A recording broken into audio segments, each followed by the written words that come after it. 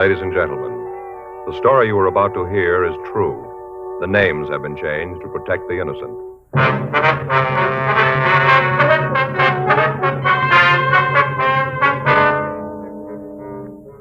You're a detective sergeant. You're assigned to narcotics detail. You receive information that a big buy of heroin is going to be made in your city. You know the location and the man who's going to sell it. Your job? Stop him.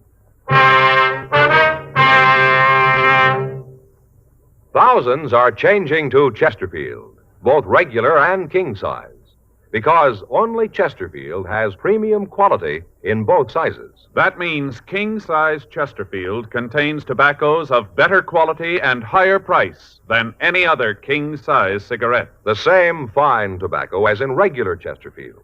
There is absolutely no difference, except that king-size Chesterfield is larger, contains so much more of the same tobaccos, it gives more than a fifth longer smoke. Yes, more than a fifth longer smoke from king-size Chesterfield. So remember, Chesterfield is the only cigarette to give you premium quality in both regular and king size. Buy 'em either way you like 'em, regular or king size. You'll find premium quality Chesterfields much milder. Yes, Chesterfield is best for you.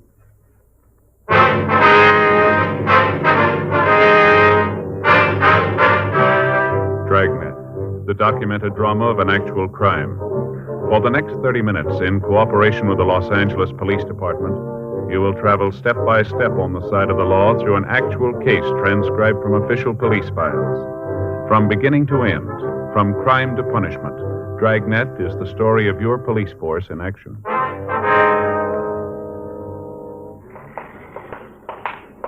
It was Tuesday, April 8th. It was windy in Los Angeles. We were working the night watch out of narcotics detail. My partner's Frank Smith. The boss is Captain Kearney. My name's Friday.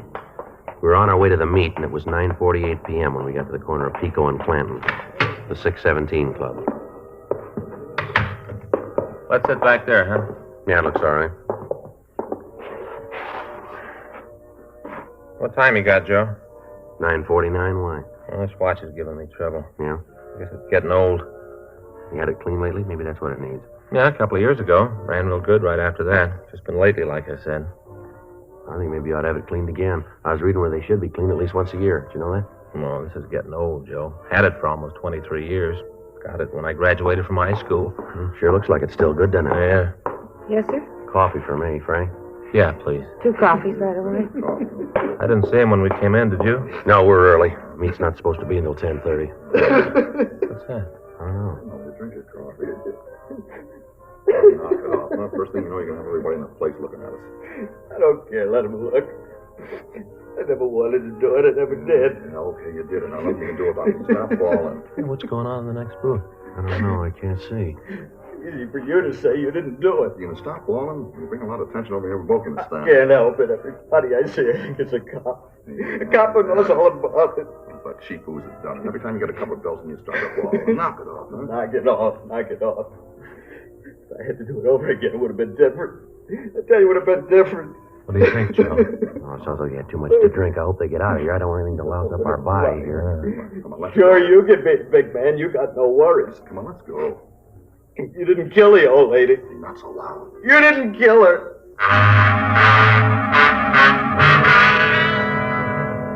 Because of the high booth walls, we were unable to tell who was doing the talking. As soon as the men got up to leave the place, Frank and I followed them.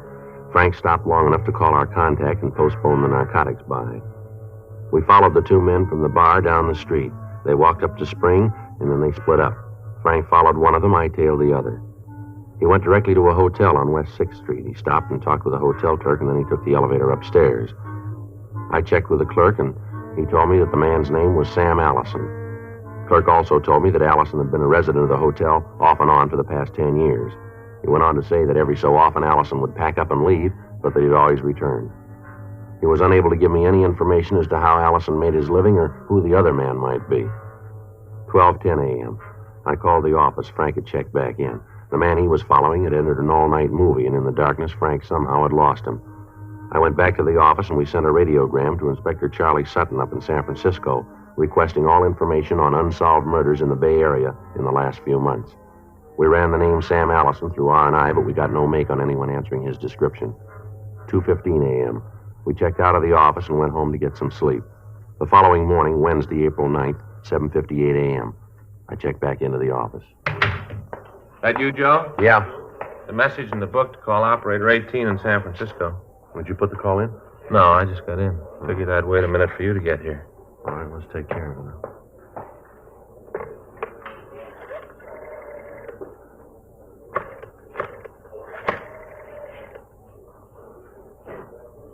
Now, operator 18, San Francisco, please. Joe Friday, Los Angeles Police Department, Michigan, 5211. Yeah, that's right. Probably Charlie Sutton, huh? Yeah. Yes, ma'am? Oh, Charlie? Joe Friday. Yeah. Uh-huh. When? January 15th, huh? Well, how'd it happen? Uh-huh. Yeah. Can you talk a little louder, Charlie? Any description? Yeah, I see. Mm-hmm. Where? You sent it right down to us, huh? Okay, fine. Yeah. Okay, Charlie. No, we don't know. No. Yeah, thanks again. Right, bye. Anything? Yeah, out at Land's End up in San Francisco. Woman was beaten to death.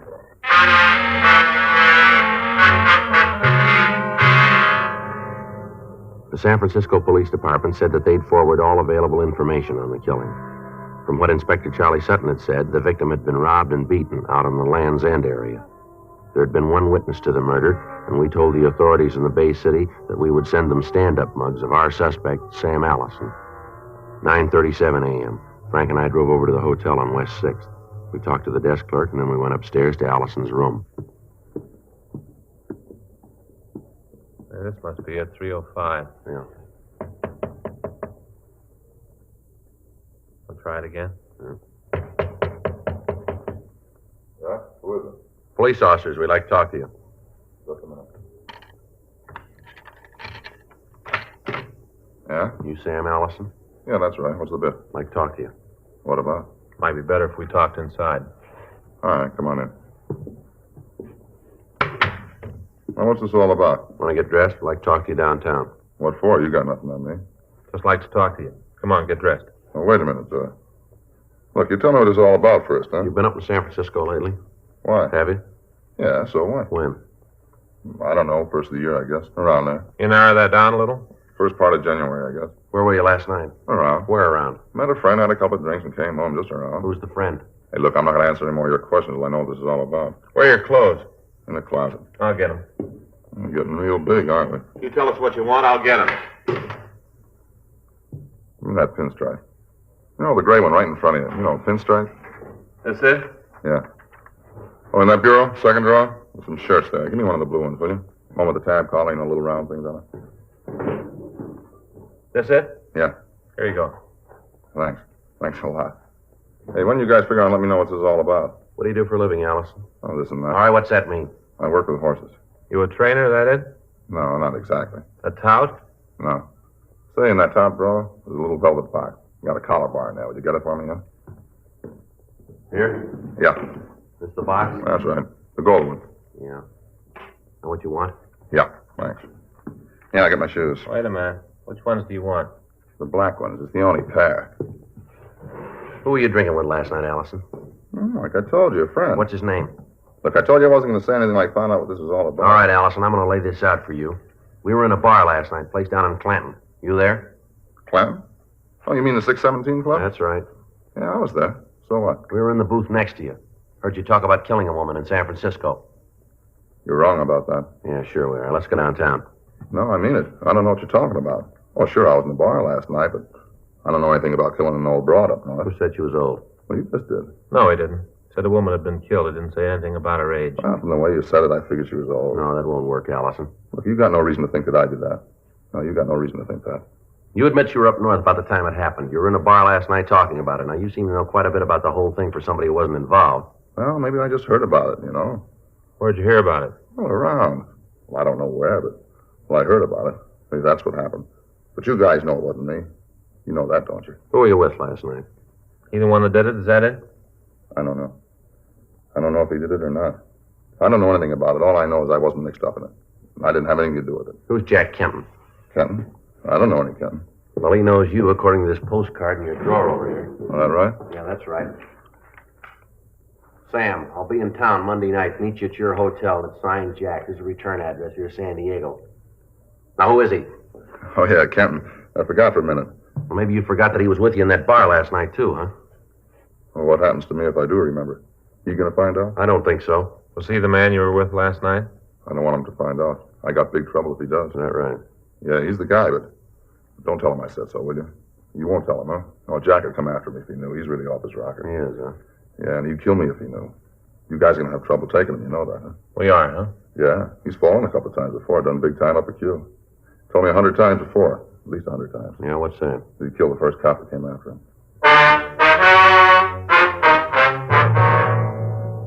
11:17 a.m. Frank and I took Sam Allison down to the city hall. He was fingerprinted and mug shots were taken. A pair of stand-up mugs were sent to San Francisco immediately.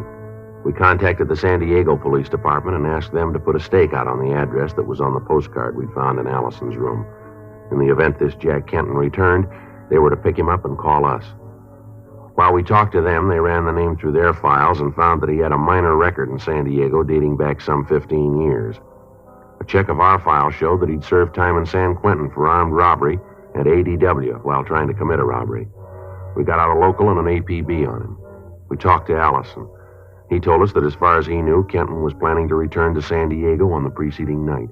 He couldn't give us any information as to where Kenton had stayed while he was in Los Angeles. 2 p.m. We got a call from San Diego that they'd picked up Jack Kenton.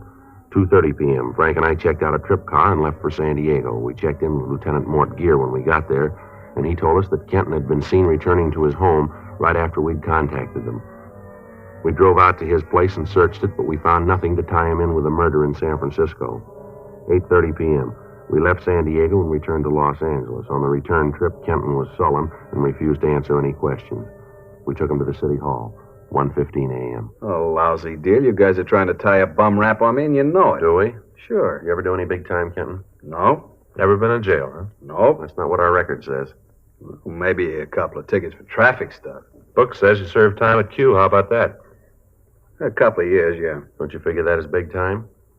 Yeah, I suppose so. Then why didn't you tell us about it? Forgot. You been in San Francisco lately? Oh, You sure? I'm sure. We got a rumble that you were up there around the first of the year. That right? Yeah. Well, you tell your pigeon that he's not even a fruitcake if he says I was up in Frisco. A couple other people who say you're up there, too. Yeah, who? A couple of people. Well, they're offering that too if they say that. The officers say so, too. How do they figure that? They got an ident on your picture. I was never picked up in Frisco. They got no picture of me. We got a few.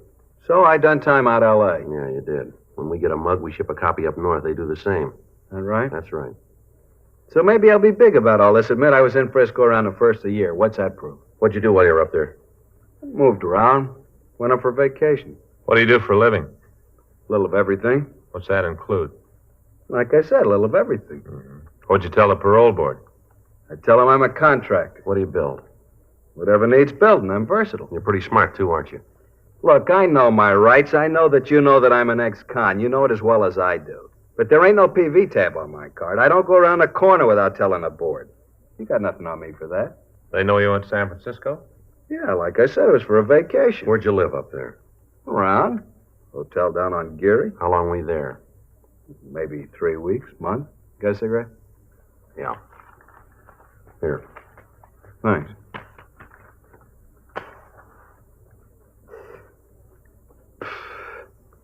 Thanks. What's this all about, anyway? What's the pitch with was I in Frisco? You remember where you were last night? Yeah, I was up here. I came up to see a friend. Who's a friend? I don't remember. Where'd you see this friend? Bar. Had a couple of drinks, and I went to a movie. What bar? I don't remember. Someplace downtown. Over on Clanton, maybe? Yeah, could be. Like I said, I don't remember. We figure it was the 617 Club on Clanton. You know more than I do. You were there with Sam Allison, isn't that right? Allison? Don't think I know anybody by that name. He says he knows you. Allison? No, I don't think I know any. All right, now let's come off it, Kenton. We know you were there. We were in the booth right next to you. We heard you talk about killing the woman in San Francisco. We heard every word you said. Well, you must have been listening to somebody else. You got the wrong pitch all the way around. I wasn't there last night. I don't know any Sam Allison. I didn't kill anyone in San Francisco or any place else. Bartender down there says he knows you. Says you were in the place last night. We saw you there ourselves. You know, you guys ought to lay off that cheap booze. It's beginning to hit your eyes. We got another witness who says you were there. He's willing to swear to it. All right, so maybe I was. What's that proof? Why'd you lie about it? I didn't lie. I just forgot. Maybe you forgot about San Francisco, too. Is that it? No, I didn't forget about You it. said you spent your time up north in the bar. Which bar? Cookies. Where's that? Come on, Kearney. You got any way to prove you were there? This Cookies? Sure, talk to Cookie himself. He'll tell you. What's his last name? I don't know. You spend all this time with him, you don't know his last name. Cookie, just plain Cookie. That's all you need to know to get a drink. He ever done any time? Not Cookie. He'll do almost anything to make a buck as long as he doesn't have to work for it. But he's never fallen that I know about. He's too busy watering the booze he sells. You ever get down there, Fisherman's Wharf up there? Nope. Never left downtown.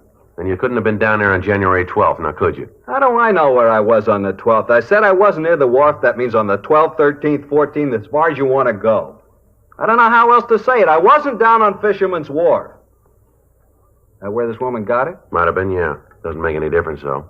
You didn't leave downtown, did you? No, never left downtown. Geary Street for the hotel, Kearney Street for Cookies, that's all. How about Land's End? Ever get out there? Maybe if I write it out, maybe then you'll get what I'm trying to say. I was always downtown. I never left it. I didn't go to Land's End. I didn't go to Fisherman's Wharf. I didn't go to the tea gardens in the park. I never left downtown. You're sure about that? I've told you every way I know how. That's all I can do. Yeah, well, there's something that doesn't jive here, Kenton. What's that? We got a call from San Francisco. They got a girl up there who was out on Land's End on January 15th. She says that she'll identify you as the man who killed the woman that night. She says she's positive. Oh, that's why all this bit about was I someplace on January 12th, huh? Yeah, that's right. Playing it real cozy, aren't you?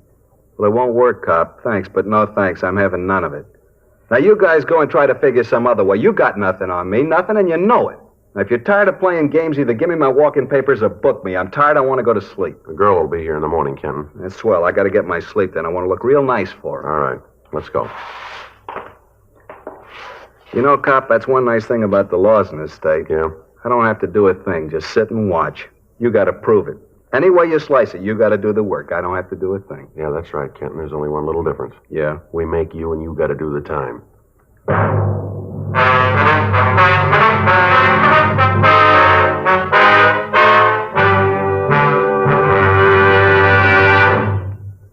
You are listening to Dragnet, the authentic story of your police force in action.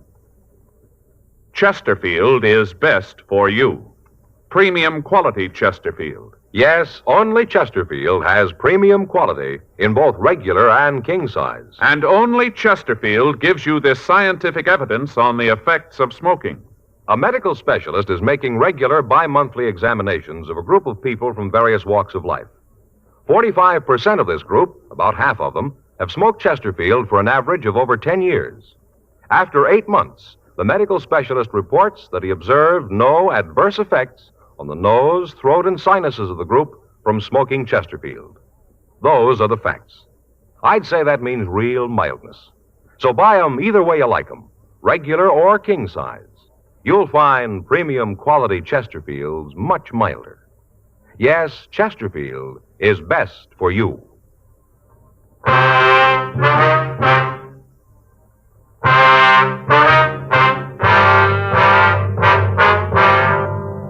$3:39 a.m. We took Jack Kenton down and had some stand-up mugs made of him and sent to San Francisco. Kenton was booked at the main jail on suspicion of murder. 5:26 a.m. Frank and I checked out of the office and we went home. The next day at 1:30 p.m., we met with Captain Lorman of Homicide Division and talked over the developments with him. Together, we worked out a plan that we thought might work in getting Allison to admit to the murder. 4:15 p.m., we had Kenton brought from his cell in the main jail to the interrogation room at the city hall. We talked to him for 2 hours. He'd admit nothing. Where's your witness? About time she got here, isn't it? She'll be here. We should get this thing over with. I'm getting a little sick of playing ring around a rosy with you boys. Maybe you haven't got anything else to do, but I have. That right? What's so important, Kenton? Got a heavy date down in San Diego tonight. This is Friday, isn't it? That's right. Real doll.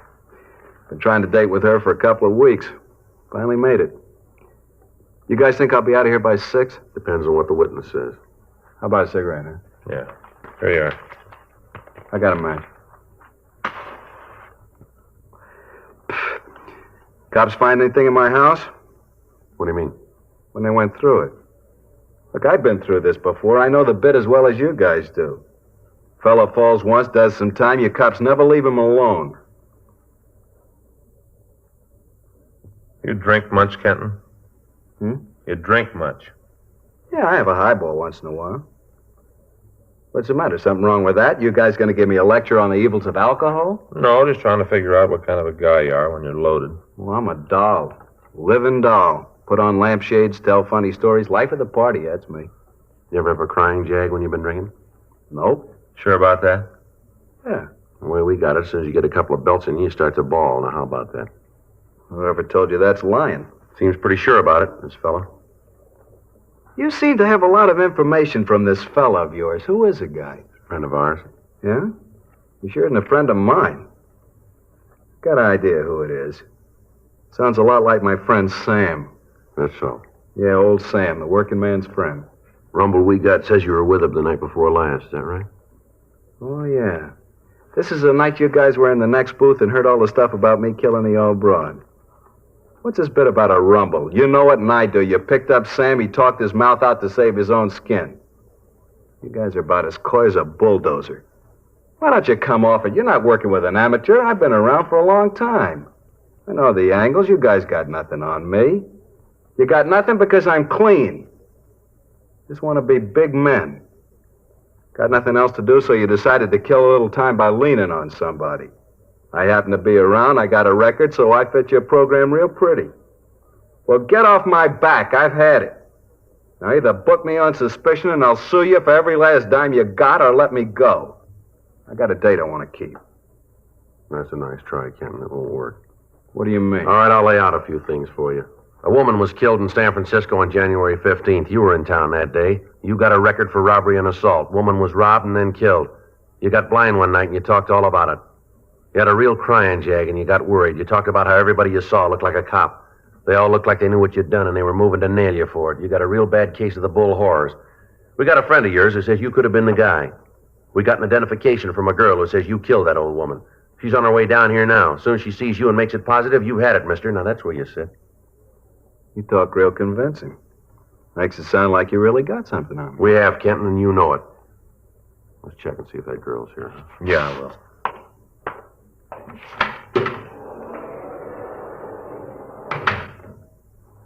Got a cigarette? Yeah, here.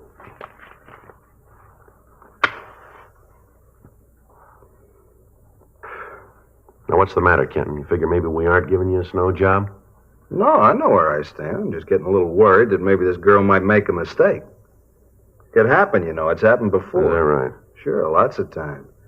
You know, somebody watches a thing like this, they aren't sure what they've really seen. Some college back east proved it. That's so. Had a deal where one of the students pretended he was going to knock off the teacher.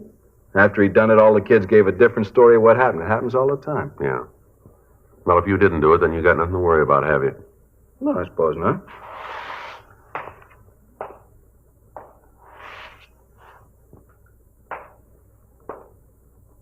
She says she saw the guy, huh? Yeah, that's right. Came all the way down here to look at me, huh? Yep. You figure she's here yet? Should be. Her plane landed an hour ago. Mm-hmm. You say she identified my picture? She said I was the guy? I didn't hear it. You just come in, man.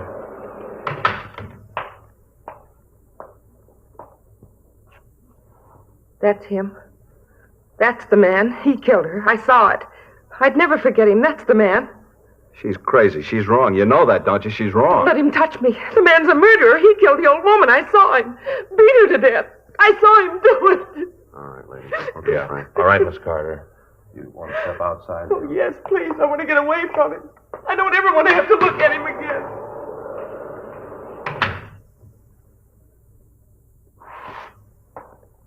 How about it? I didn't see her. I didn't know anybody was around. I didn't mean to kill the old woman. I didn't. You know that, don't you? Yeah, sure. She wouldn't give me her purse. I followed her from downtown, all the way out on the streetcar. I got out and followed her. Right by Sutro's, by the Cliff House. Then I tried to take the money. She wouldn't give it to me. Only about $30. Why didn't she give it to me? $30, it wasn't worth it to her. For $30. It'd been all right if that girl hadn't seen. Look, tried to make sure nobody saw. I didn't see her. I didn't. You want to stay with him, Frank, while I get the stenographer? Yeah, Joe, go ahead. Okay. Did it work, Sergeant? Yeah, it worked fine. It's funny, I was scared stiff when I went in. Wasn't sure I could carry it off. Well, it worked fine. He copped out, admitted everything. Well, if there's nothing else, I'll go on back to work. Thanks, Della. Look, will you tell Cunningham that I'll give him a ring, will you? Yeah. Say, Sergeant, Yeah. thanks for letting me help. You know, filing packages in R&I gets a little dull now and then.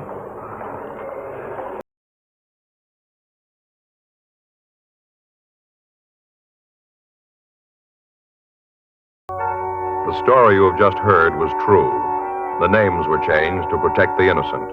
On August 17th, trial was held in Department 89, Superior Court of the State of California, in and for the County of Los Angeles. In a moment, the results of that trial.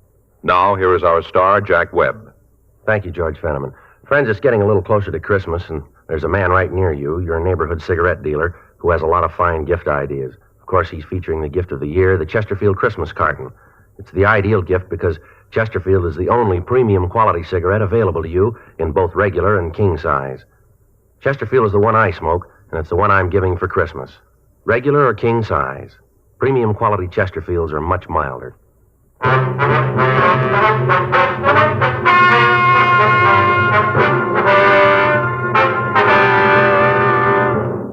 Jack Gerald Kenton was tried and found guilty of murder in the first degree. He is now serving a life sentence in the state penitentiary, San Quentin, California.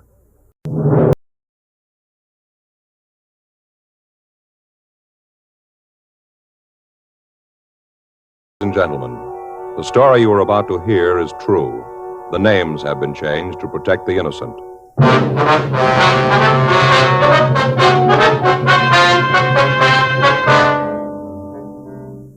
You're a detective sergeant. You're assigned to homicide detail. The body of a dead man has been found in the rear of his shop.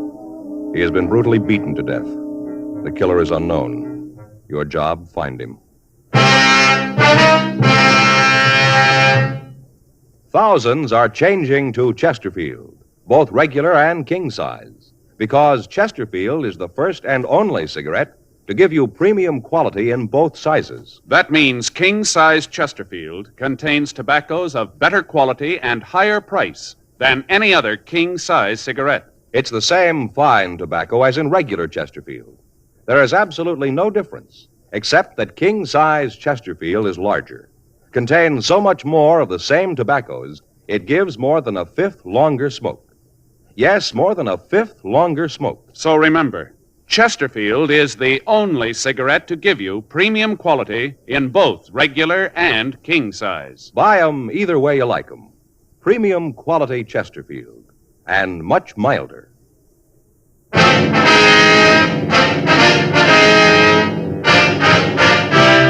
Dragnet, the documented drama of an actual crime. For the next 30 minutes, in cooperation with the Los Angeles Police Department, you will travel step by step on the side of the law through an actual case transcribed from official police files. From beginning to end, from crime to punishment, Dragnet is the story of your police force in action. It was Monday, July 5th. It was hot in Los Angeles. We were working the day watch out of homicide detail. My partner's Frank Smith. The boss is Captain Lorman. My name's Friday. It was 7:58 a.m. when I got to room 42. Homicide. That you, Joe? Yeah. How's it going? Don't ask me.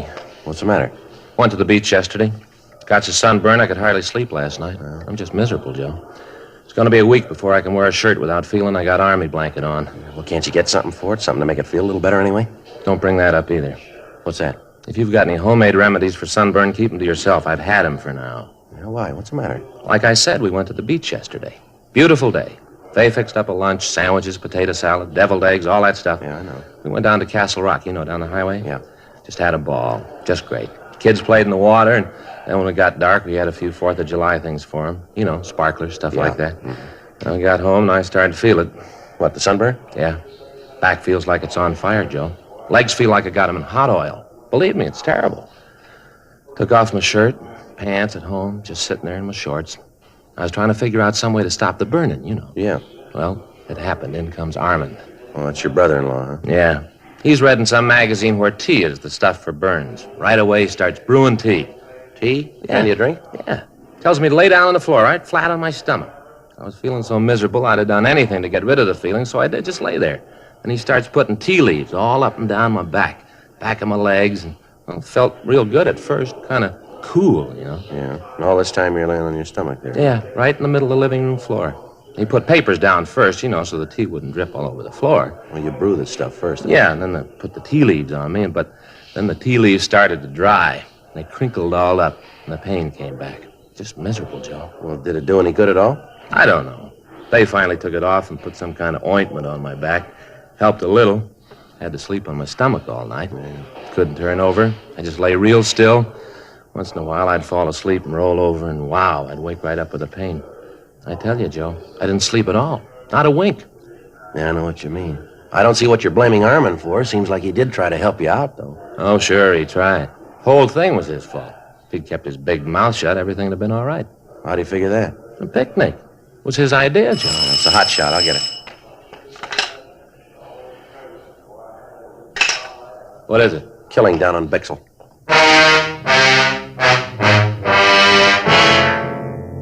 8:14 a.m. We arrived at the address on South Bixel. It was a small neighborhood pawn shop. A radio car had arrived, and the two officers had cleared the crowd away from the entrance of the store. One of the officers showed us through a curtain into the back room. Everything was smashed. Glass cases were demolished. Clothing from the shelves had been torn down and thrown all over the floor. At one side of the room, a closet door was half open, and in the closet was the body of a man. We started to talk with George Armstrong, the victim's partner. Terrible. I don't want to look anymore. I don't want to believe it. Anybody would do this to Mark. Mark? Is that your partner's name? Yes, Mark Williams, my friend. We've been together the last 15 years. Knew each other for 10 years before that. I don't want to think about it. Would you like to step out here, sir? Front part of the store? Well, would it be all right? Yes, it'll be fine. I'll call the crime lab, Joe. All right, good. Where's the phone, sir? It's back there on the wall. Thanks. I'd like to ask you some questions, if it'd be all right. Yes? You discovered the body, is that right? Well, yes. This morning when I came in, I opened the store like I always do, about, I think it was 7:45, I guess it was, something like that. I see. I opened the front door like I usually do, and then I came in and put the water on for some tea. You can see there, see that hot plate? Mark and I usually have a cup of tea when he comes in. I see. Well, then I went to the back room to hang up my coat. First, I thought that somebody had tried to rob the place. The way things, were scattered all over. Then I saw Mark laying on the floor, and I called you. They're on the way, Joe. Okay. Did you always open up the store by yourself, Mr. Armstrong? Yes. I don't know how it started, but somewhere along the line, I'd open up the place, and then Mark would clean up the shop and close. It's been that way for years. Mm-hmm. When did you last see Mr. Williams? That is, when did you see him alive? Saturday night. I left about 5:45. He was closing the place up. I told him that I'd meet him for breakfast Sunday morning. He wasn't there. I tried to call him at home, but there wasn't any answer. His landlady hadn't seen him. Was he married, do you know? No, he wasn't married. Same thing happened to both of us. Neither one of us married. What's that, sir? Well, you see, Mark and I are both in love with the same girl when we were younger. We used to take her to the park in the summer, listen to the band, concerts. Three of us, we used to go every place together. Like I said, both of us were in love with her. Uh-huh. Well, things went along just fine for a year or so, and then she got married to someone else. Mark and I were pretty sad about it. Couldn't blame the girl, though. The guy she married was rich. He had a big house. It was a good family. We didn't have much of anything. No, neither of us married. Just never seemed to find a girl that compared with Kate. Kate? Kate Dillon. She's a lovely girl. This meeting you were going to have yesterday morning, was that a regular thing? Oh, yes, it was. You see, about the only relaxation Mark and I had was bowling on the green. Bowling? Mm-hmm. Every Sunday that it didn't rain, we'd meet for breakfast and then catch a bus out to Exposition Park. Bowling club out there. Mark and I both belonged. Mark was a sort of local champion. Played a real good game. Well, didn't you think that anything was wrong when he didn't meet you yesterday? Well, yes, I did. I did at first. Then I got to thinking about it, and I figured maybe he wasn't feeling too good. Just didn't want to go out to the club. Yes, sir. He'd get like that, moody. Just for no reason at all. Decided he didn't want to go anyplace at all. Just sit in his room. Almost always came to work, even when he was in the mood. But now and then he'd just sit up there and look out the window. Was there any special reason for all this? No, not that I know of. He just get like that. No special reason. When he did, you just had to sit and let the mood pass. Nothing else to do. I see. Well, did Mr. Williams have any enemies that you'd know of? Anyone at all that might do a thing like this? No, sir. No one. Mm-hmm. Was he alone when you left him Saturday night? Yes, he was straightening up the shelves, getting the things in order. But he was all by himself. No one was here. Well, have you ever had any trouble with anyone in the neighborhood lately? Somebody who might have been looking for trouble, maybe? Well, Sergeant, most of our customers have trouble. Well, yes, sir, but about how much money was on the premises when you left? Maybe $1,500. Where'd you keep the money? In the safe, right there. You can see for yourself it's all right. Would you mind opening it up just to be sure? Well, if you want me to, but I'm sure everything's okay. If you wouldn't mind, sir. Okay. I know there's nothing wrong here. 43. You can see for yourself that everything's okay, can't you? 16 left. Yes, sir, we just want to be sure. Right to 8. There, you can see it. Uh-huh. Is the money kept in that strong box? Yes, sir. Who knew the combination to this safe? I mean, besides you. Just Mark and me. We were the only ones. Mm-hmm.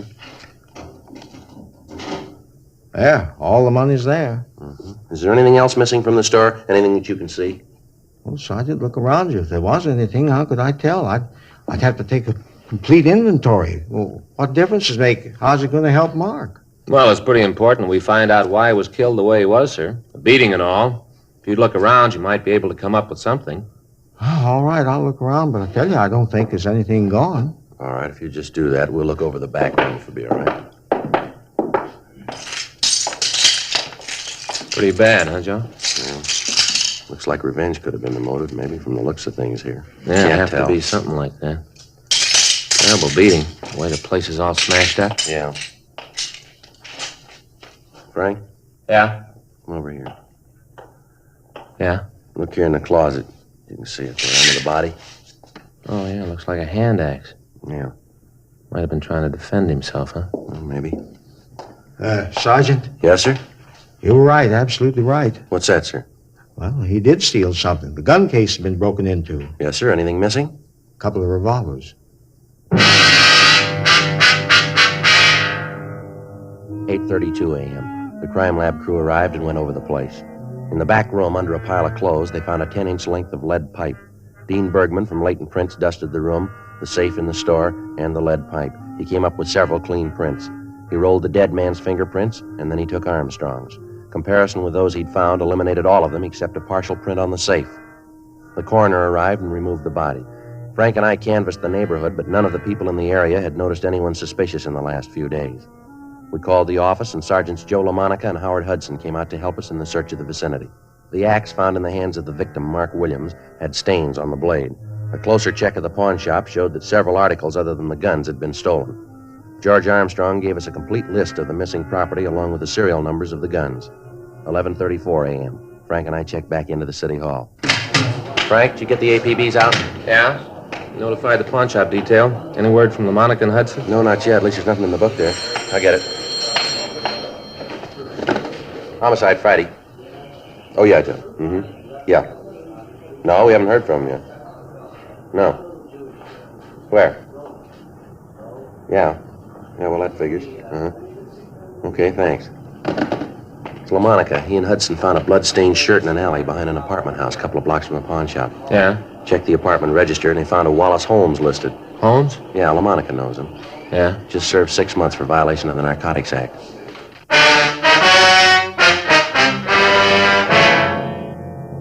(12:02 p.m.) We ran the name Wallace Holmes through R&I. He had a record dating back almost 10 years.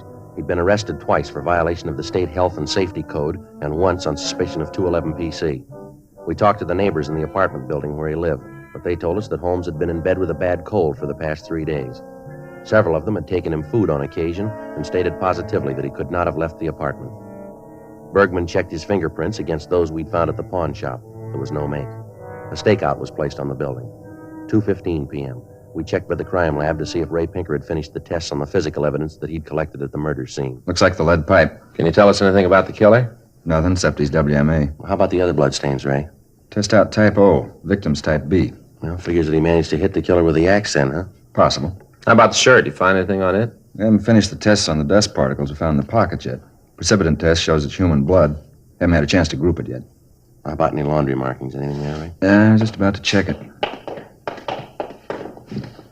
Spread it out here. You want to get those lights, Frank? Yeah, I'll do.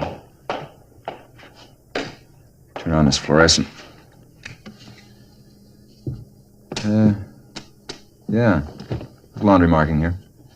Yeah. Looks like RJ. Is that right? And there's a number there, too, isn't there? 769-02. Anything else, Ray? Looks like that's about it. What laundry, would you know? Yeah, I think so. Marking's the same type as Consolidated Central Laundry uses. It's a big place out on Pico. Handle cleaning for a lot of small neighborhood places in town. I can give you the address. Okay, anything else? Oh, he had a 15 neck and a 33 sleeve. Average size, not much help, huh? Maybe I can give you some more when I get through the dust particles in the pockets. Yeah, okay. Wish we had a little more to go on. Well, you got a piece of lead pipe, a stained shirt, and an axe that looks like it's been recently used. Yep. They all connect somewhere along the line. Yeah, all we got to do is find out where. 2:58 p.m. Frank and I drove out to the Consolidated Central Laundry. We talked to the manager, and he looked through the files. He was able to tell us that the shirt had been laundered at a small cleaning place on South Hill. He gave us the address, and Frank and I drove over. We talked to the manager of the shop. Yeah, it's our number, all right.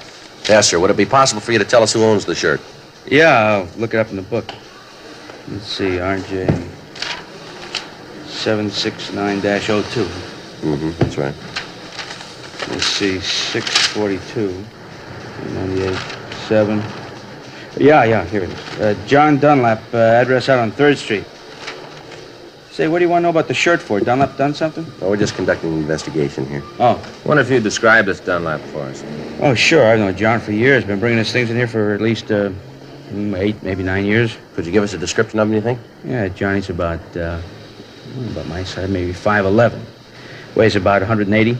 How about his coloring? Huh? His coloring. Is he dark or light complected?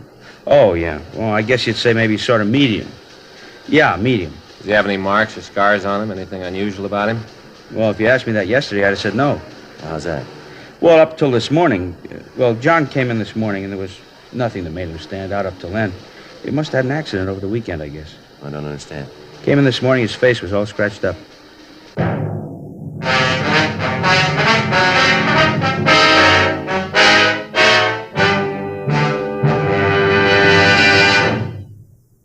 You are listening to Dragnet, the authentic story of your police force in action.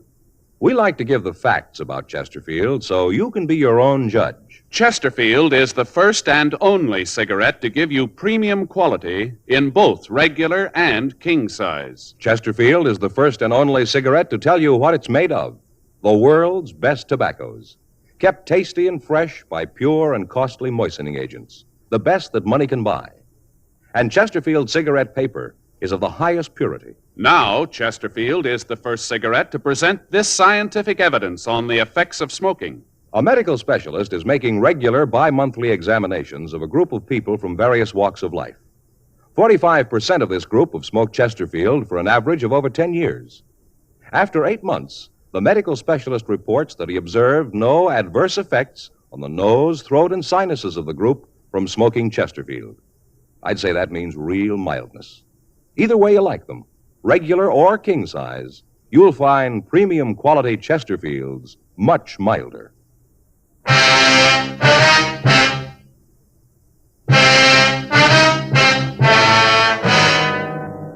Monday, 5:30 p.m. Frank and I ran the name John Dunlap through R&I. We found no record on anyone answering his description.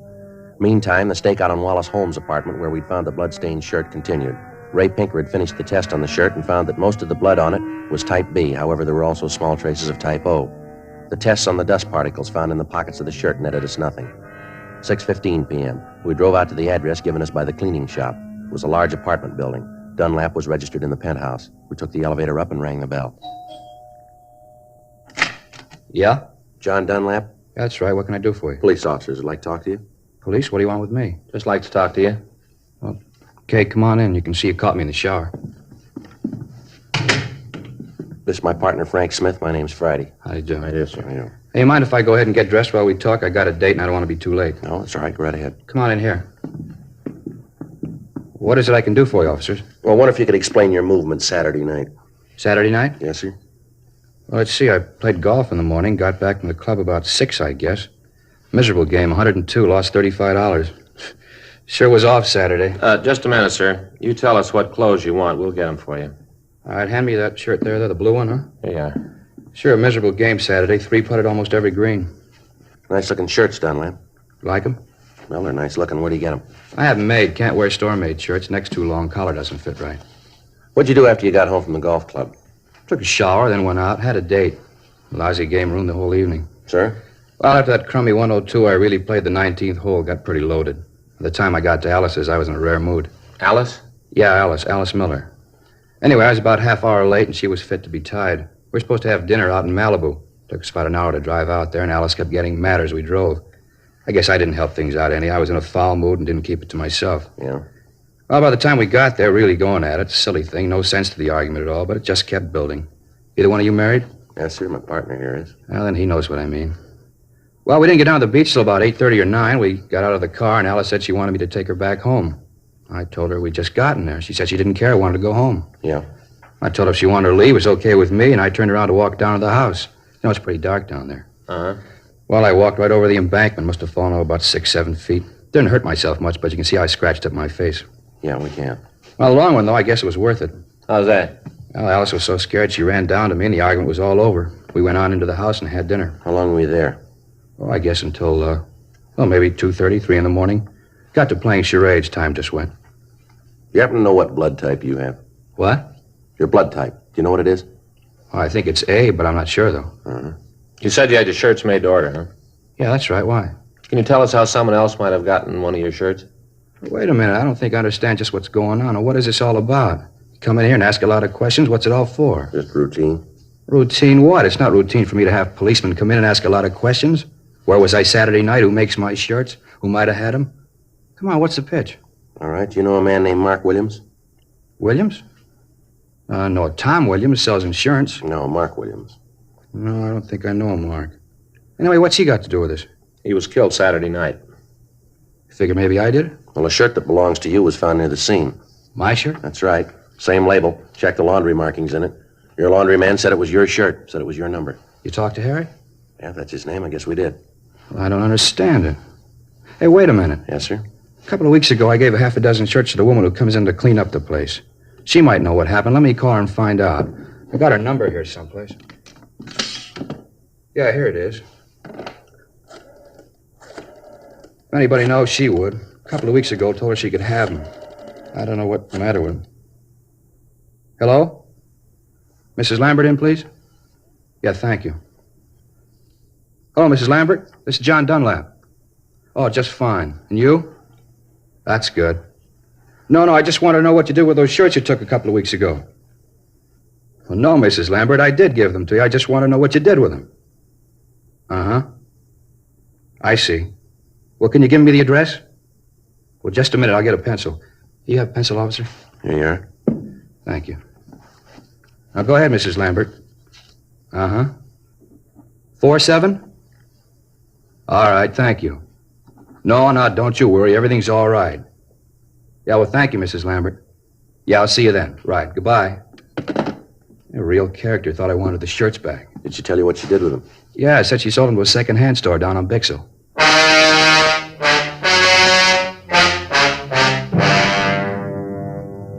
$7:20 p.m. We drove over to talk to the cleaning woman. She gave us the same story that we'd gotten from John Dunlap.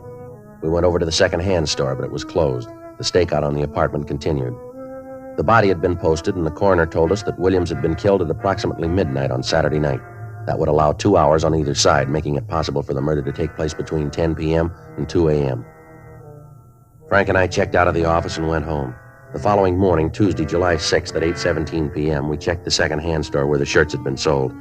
The dealer told us that he remembered the shirts. He said that he'd bought 5 of them and had only sold 1. He was able to give us a fair description of the man he'd sold the shirt to. He went on to say that he'd heard that the man was a user of narcotics. We ran the name he gave us, Fred Harris, through R&I. He had a record of violation of the State Narcotic Act.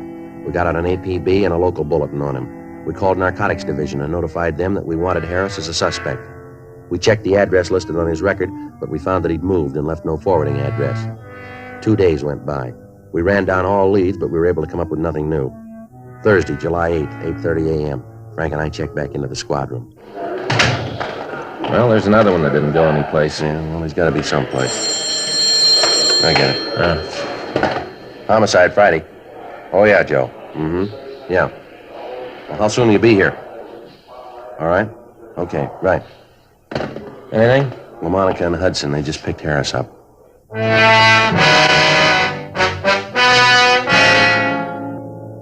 11:20 a.m. Fred Harris was brought to the interrogation room. Frank and I talked to him for about an hour, but other than his name, he refused to tell us anything.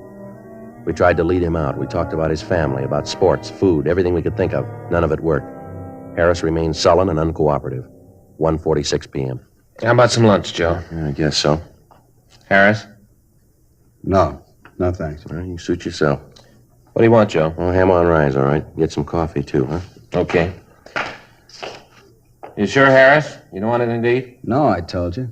Okay. All right if I smoke? Yeah, go ahead.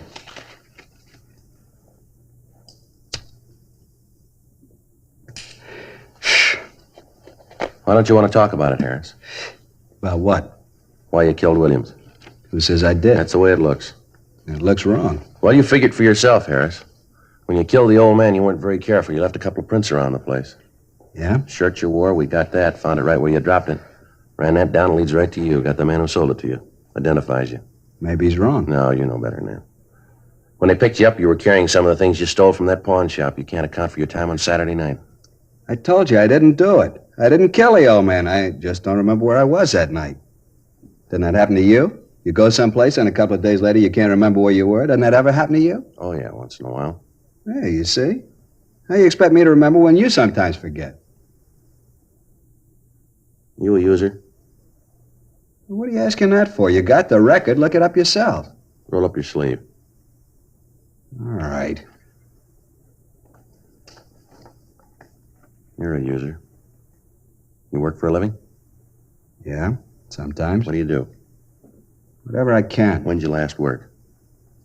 A couple of weeks ago. You haven't worked since then, huh? No. Where'd you get that stuff they found on you?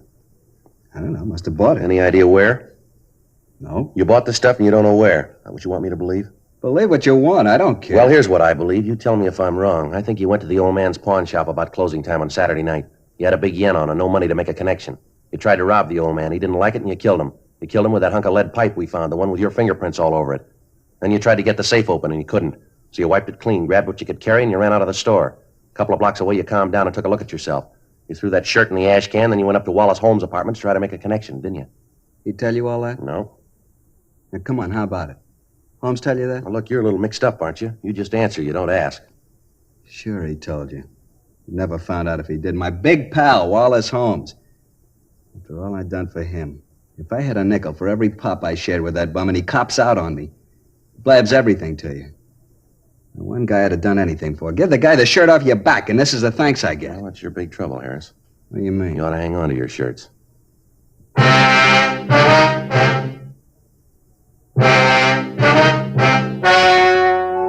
The story you have just heard was true. The names were changed to protect the innocent. On November 15th, trial was held in Department 86, Superior Court of the State of California, in and for the County of Los Angeles. In a moment, the results of that trial. Now, here is our star, Jack Webb. Thank you, George Fenneman. Friends, again this year, Chesterfield has asked me to remind you to see your own neighborhood cigarette dealer first about your Christmas shopping problems. Among many wonderful gift ideas, he's featuring the gift of the year, the Chesterfield Christmas carton. Now, to my way of thinking, it's the ideal gift because Chesterfield is the only premium quality cigarette available to you shoppers in both regular and king size. Either way, regular or king size, they're a wonderful smoke and they make fine Christmas gifts. Get them from your dealer. Premium quality Chesterfields.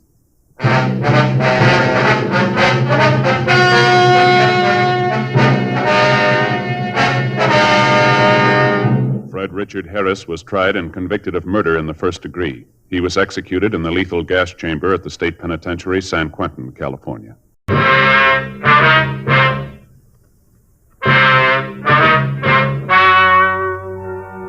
Ladies and gentlemen, the story you are about to hear is true.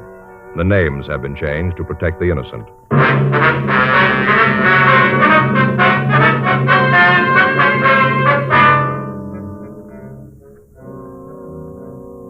You're a detective sergeant.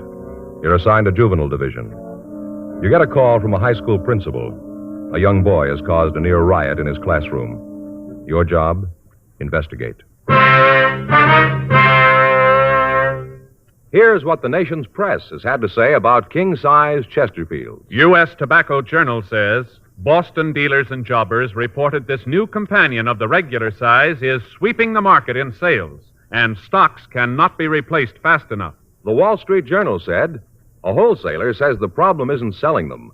It's getting enough to meet the demand. Dealers all over the country tell us no product they ever handled has grown so fast in so short a time as king-size Chesterfields. King-size cigarettes give you quantity, but only Chesterfield king-size gives you quantity plus quality, premium quality. Chesterfield king-size contains tobaccos of better quality and higher price than any other king-size cigarette. Of course, it's the same fine tobacco as in regular Chesterfield. In fact, the only difference between Chesterfield king-size and Chesterfield regular is that the king-size is larger, contains more of these same tobaccos, enough to give you a 21% longer smoke, yet costs very little more. So remember, Chesterfield is the first to give you premium quality in both regular and king-size. Buy 'em either way you like em. Chesterfield gives you the best possible smoke. Much milder Chesterfield.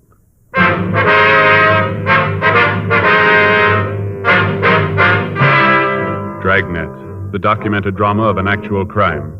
For the next 30 minutes, in cooperation with the Los Angeles Police Department, you will travel step by step on the side of the law through an actual case transcribed from official police files. From beginning to end, from crime to punishment, Dragnet is the story of your police force in action.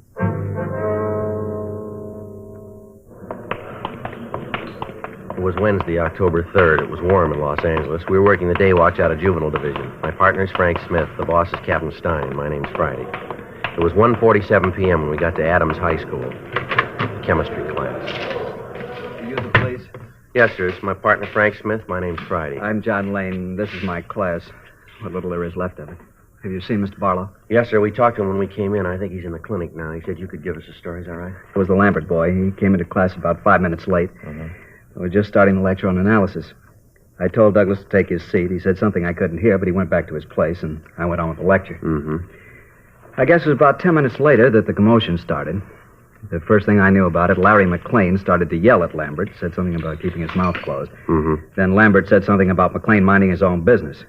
I started off the platform to quiet things down. By the time I got to Douglas, he'd hit McLean. Well, after that, it's all a little confused. Flying apparatus, chemicals being thrown all over the place, glass breaking. The whole class seemed to explode. Well, were the other members of the class fighting, or was it just the two boys? It seemed like the whole class was fighting. At the time, it seemed like the whole school was in the room, all throwing things. Finally, I got the Lambert boy aside, and then the fight seemed to stop. In the meantime, he'd thrown a bottle of sulfuric acid at McLean, burned his face and his chest.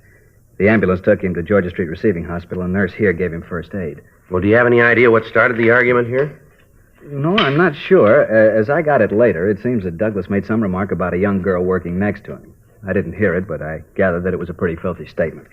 McLean heard it, and that's when he told Douglas to keep his mouth closed. Lambert is known as a sort of troublemaker, then, is he? Yes, and it's so hard to understand. Sir? Well, up until just lately, I'd say the last 2 months or so, he was a model student. He had a straight A average. I wonder if we could see the boy. I guess so. There isn't anything much I can do here. Terrible. It'll be a couple of weeks before I can hold a class in here again. It's terrible. Yes, sir. The clinic's down here. Have you any idea what might have caused this change in the Lambert boy? Well, I have my own suspicions, but he's only 15. It's hard to believe. What's that? When he came into class today, I think he was drunk. Oh, why do you say that? I noticed that when he came into the room, he wasn't very steady on his feet. It'd have to be something like that to make him do this. Then, too, when I grabbed him when they were fighting, I thought I smelled liquor on his... Oh, we go in here. Fine. Here's the boy. Douglas? Yes, sir. These men would like to talk to you. Yes, sir. They're from the police. Mr. Friday, and this is Mr. Smith. Hello? How are you? Sit down, son. Yes, sir. How's Larry? I don't know. They took him to the hospital. If you don't mind, Mr. Friday, I'll check with the nurse, see how badly Larry was hurt. Yes, sir. Go right ahead. Now, son, you want to tell us what this is all about? There's not much to tell. Larry and me got in a fight. Well, what started the fight, son?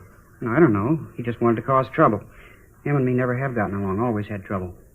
You been drinking, Doug? Why do you ask that? Because I want to know. Have you been drinking? How about it, boy? No. Where would I get something to drink? Well, now, something's a little wrong here, son. According to what Mr. Lane tells us. Looks like you might have been drunk when the fight started. He tells us that you said something to a young girl in the class. That's what started the whole thing. You know he's lying? Is he? Sure. He's on Larry's side. The two of them are real thick. That's not what he told us, Doug. From what he said, he's pretty fond of you. Said he couldn't figure out what happened to you lately. Well, he's okay, but why does he say I was loaded? That's a stupid thing to say. Yeah, especially if you weren't. I'll tell you what, Doug. Let's get a traffic investigation car over here and take a toxometer test, huh, just to be sure. Why? What'll that prove? Well, we'll straighten it out once and for all, whether you're drunk or not. How about it, boy? Shall I call the car? Doug? No, you don't have to do that. I had a couple of drinks. Nothing serious, though. Just a couple of drinks. Nothing wrong with that, is there? Where'd you get the liquor, son? I don't remember. No, this won't work, boy. We'll find out. You know that. Well, I don't see what difference it's going to make where I got it. I've been drinking a couple of years. I know how to handle it. I know what I'm doing. Mr. Friday? Yes, sir? See you a minute. Well, sure. What's going on? Something wrong with Larry? I don't know, son. I thought he was okay when they took him to the hospital. The nurse said she took care of it. They said he was going to be okay. All right, boy. Let's go. Where are you taking me? We want to talk to you downtown. Something has gone wrong, hasn't it? Something's wrong with Larry. He's dead. No, son. Larry's all right. He's burned, but he's going to be all right. You're lying. I know. You want to take me to jail. No, that's not true, son. We just want to find out where you got the liquor. Yeah. Well, I haven't done anything. A couple of drinks, that's all. What's the harm in that? Come on, son. You've got a lot to explain.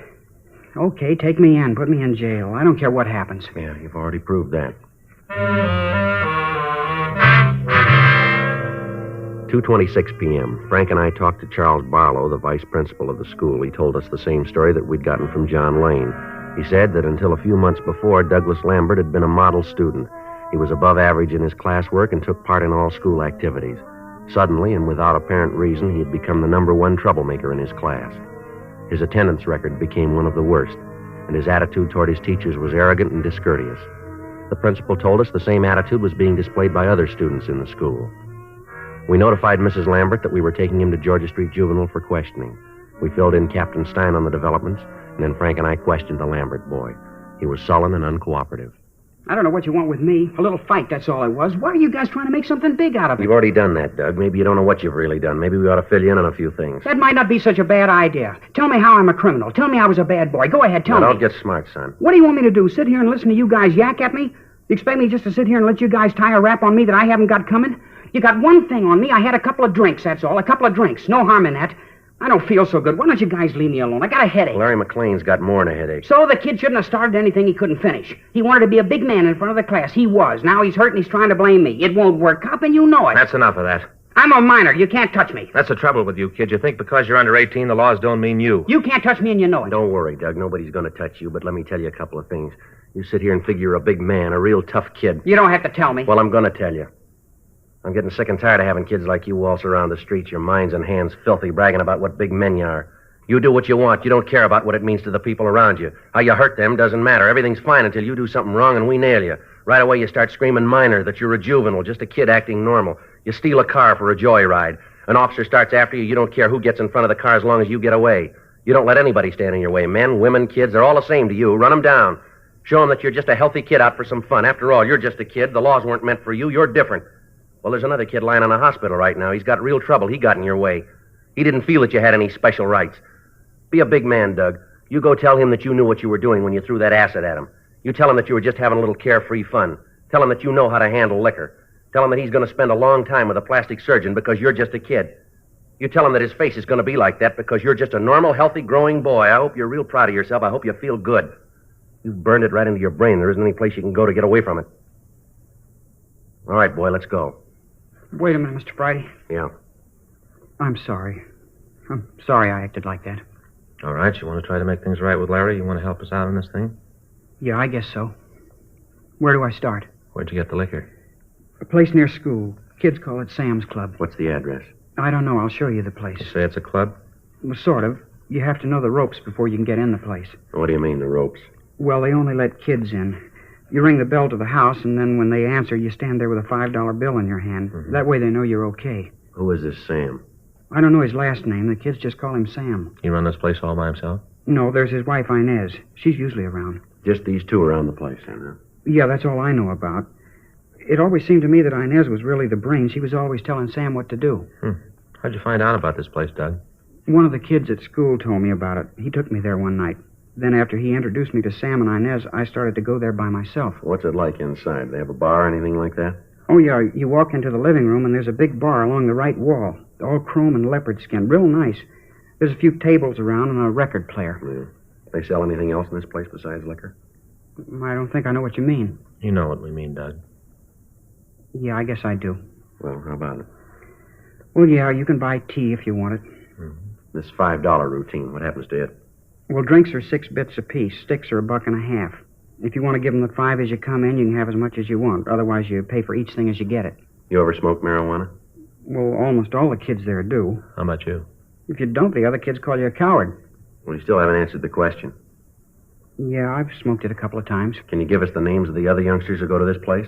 Well, wait a minute. I'll help all I can, but I'm not going to be a squealer. I don't think it's squealing, Doug. Yeah, well, you don't have to give the names. Why not look at it this way, boy? You got trouble because of this Sam and Inez. Now, the same thing could happen to one of the other kids that go to this place. You want that to happen? No, Well, the best way to see that it doesn't is to tell us all you know about the place. Isn't that right? I guess so. I'll give you the names. Do they allow girls in this place, too? Yeah, as long as you know the $5 bill gimmick, anybody can get in. They allow adults? No, if they figure you're over 18, they won't let you in. Especially at the Saturday night parties. What kind are those? Every Saturday night, Sam and Inez throw a party. For $5, you get all you want to drink and smoke. Sam told me once it's a good business. Makes for better customer relations. You ever see any other narcotics on the premises? I've never actually seen any myself. I've heard that if Sam or Inez know you real well, you can get a pop of heroin. But like I said, I've never seen it myself. Most of the kids that I know, the ones from school, just go there for drinks. Anything else you think we ought to know? No, nothing that I can think of. How about these two? Either of them drive a car? Yeah, Sam has a little Nash Rambler, dark green. Once in a while, when we stay over at lunchtime or when we're late getting home, he drives us home or back to school. All right, Doug. Your mother ought to be here by now. If we need your help in getting Sam and Inez, we can count on it, huh? Yeah, I'll help all I can. Okay, son. Let's go. Say, Sergeant. Yeah? I'm sure sorry about the way I acted. Really made a fool of myself. I hope you'll forgive me. That's all right. But you'd think there'd be an easier way, wouldn't you? What's that, son? To grow up.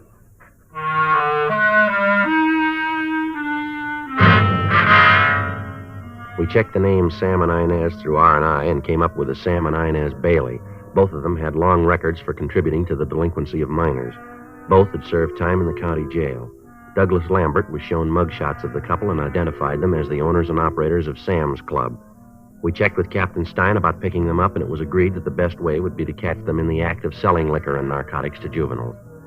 We talked to the Lambert boy, and he told us that it was the custom of the Baileys to hold a party every Saturday night. He told us that most of the youngsters who frequented the place would be there at that time. He put in a call to the house, but there was no answer. 6:15 p.m. Frank and I drove out to the place. It was a small cottage on the back of the lot. The landlord occupied the house in front. We rang the bell to the manager's house. Yeah? Mr. Halsey? Yeah? Police officer, sir. My name's Friday. This is my partner, Frank Smith. How do you do? Honest, Halsey. Want to come in? Well, it might be better, sir. We'd like to talk to you about the Baileys. Worst tenants I ever had. I knew they'd end up with the police. Why do you say that, sir? Well, I just do, that's all. They got a lease on the house, and if I could figure a way to get them out, I sure would. They're always causing trouble. All those kids. Yes, sir. Do you have any idea where they are now? Why, you going to arrest them? I hope so. Maybe I can break the lease that way. You know where they might be now, sir? No, I don't know. I shoved off this afternoon. They didn't say where they was going. They just left. I wonder if you could let us see their house, sir. Why? Well, we'd like to look it over. It's all right. Well, I don't know. What do you want them for? We think they're selling liquor to minors. Yes, they do a thing like that. The noise they made, the neighbors on both sides have been screaming. Can you let us into their house? You just bet I can. Wait, I'll get the key. Here's someplace. But, put in one of those little key rings. You know the kind with the rabbit's foot? Yes, sir. Sorry to keep your officers waiting. I know I'm always the way. If you want something, you can always lay your hand right on it. And then when you're looking for it... Oh, here it is. See, that rabbit foot. Yes. Well, you can go out the back door, this way. All right, fine. Well, what are you looking for? What do you figure you'll find back there? We're not sure, sir. Frank. Yeah, Joe? You want to stay out here and let us know if they come back? Yeah, I'll wait in front of the house. All right.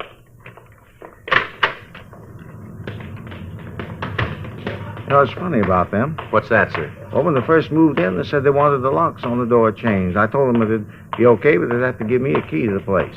They had quite a ruckus about it, but I stood my ground. They wasn't going to buffalo me. No, sir. Here, I'll get the lock. All right. Okay. Smells like they haven't had a window open in a year, Sergeant. Yes, sir. Look what they've done to this room. They built a bar and everything. You sure were right about them. I think I can break the lease on this. I'm pretty sure. It says in the contract that they can't do any building without my permission, and I certainly didn't give them any okay on this. Yes, sir. This is the dining room? Yeah, that's it. Just pull those doors back. What's that smell, Sergeant? I'm not sure, but I think it might be narcotics. Drugs. I knew it. I knew it all along. Oh, just wait till they get back. I'm really going to tell them. I really am. Rather you didn't do that, sir. What? Rather you didn't let them know that we were in here, that you know anything about this. Well, why? You're going to arrest them, aren't you? You're not going to let them get away with this. No, sir, but we understand they've got a party planned here tomorrow night. If we wait until then, we can make a charge stick. Oh, you mean they're going to have a drunken brawl? The kids here smoking marijuana, taking heroin, and stuff like that? Well, we're not going to let them go that far, sir. We're going to need your cooperation here, Mr. Halsey. Well, what do you want me to do? Well, sir, we want to install listening equipment in here. We'd like to use your house. You mean you're going to bug the place? Well, yes, sir. We'd like to put in microphones. Well, will it hurt the property? I mean, would you have to put nails in the walls, stuff like that? No, sir, I don't think so. Oh, well, then you can do it. Yes, sir, I want to help, Sergeant. That's the trouble with people nowadays. They don't want to help. You just go right ahead and put your microphones in, just as long as you don't have to nail anything in the walls. All right, sir. If we could go back to your house, I'd like to use the phone if it's all right. You bet.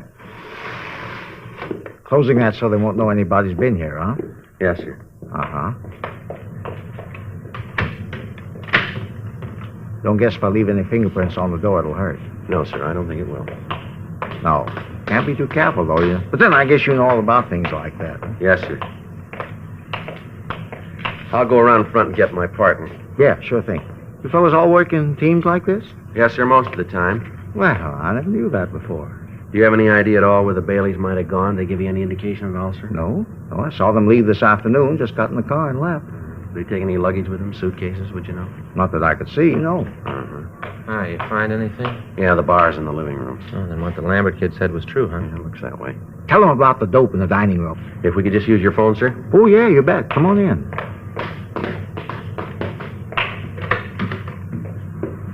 Right there, on the table in the hall. Oh, thank you, sir. Isn't a total call, is it? No, sir. Well, of course, not to make any difference. Just thought I'd ask. Yes, sir. You figure this will get in one of those detective magazines? Well, I don't know, sir. We got nothing to do with that. Well, of course, I didn't figure that you did, but if it does, I hope they spell my name right. It's S-E-Y. Uh-huh. Yeah. Some people forget the E, you see. Spell it with just the Y. 2838, please. Asdale, it's Joe Friday. Want to install a dictograph at 825 North Lucerne. Yeah, 825 North. Mm-hmm. Right away. Yeah, well, you know better than I do. When you see the place, you can figure it. Yeah, the house in the front of the lot. What? Oh, maybe 30, 35 yards? Yeah, okay. Right away. Yeah, good. We'll be in the house in front. Yeah, all right, we'll see you then. All set? Yeah, Asdale's coming right out. Good. You say, Sergeant? Yes, sir? I just happened to think of something. Might not mean anything. What's that, sir? The other day, I think it was Monday. Yes, I'm sure it was Monday because I just come back from the laundry. I always pick up my stuff on Monday. Yes, sir. Well, when I came back, I met Mr. Bailey. He was putting around with the car. I asked him if he was going to take a trip. He said no, but he said he might get out of town for a little bit. I asked him if I knew anything about the roads. What roads, Mr. Halsey? Down to Mexico.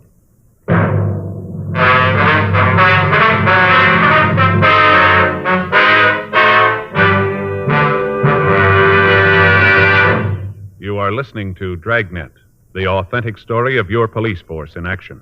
And now, a report every smoker should hear. nose, throat, and accessory organs not adversely affected by smoking Chesterfields. First such report ever published about any cigarette. And it applies only to Chesterfield. A responsible consulting organization has reported the results of a continuing study by a competent medical specialist and his staff on the effects of smoking Chesterfield cigarettes. A group of people from various walks of life was organized to smoke only Chesterfields. For 6 months, this group of men and women smoked their normal amount of Chesterfields, 10 to 40 a day. 45% of the group have smoked Chesterfields continually from 1 to 30 years for an average of 10 years each. At the beginning and at the end of the 6 months period, each smoker was given a thorough examination, including X-ray pictures, by the medical specialist and his assistants. The examination covered the sinuses, as well as the nose, ears, and throat. The medical specialist, after a thorough examination of every member of the group, stated, "It is my opinion that the ears, nose, throat, and accessory organs of all participating subjects examined by me were not adversely affected in the 6 months period by smoking the cigarettes provided." Remember this Chesterfield report. It's the first such report ever published about any cigarette. Nose, throat, and accessory organs not adversely affected by smoking Chesterfields. Buy Chesterfield either way you like 'em, regular or king size. Chesterfield gives you the best possible smoke. Much milder Chesterfield.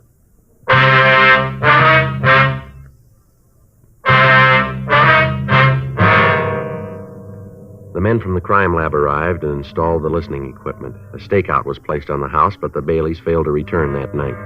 At 8:46 a.m. Saturday morning, the men covering the house called to say that the Baileys had just driven in.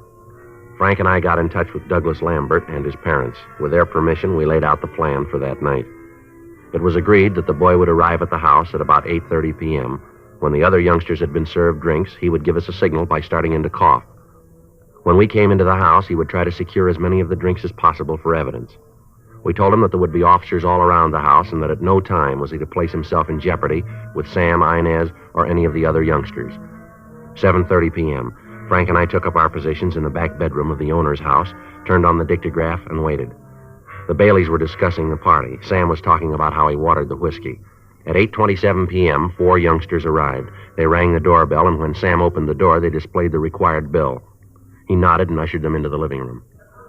They did a good job in there, didn't they? Yeah, they did. Really hear it. Mm-hmm. Lambert boy should be here pretty quick. Yeah. Doesn't sound like they're starting anything in there yet, does it? No. How long do you figure we wait before we go in? As soon as he starts to cough.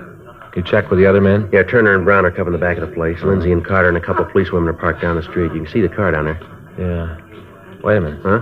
Looks like the Lambert kid now coming up the walk. Yeah, it is. Sure hope everything goes all right. All right, let's turn it up a little more, huh? Is that better? Yeah. I'll get it, honey. Change that record, will you? I heard it 4 times. Yeah. Oh, hi, Doug. Come on in. Thanks, huh? Wasn't sure you'd be here tonight. What made you figure that? You know I wouldn't miss one of these. I just figured you might have gotten a little trouble the other day. No, it's all right now. Yeah, well, take it easy tonight, huh? Sure, Sam. Who is it, honey? Doug Lambert.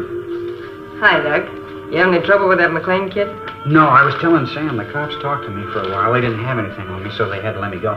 You didn't tell him anything about this place, did you? Of course not. You know I wouldn't do that. He wouldn't, Inez. I told you Doug's all right. We can trust him. Ah, things worry me. The cops get wise to this place and we really got problems. Oh, honey, I tell you it's okay. Don't worry about it. Come on, let's get on with the sociable. What do you have, Doug? Whiskey, I guess. Good deal.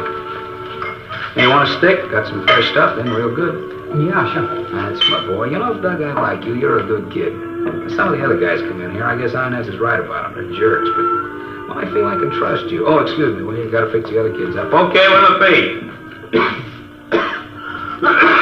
Well, kid, got something in your throat? I don't know. I just started to Come on, Frank.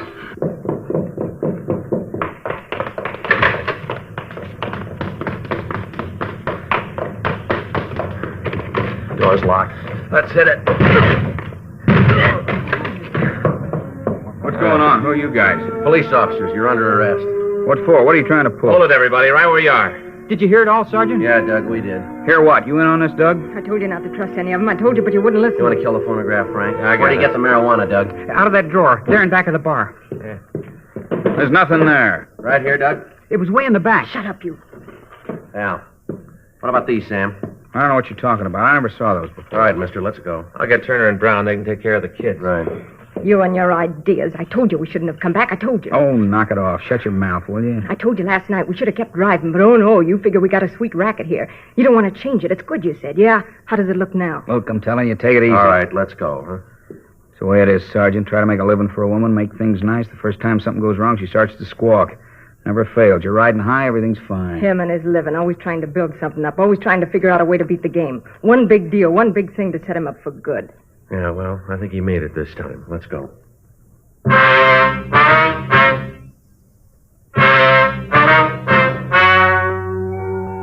story you have just heard was true. The names were changed to protect the innocent. On January 14th, trial was held in Department 89, Superior Court of the State of California, in and for the County of Los Angeles. In a moment, the results of that trial. Now, here is our star, Jack Webb.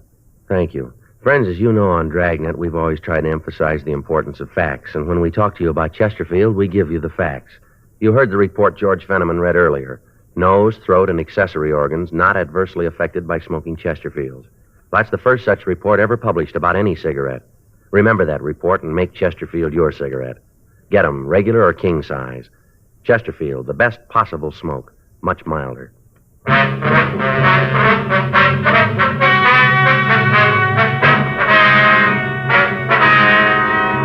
Samuel G. Bailey and Inez R. Bailey were filed on under the Health and Safety Code, Section 11,500, possession and sale of narcotics, and found guilty on one count.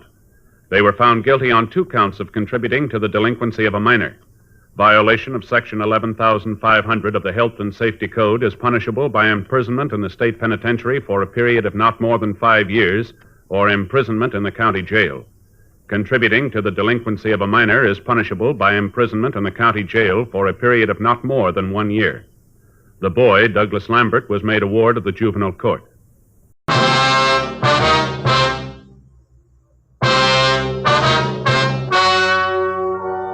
Ladies and gentlemen, the story you are about to hear is true.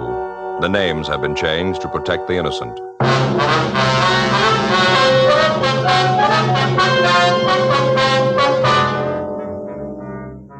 You're a detective sergeant. You're assigned to homicide detail. A nightclub manager has been robbed and killed.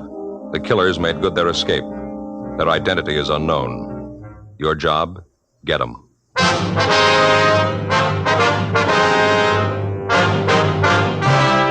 Dragnet, the documented drama of an actual crime. For the next 30 minutes, in cooperation with the Los Angeles Police Department, you will travel step by step on the side of the law through an actual case transcribed from official police files.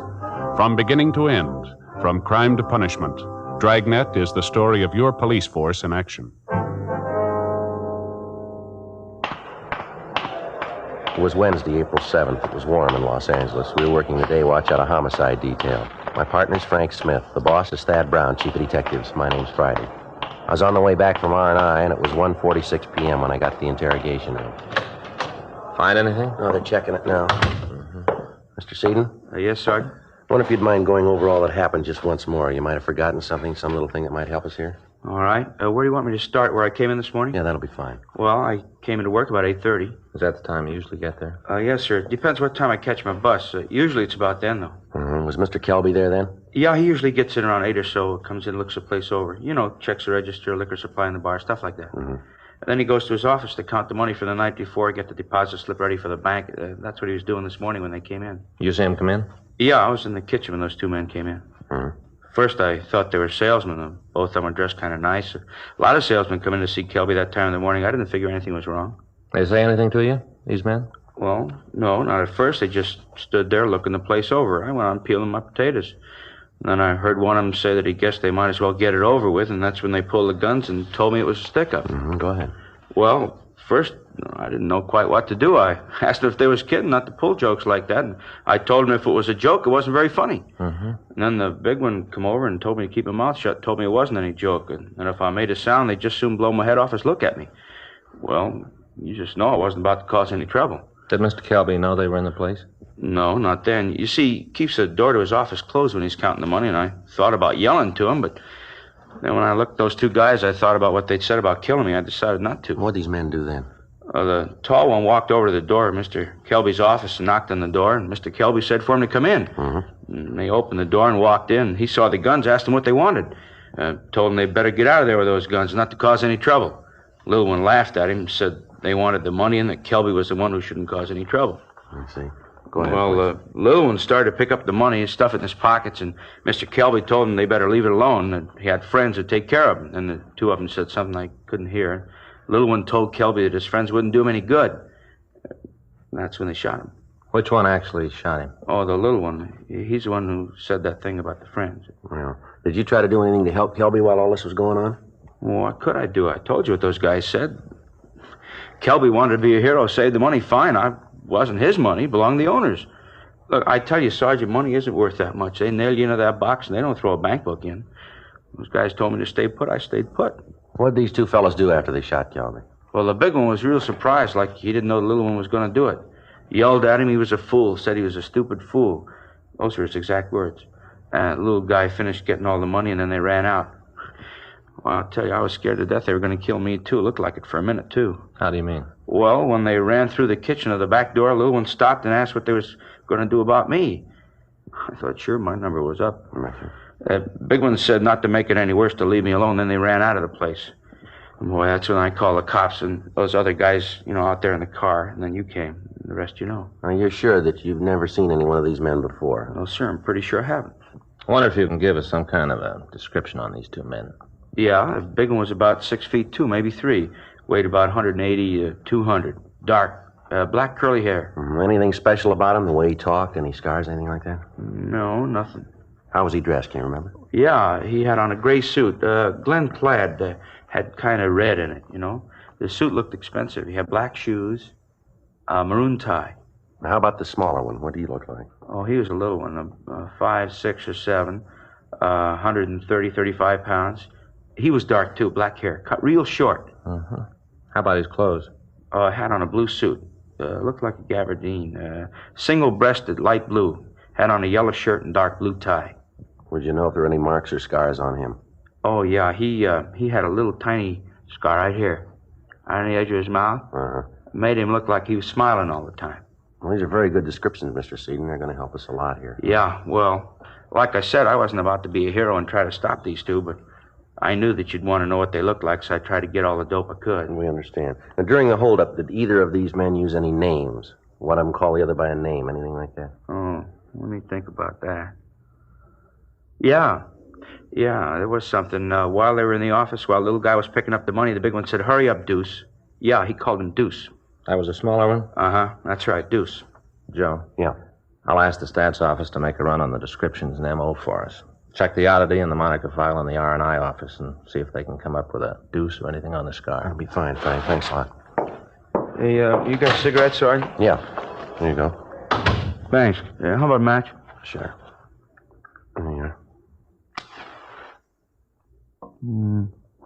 Thanks. Yeah, it's a terrible thing, Kelby being shot. I'll probably lose my job. How's that? I'll probably lose my job. The owners will figure, sure, I should have tried to stop those guys. Well, those are the breaks. You said that when these men came in, the door to the manager's office was closed. Is that right? Oh, yes, sir. Mr. Kelby always kept it closed when he counted the money, just like I said. Uh-huh. Well, then it looks like the men knew that Kelby would be checking the money at that time, doesn't it? That they knew the layout of the place when they came in. Yeah, I never thought of that. By gosh, that's what must have happened. They sure seemed to know what was going on. Anybody else that was usually around at that time, would you know? Anybody that might have known that the manager worked the accounts at that particular time? No, there's nobody else around.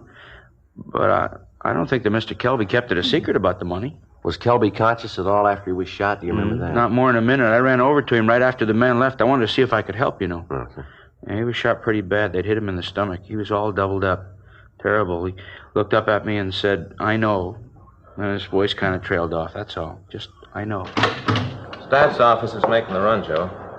Got out the local and the APB on the suspects. Nothing that matches the name Deuce and nothing on the scar. Anything from the crime lab yet? No. Checked by the office. While I was there, Murphy called from Georgia Street. Anything?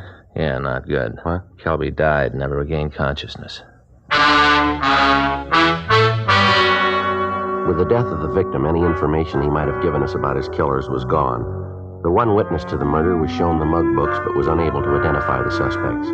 Sergeants Gill and Cenas and Danny Galindo canvassed the neighborhood and came up with the driver of a bakery truck who thought he'd seen the killers leave the club. He told them that 2 men answering the description given us had walked out of the club and gotten into a late model Mercury sedan. He'd not been able to get the license number of the car, however. He was brought into the office and shown the mug books, but he was unable to point out the killers for us. In checking the neighborhood, Encinas and Galindo had come up with a waitress who had seen 2 men answering the description of the killers loitering around the area. She also described the Mercury sedan, but said that she hadn't paid much attention to it. Because of the smoothness with which the hold-up men had operated, indications led us to believe that they had been tipped off by somebody working for the club. Proceeding with this theory, we checked with the club owner, a Mr. John Watson. We found him in the kitchen of his home. Hope you don't mind if I finish up here, officer. No, not at all, Mr. Watson. Guess it seems a little silly to you for a man to be in the kitchen. Kind of a hobby of mine, cooking. Yes, sir? Making a cheesecake. Got some friends coming over tonight. Figured a cheesecake might taste good later in the evening. Yes, sir. You go right ahead. We just have a few questions we'd like to ask you. About the robbery? Terrible thing. I don't understand why Kelby just didn't give him the money. Not give him any reason to shoot. Do you have any idea who might have known that the money would be in the office at the time? Almost everyone that worked in the place. Not making mention of the salesman that came in. Would you hand me that rolling pin over there? Yeah. Here you are. Thanks. Crust to a cheesecake's important. That's one of the reasons I make it myself. Can't stand a soggy crust. Are there any of your employees that you think might do a thing like this? Well, that'd be hard to say. I didn't get around the club much. Once in a while, I'd drop by, chat with Kelby. He did the hiring and firing. As long as the place made money, I didn't interfere. Well, the way it looks, it could be very likely that one of the employees did it. The men who pulled the job seem to know just what they were doing. That right? Yes, sir. I wonder if we could look through your employment records. Sure, of course. Anything I can do to help out in this thing. Would you hand me that pan over there? Where? This one? Yeah. Thanks. Get this crust into it, and the cheesecake's about ready. Yeah, sure, you can look at the records. Don't see what that's going to show, but you're welcome to them. What kind of a car do you drive, Mr. Watson? New Lincoln. Just got it a couple of weeks ago. Any of your employees drive a late model Mercury that you might know of? No. Oh, like I said, I don't really have a lot to do with the actual operation of the club. Kelby took care of that. Good manager. Did a fine job. Can you tell us how much money they took, sir? Well, near as we can tell, it came to a little over $1,100. Some of that was in checks, that we cashed for our customers. Well, that finishes that. Get this together. Now, get it in the oven. Looks good, doesn't it? Yes, sir. You should taste it. Set it for 350 for 25 minutes, and that does it. Yeah. Now then, can I get you officers anything? Cup of coffee, something like that? No, sir. If you just arrange for us to check your employment records. Certainly. I'll call the club right away. We'd appreciate that. My brother-in-law's down there looking after things now. He's an idiot. Never could get a job on his own. I only hired him because my wife insisted on it. Yeah, he'd probably botch up the whole thing. Usually does. Well, if you'd call him, sir. How's Kelby's condition? Going to be laid up long? Well, Mr. Kelby's dead, sir. We thought you knew. No, I hadn't heard. Oh, I can hardly believe it. Such a ruthless thing. Just terrible. Kelby was such a good man. Everybody that worked for him liked him. Didn't have an enemy in the world. He had two.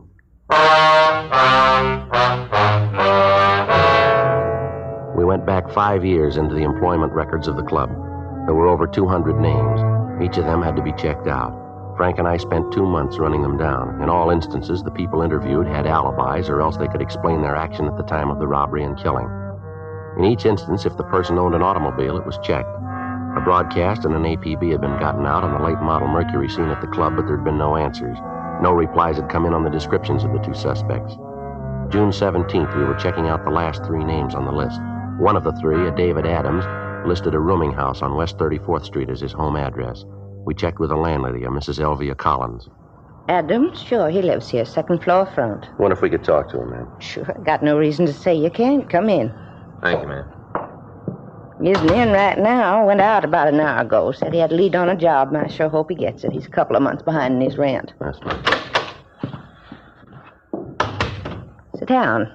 Just take any chair. Thank you, Miss Collins. You officers like anything?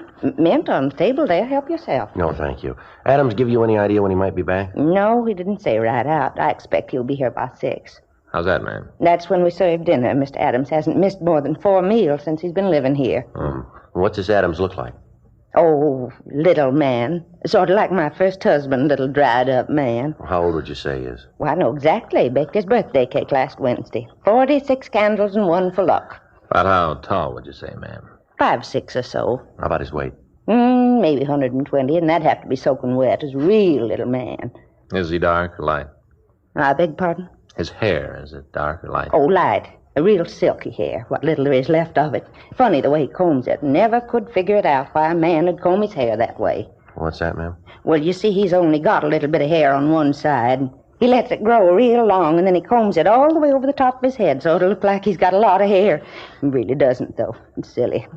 He's pretty vain about other things, too. Does he have any friends in the building, Miss Collins? Well, there's his 2 cousins. They've moved, though. How long ago did they move? Well, let's see. Must have been about 2-3 months ago. Yes, that much, anyway. What did these 2 cousins look like, Miss Collins? Can you describe them? Well, you just bet I can. I had a lot of trouble with them 2, always drinking. First one, he was a big one. 6 feet, anyway. Had dark hair. Weighed maybe 200 pounds. Miss Collins, how about his complexion? Dark. Anything outstanding about him? Well, now, what do you mean outstanding? Well, I mean anything about him that struck you as being different, maybe. Anything that attracted your attention, something like that? No. Well, what about the number 2 man? How old was he? Well, he was a little younger. 35 or maybe 37, around there. How tall would you say he was, Miss Collins? Well, he was a little man. 5'6" or 7. How much do you figure he weighed, would you know? 130 pounds or so. How about his complexion? Dark. Just like the other one. Anything outstanding about him? Scars, tattoos, maybe anything like that? Yes, he had a scar. Right on the corner of his mouth. Made him look like he was smirking all the time. It was a real dirty look. What are these men's names, Miss Collins? Well, now, the big one was called Al Evans. Uh-huh. The little one's name was Bill Evans. They was brothers. Did they have a car? Oh, yes, a late one. It was real pretty. You know what make it was? No. No, I'm sorry, but I can't tell one kind from another. Sure was a nice-looking one, though. A lot of chrome all over it. Do you have any idea where they might be now, where they moved to? No, I haven't. Well, Mr. Adams can probably tell you, though. I see. Oh, that might be him now. I'll see. We'll go with you, ma'am, all right? Are you expecting any trouble? What's this all about, anyway? Mr. Adams done something wrong? Oh, I do hope not. He's a little man, but he's awfully nice. We'd just like to talk to him. Oh, I sure hope they won't be any trouble. Oh, Mr. Adams. Yes, Miss Collins? These gentlemen would like to talk to you. Oh? Something I can do for you? Are you David Adams? Yes, sir, that's right. We're police officers, Mr. Adams. My name's Friday. This is my partner, Frank Smith. How do you do? Adams. What is it you wanted? Well, it might be better if we talked in your room. All right, but I still don't see what it is you want. Did you get the job? No, Mrs. Collins, but I've got another lead. Don't worry, I'll be able to take care of that matter by the first next week. Oh, it's all right, Mr. Adams. I understand. This is it. It's not much. Just sit down anywhere. Thank you. You want to tell me what this is all about now? What it is that you want with me? Well, we'd like to talk to you about the robbery of the Pink Rat Cafe last April. Manager was killed. The Pink Rat, yes. I worked there a couple of years ago, but I don't think I've been in the place since then. I lost the job. Kelby fired me for dropping a load of dishes. Did you have an argument at the time? Well, a little one, yeah. I was sore. He was, too. Wanted me to pay for the dishes. I didn't feel it was my fault. I told him so. He had a few words. Nothing serious, so why? Mr. Kelby was killed in the holdup at the bar. Yes, I know. That's too bad. But you surely don't think I had anything to do with that, do you? Well, that's what we're trying to find out. Well, why do you think I'd have anything to do with it? I haven't been near the place for a couple of years. Well, the way the thing was pulled, the whole M.O. makes it look like it's an inside job. Somebody had to give the layout, tell him that Kelby would be in his office with the money at that time. It all points to somebody that either works there now or who did work there. Yes, but why me? Well, your name was on the list. It had to be checked out. Adams, you got any relatives in town? Not now. I had a couple of cousins. They were out here for a while. What are their names? Al and Bill Evans. Mind if we look around your room? No, I got nothing to hide. Go ahead and look around. You won't find anything. Thanks. What is it about my cousins? You figure they had something to do with the thing? Well, we think they might have. Their descriptions match the ones we got from the witnesses. You've been talking to old Mrs. Collins. She's the one who told you about Al and Bill, isn't she? Well, who told us isn't important, Adam? You don't have to admit it. I know. You're a busybody, always getting your nose into somebody else's business. Oh, Harpy. Joe. Yeah. Look at here. What's this gun for, Adams? You never know when somebody's going to try to break into the house. It's protection, that's all. You never had it out of the house, huh? Not since I bought it. It's a 32, though. What are you so interested for? Kelby was killed with a 38.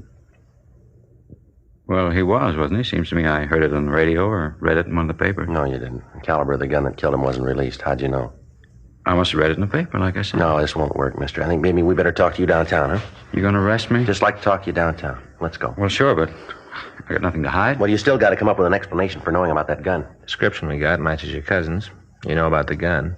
You got a lot to explain. I don't want to go to jail. It's too bad, Adam. You should have thought about that before you got involved in this. Well, if I tell you, if I help you get the guys that did it, will you give me a break? Well, we can't make any deals. Well, I don't want to go to jail. You can't do anything for me, huh? All we can do is see that the district attorney's office knows that you've helped. But you'll tell him, huh? If I give you a hand? He'll know about it. Okay. I got claustrophobia. Put me in a cell and drive me nuts. I'll tell you who did the job. More than that. Yeah. I can show you the gun they used.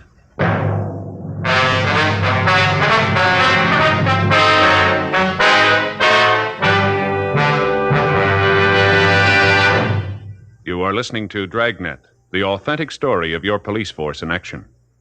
Listen to what the nation's press has had to say about Chesterfields. Atlantic City Evening Union. Wholesalers and retailers report an extraordinary demand for Chesterfields in both sizes, with sellouts in many instances. Cleveland Press.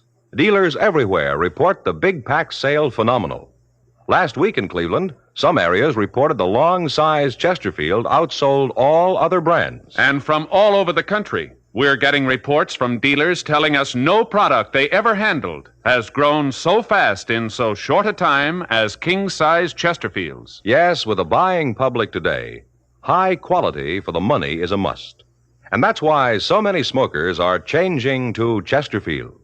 First cigarette in America to give you premium quality in both regular and king size. King size Chesterfield is exactly the same as regular Chesterfield, except it's larger. Contains so much more of the same tobacco, it gives you a 21% longer smoke, yet costs very little more. And the tobacco in king-size Chesterfield is of better quality and higher price than the tobacco in any other king-size cigarette. Try Chesterfield. Either way you like them, regular or king size, they're much milder. Chesterfield gives you the best possible smoke.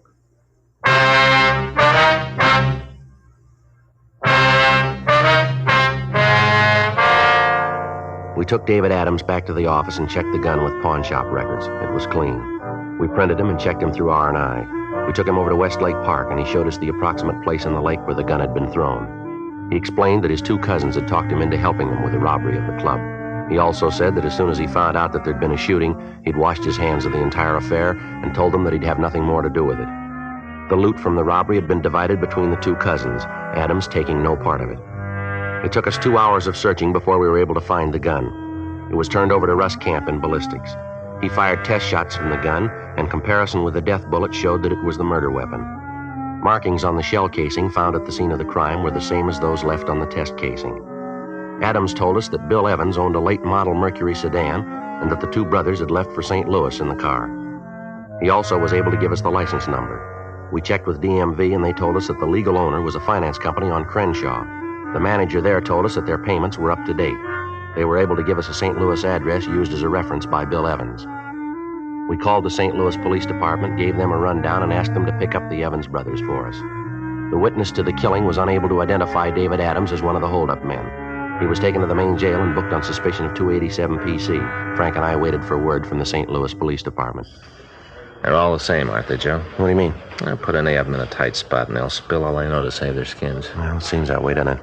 Adams seems pretty sincere, though. Seems like he does really want to help. Well, we'll know more when we hear from St. Louis. You figure that Adams is telling the truth? I don't know. The story seems to check out about how he laid the thing out for him, showing us where the gun was. Being that far back in his room, Red, make that part about him not taking any of the money fit. I'll get it. Homicide Friday. Yeah, I'll take it. Mello. Yeah. Yeah, we've been waiting to hear from you. Did you pick up the Evans brothers? Uh-huh. Yeah, wait a minute. Toss me that pad, will you, Frank? Yeah, here. Thank you. Yeah, all right, go ahead. Uh-huh. What was that again? I didn't... Yeah, I got it. Okay, thanks. Anything we can do for you, give us a call. Yeah, sure, we sure appreciate it. Right, bye. Well, that does it. What do you mean? St. Louis checked the address. They'd been there all right, but they left this morning. Any idea where they went? Yeah, the Evans boys told us. Huh? They left a forwarding address. Motel out on Ventura Boulevard. Frank and I notified Captain Lorman of the new developments. We talked to the manager of the motel, and she told us that she did have a reservation for June 24th under the name Evans. She told us that they'd be in Cottage 12. In view of the fact that the suspects had not been alarmed, we decided not to put out an APB on the car. We felt reasonably sure that having made the reservations, they'd keep them. But in the event the suspects arrived earlier than expected, a surveillance was placed on the motel 24 hours a day. Sergeants Howard Hudson and Bill Cummings took the period from 6 a.m. to 6 p.m. Frank and I covered the other 12 hours. Directly across from the motel was a used car lot. We talked to the manager, and he gave us permission to sit in any one of his cars while keeping the place under surveillance. As we relieved each other, the police car was taken back to the city hall so there would be no indication that the place was staked out. 4 days passed. No sign of the suspects. June 23rd, 4:32 a.m. Joe. Yeah, Mercury sedan. License checks. 2 men. Stopping at the manager's cottage. They're ringing the bell. Yeah, looks like they're signing the register. Must be. There. She's giving him the key. All right, let's let him get to the cottage. We told her we would. All right. And there's the landlady's signal. Let's go. Right.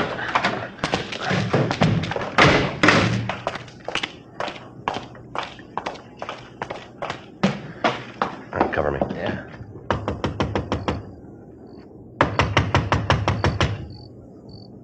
Who is it? This is the manager. Gonna have to move your car. Huh? You gotta move your car. Put it in the back. What do you want? Stand still. Cut, Bill! Hey, Joe, get the other one. Yeah.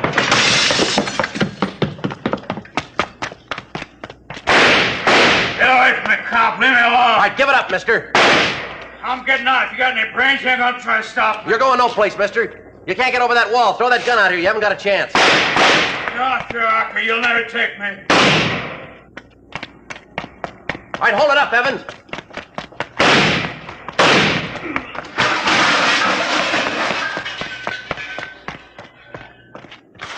I got no gun. I dropped it. You see, I got no gun. Get a doctor for me, huh? Or hurt. Yeah, we'll call one. You didn't have to shoot, did you? Lousy deal. You didn't have to shoot. You didn't give me much choice, mister. I wasn't trying to hit you, just trying to scare you, that's all. I didn't want to hit you. I'm a good shot. I knew what I was doing. Yeah, you proved you're a good shot. What do you mean? When you killed Kelby.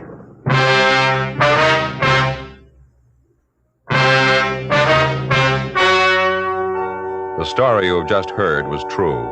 The names were changed to protect the innocent. On October 4th, trial was held in Superior Court, Department 87, City and County of Los Angeles, State of California. In a moment, the results of that trial. Nose, throat, and accessory organs not adversely affected by smoking Chesterfields. First such report ever published about any cigarette. Yes, and it applies only to Chesterfield. A responsible consulting organization has reported the results of a continuing study by a competent medical specialist and his staff on the effects of smoking Chesterfield cigarettes. A group of people from various walks of life was organized to smoke only Chesterfields. For 6 months, this group of men and women smoked their normal amount of Chesterfields, 10 to 40 a day. 45% of the group smoked Chesterfields continually from 1 to 30 years, for an average of 10 years each. At the beginning and at the end of the 6 months period, each smoker was given a thorough examination, including X-ray pictures, by the medical specialist and his assistants. The examination covered the sinuses as well as the nose, ears, and throat. The medical specialist, after a thorough examination of every member of the group, stated, quote, "It is my opinion that the ears, nose, throat, and accessory organs of all participating subjects examined by me were not adversely affected in the 6 months period by smoking the cigarettes provided," unquote. Now remember this Chesterfield report. It's the first such report ever published about any cigarette. Nose, throat, and accessory organs not adversely affected by smoking Chesterfields. Buy Chesterfield either way you like 'em, regular or king size. Chesterfield gives you the best possible smoke.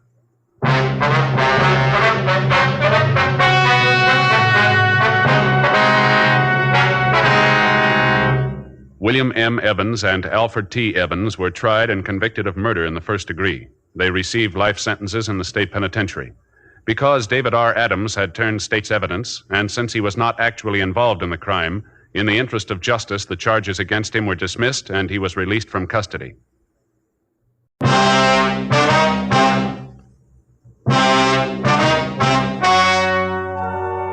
Ladies and gentlemen, the story you are about to hear is true. The names have been changed to protect the innocent.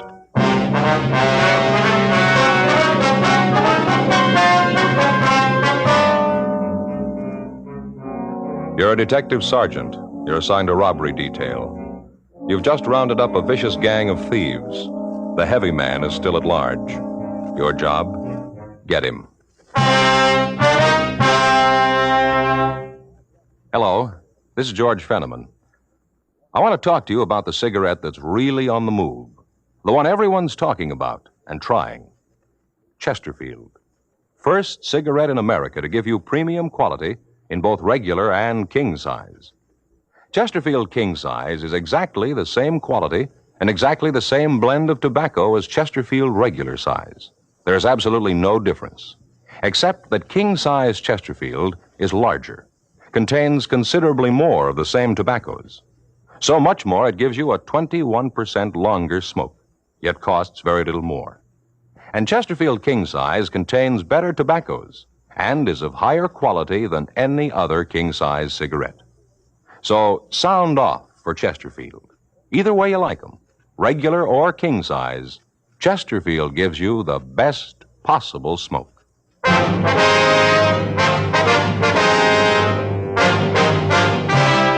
Dragnet, the documented drama of an actual crime. For the next 30 minutes, in cooperation with the Los Angeles Police Department, you will travel step by step on the side of the law through an actual case transcribed from official police files. From beginning to end, from crime to punishment, Dragnet is the story of your police force in action. It was Tuesday, March 6th. It was windy in Los Angeles. We were working the day watch out of robbery detail. My partner's Frank Smith. The boss is Captain Didion. My name's Friday. It was 2:46 p.m. when I got to room 27A. Robbery. Frank? Yeah, Joe. How about those subpoenas? Took them down to the warrant office. They're going to serve them. Oh, fine. All the follow-ups made, packages in order. That about wraps it up, doesn't it? Yeah, all but Bentley. Yeah, nothing from Mac yet. No, he said he'd call as soon as he heard anything. Yeah, no. Be happy when we get him, won't you? He's probably the worst of the lot. Yeah. Well, according to what Mac said, he's in real trouble now. Broke. None of his friends will have anything to do with him. We'll turn him. I don't think I'll ever understand a guy like Bentley. What makes a man want to beat somebody just for the sake of beating him? Figure that we'll have it made. 32 robberies, and just about every one, Bentley's got to work over at least one of the victims. He's pretty vicious. Now we get him this time, he's through. Probably knows it, too. He, when Mac blows the whistle, probably going to be rough to take, though. Yeah. Joe, I don't know how you feel about it, but I'm happy it's over. And let's face it, we were lucky on this one. The guys were gun happy. Taking any longer to get him, they'd have killed somebody, sure. Yeah, maybe so. Boy, my next day off, I'm going to do nothing but sit, not make a move. My feet are killing me. Yeah, we had a lot of legwork on this one. Not just this one, Joe, all of them. I was reading in the magazine the other day about a new kind of arch support. I got to get me a pair of them. Yeah? According to the ad, these are going to be just a ticket. Some new kind of rubber, soft, when they mold it to your feet. Place back in Wisconsin. Well, how'd they do it? They got a place here in L.A.? No, just a home office. Just a small place, I guess. According to the ad, the whole process pretty new. Yeah, well, how do you get this? What is it, a mold? Yeah, you stand on a piece of paper, hold a bucket of water in each hand, you put all your weight on your feet. Yeah. And you draw the outline of your foot on the paper. They make the arch thing up from that. Well, if you're holding a bucket of water in each hand, is that right? Yeah. Well, how do you use the pencil? What? Well, a bucket of water in each hand, how are you going to draw? Yeah. I'll get it. Robbery Friday. Oh, hi, Faye. Yeah, he's here. Oh, how are the kids? Oh, yeah, sure, I'll put him right on. Frank, it's for you. Your wife seems upset. Thanks, Joe. Hello, honey. Yeah? I can, but what's up? Well, can't you tell me now? Well, why not? All right, honey, I'll be right there. Don't worry now. Goodbye. What's the matter? Something wrong? I don't know. Faye wants me to come right home. Says something's going on. Couldn't she tell you about it on the phone? No, said something about the phone being tapped. We went down to the carpool and started over for Frank's house. For the past 3 months, we'd been working on a case involving a gang that had been operating in the city. During that time, they'd committed 32 armed robberies, and in most instances, they'd beaten their victims for no apparent reason. Their ruthless attitude was the most outstanding single point of their M.O. We'd successfully rounded up all members of the gang with one exception, Leroy Bentley, alias the Bull. Bentley was the known heavy man of the gang. In order to successfully prosecute and apprehend any criminal or criminals, the police officer requires the fullest measure of cooperation and assistance that he can obtain from many people. the private citizen, and his own associates as well. From the ranks of the private citizen comes one important aid, the informant. The working detective knows that in many cases his most valuable assistance can often come from his informant. In this particular case, we'd received information that would lead us to Bull Bentley within a matter of days. 3:22 p.m. We arrived at Frank's home. I'm glad you're home, honey. I'm awfully worried. Hello, Joe. How are you? What's the trouble now? What's this all about, this phone being tapped? Well, that's what he said. Who? The man who called. All right, now, honey, can you tell me what this is all about? I got a phone call just before I called you. It was a man. Said his name was Bull Bensler or Bentley. I didn't get it. He said that you thought you were a smart cop, but if you didn't lay off him, he was going to take care of you where it had hurt the most. He threatened the children and me, too. Well, Frank, I don't know what to do. Go on. Said the phone was tapped and we were being watched. Said to tell you he wasn't kidding. He didn't have anything to lose. He sounded real mean. I'm frightened. Do you know this man, Frank? Oh, he is, yeah. We have a warrant for his arrest. Faye, where are the kids? Well, Stacy's in her room playing. I called the school for Mike. The teacher said she dismissed the class.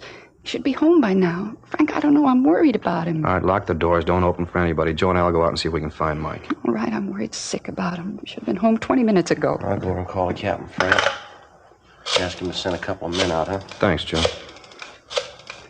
Don't worry about it, Faye. 2511, please. Yeah, robbery. Hello, Glenn. Is the captain there? Yeah, it's Friday. I'd like to talk to him. Skipper, this Friday, I'm out at Frank's house. Frank Smith, yeah. Bull Bentley called his wife, threatened her and the kids if he didn't lay off. No, said if he didn't lay off. Well, could you send a couple of men out to stand by? Fine. Mike isn't home from school yet, and Frank... That's his little boy. Frank and I are going out to look for him. Yeah, I said he was watching the house. Who? Yeah, swell. All right, we'll be in as soon as we find the boy. Right, Skipper. O'Donnell and Stewart from the office will be out, Faye. They'll park the car down the street. Watch for him and let him in, won't you? All right, Joe. What about it, Frank? You going to lay off this guy? You want me to? Please find little Mike. All right, honey. We'll find him. Lock the door and don't open it for anyone but O'Donnell and Stewart when they get here. All right, dear. Now, don't worry, huh, honey? We'll find him. Yeah.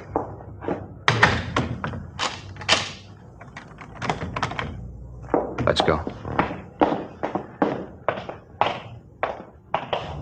Joe, what do you think? I don't know. Tell you one thing. Yeah? I'm scared.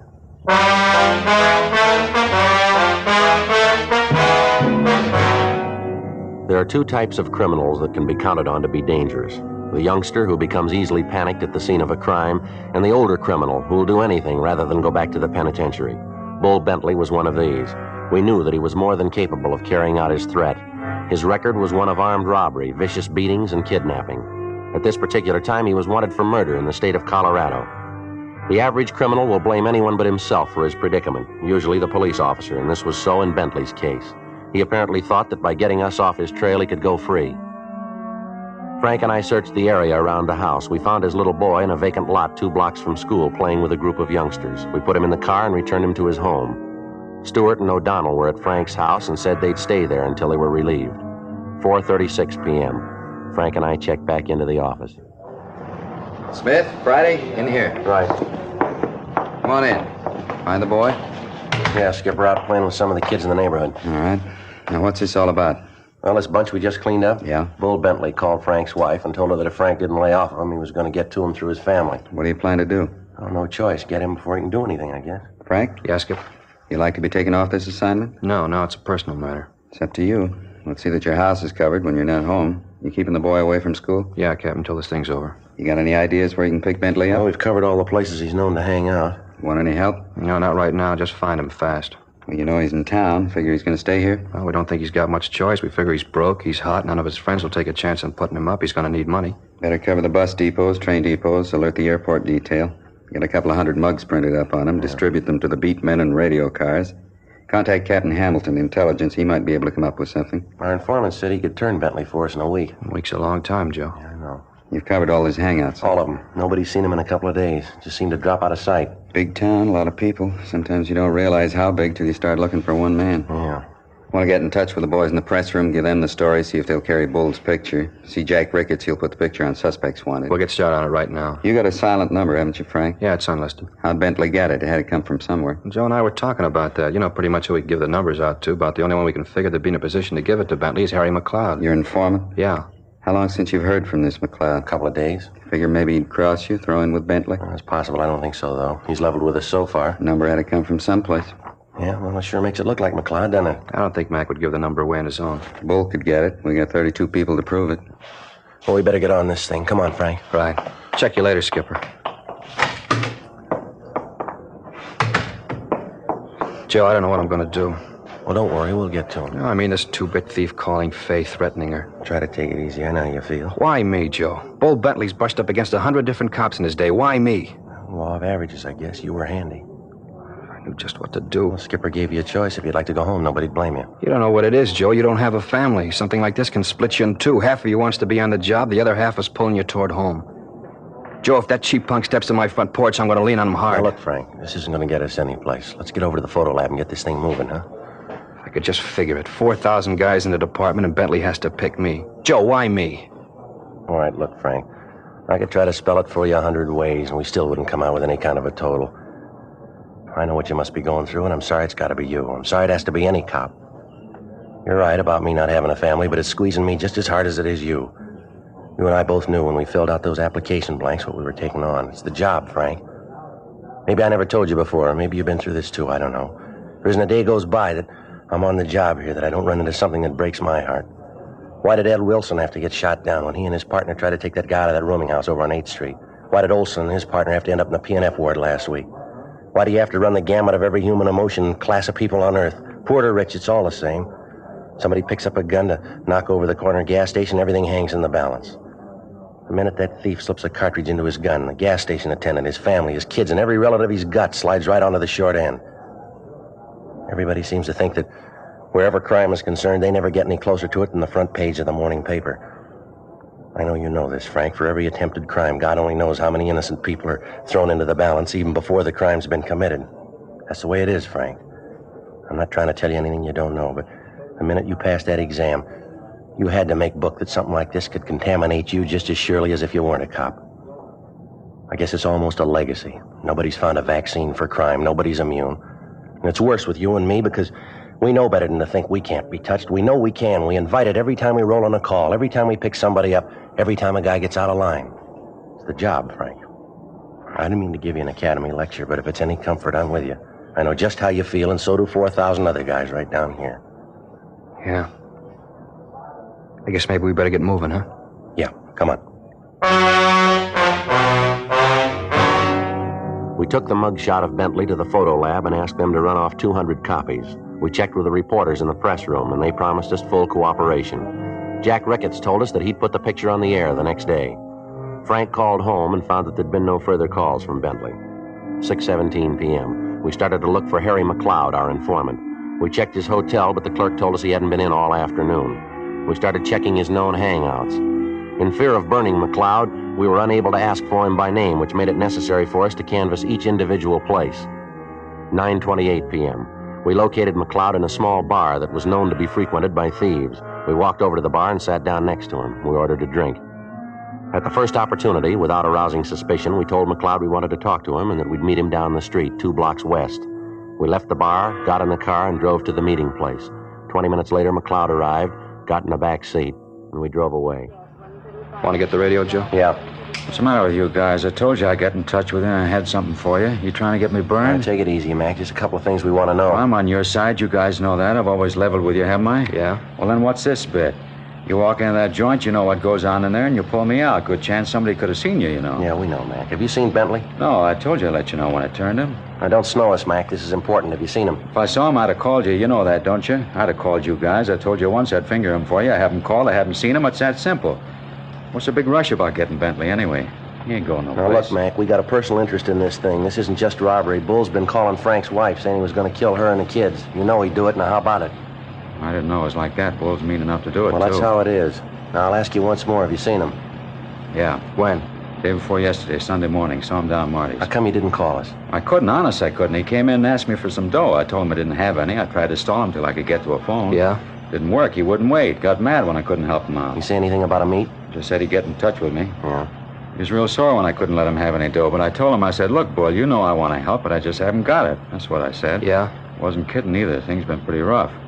Say, you guys couldn't see your way clear, could you? Sawbuck, you tied me over, huh? No, you got me at the wrong time, Mac. I'm tapped. How about you, Smith?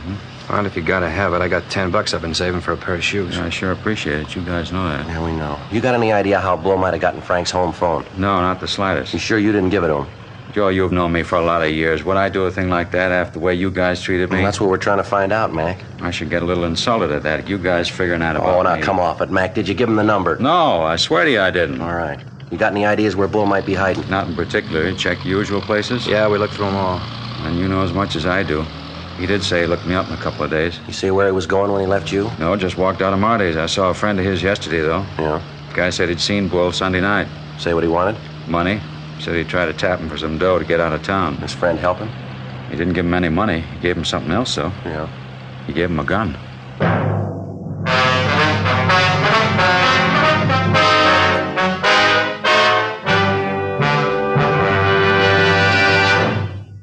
You are listening to Dragnet, authentic stories of your police force in action. Chesterfield is the first and only cigarette in America to give you premium quality in both regular and king size. Just as Chesterfield is the first and only cigarette to tell you what it's made of. Yes, Chesterfield names all its ingredients, so you'll know what gives you the best possible smoke. The world's best tobaccos, pre-tested by laboratory instruments for the most desirable smoking qualities. Pure, costly moistening agents, costly glycerol and pure sugars which are natural to tobacco. And cigarette paper of the highest purity, the best that money can buy. That's what's in your Chesterfield. Ingredients that give you the best possible smoke. Much milder, with an extraordinarily good taste, and, as confirmed by a well-known research organization, no unpleasant aftertaste. So sound off for Chesterfield. Either way you like 'em, regular or king size, Chesterfield gives you the best possible smoke.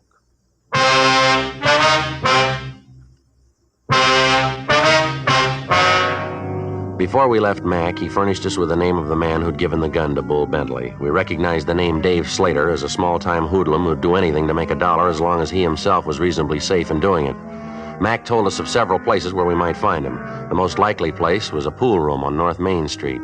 Slater had numerous arrests, most of them for being drunk and for acting as a lookout for gambling games.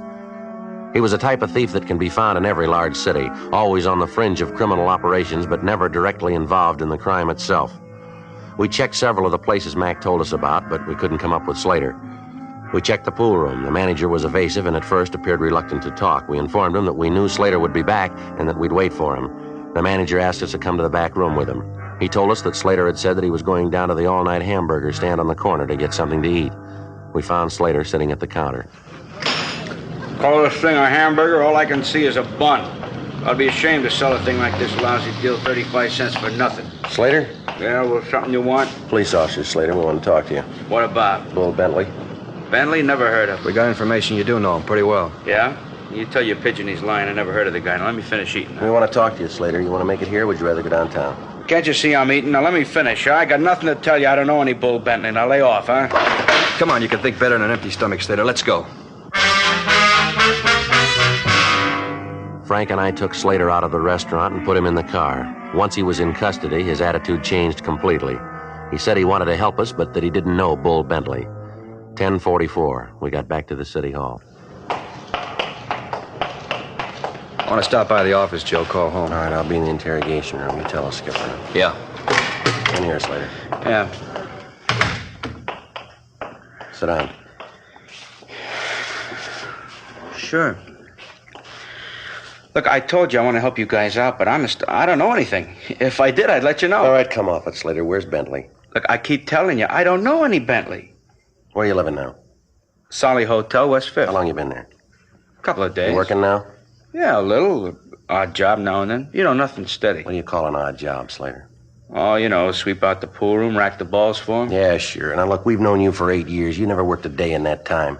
Now, how about Bentley? We got a personal interest in him. We want him. We want him bad. Look, I tell you, I don't know any Bentley.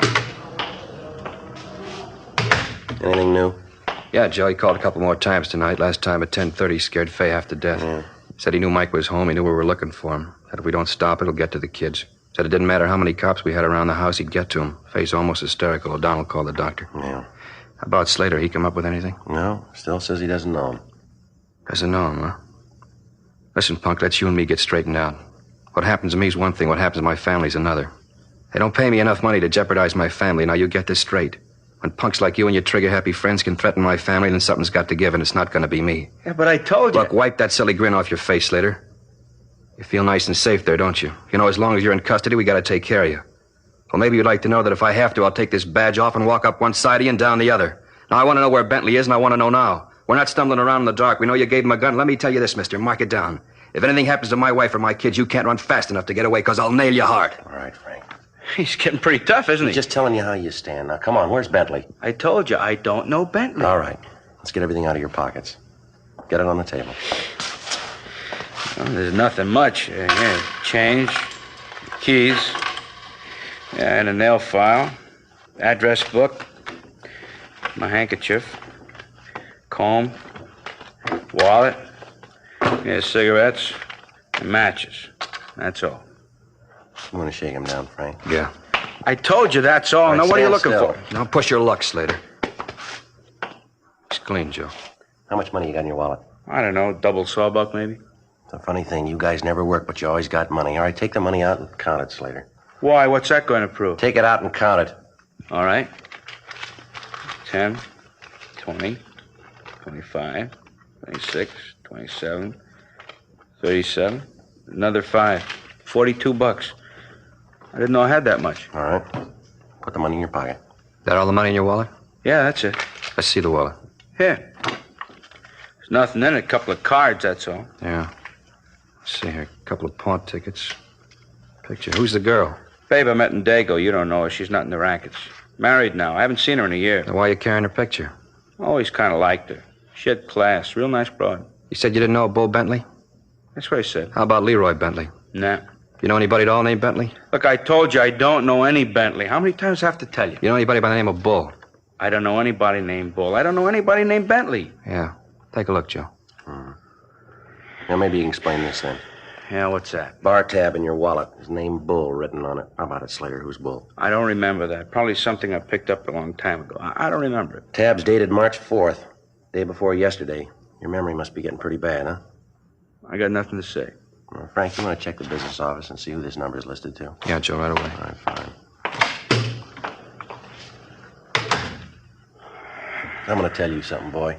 This is a rotten deal. The law protects people like you. You're lying. We know it, and you know it, too. You know Bentley. You know where he is. What's more, we know you gave him a gun Sunday night, the same date on that tab.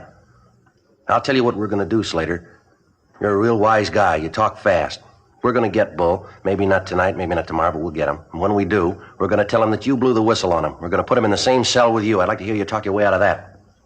Well, you wouldn't do that. Don't make book on it. Look, he's a mean guy. He'll kill me. Thought you didn't know him. All right, so I know him.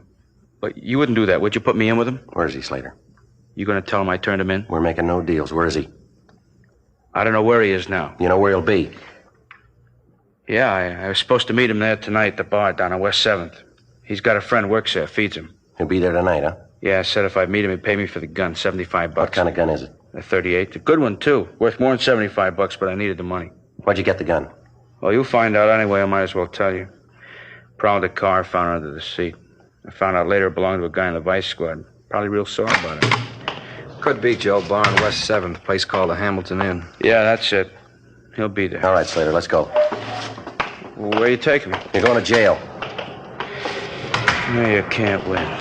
Should have known you. Hey, do me a favor, huh? What's that? Talk to the jailer, make him give me a cell by myself. We handcuffed Slater to a chair in the robbery office until we got back to book him.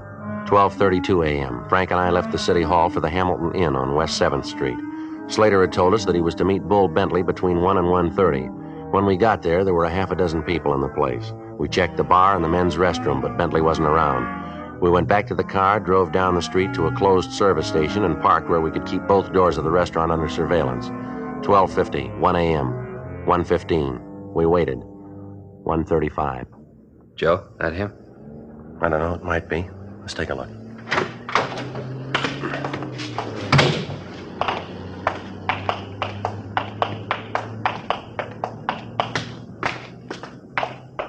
All right, you want to take the side door? I'll try the front. Right. All right.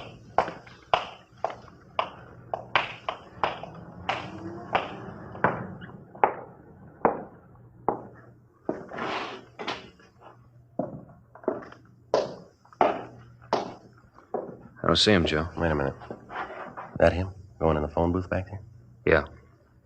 Come on.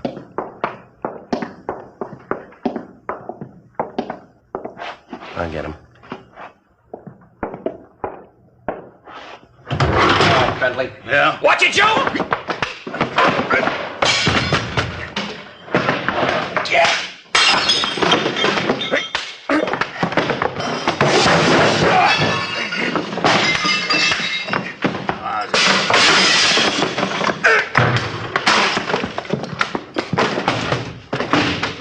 Watch it, Frank.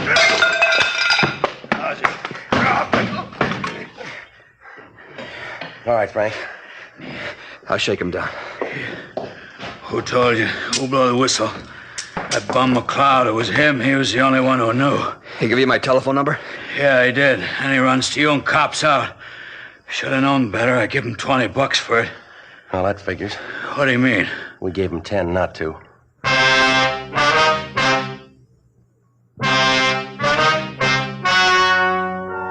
The story you have just heard was true. The names were changed to protect the innocent. On June 12th, the hearing was held in the district attorney's office. In a moment, the results of that hearing. Now, here is our star, Jack Webb. Thank you, George Fenneman. Friends, I'd like to talk to you about something that's important to every one of you. Now, for the first time, you can get a premium quality cigarette in either regular or king size. Of course, that's Chesterfield. Both regular and king size Chesterfields are made of the proven ingredients that give you the best possible smoke. Both are much milder, with an extraordinarily good taste and no unpleasant aftertaste. Yes, there's no difference between the two, except king-size Chesterfield is larger, contains so much more of the same tobaccos, it gives you a 21% longer smoke, yet it costs very little more. So remember, either way you like them, regular or king-size, Chesterfield gives you the best possible smoke.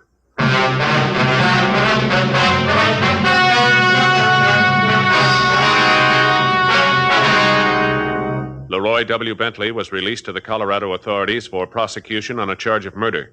A hold was placed on him for the state of California in the event he is paroled. He was convicted and is now serving a life sentence in the Colorado State Penitentiary without possibility of parole.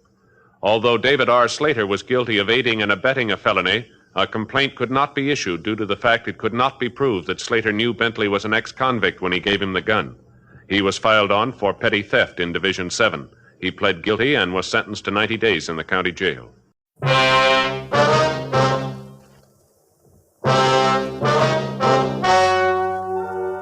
Ladies and gentlemen, the story you are about to hear is true. The names have been changed to protect the innocent. Fatima Cigarettes, king size, extra mild and soothing, brings you Dragnet on both radio and television.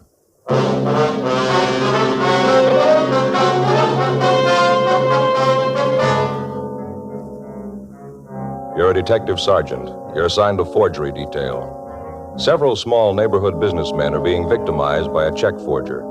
His method of operation is an old one, but the merchants continue to be swindled. Your job, get him.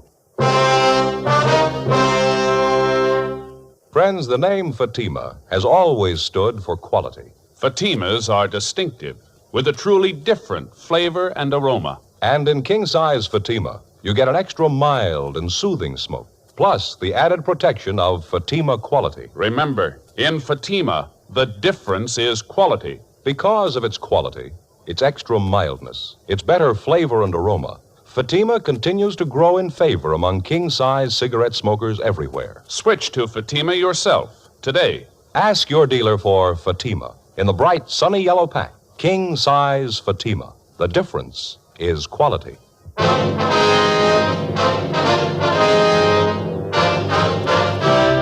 Dragnet, the documented drama of an actual crime. For the next 30 minutes, in cooperation with the Los Angeles Police Department, you will travel step by step on the side of the law through an actual case transcribed from official police files. From beginning to end, from crime to punishment, Dragnet is the story of your police force in action.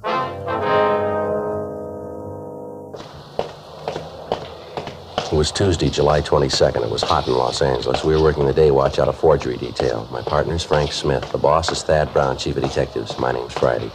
I was on the way into work, and it was 7:50 a.m. when I got to room 29. Forgery detail.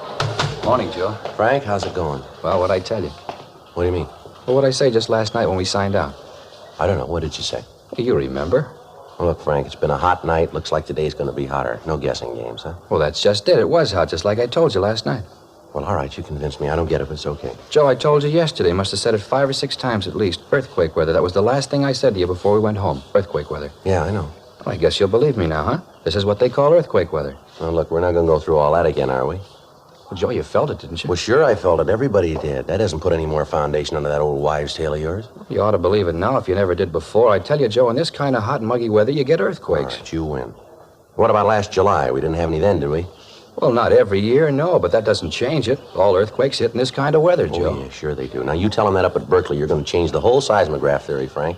Well, they can't tell you when you're going to get one, only how bad it was after it hits. That's what we need up there, Joe, some kind of a gadget to tell us when. Well, why worry? You can tell from the weather. Excuse me, am I in the right place? Is there an Officer Smith around here? Yes, sir, I'm Frank Smith. What can I do for you? My name's Martin Miller. I run Marty's Mart at 6th and Benson. Beg your pardon?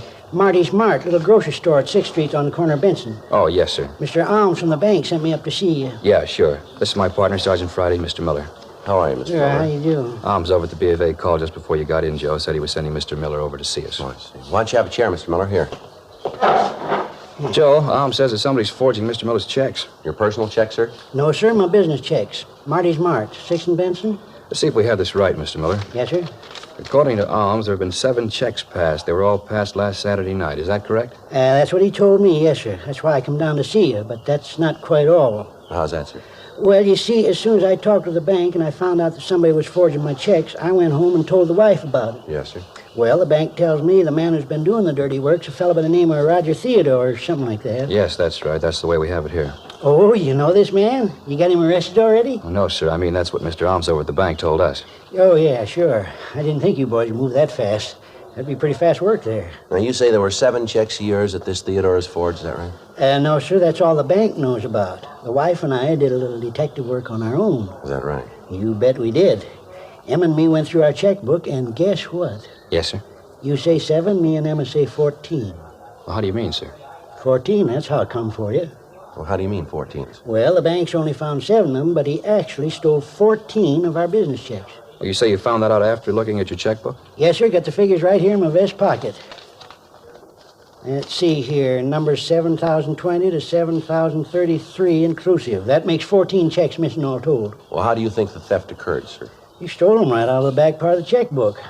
Didn't think nobody'd find that out. No, sir. What we mean is, how did the thief gain access to your checks? Do you leave them out in the open where people could get at them? Well, they're in a plain black-covered book. Emma always makes out the checks most of the time. When she's through, she generally leaves them down underneath the counter in with a size 12 paper bags.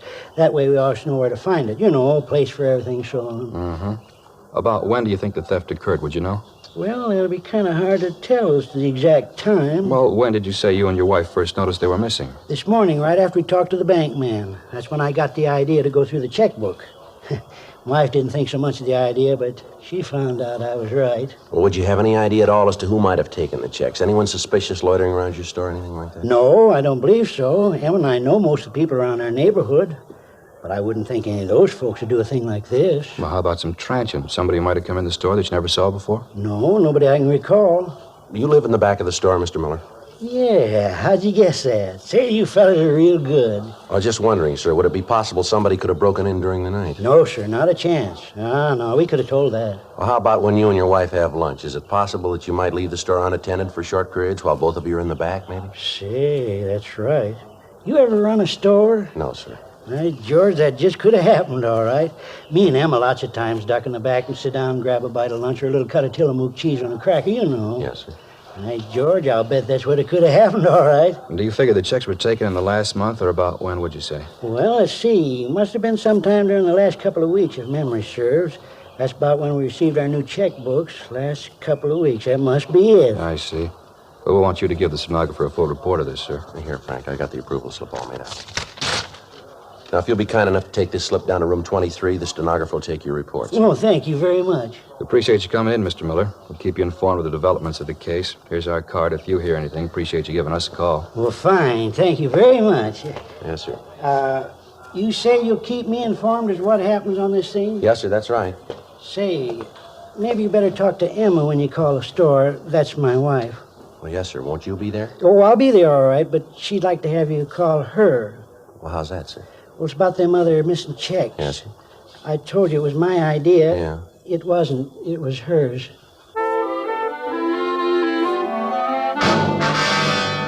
9:30 a.m. Martin Miller went down the hall to make his report. Frank and I checked the name Roger Theodore through our files and also through R&I, but there was no record on him. 10:02 a.m. We checked with the head cashier at the bank where Miller had his checking account. The cashier was unable to let us see the forged checks, explaining that they'd been sent back to the people who had deposited them. However, he was able to give us a list of the firms that had taken in the bad checks. They were all large supermarkets in the central Hollywood area. He told us that the checks had varied in amount from $32.50 up to $78.97, and that each check was made out to a Roger G. Theodore, with the endorsement on the back of the check also by Theodore. 11:25 a.m. Frank and I drove out to a market at the corner of Franklin and Yucca. It was a big place with fruit stands along the front and large signs saying, "We never close." Where do you think we find the manager? Probably in the back there. These places, most of them work on one of the check stands, don't they? Hey, Joe. Yeah. Look at those Concord grapes. You ever seen so big? Sweet, too, I bet. Yeah. You ever figure out some way to grow them without seeds that got it made? Yeah. Seeds always get stuck in my teeth. That the manager back there unpacking those cans, see, with a badge? Yeah, that might be him. Pardon me, are you the manager here? Yeah, something I can do for you? Yes, sir, police officer. This is my partner, Frank Smith. My name's Friday. How do you do? My name's Giles, Mickey Giles. We'd like to talk to you about that check you cashed for Roger Theodore. Theodore? Yes, sir. Now, according to the bank, you cashed a check last Saturday for $64.89 for a Roger Theodore. The check was drawn on the account of a Martin Miller. Yeah, I remember now. You catch the bum? No, sir, not yet. We'd just like to ask you some questions. Sure. You don't mind if I go ahead with this stuff, do you? I got to get these cans stowed. No, sir. Go right ahead. Well, who cashed the check, sir? Would you remember that? Sure, I remember. Me. At least I okayed it. One of the cashiers called me over, said this guy wanted to cash a check, and would I okay it? I did. Can you describe the man? Sure can. When that check came back from the bank, I got to thinking about the crummy deal, remembered almost every word of the conversation. Of all the lousy snow jobs, that no-good bum really dished out a lulu. Yes, sir. How tall would you say the man was? Maybe 5'10", 11, about 160 pounds. Said he worked for this grocery store, this Marty's... Marty's Mart. Yeah, that's it. Said he worked down there.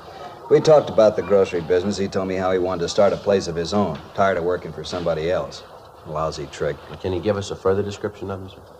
Well, he was dark.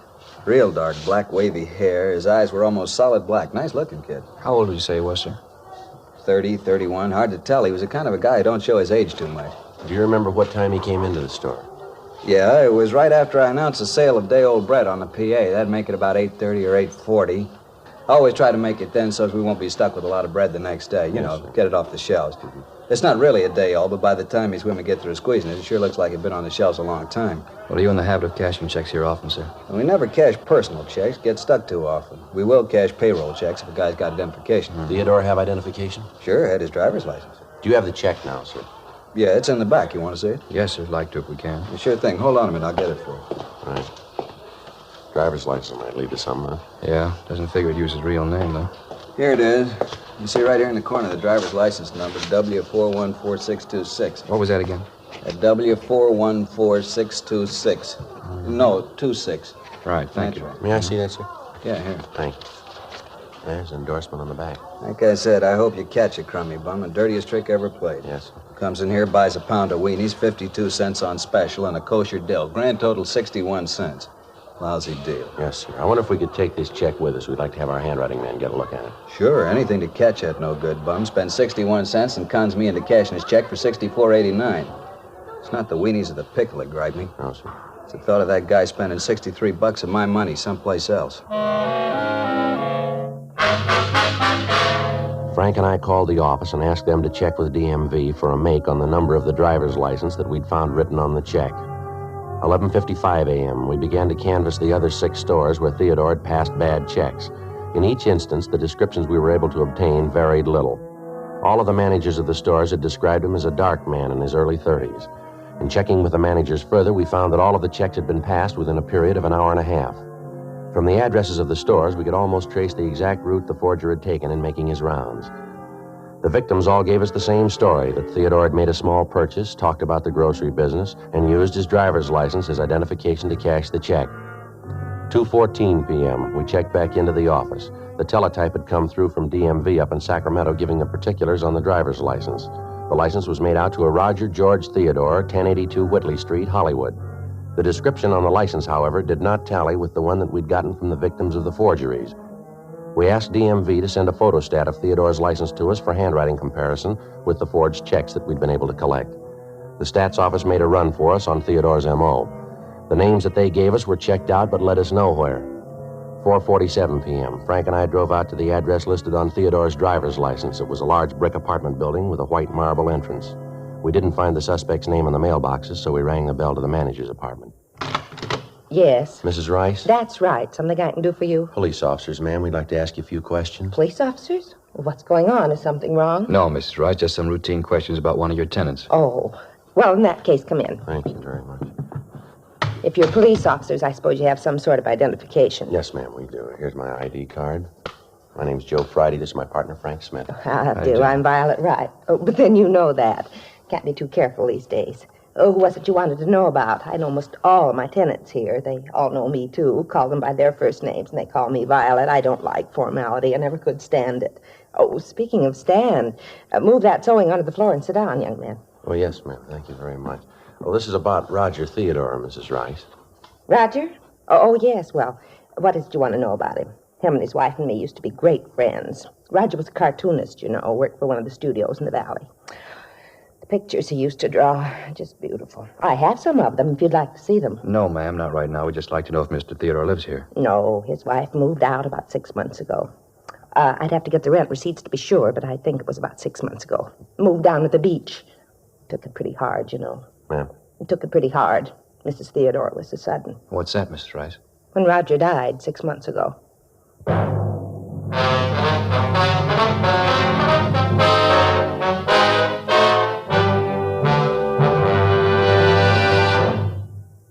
You are listening to Dragnet, authentic stories of your police force in action. Friends, the name Fatima has always stood for quality. Fatimas are distinctive, with a truly different flavor and aroma. And in king-size Fatima, you get an extra mild and soothing smoke, plus the added protection of Fatima quality. Yes, there's a good reason why Fatima continues to grow in favor among king-size cigarette smokers everywhere. In Fatima, the difference is quality. Quality of tobaccos, the finest Turkish and domestic varieties, extra mild and superbly blended to give you a much different, much better flavor and aroma. Quality of manufacture. Smooth, round, perfect cigarettes. Rolled in the finest paper money can buy. Quality, even to the appearance of the bright, sunny yellow pack. Carefully wrapped and sealed to bring you Fatima's rich, fresh, extra mild flavor. So next time, insist on Fatima quality. Look for the bright, sunny yellow pack. Smoke Fatima, the extra mild and soothing king-size cigarette, with the added protection of Fatima quality.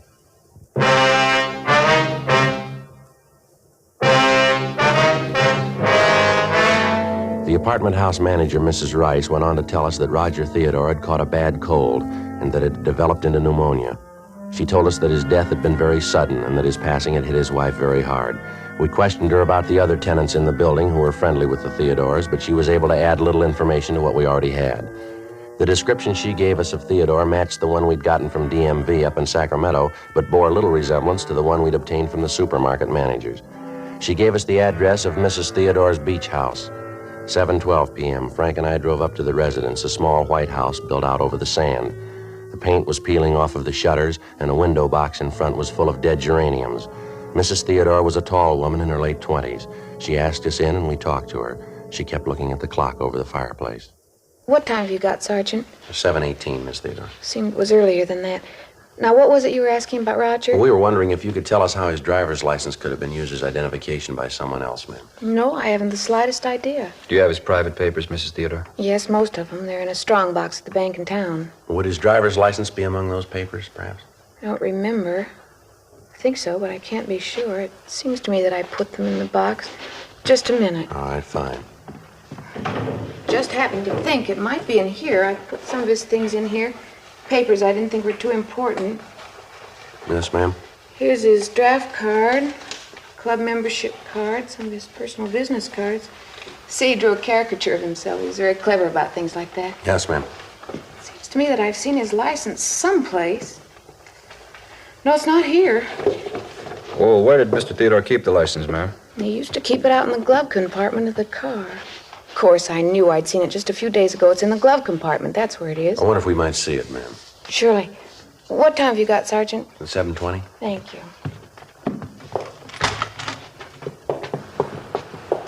Certainly turning cold all of a sudden. Yes, ma'am. Fog's coming in. Usually have it this time of year. Days have been so nice. Warm.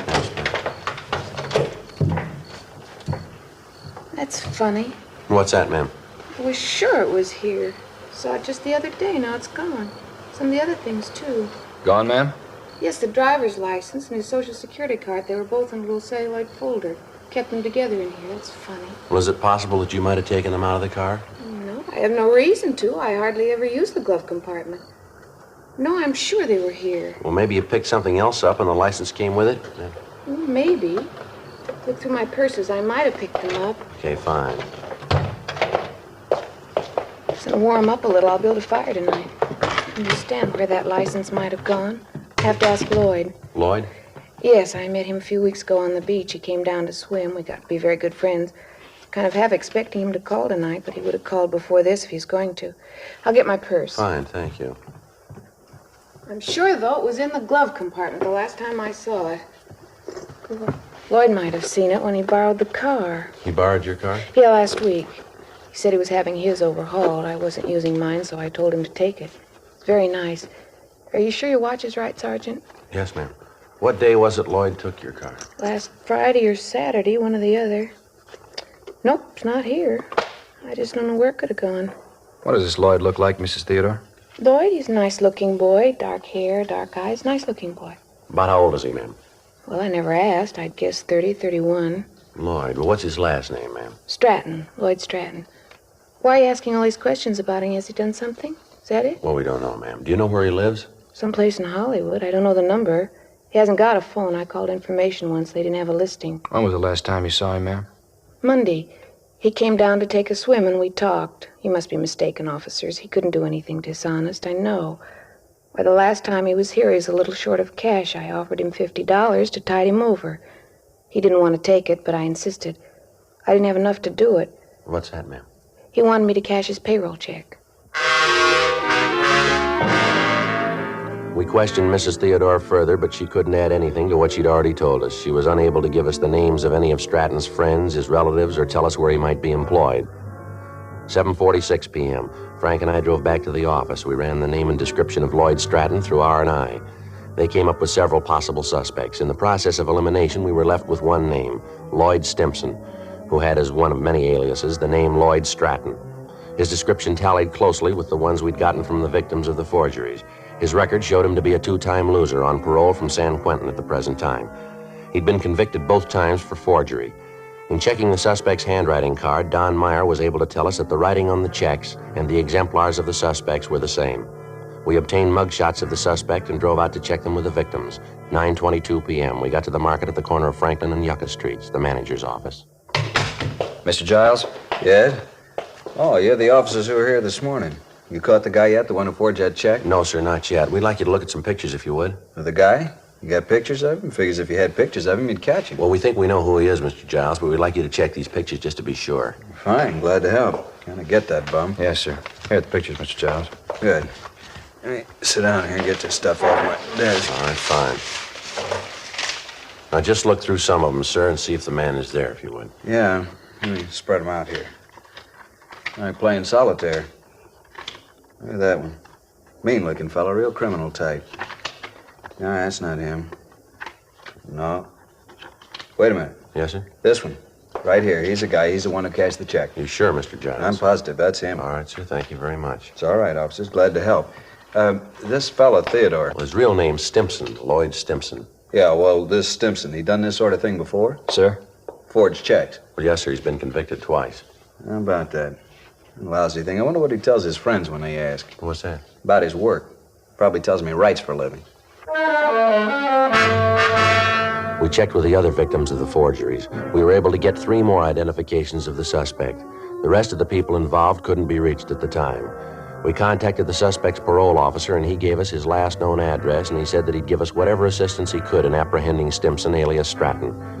In checking the address furnished by the parole officer, we found that the suspect had moved a week before and left no forwarding address. A local and an all-points bulletin was gotten out on Stratton. There were still 7 checks to be accounted for, and none of these had been reported to us as having been forged in past. In addition to the local and the APB, we got out a special circular giving the description of the suspect, his picture, and a sample of the forged checks. It was distributed to all supermarkets and check cashing agencies in the area. We requested that if the suspect attempted to cash one of the checks, forgery detail be notified at once, and if possible, that he be delayed until we could pick him up. Since none of the checks had been reported since the previous Saturday night, it looked like the suspect might be waiting until the coming weekend to get rid of the other checks he had in his possession. During the following 3 days, we ran down several leads on the suspect, but none of them panned out. Saturday, July 26, 8:40 p.m. I got back to the office after seeing the one remaining victim. That you, Joe? Yeah. I just checked that place out on Melrose. They making? Yeah. Said Stratton was the guy that hung the paper on them last week. No, that's it then. All 7 of them check out. Yeah. All the managers said they were positive. None of them had any doubt. Boy, it's hot out. Yeah, hot and muggy. Let's not go into that again, huh? Any word? No, Joe, everything's quiet. If we figured it right, Stratton should make a try tonight, huh? Figures he will, but I don't know, Joe. Yeah? Maybe he's figured the deal. Maybe he planned to hit them all one weekend and then leave town. It's possible. But he got away with it once. Chances are he'll try it again. I'll get it. Forgery, Friday. Yes, sir? Where? Yes, sir. What was that address again? Mm-hmm. Yes, sir. We'll be right out. All right, let's hustle it. Mark it out on Primrose. Stratton? Yeah, he's there now. The call had come from a large supermarket in the Hollywood area. From what the clerk had said on the phone, Stratton had made several purchases and then tried to cash a payroll check drawn on Marty's Mart. The clerk had recognized him immediately and called us. When we walked into the market, one of the clerks motioned to us from a front counter. Over there, Joe. Yeah, there's no one at the stand. Maybe he wouldn't wait. You the cops? I made the call. Yes, sir. We're police officers. Where is he? Back there by counter 25. And I told him it'd be a few minutes before I could get the check okayed. He said he'd look around, maybe find something else he wanted. Do you have the check? Yes, sir, right here. You can see it's the same kind as the one on the circuit. Yes, okay, sir. Thank you. There won't be any trouble, getting him out of here. Well, that depends on him. I'll go around the counter, come up from the back. All right.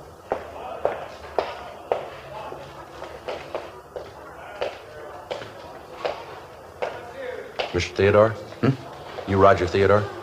Yes, you the manager here? I don't see what the problem is. It's a payroll check. If you don't want the business, there are other stores I can go to. No, police officer, Mr. Stratton. I want to talk to you. Certainly, but there's some mistake. My name's not Stratton, it's Roger Theodore. No mistake, mister. Let's go. No! Come here.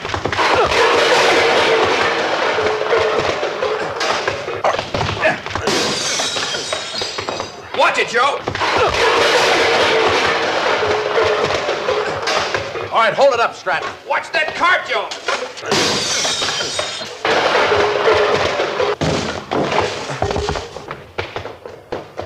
Outside. Get in the car, Joe. All right, hold it up, Stratton. Stay where you are. Don't shoot!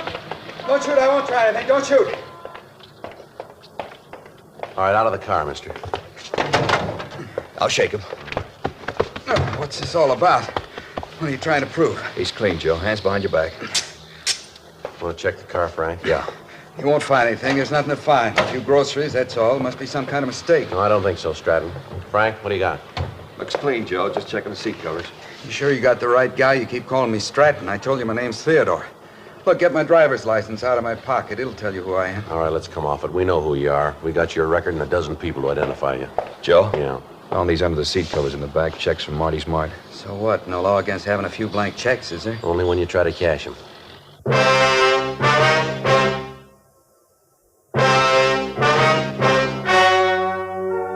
The story you have just heard was true.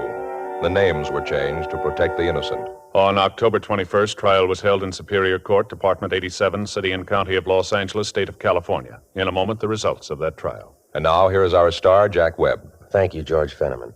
Friends, there's a good reason why Fatima continues to grow in favor among king-size cigarette smokers everywhere. In Fatima, the difference is quality. Quality that gives you extra mildness and a really different flavor and aroma. That's right, Fatimas are distinctive. In king-size Fatima, you get an extra mild and soothing smoke, plus the added protection of Fatima quality. Ask your dealer for Fatima in the bright, sunny yellow pack.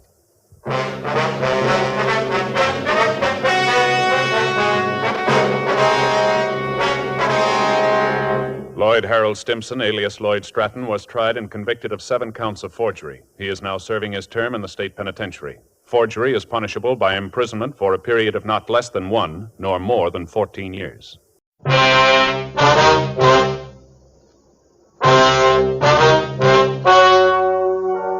Ladies and gentlemen, the story you are about to hear is true. The names have been changed to protect the innocent.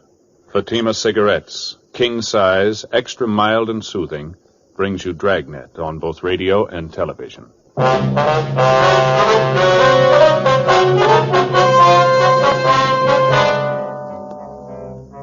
You're a detective sergeant. You're assigned to Homicide Division. You get a call that the body of a dead man has been found in a vacant lot. The man has been beaten to death. Your job, investigate.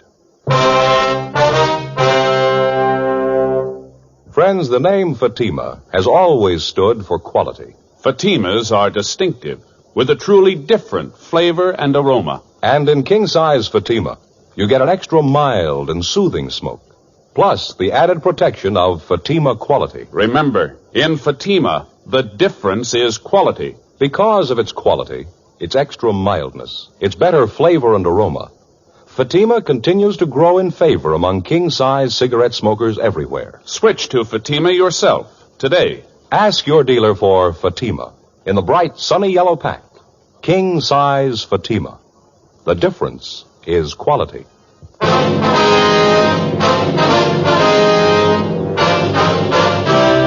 Dragnet, the documented drama of an actual crime. For the next 30 minutes, in cooperation with the Los Angeles Police Department, you will travel step by step on the side of the law through an actual case transcribed from official police files. From beginning to end, from crime to punishment, Dragnet is the story of your police force in action. It was Wednesday, February 6th. It was cold in Los Angeles. We were working the day watch out of Homicide Division. My partner's Frank Smith. The boss is Captain Warman. My name's Friday. It was 10:14 a.m. when I got to room 42. Homicide. Frank? In here, Joe. Right. Hi. Morning, Skipper. Joe, Smith says you ran into a bad one out there in Fountain. Yeah, we did. Must have been quite a fight out there. The victim's clothes were pretty well torn up. Ground around the body was all trampled. So wonder we could tell that much. How do you mean? Well, the body was found by a couple of schoolgirls. The vacant lot out there near Fountain and Selma. Girls took a shortcut through the lot, and when they saw the body, they let out enough screams to get the whole neighborhood over there. Mother put in the call. By the time the radio unit got there, the neighbors had walked over the whole area. They got the people back right away, but most of the physical evidence, if there was any, had been trampled out. That helps. Any of those people see or hear anything? No, nothing. How was he killed?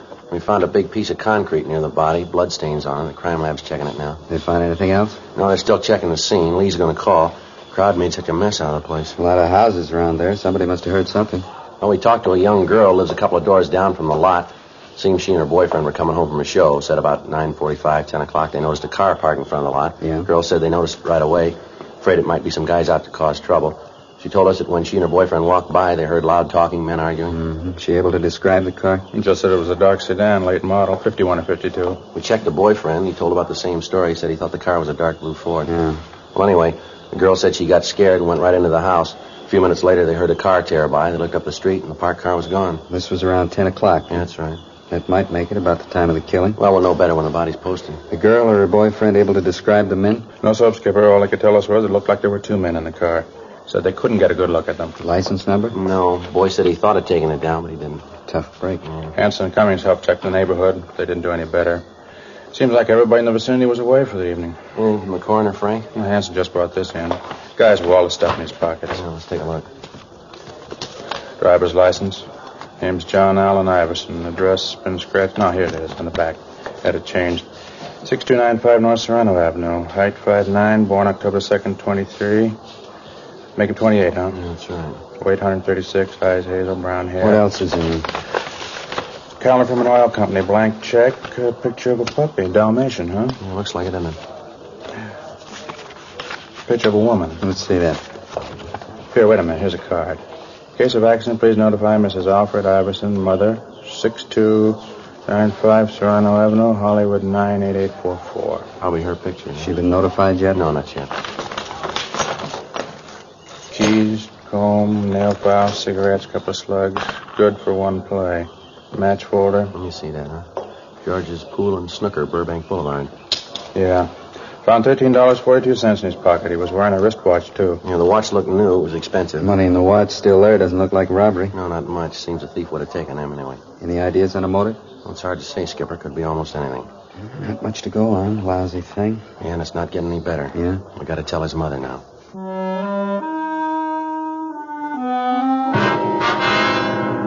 10:50 a.m. We called Lee Jones to see if he'd been able to come up with any new information.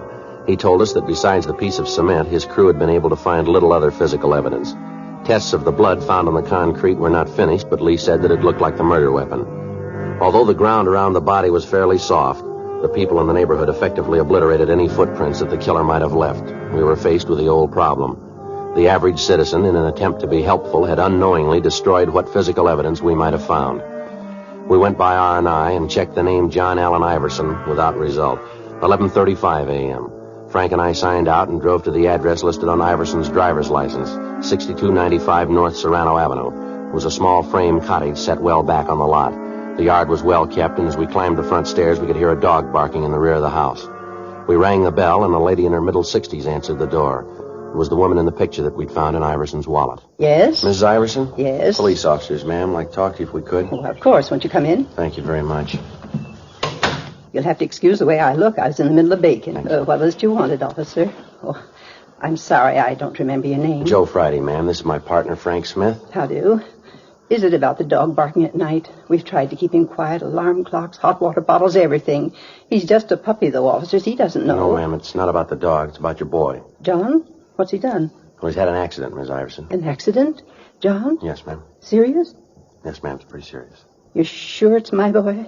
John Allen Iverson? Yes, ma'am. It's your boy. He's in a hospital. Is that it? No, ma'am. He's not in the hospital. Not in a hospital? He's dead? Yes, ma'am. I'm sorry. John Allen Iverson? You're sure? Yes, ma'am. We're sure. Oh, no. It can't be. I won't let it be. John, my baby. You've got to be wrong. No, I'm sorry, ma'am. John dead. Gone away from me for always. Why did it have to be John? Why? It's always the same question, isn't it? Yeah. How do you answer it?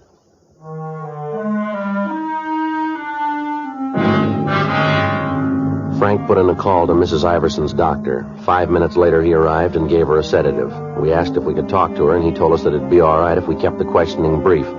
He explained that Mr. Iverson, John's father, had died 2 years before, and that his passing had hit Mrs. Iverson pretty hard. He said that it'd be a few minutes before the sedative took full effect and that we might talk to the woman until then. Frank and I walked into the bedroom.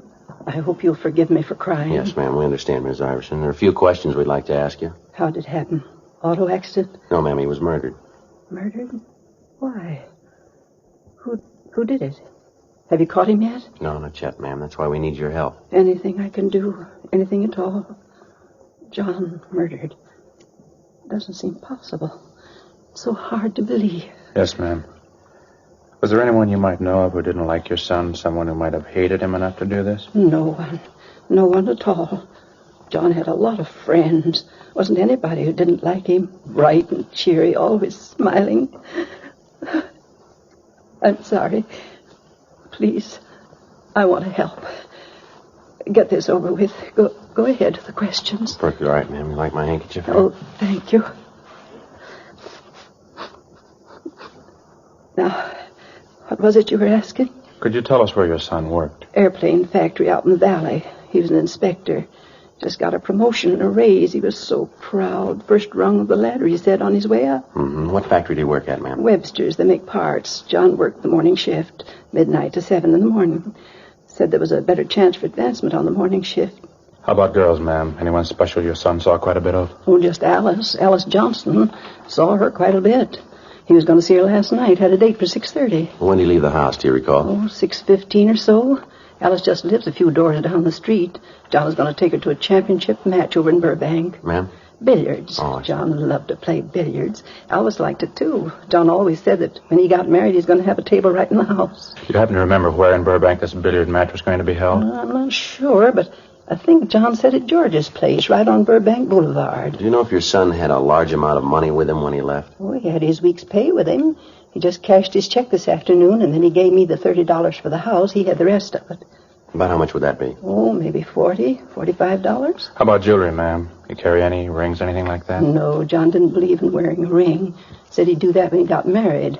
There was his watch. He had that. Wristwatch, ma'am? Yes, he always carried it. Kept perfect time. Mm-hmm. Did your son have a car, Miss Iverson? Yes, a Ford, 1951 Ford. What color, do you know? Dark blue. Pretty car. He was so proud of it. I wonder if you'd have the license number of the car, ma'am. Yes, I think you'll find it with the phone book in the bureau. He kept all his papers there. Wonder if it'd be all right if we got it, ma'am. Yes, all right. Thank you. This it, ma'am? Yes, that's it. I still can't believe it. Yes, ma'am. It's going to be a hard thing to get used to, isn't it? Ma'am? Life without a son.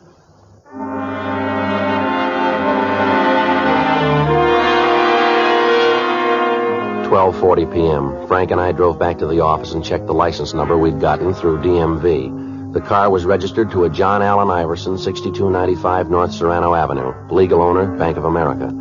A local and an all-points bulletin were gotten out on the car, all occupants to be held for investigation. In the event the car was found abandoned, a stakeout was to be placed on it and homicide was to be notified. We checked the name Alice Johnstone through R&I, but there was no record on her. 1:50 p.m. Frank and I drove out to her place of employment, an unpainted furniture factory on Ventura Boulevard. We questioned the girl for a good hour, and she explained that John Iverson was usually on time for his dates with her, but the previous night he'd called to say that he'd be a little late. He called several more times and finally said that he was afraid they'd better cancel the date and that he'd call for her in the morning. She told us that she could think of no reason for anyone to be jealous of her spending so much time with Iverson, that he was the only date that she'd had for over a year. She gave us names and addresses of mutual friends to add to the list we already had to check out. 3:05 p.m. Frank and I went for something to eat. Is that all you're going to eat, Frank? Just that little salad? Yeah, Elizabeth's got the idea I ought to cut down on my lunches. Says I'm getting too heavy around the middle. Oh, that's too bad. Chili was good. Yeah, it looks good. Pretty spicy, was it? No, it was just right. A lot of beef. Uh-huh. Joe? Yeah? You think I'm getting too fat? No, you don't look it to me. When a man gets in his 30s, he's supposed to look a little portly, isn't he? Oh, I don't know, Frank. You couldn't prove it by me. Well, I always heard so. My father was pretty heavy. That has a lot to do with it. That's so? Well, sure, it's heredity, that stuff. A lot of beef, huh? Yeah, now look, Frank, why don't you have a bowl of the chili? It doesn't look like it's got too many calories in it. No, it doesn't, does it? Miss? Oh, miss, could I have a bowl of that chili? Some of that coconut cream pie, too. Thanks. Yeah, right away. What do you figure, Joe, about the Iverson? No, I can't figure it. If we could just come up with a motive, it might be easier. Give us some place to start. Yeah. Young kid. Seemed everybody liked him. It looks that way. I've been thinking about that robbery angle. His mother said he left the house with about $45, didn't she?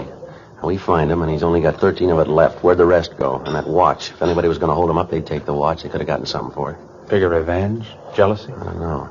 The girl said there wasn't any reason for that. Look, as soon as you finish your lunch, let's check the place he worked. The guys he worked with, maybe they can give us the answer. It's been done before. Yeah? Iverson. Just got a raise and a promotion. Maybe somebody thought they should have got it. Before we left the lunchroom, we called the list of names into R&I. 3:32 p.m. Frank and I drove out to the aircraft plant where John Iverson had been employed.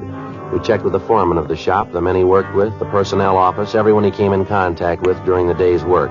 They all gave us the same answer, that they could see no reason why anyone would want to take his life. 4:56 p.m. The list of names we'd given R&I had come back with no make. None of the names had any criminal record. We called the county morgue and found that the coroner had posted the body and that the cause of death was listed as a subarachnoid hemorrhage due to multiple depressed fractures of the skull. Lee Jones had finished the test and was able to tell us that the piece of concrete found at the scene was more than likely the murder weapon. 6:15 p.m. Frank and I drove over to Burbank to George's Pool and Snooker Hall. It was a big place with a lot of neon over the entrance. Inside, there were about 10 tables with a row of theater chairs on each side of the large room. Just off the entrance was a small bar. Except for a man brushing off the tables, the place was empty. Hi, what'll it be? Pool, billiards, or snooker? You the manager here? No, I'm not. I kind of run the place, though, when he's not here. Something I can do? We're police officers. My name's Friday. This is my partner, Frank Smith. How do? I'm Sam Howard. Were you on duty here last night, Mr. Howard? Yeah, until about midnight. I leave then. Sometimes when George asks me, I stay on, but I usually shove off about midnight. Why, anything wrong? I can get George on the phone. Do you know a man by the name of Iverson, John Iverson? You ever see him around here? Iverson? There's an awful lot of guys come in here, hard to tell. What's he look like? 5'9", about 136 pounds, brown hair. Likes to play billiards, I understand. John, yeah, I think I know who you mean. Never knew his last name before, but he comes in here quite a bit. Always plays billiards, 3 cushion. You see him last night? Well, there were an awful lot of people here last night. Had a match, pretty crowded. Well, was he in here last night? Well, yeah, came in, watched the match for a while, then he sat up at the bar, had a couple of beers. Was he drinking with anybody? Let me think. Yeah, he and another guy were talking it up. The other guy was popping for the drinks. You know the other man? No, sir. Don't think I ever saw him before. About what time was that? Gee, it's hard to say. I was pretty busy. It's important, Mr. Howard. Like that, huh? Well, I'd say it was 7 o'clock, maybe 7:30. Johnny came in first. He watched the matches for a while. Then when this other guy came in, they both moved to the bar.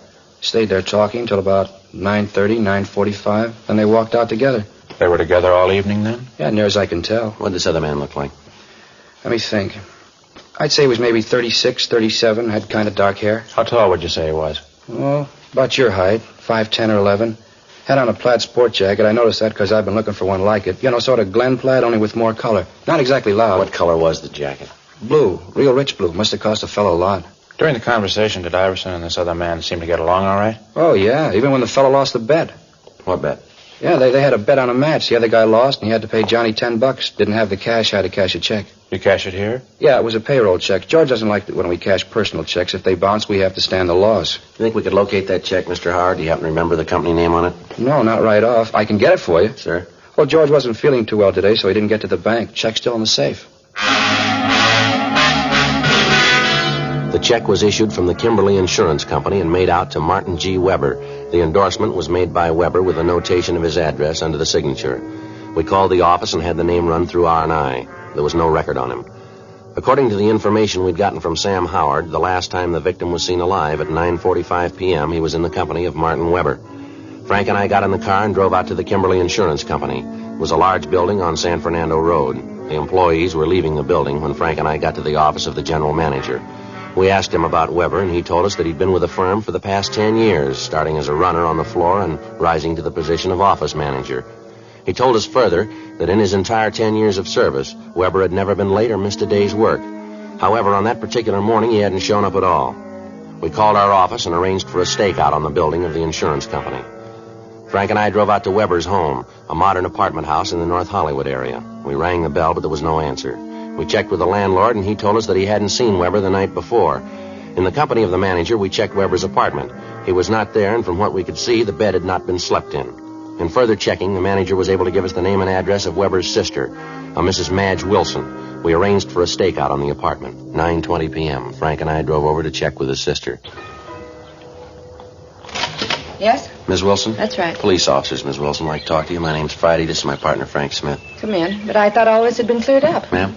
Well, you hear about my brother Martin, aren't you? Well, yes, ma'am. I don't think I understand. Neither do I. It seems to me that you'd spend your time trying to find out why the man did it instead of bothering us. My husband won't like this at all. We're taxpayers. We've got rights. Just a minute, ma'am. I think maybe there's a misunderstanding Nothing here. of the sort. You're here to talk about Martin, aren't you? Yes, ma'am. No misunderstanding at all. He had an accident. It's up to you to take care of the man who did it. Put him in jail for a long time. I'm sorry, Mrs. Wilson. I'm not sure we know what you're talking about. Well, this is the limit. My poor husband spends practically the whole night filling out forms, and you didn't even take time to read them. I'm talking about Martin's accident. The man who ran him down last night, put him in the hospital, broke his leg. That's what I'm talking about. Now, I've got 2 kids upstairs with bad colds, and I haven't got time to stand around and talk to you. If there's anything else you want to know, you can talk to my husband. He'll tell you. You say your brother was run down by a car last night, ma'am? Yes, last night. And he's in the hospital now? Yes. Now, look, we're only trying to conduct an investigation, ma'am. Could you tell us what time this accident happened and where? All right. It's on the report, if you'd only read it. Yes, ma'am.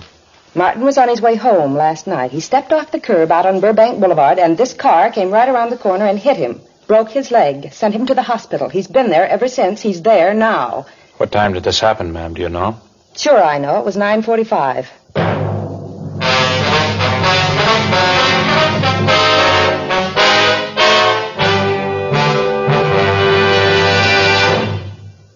listening to Dragnet, authentic stories of your police force in action. Friends, the name Fatima has always stood for quality. Fatimas are distinctive, with a truly different flavor and aroma. And in king-size Fatima, you get an extra mild and soothing smoke, plus the added protection of Fatima quality. Yes, there's a good reason why Fatima continues to grow in favor among king-size cigarette smokers everywhere. In Fatima, the difference is quality. Quality of tobaccos. The finest Turkish and domestic varieties, extra mild and superbly blended to give you a much different, much better flavor and aroma. Quality of manufacture. Smooth, round, perfect cigarettes. Rolled in the finest paper money can buy. Quality, even to the appearance of the bright, sunny yellow pack. So next time, insist on Fatima quality. Look for the bright, sunny yellow pack. Smoke Fatima, the extra mild and soothing king-size cigarette, with the added protection of Fatima quality.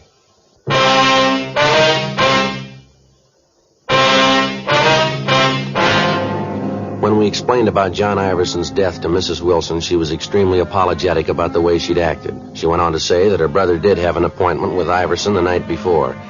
We put in a call to Sergeant Erbson of the Accident Record Bureau downtown, and he told us that there was a traffic accident report which listed the time of the accident at 9:46, corroborating the story given us by Mrs. Wilson. Weber had been given emergency treatment at Georgia Street and then transferred to General Hospital.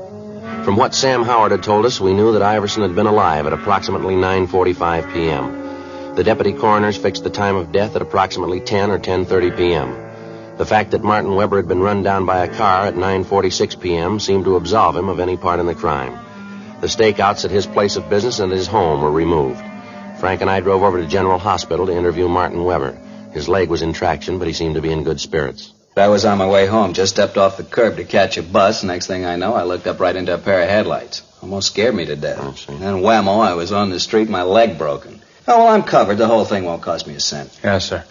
We were talking to Sam Howard over at George's billiard hall. He said you were there with John Iverson last night. That right? Yeah, that's right. Had a talk with old John. Had a big business deal, trying to sell him some insurance. Oh, I didn't know you were a salesman, Mr. Weber. Well, I'm not really. Office manager. I don't like the job. Figured if I could bring in a good sale, the boss might let me have a crack at selling. Well, did Iverson give you any indication that he wanted any insurance? Well, not right off. He's always been worried about his mother, though. You know, if anything should happen to him. Yeah. Anyway, a couple of days ago, one of the pressmen out at the plant where John works was killed. Accident. I thought this might be a good chance to try to sell John some coverage. You know, life. Leave his mother a little something. Yes, sir. Well, old John wasn't an easy one, let me tell you. Told me he wasn't completely sold on insurance yet, and then he said he'd leave it up to the billiard match. Sir?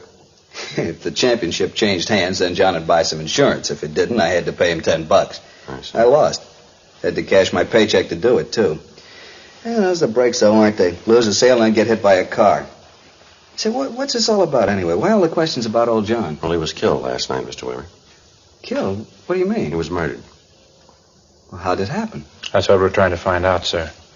While you were at the bar with Iverson, did you see him talk to anybody, anyone besides you? No, he made a couple of phone calls, said they were to his girlfriend, but that's about all. Wait a minute. Yeah? When we got outside the bar, there were a couple of guys that came up and talked to him. Had these men been in the bar? Yeah, come to think of it, they were sitting right next to us. When I had to cash that check, I didn't have a pen to endorse it, and one of the guys gave me his to use. You ever seen him before? No, I don't think I ever did. Can you describe the men, Mr. Weber, what they looked like? I didn't pay much attention to him. One of the fellows was a big guy, maybe 6 feet or more, a couple of 100 pounds anyway. How old would you say? Oh, maybe 37, around there. I'd know him if I saw him again. Well, how's that, sir? The scar, he had a scar right across here, on his forehead. Made him look like he was frowning all the time. How about the other man? I'm afraid I can't be of much help there. He was short, 5'5" or 6", heavy, 180 more or less. I think he was wearing a flannel suit. I can't be sure about that. You saw these men out on the sidewalk with Iverson right after you left the bar, is that right? Yeah. After I told John goodnight, I walked over to the corner. I saw these two fellas come up to John, and from what I could hear, they were asking him for a lift someplace. He gave him a ride, did he? I don't know. I saw my bus come and made a run for it. Was there anything else you can tell us about these men that might help? Anything at all? Any little thing you might remember? Gee, not that I can remember. I didn't really pay a lot of attention to them. Just a couple of guys sitting next to us. One of them lent me his pen. Well, how about the pen? Were there any initials on it? No. It was the tall guy, the one with the scar. He loaned it to me. It was one of those plastic things, you know, with a figure that disappears when you turn upside down. I know the kind you mean. I noticed it because I thought it was kind of cute. Anyway, it was put out by a Venetian blind company. It had the name right on it. Can you remember the name? Let me see. Rogers. Rogers Blind Company. All right, fine. Here's our card. If you remember anything else, we'd appreciate a call. Sure thing. Say, you fellas going out to Rogers? Yes, sir. I kind of hate to ask. Yes, sir. You pick up one of those pens for me?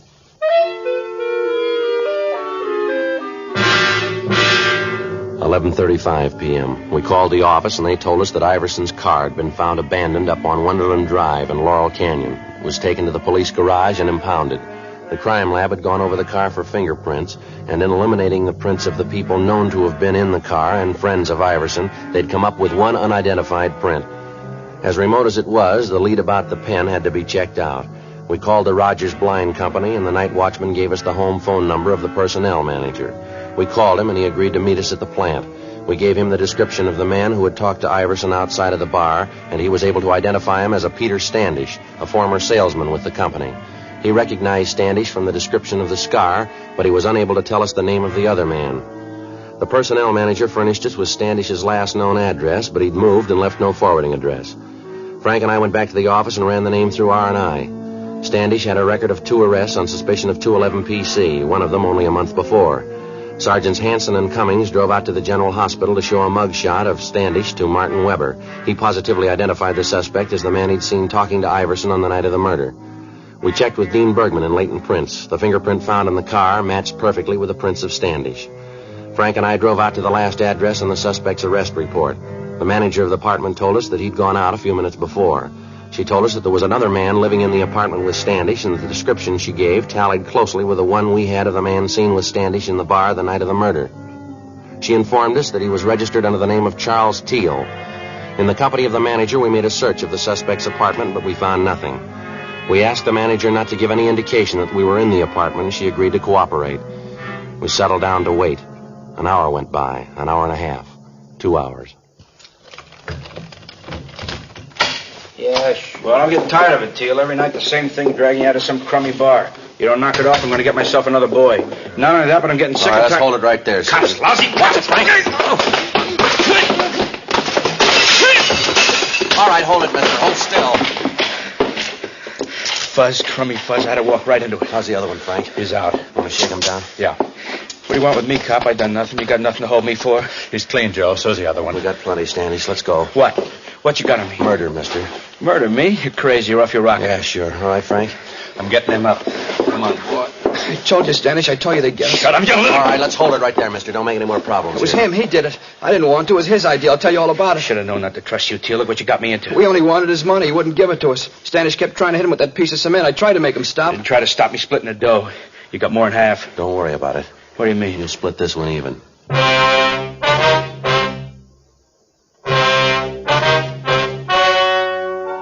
The story you have just heard was true. The names were changed to protect the innocent. On June 4th, trial was held in Superior Court, Department 86, City and County of Los Angeles, State of California. In a moment, the results of that trial. And now, here is our star, Jack Webb. Thank you, George Fenneman. Friends, as we told you earlier, the name Fatima has always stood for quality. That same Fatima quality is the reason why king-size Fatima continues to grow in popularity among smokers everywhere. Try them and see if you don't agree with me. That Fatima gives you an extra mild and soothing smoke, plus the added protection of Fatima quality. Next time you buy cigarettes, look for the bright sunny yellow pack and ask for king-size Fatima.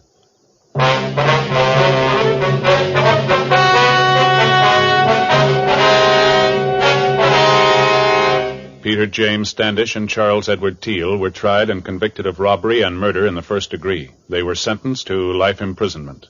They're now serving their term in the state penitentiary, San Quentin, California.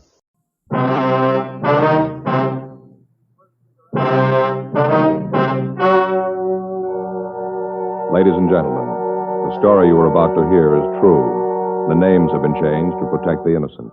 Fatima Cigarettes, king size, extra mild and soothing, brings you Dragnet on both radio and television.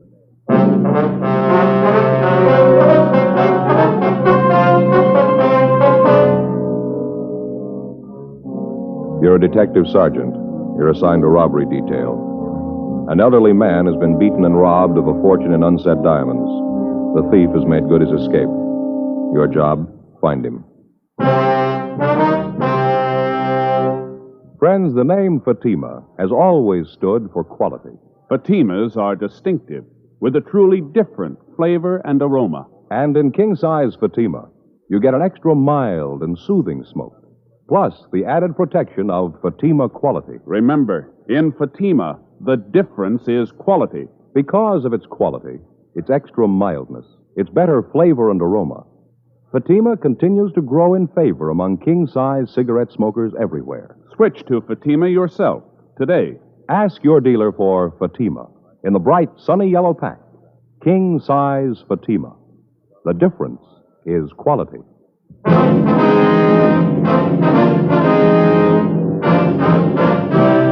Dragnet, the documented drama of an actual crime. For the next 30 minutes, in cooperation with the Los Angeles Police Department, you will travel step by step on the side of the law through an actual case transcribed from official police files.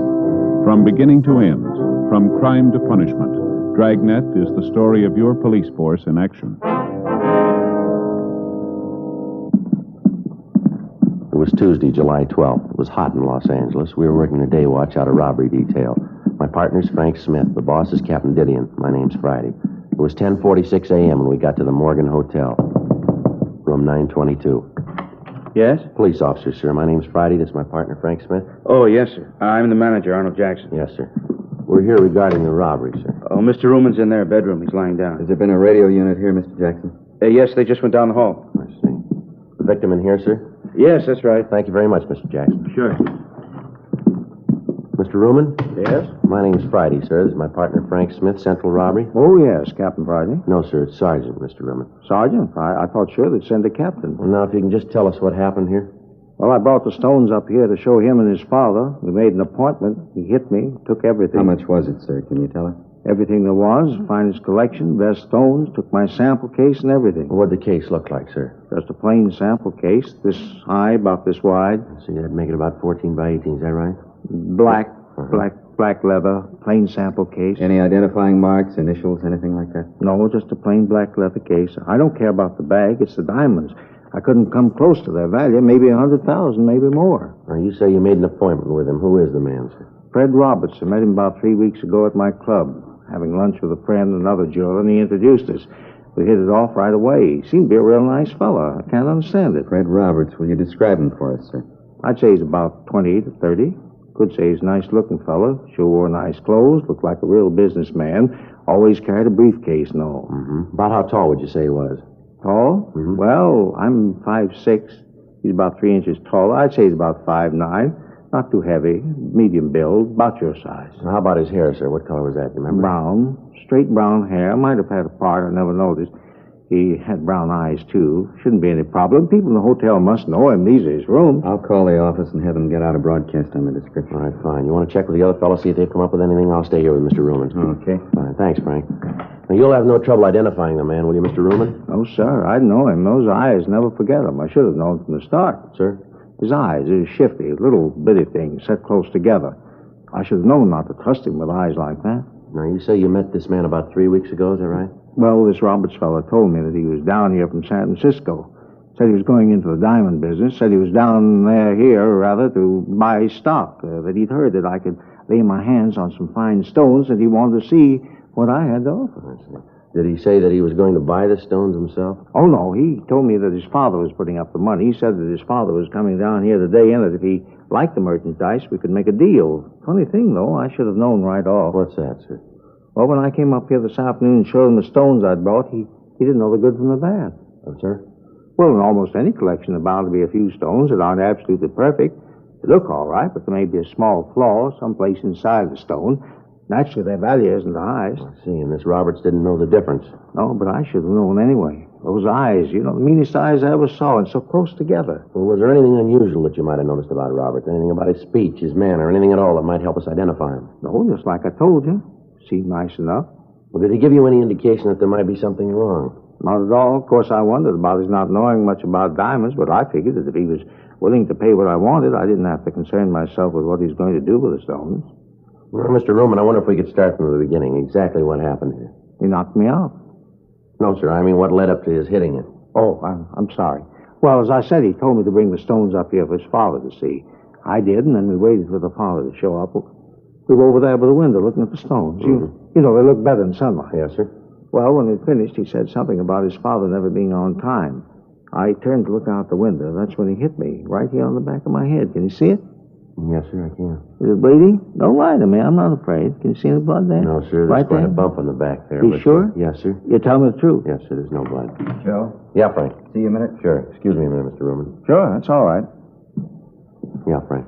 Called the office. They put out the description. Area's being covered. Leighton Prince been called? Yeah. How's Ruman getting along? Well, he's got quite an egg in his head, but he seems to be okay. Mm-hmm. Manager says he's called the house doctor. Should be here right away. Sergeant? Yes, sir. Have you caught him yet, Roberts? No, sir, not yet. As soon as the doctor looks at you, sir, we'd like you to go down to police headquarters with us, if you would. Of course. But you shouldn't have too much trouble catching him, not with those eyes. Real little beady. Yes, sir. Well, what do you want me to do at police headquarters, Sergeant? Well, we want to take a full statement, have you look at some pictures, if you would. With you two? Yes, sir. Anything wrong? Oh, no. But you'd figure with all those diamonds gone, that fella hitting me and all, there seems that they could have done better.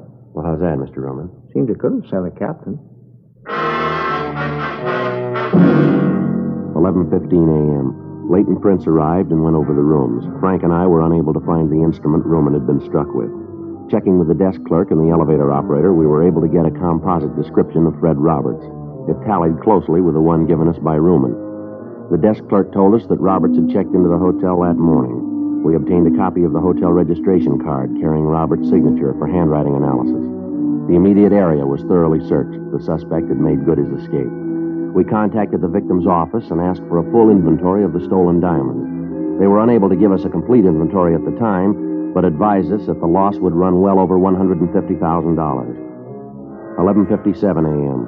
After the hotel doctor had examined Ruman and said his wounds were superficial, we drove down to the city hall. While Ruman was looking at the mug books, Frank and I checked the name Fred Roberts and his description through R&I. We were unable to find a record on him. We contacted the stats office and requested a run on the M.O. Local and all points bulletins were gotten out on the suspect. After looking through the mug books, Ruman was unable to come up with an identification. Further interrogation of the victim failed to turn up any new evidence. The information furnished by the stats office and other contacts yielded nothing. The investigation continued. 3 weeks went by. Tuesday, August 2nd, 8:05 a.m. I checked into the office.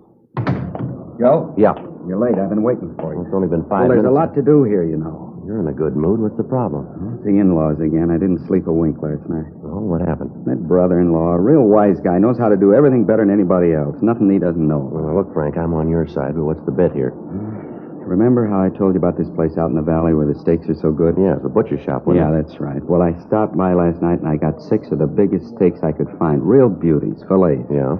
I figured on a barbecue, out in the backyard. Anyway, I get the charcoal out and the kindling and all the stuff. Right away, my brother-in-law says I'm doing it wrong. Well, why didn't you tell him? The wife, she's got to hear how they barbecue back in Sioux Falls.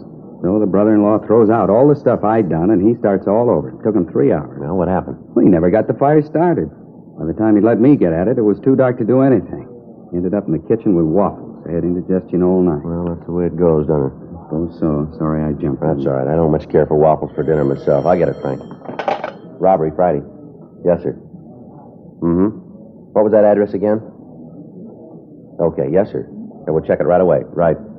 Anything? One of our contacts is a rumble down at Jay's down in South Main. Guy's letting it get around that he's got some loose diamonds for sale. You say when they could be bought? Yeah, tonight. 8:14 a.m. We signed out and drove over to Jay's bar. We met with our informant. The buy was to take place in the bar at 8:30 that night. He gave us a description of the man who was selling the stones. We checked back into the office and filled Captain Didion in on the latest developments of the case. The plan was laid out that Frank and I would stake out inside the bar. 4 other men were assigned to cover the outside of the meeting place. They would be able to be in constant communication with each other through walkie-talkie equipment. 7:43 p.m. Frank and I took up our positions at the bar. The other men were at their assigned positions. We waited. 8:19 p.m. 3 men came in and took a table at the rear of the place.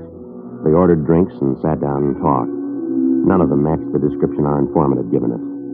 8:34 p.m. Joe? Well, Just came in. Fits the description pretty close. he's heading back there.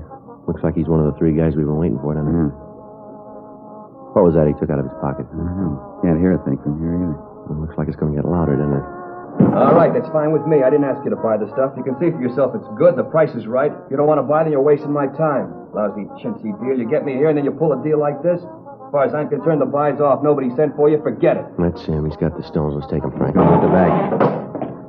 All right, hold it up, police officers. Watch it, Joe. All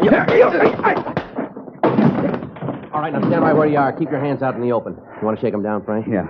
Stand still, you. Hey, what are you tagging us for? Just having a drink? What are you trying to do? They're clean, Joe. Our boy got away. They'll pick him up outside. Look, what do you want us for? Just sitting here having a drink. What are you trying to prove? Skip it, mister. You're selling us nothing here. I don't know what you're talking about. Frank? Yeah, hold still. Here's my cuffs. All right, let's go. I'll check outside, see if they got the other one. Yeah. Look, you don't need these handcuffs. I'm not going anyplace. I got nothing to hide. What's this all about? Save it, mister. Save what? We come in here to have a couple of drinks. We're not bothering anybody. Just a quiet drink. You guys jump on us. What's the pitch anyway? Let's stop playing games here. There was a diamond buy tonight, and you were in on it. Diamonds? Are you kidding? Here, look at me. Do I look like the kind of a guy can afford diamonds? Not only that, but who buys diamonds in a bar? Now, look, let's get this thing squared away. Huh? Herman and Stromwell got the other one. Said they'd take him up to the office. Anything on him? No, dropped it while they were chasing him. What's that? Bag of unset diamonds. The three suspects we'd apprehended inside the bar were questioned. After a brief interrogation, the suspects admitted that they had gone to the bar for the purpose of buying diamonds. They explained that it was their impression that the stones had been smuggled into the country. The three men were booked in on suspicion of robbery pending further investigation. The fourth man, the one who was in possession of the diamonds, was identified as Larry Fry. We checked him through R&I and found that he had a previous record of 4 arrests receiving stolen property dating back to 1946. Frank and I took the suspect to the interrogation room. He told us that he'd found the diamonds in a back alley. The interrogation continued, but we were unable to change the suspect's story. A special show-up was arranged for Mr. Ruman, the victim in the jewel robbery. After looking at the suspect closely, he stated positively that this was not the man who had held him up. However, examination showed that the stones found were part of the diamonds taken in the robbery. The suspect was booked at the city jail. A check of his residence and other leads failed to turn up any additional information. Wednesday, August 3rd, 12:40 a.m. We had Fry brought from his cell. All right, sit down, Fry.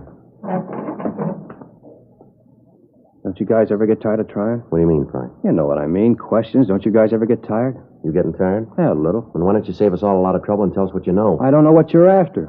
Believe me, if I knew what you wanted, I'd try to help. Suppose we start again. Anything you want. I got nothing but time. Where'd you get the diamonds? I found them. Where? In an alley. What alley? I don't remember. You find 20,000 unset diamonds in an alley? You don't remember which alley? That's right. I don't remember which alley. There's a lot of alleys in L.A. Now with $20,000 in diamonds laying around. True. Then why don't you tell us where you found the diamonds? I told you, in an alley. What were you doing at Jay's place? Having a drink. That against the law? No, but trying to sell stolen diamonds is. All right, you called it. I was there to sell diamonds, but I didn't know they were stolen. I tried to sell them, just trying to make a buck. Everybody's got to live. I told you, now leave me alone. Huh? I got enough trouble in this can with this lousy chow they throw at you. I don't feel so good, huh? Let me go back to my cell and lay down.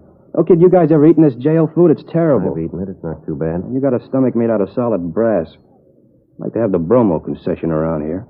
Look, I really wish I could help you guys, but honest, there's nothing to tell. I found the diamonds in an alley. Sure, I tried to sell them, but that's it. Now, you guys know if there's anything I can do... All right, now you come off it, mister. You better get this story straight. We're through playing with you. Maybe you don't know how you stand. I'll fill you in. A man slugged and $150,000 in diamonds are stolen from him. Part of those diamonds turn up in your pocket. You say you found them. I can't buy that, and I don't think anyone else will. You come in here playing like a lily, clean and white? Well, your record doesn't make it that easy to buy. That's how you stand, mister. The whole thing's right in your lap. It fits you like a new suit. Now, it's up to you. That's the way it is? You call it. No other way? None. Yeah. Well, if I could only get some decent food under my belt and a little fresh air, I might be able to give you guys the answers.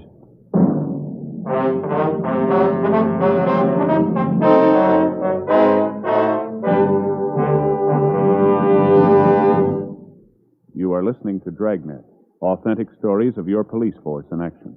Friends, the name Fatima has always stood for quality. Fatimas are distinctive, with a truly different flavor and aroma. And in king-size Fatima, you get an extra mild and soothing smoke, plus the added protection of Fatima quality. Yes, there's a good reason why Fatima continues to grow in favor among king-size cigarette smokers everywhere. In Fatima, the difference is quality. Quality of tobaccos, the finest Turkish and domestic varieties, extra mild and superbly blended to give you a much different, much better flavor and aroma. Quality of manufacture. Smooth, round, perfect cigarettes. Rolled in the finest paper money can buy. Quality, even to the appearance of the bright, sunny yellow pack, carefully wrapped and sealed to bring you Fatima's rich, fresh, extra mild flavor. So next time, insist on Fatima quality. Look for the bright, sunny yellow pack. Smoke Fatima, the extra mild and soothing king-size cigarette, with the added protection of Fatima quality.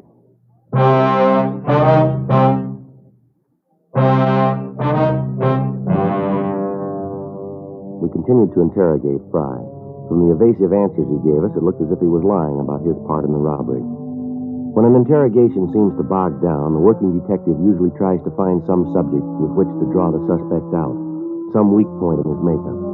Maybe it's his parents, his wife, or his children. It might be the fear of having loved ones find out about the crime he's accused of committing.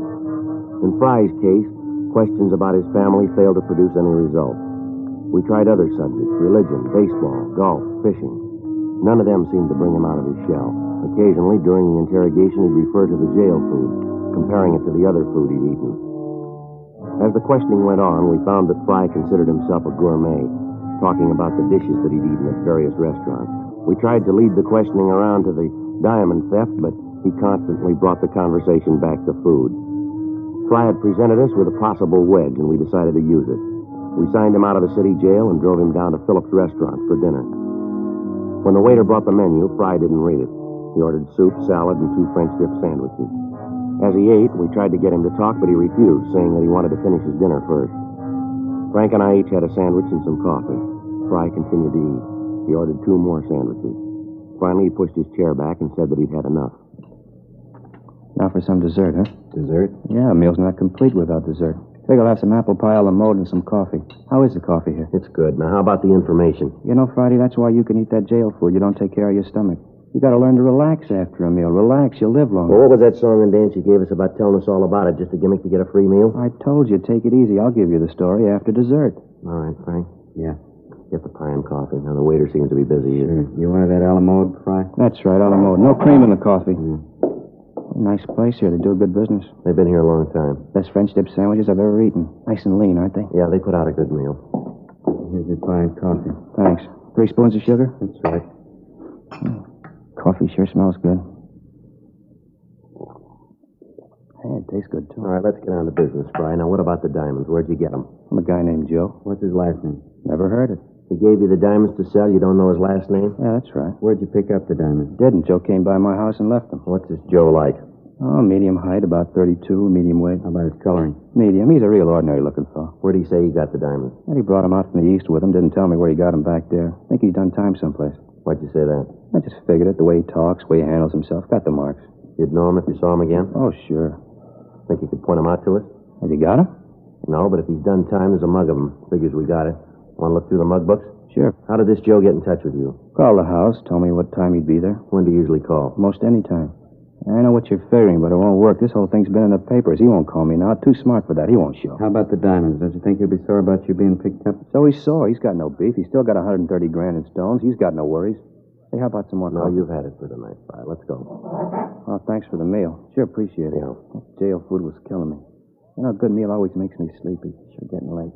Hey, let's knock it off for tonight, huh, fellas? I'm bushed. Now, let's look through the mug books, then we can call it a night. Honest, fellas, I'm so tired I can hardly see straight. Feeling like this, I couldn't be sure.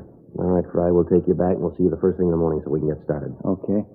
Say, I was just wondering. Yeah? You think you could work out something for breakfast? 2:30 a.m. After returning the suspect to the city jail, Frank and I went back to the office. We were certain that Fry was in some way implicated in the diamond theft, but we didn't know just how he fit in. Frank and I signed out and went home to get some sleep. 4:45 a.m. I got a call from the business office that a man who identified himself as Joe Ashton had been picked up on a drunk charge. When arrested, he was carrying a black leather case, similar to the one taken in the robbery, containing a large quantity of unset diamonds. The man was belligerent, and other than his name, he refused to tell the arresting officers anything. I called Frank and picked him up on the way into the office. When we arrived at the city hall, the suspect had sobered up considerably, and with a little questioning, he identified himself as a jewelry salesman from Oakland, California. We contacted his employer in Oakland and received an identification on him. Further investigation showed that Ashton was in legal possession of the diamonds. During investigations, false leads are constantly turned up, and although circumstances may tend to discount them, each one has to be thoroughly checked out. 7:45 a.m. Frank and I had breakfast at Johnny Cokin's, and at 8:32 we signed Fry out of the city jail for interrogation. You had breakfast yet, Friday? Yeah, I just finished. Not too bad. How about you, Smith? Yeah. What'd you have? Waffles. Yeah, I'd sure like some hot waffles. I didn't eat here. Figure you guys might take me out again? What are you trying to prove, Fry? Now, let's go over and look at those mug books, huh? Okay. Hands behind you. Oh, now look. Behind you. All right, let's go. All right, in the elevator. I'll get it, Frank. Yeah.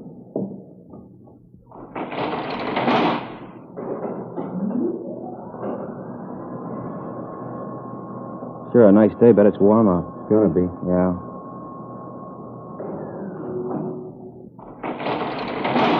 Go ahead. Sure you guys don't want a cup of coffee? No, I told you we've eaten.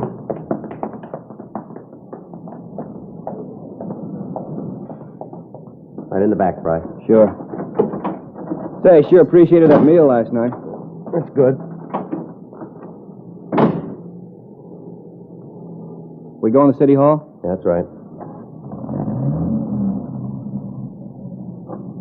That way you keep the mug books? Yeah. Hey, no kidding, Friday. I gotta have some coffee. My stomach's growling. All right, Fry. We'll get you some coffee. You know that whole bit about Joe doesn't ring. I'm afraid we can't buy it. Okay, so it's a phony story, but I'll give you the right one. Where'd you get the diamonds? From a guy out in the valley. Where in the valley? Out at the Astor Studios. At a picture lot? Yeah. Frank, let's head out the freeway. We're going out the valley. Hey, wait a minute. I don't want to see him. He'll blow his top if he finds out I told you. This guy's crazy, a real nut. You better drop me back at the jail. I'll wait. How do we know this isn't another stall? It isn't. You'll see. What's this guy's name, this friend of yours? He's no friend, just a guy I met, had a business deal. What's his name? Calls himself Fred Roberts. We took Fry to breakfast, and then we returned him to the city jail. We went back to the city hall and rechecked the name Fred Roberts through R&I. There was no record. Those with similar names were checked. None of them matched the description of the suspect. 11:20 a.m., Frank and I headed for the San Fernando Valley. Astor Studios was one of the older lots in town. It had been years since they'd made a picture of their own. Most of their business now was in renting stage space to television companies. Frank and I checked at the gate, and we were sent up to personnel. The company records on Roberts showed that he'd been at the studio for 4 years in the property department. According to the girl in the personnel office, Roberts was highly regarded by his employers and fellow workers. She told us that we could find him in the prop building on the back lot. Frank and I started back to see him. That must be it back there, the big building with all the windows. Yeah. Sure a lot going on, huh? Yeah, TV's using a lot of movies, I guess. Most of the good stuff's on film, isn't it? So about all Elizabeth likes to watch is the wrestling matches or those real old movies. I don't get to see much of the new stuff. If she's not looking at some show that's 20 years old, the kids are watching a puppet show. Well, you need two sets then. I've been thinking about that show. Not that I don't like wrestling, but I'd like to see the ball game once in a while. And those news forum shows. You know, keep up with what's going on in the world. Yeah. Looks like it here, huh? Yeah, that's him back there with a spray gun, isn't it? Yeah. Hey, Mr. Roberts? Mr. Roberts? Yeah? I'd like to talk to you, sir. Just a minute. I got to hit this before it dries. All right.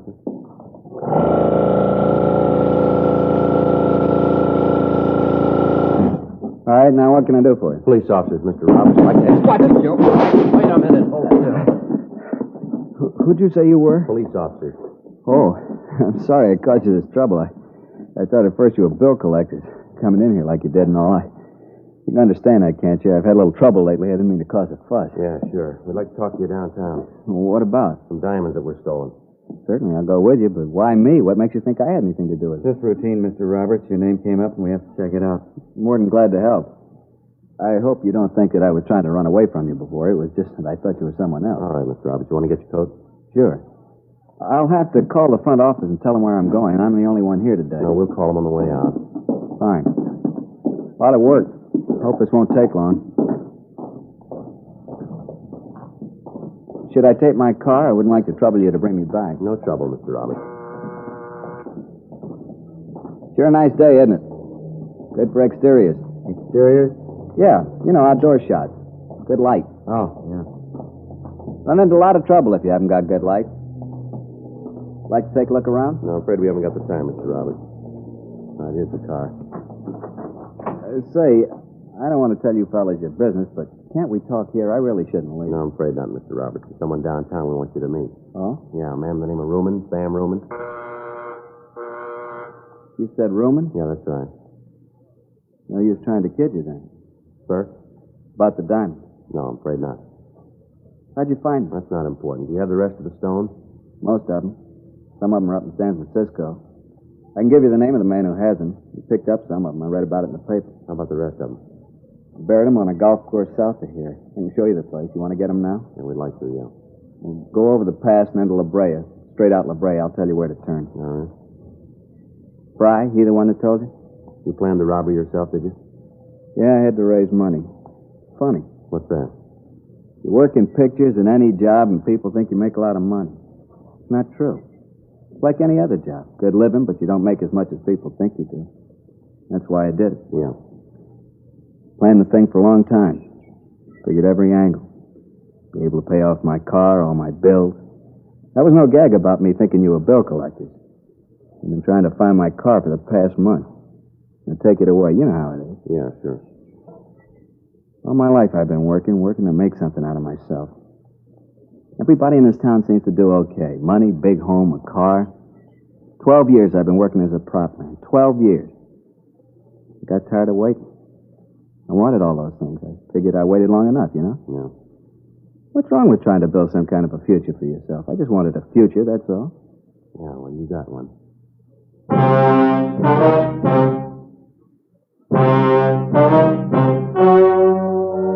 The story you have just heard was true. The names were changed to protect the innocent. On November 15th, trial was held in Superior Court, Department 89, City and County of Los Angeles, State of California. In a moment, the results of that trial. Now, here is our star, Jack Webb. Thank you, George Fenneman. Friends, in your hometown as well as mine, more and more king-size cigarette smokers are switching to Fatima because of Fatima quality. Fatimas are distinctive, with a really different flavor and aroma. They give you an extra mild and soothing smoke, plus the added protection of Fatima quality. Get a pack of Fatimas tomorrow. See if you don't agree that in Fatima, the difference is quality. That's king-size Fatima in the bright, sunny yellow pack.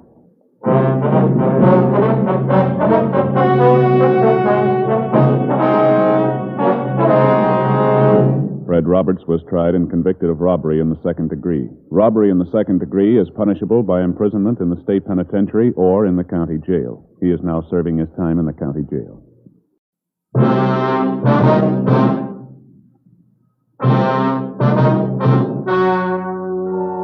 The story you are about to hear is true.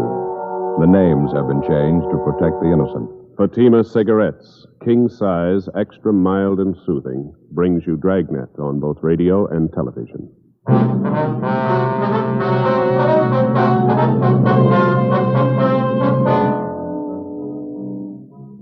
You're a detective sergeant. You're assigned a robbery detail. 2 armed bandits hold up a restaurant in your city. The owner is slugged, beaten viciously. One of the bandits is shot. The other makes good his escape. Your job? Get him. Friends, the name Fatima has always stood for quality. Fatimas are distinctive, with a truly different flavor and aroma. And in king-size Fatima, you get an extra mild and soothing smoke, plus the added protection of Fatima quality. Remember, in Fatima, the difference is quality. Because of its quality, its extra mildness, its better flavor and aroma, Fatima continues to grow in favor among king-size cigarette smokers everywhere. Switch to Fatima yourself today. Ask your dealer for Fatima in the bright, sunny yellow pack. King-size Fatima. The difference is quality.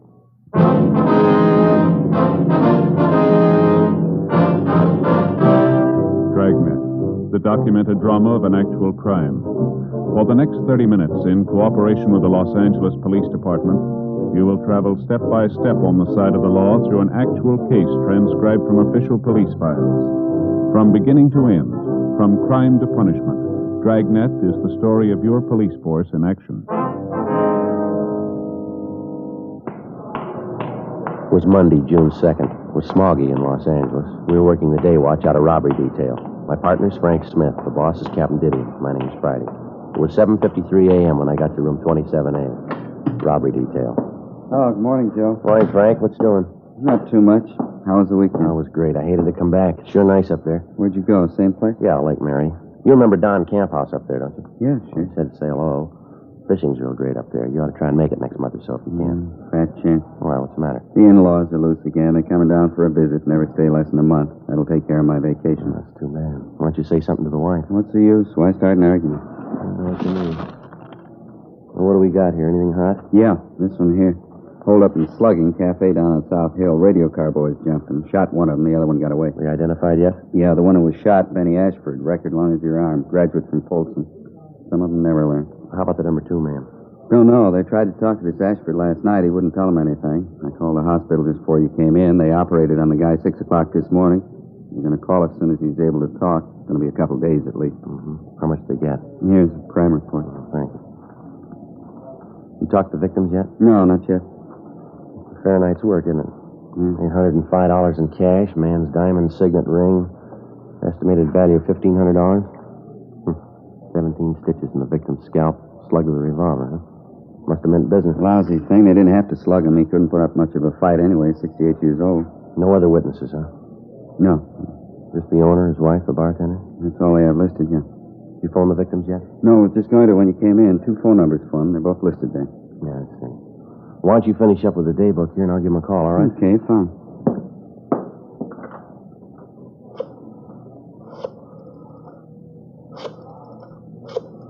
Here, you want a pencil? Oh, thanks. Hello, this is Friday, Los Angeles Police Department Central Robbery. Mr. and Mrs. Reiner there, please? Neither one of them, huh? Well, how about the bartender? Is he there? 6 o'clock, I see. No, that's all right. I got their home phone. Yeah, thank you very much. Nobody there. Try the other number? Yeah. Hello, is this a Reiner residence? Yeah, well, this is Friday LAPD Central Robbery, Los Angeles Police Department. Yes, ma'am. Yes, Ms. Reiner. Oh, I just called the restaurant trying to get a hold of you. How's Mr. Reiner this morning? I see. I wonder if it'd be possible if my partner and I could drop out and see you this morning. No, your case has been assigned to us. Yes, ma'am. Well, how about 10 o'clock? That'd be convenient for you? All right, fine. Yes, right away. Thank you very much. Bye. Oh, I got it set up, Mr. and Ms. Reiner. Yeah? 10 o'clock this morning out at their home. How's the old man feeling? Oh, wife says pretty rough. He lost quite a bit of blood. Big shock for an old man. That's too bad. She says he's still pretty hazy, but we can talk to him. One thing he remembers pretty well, though. Yeah? The face of the man who slugged him. 8:20 a.m. We finished making up the day book, and then we went over to the main jail to interview 2 other robbery suspects who'd been booked in over the weekend. We completed our 510 reports on them, and then we got in the car and drove out to the Westchester district to talk to the victims of the cafe holdup the night before, Mr. and Mrs. William Reiner. 9:55 a.m. We arrived at the Reiner home, and a small, gray-haired woman answered the door and asked us in. She identified herself as Mrs. Reiner. Come right into the living room, officer, and make yourselves to home. Thank you. You go ahead, sir. I hope you'll excuse the way the house looks. Everything's all upset. I haven't had a chance to do any picking up. It's perfectly all right, ma'am. We understand. I was up with my husband half the night. Head hurt him something terrible. It was almost 6 in the morning before he got to sleep.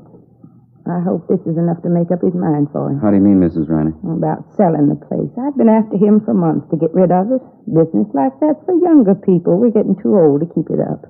Besides, the doctor's been telling William he needs more rest, less worry. I see. Well, how's your husband feeling now, ma'am? Oh, not so well. He lost so much blood and his head's so sore. He's taking a nap right now. I expect he'll be awake in a few minutes. That's all right with you, isn't it, officer? Yes, ma'am. Perfectly all right. We'd like to go over the thing with you anyway. Might possibly be something that you forgot to mention to the officers last night. Well, I told them everything. I'm sure I did. Maybe some of the details, Mrs. Reiner. Maybe some little thing that didn't seem important to you could mean a good deal to us. Well, I don't know. I thought I told them everything. Where do you want me to start? Well, when did you first notice the 2 hold-up men, Miss Reiner? When they come out of the back room. I guess they'd been hiding there. You noticed them earlier in the evening? I mean, were they customers in your place? Well, I'm not sure, but I think so. Where were they served? Was it in the restaurant or were they in the bar? Well, there again, I'm not positive, but I think it was in the bar. I think I served them 2 bottles of beer. You don't happen to remember what you did with those 2 bottles, do you, ma'am? Possible we may be able to lift some prints off of them. No. The officers asked me that last night. It wouldn't do any good. You see, I was the only one who touched the bottles. We used the regular big mugs, and I poured the beer for them. Neither one of them touched the bottles. Now, how about the man who escaped, Miss Reiner? You remember him pretty well, do you? What he looked like on him? Oh, yes. Yes, he's the one who did all the talking. He's the same one who hit my husband, too. What did he look like, ma'am? How old would you say he was? Oh, I don't know. I think I'd say he was in his late 30s, yes. How tall, ma'am? Well, my husband's 5'9", and I'd say the man was 2 inches taller than him. He's huskier, too. I'd guess about 175 or 80 pounds, a very strong-looking man. Do you remember what he was wearing, Miss Ryder? It was a tan sports coat, I think, and green slacks, light green, and a dark brown hat. Did you notice anything unusual about him? I beg your pardon? Anything outstanding about him? Anything that was different? Say a scar, a mole, tattoos, anything like that? No, not that I could notice. What was the first thing this man said to you and your husband, ma'am? Well, he said it to all three of us, me and my husband and the bartender. That's George O'Leary. He's been with us for years. He's a good bartender. He'd only stay sober. Yes, ma'am. What was the first thing the hold-up man said? Well, he's the same one that hit my husband, you know. He said in a real loud voice, he said, "This is a stick-up. Get your hands up high and keep them there." Well, what happened then, ma'am? We put our hands up for George.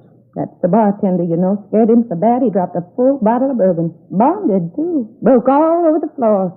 George isn't well. That's why he drinks. Well, what did the hold-up men do after they had you raise your hand? Well, that one that hit my husband, he told the other man to go behind the bar and get the money. It was all spread out on the bar.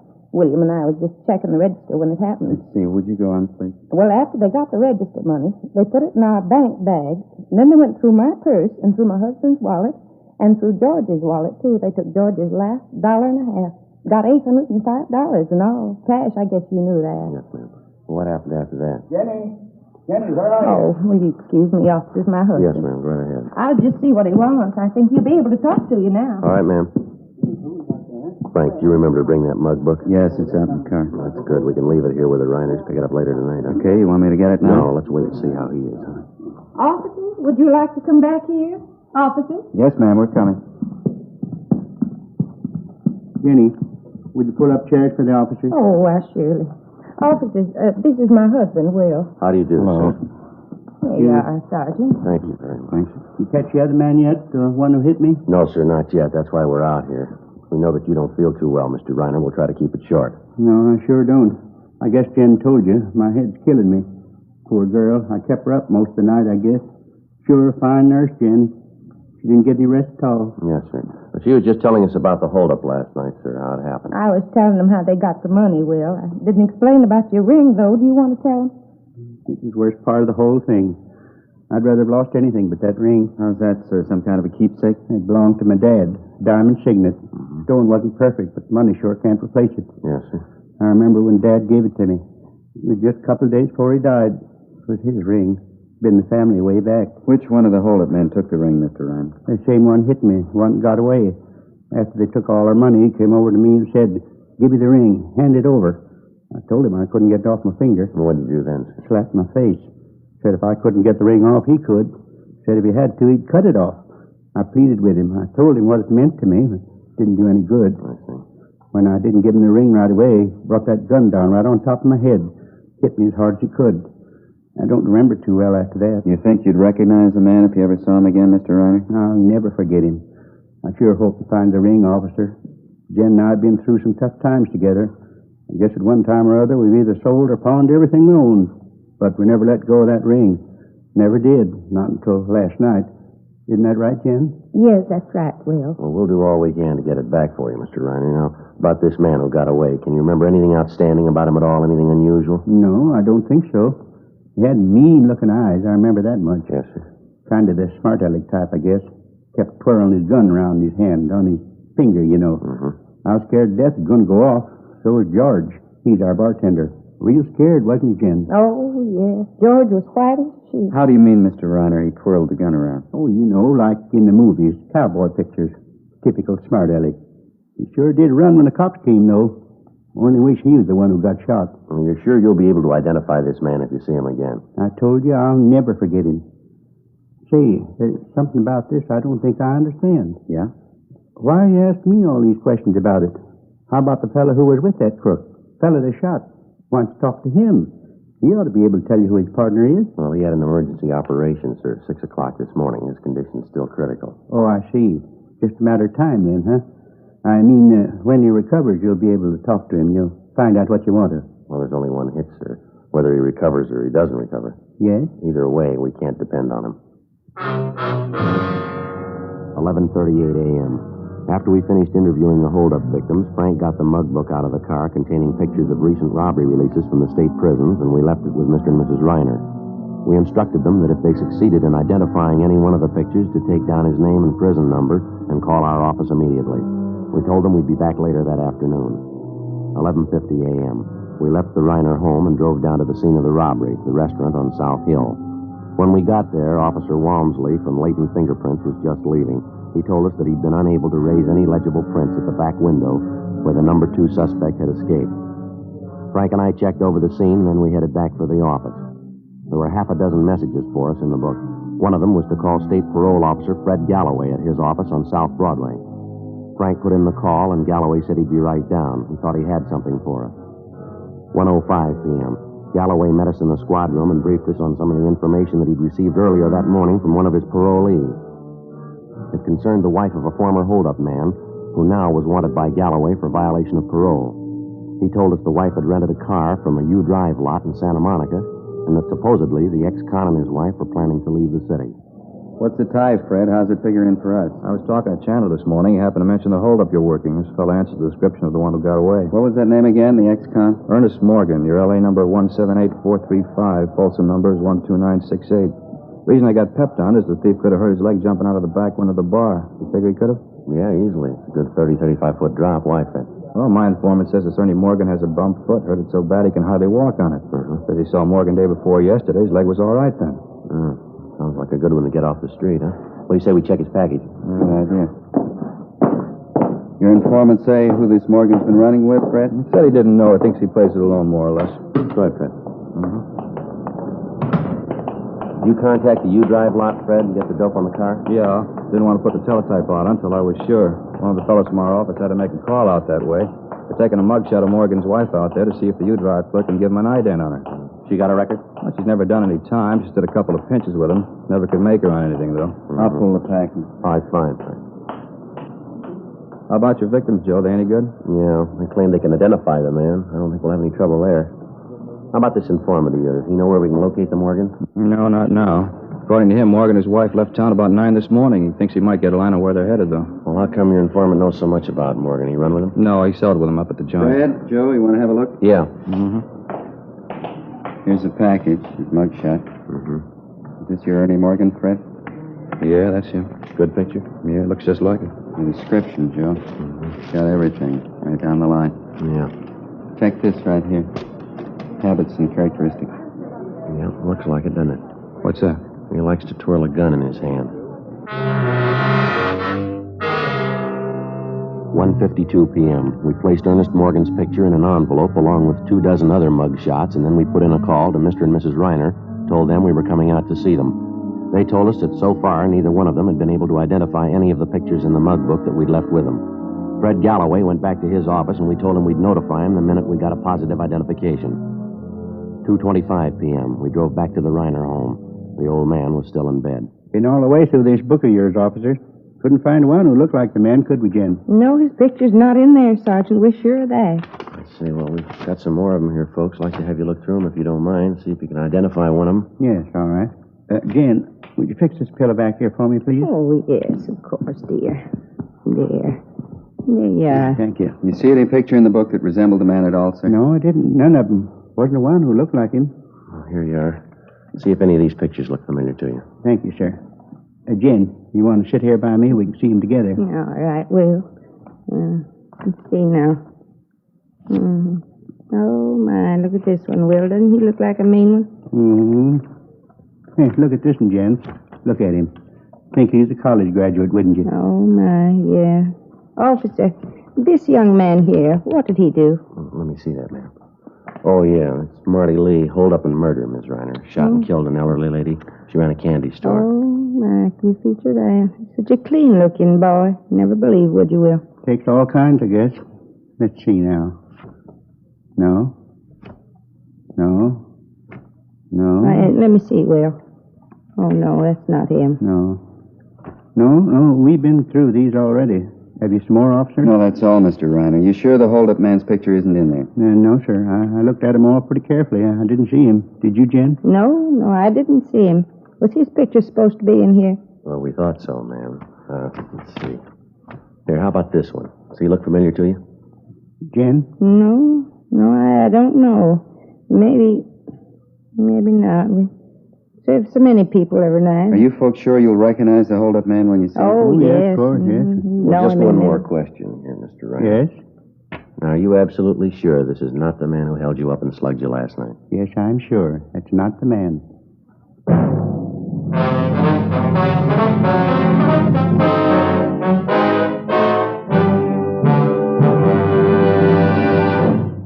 You are listening to Dragnet, authentic stories of your police force in action. Because of Fatima quality, its extra mildness, its better flavor and aroma, more smokers coast to coast are switching to king-size Fatimas every day. Switch to king-size Fatimas yourself. You'll find they're distinctive, with a truly different flavor and aroma. You'll find Fatima gives you an extra mild and soothing smoke, plus the added protection of Fatima quality. Yes, that's why Fatima continues to grow in favor among king-size cigarette smokers everywhere. Remember, the name stands for quality. Insist on mild and soothing king-size cigarette with the added protection of Fatima quality. Ask your dealer for the bright, sunny yellow pack. Buy king-size Fatima.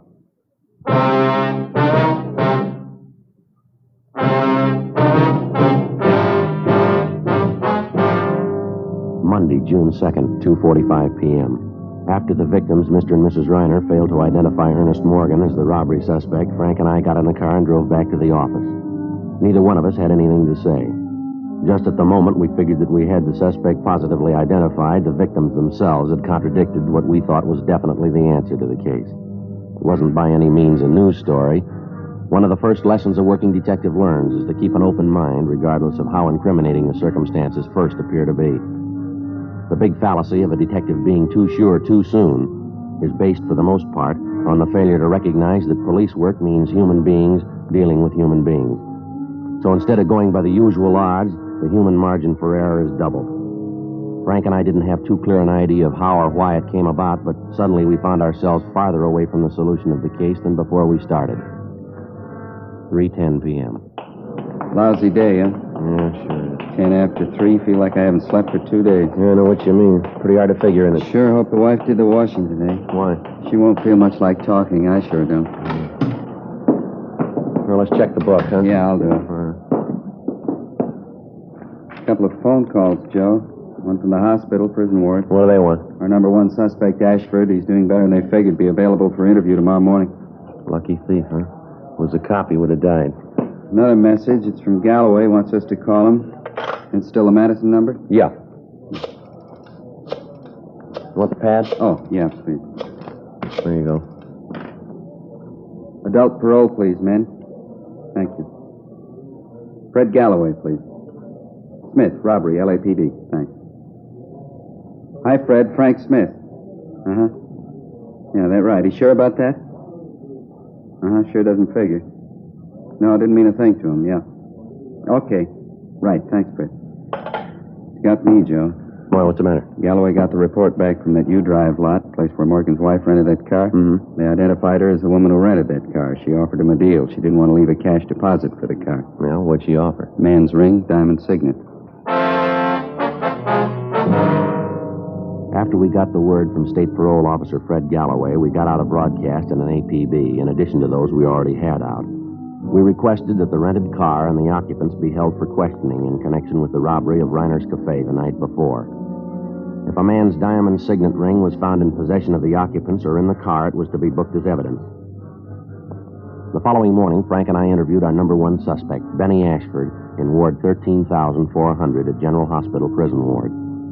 Because he had the idea his partner had run out on him and taken the money with him, that he'd let him down, Ashford was in a fairly cooperative mood. After talking with him for a little more than 20 minutes, he named Ernest Morgan and identified his mugshot as his companion in the robbery of Reiner's Cafe.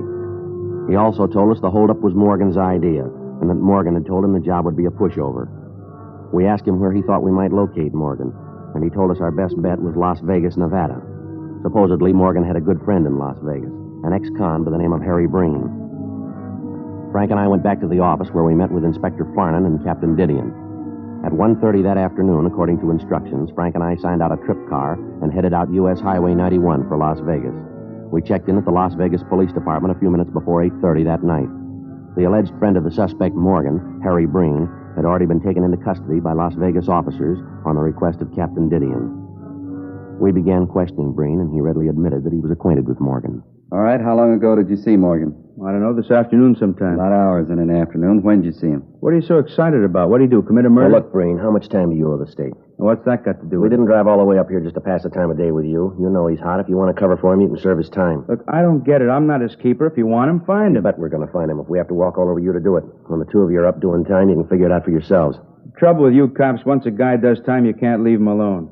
I've been leveling since I got out. I've been carrying a lunch pail every day. All right, now look, Breen, who do you think you're giving a snow job? We've been kidded by experts. You're not giving us anything new. We didn't send Morgan up to see you. If you're so lily-white, how come Morgan got in touch with you? All right, I'll tell you. You're as bad right now as the day they locked the gate on you. You're never sorry for what you've done. You just moan because they caught you. Save that act for the jury, Breen. We're not going to buy it. Now, what about it? Where is he? Wait a minute, huh? What are you so sore at me for? I didn't rob anybody. Who said you did? You must have been talking to Morgan. All right, I have. I told you I talked to him. He came around this afternoon. Now, get off my back. What do you want? He's hot. He wanted to cool off. Where's he now? I don't know. Well, look, how should I know? He came around with his wife, asked for a favor. I couldn't do it. I just got married. My wife's a square. I told her about it. She wouldn't go for it. The guy's a big crybaby anyway, trying to tell me how we ought to stick together. He's never done a favor for me. You see the car he was driving, Breen? Yeah, convertible coupe Packard. California plate. How'd you notice? You got the license number? No, he asked me where he could get some cold plates. I figured it was hot. You get him any plates? Look, I wouldn't know where to get them. I already told you. I've been leveling ever since I got out. There's no use kidding. I couldn't do any more time. I'm too old. One more trip and I'm through. I'm really through. I got a good wife. She works every day. I don't want to lose that. All right, Breen. You take your choice. What do you mean? Who do you like the best, Morgan or your wife? What about it? All right, you got it. The suspect's friend, Harry Breen, went on to admit that during the conversations he'd had with Ernest Morgan that afternoon, Morgan had told him that he and his wife were going to San Francisco. There, supposedly, they would contact a man by the name of Beggar Harrison, who operated a restaurant out by Hunter's Point. He said the Morgans had told him that they planned on driving at night only to lessen the chances of the police spotting their car. We immediately got in touch with Inspector George Haig of the San Francisco Police Department and notified him of the latest developments in the case. He told us he'd read our teletypes and said that he'd placed the restaurant operated by Beggar Harrison under immediate surveillance. We told him we'd leave early the next morning for San Francisco after we'd gotten a few hours' sleep. Before we turned in, we got off a teletype to Captain Didion, bringing him up to date on what had happened and what our plans were. The next morning at 6:30, Frank and I left Las Vegas for San Francisco. A few minutes after 7 o'clock that night, we checked in at the San Francisco Hall of Justice at Washington and Kearny Street. Inspector Haig was waiting for us. He informed us Harrison's restaurant out at Hunter's Point was still being covered, but so far, Morgan and his wife had failed to put in an appearance. Along with Inspector Haig, Frank and I drove out to the restaurant and joined the detail that had the place under surveillance. 9:05 p.m., no sign of the suspects. 10 p.m., 10:30, 11 o'clock, midnight, still no sign. We waited. How about this fog? I sure wish I brought my top coat. I'm freezing. Yeah, if they don't show pretty soon, we're going to have to pull in closer. I can hardly see the door to the restaurant over there. Smell that hot coffee. Sure could use a cup right now. Look at that fog out there, Frank. Can't tell where the bay leaves off and the fog begins. Wait a minute, Joe. Yeah? Car pulling up. Convertible. Yeah. Packard. Wait till we get in the light. We can see him better. A man getting out, heading for the restaurant. Yeah, it looks like him. Come on. Yeah. Somebody else in the car. A woman. Haig's got it covered. George is with him. All right, let's hustle it. Come on. Passing under the light. It's him, Joe. Yeah. All right, hold it. Right where you are, police officers. What's the matter? What do you want? All right, hands up in front of you. Get them up high. All right, I got him up. What's it all about? What's the trouble? Frank, you want to shake him? Yeah. Come on, keep those hands up and stand still. I'm standing still. Is this a shakedown or what? I haven't done anything. Nothing doing, Joe. Clean. His hands aren't. Your right hand, mister. Let's have a look at it. All right. Still don't get this. There, what about it? Ring on your finger. Where'd you get that? It's mine. Why? I had it a long time. Diamond signet, a little big for you, isn't it? Doesn't quite fit. What are you getting at? What's my ring got to do with it? Where'd you get it? Crap game. I won it in a crap game. It's down in Las Vegas. I won it gambling. Is that right? Yeah, a bunch of guys up in the hotel room shooting a little crap. Just a gamble I won. Sure of that, are you? Of course I'm sure. Just a crap game. I took a gamble I won. No, you're half right, mister. Yeah? You gambled, but you didn't win.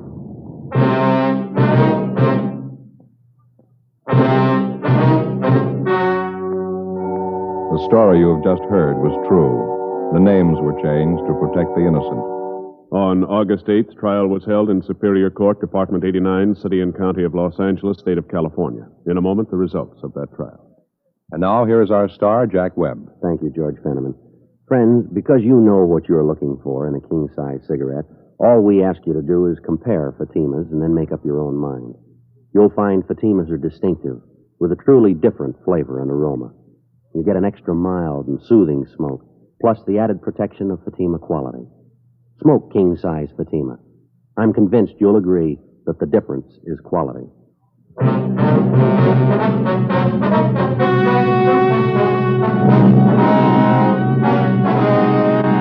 Ernest Harold Morgan was tried and convicted of robbery in the first degree, along with his accomplice, Benjamin Ashford. Ernest Morgan's wife was tried for conspiracy to commit robbery and found not guilty. Robbery in the first degree is punishable by imprisonment in the state penitentiary from 5 years to life.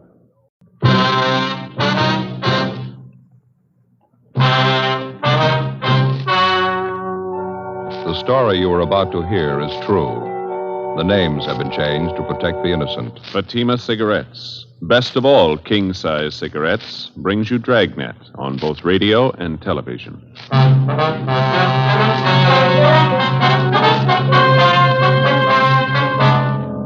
You're a detective sergeant. You're assigned a homicide detail.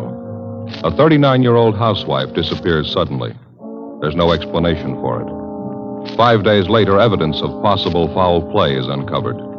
Your job, investigate. Fatima, America's first largest-selling blended cigarette. Now, best of all king-size cigarettes. Prove it yourself today. Compare Fatima with any other king-size cigarette. 1. Fatima's length filters the smoke 85 millimeters for your protection. 2. Fatima's length cools the smoke for your protection. 3. Fatima's length gives you those extra puffs, 21% longer than standard cigarette size. And in Fatima, you get an extra mild and soothing smoke, plus the added protection of Fatima quality. Definitely the best quality in its class, but the same price as the cigarette you're now smoking. Buy Fatima in the bright, sunny yellow pack. Best of all king-size cigarettes.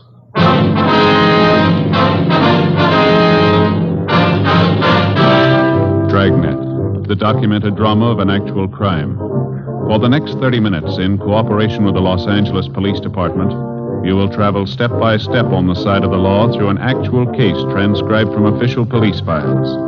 From beginning to end, from crime to punishment, Dragnet is the story of your police force in action. It was Wednesday, September 15th. It was hot in Los Angeles. We were working the day watch out of homicide. My partner's Ed Jacobs. The boss is Thad Brown, chief of detectives. My name's Friday. I was on the way back from lunch, and it was 12:56 p.m. when I got to room 42. Homicide. Hi, Joe. Waiting for you. Hi, Ed. Al, here you got something for us, huh? Mm-hmm. Here's the report right here. Gardener by the name of Abbott called in day before yesterday. Chester Abbott said his wife disappeared from their home out in the valley Thursday night. He says he thinks she left him. Happens every day. Not this way, it doesn't. Walsh and I went out to talk to the man yesterday. His story doesn't make too much sense. How you mean now? None of his wife's clothes are missing, none of her luggage. She even left her pocketbook behind, full of money. We found out from the neighbors the missing woman has a 17-year-old boy by a former marriage. Does that mean anything? Well, he's an only child. Mother dotes on the kid. She didn't even say goodbye to him. Well, how'd this Chester Abbott impress you? Pretty grouchy with Walsh and me. No cooperation. Wants to find his wife, doesn't he? I don't know. I'm not sure. He's no help, I can tell you that much. Could I see that report, Al? Yeah, here you. Thank you. Florence Trumbull Abbott, age 39. Abbott's her second husband. First one died a little after the boy was born. Mm-hmm. Disappeared Thursday night from the home, 546 Belasco Road, between 7 and 8 o'clock. Well, when did Abbott call in to notify you? Monday afternoon. Told us he thought his wife might have been spending the weekend with her sister. When he found out she wasn't, he called us. Mm-hmm. You meet the boy when you were out there? Yeah, that's another thing. How do you mean? The kid came riding up on a bike when we were talking to one of the neighbors. We tried to talk to him, but the old man came out and hustled the boy into the house. Then he started chewing us out. Well, what's his trouble? Told us it was our job to find his wife, not to go prying into his stepson's affairs. Mm-hmm. It's a new slant. Well, how about the woman's friends and relatives? They've been checked out yet, Al? Walsh is on it now. Don't think he's had much luck contacting him so far. I'll tell you the truth, I don't like the looks of it. Mrs. Abbott have any other relatives here? I mean, besides a sister and 2 aunts? Yeah, I got the list right over here. Sure wish we had a chance to talk to that boy. Notice anything else out of the way about Mr. Abbott, Al? Well, I don't know. Here's that list, Joe. Oh, thank you. Abbott was upset, all right. I don't know, though. He didn't exactly strike me as reacting the way a normal man reacts when his wife's disappeared. Well, how about a copy of this report? You got one to spare? Yeah, sure. Just a minute. Yeah. Missing persons, Bargetti. That's right. This is Bargetti speaking. Who's that? Oh, yeah. Yeah, sure. About what? All right, good. 4 o'clock? Fine. All right, son. Goodbye. Well, that was the boy I was telling you about, Mr. Abbott's stepson. What do you want? He wants to talk to us. Sounded worried. About his mother? He thinks something's happened to her. In police work, missing persons detail is not a department separate in itself. It's organized as a part of homicide division.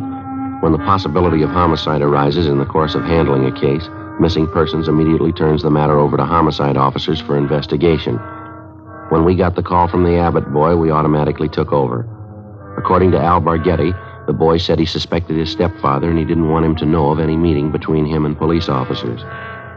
At 3:15, Ed and I left the office and drove to the meeting place designated by the boy, the Dairyland Fountain and Coffee Shop near the corner of Fairfax and Hollywood Boulevard. We got there at 3:50 p.m. At 8 minutes past 5, the Abbott boy still had not arrived. We waited another 15 minutes and then we left and drove out to the valley and pulled up in front of the main gate to the Abbott nursery on Belasco Road. The house itself was set well back on the property, which covered about 5 acres of ground. The entire nursery was surrounded by a 6-foot chain-link fence, and it looked like every available foot of ground inside was planted with some kind of flower or shrub. Mr. Abbott met us at the gate. He had 3 full-grown mastiffs with him.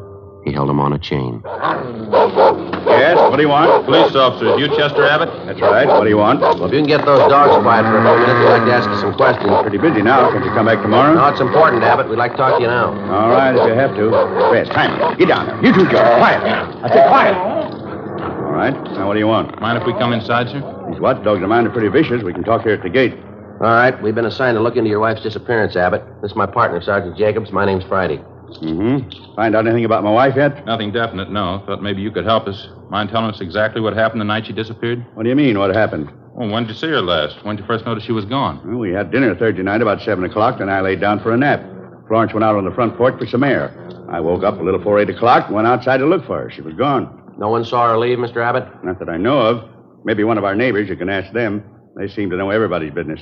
How about your stepson? Wasn't he home Thursday night? Bruce? No, he went out to a show with some other kids. When did he get back from the show, you remember? About 10 o'clock, I think. Why? Where's the boy now, Abbott? Who are you looking for, my wife or stepson? Both of them. Where is he? Gone. I took him over to my sister's in Alhambra.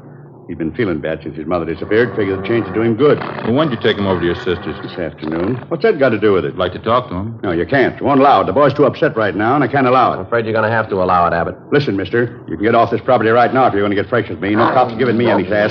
Get down there, honey. Quiet. Nobody's giving you sass. We want to talk to your stepson, that's all. He might be able to give us a lead on the whereabouts of your wife. And I say you can't see the boy. You've been looking for Florence for a week, and you haven't found a thing. I'll get somebody else to look for her. It's my business anyway, nobody else's. It's our business if anything happened to her. What are you talking about? You better get your coat, Abbott. I'd like to talk to you downtown. Come through that gate and I'll let these dogs go. We'd hate to shoot them, mister. What are you trying to prove anyhow? What do I have to go downtown for? I'll tell you when we get there. Now get your coat.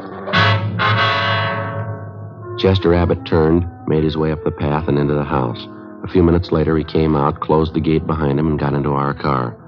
On the way back downtown, he talked pleasantly about the weather, the nursery business, and his dogs. When we got to the office, we found out the reason for his sudden change in temperament. His lawyer was waiting for us at the door. We tried to interrogate Abbott, but the lawyer objected to just about every question we asked. It was hopeless, and we knew it, and so did the lawyer. We released Abbott, but not before we got the name and address of his sister in Alhambra, where the stepson, Bruce, was supposedly staying. After Abbott and his lawyer left, Ed and I signed out of the office and drove to Alhambra to check on the boy. Bargetti sure had this one pegged. Real sleeper. Yeah. I'd like to know how the stepson missed that date with us this afternoon. The boy called us from the house. Stepfather could have overheard him. That's possible. Sister's house ought to be along this block, shouldn't it? Let's see. 1408. 06, yeah. Yeah, there it is. Gray Cottage, 1402. Okay, let's pull up here, huh? Right.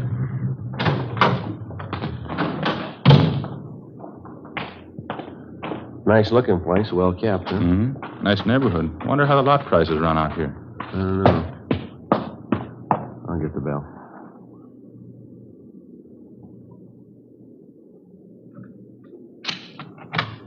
Yes, what is it? Police officers, ma'am. You Miss Abbott? Yes, Helen Abbott. Why? Well, we talked to your brother earlier today, Miss Abbott. He said he brought his stepson, Bruce, over here to stay a while. We'd like to see him if we could. Bruce? Well, yes, he was here until about an hour and a half ago. I went to the store, and when I came back, he was gone. You any idea where we can find him, Miss Abbott? Well, I telephoned my brother Chester just before you came to the door. Bruce isn't there. Yes, ma'am. Do you mind if we came in and looked around, Miss Abbott? Won't take long. Well, why? I told you Bruce isn't here. It's the truth. There's no reason to lie about it, is there? Well, no, ma'am. It's not that. Well, then what is it? No reason for me to lie to you. How about your brother?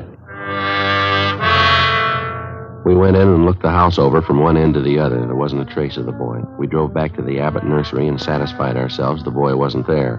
Meantime, the home of Chester Abbott's sister in Alhambra was kept under constant surveillance. No one came or went. The next morning, when Ed and I checked in for work as usual at 8 a.m., we met with Sergeant Al Barghetti.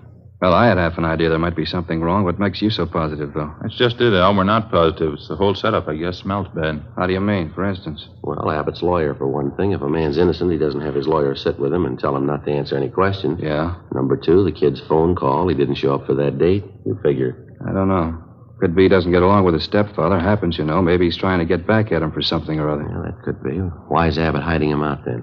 Pretty sure he's hiding him out? The way things been going, no other way to take it. Mrs. Abbott walked away from her home last Thursday night. Nobody saw her. She took nothing with her. No luggage, no clothes, no money. That's it. You checked with her family doctor? Yesterday. Told us Mrs. Abbott was in perfect health. Checked her bank statements, double-checked the name to her wanderers file, repeaters found, missing persons. Couldn't find it in either one. Her relatives, too, huh? You talked to them? Some of them, yeah, Al. Got a few more to check out this morning. Well, one thing's certain. No clothes, no money, no luggage. She couldn't have gone very far. You checked all the angles, huh? Well, the sheriff's office, the jails, the hospitals. Sent out a teletype and an APB. She's been gone almost a week, and nobody's seen her. Now, how's that add up to you? Well, they got an idea. Yeah. I hope I'm wrong. 8:45 a.m. Ed and I left the office and continued making the rounds of the missing woman's friends and relatives. We checked at the Western National Bank, where Mrs. Abbott maintained another account. Her savings statement showed a total balance of $31,564.17. Her checking account had a balance of $842.71. At the Farmers Mutual, we found the record of an insurance policy issued to Florence Trumbull Abbott. It was a 20-pay life policy covering the insured in the amount of $30,000. The beneficiary was listed as the insured's son, Bruce Trumbull Abbott, if living upon receipt of such due proof. If not, the insured's husband, Chester J. Abbott. By the time we finished checking the missing woman's financial status, we figured we had a fair suspect in the husband, Chester Abbott. From casual reports, we knew he was a frugal man, almost to the point of obsession.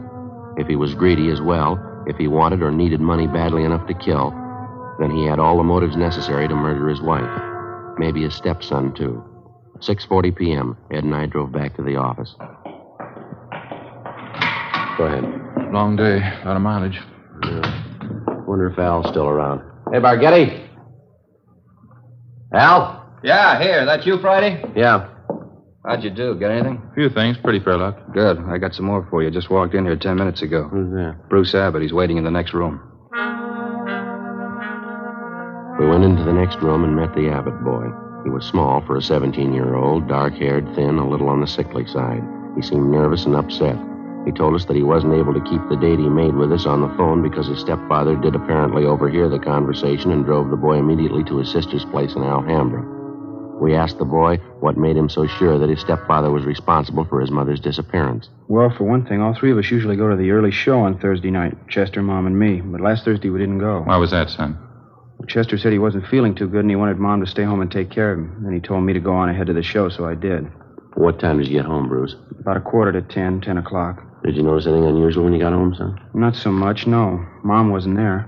I didn't think much about it then. I thought maybe she was over to one of the neighbors. You asked your stepfather where she was? Uh-huh. He said he didn't know. He said he thought she was over at one of the neighbors, too. What was your stepfather doing when you got home? Just sitting in the living room reading the paper. I usually don't talk to him too much. I just asked him where Mom was, and he told me, and then I went back to my room and went to bed. Did you notice anything unusual about the way he acted? Anything different about him at all?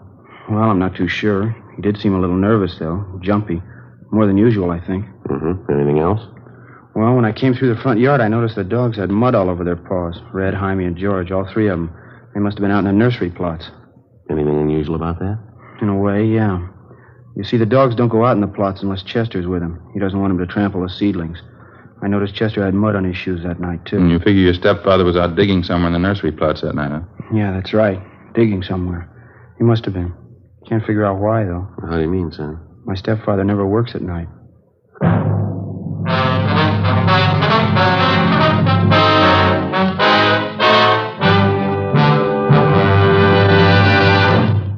You are listening to Dragnet, authentic stories of your police force in action. Compare Fatima with any other king-size cigarette. 1. Fatima's length filters the smoke 85 millimeters for your protection. 2. Fatima's length cools the smoke for your protection. 3. Fatima's length gives you those extra puffs, 21% longer than standard cigarette size. And in Fatima, you get an extra mild and soothing smoke, plus the added protection of Fatima quality. To show our confidence in Fatima, we make this money-back guarantee to every king-size cigarette smoker. Buy a pack of Fatimas. Enjoy Fatima quality, extra mildness, and superbly blended tobaccos. If you're not convinced Fatima is better than the king-size cigarette you're now smoking, just return the pack and the unsmoked Fatimas before August 1st, 1952, and we'll give you your money back plus postage. Fatima, Box 37, New York 1. Remember, each king-size Fatima gives you an extra mild and soothing smoke, plus the added protection of Fatima quality. Switch to Fatima today.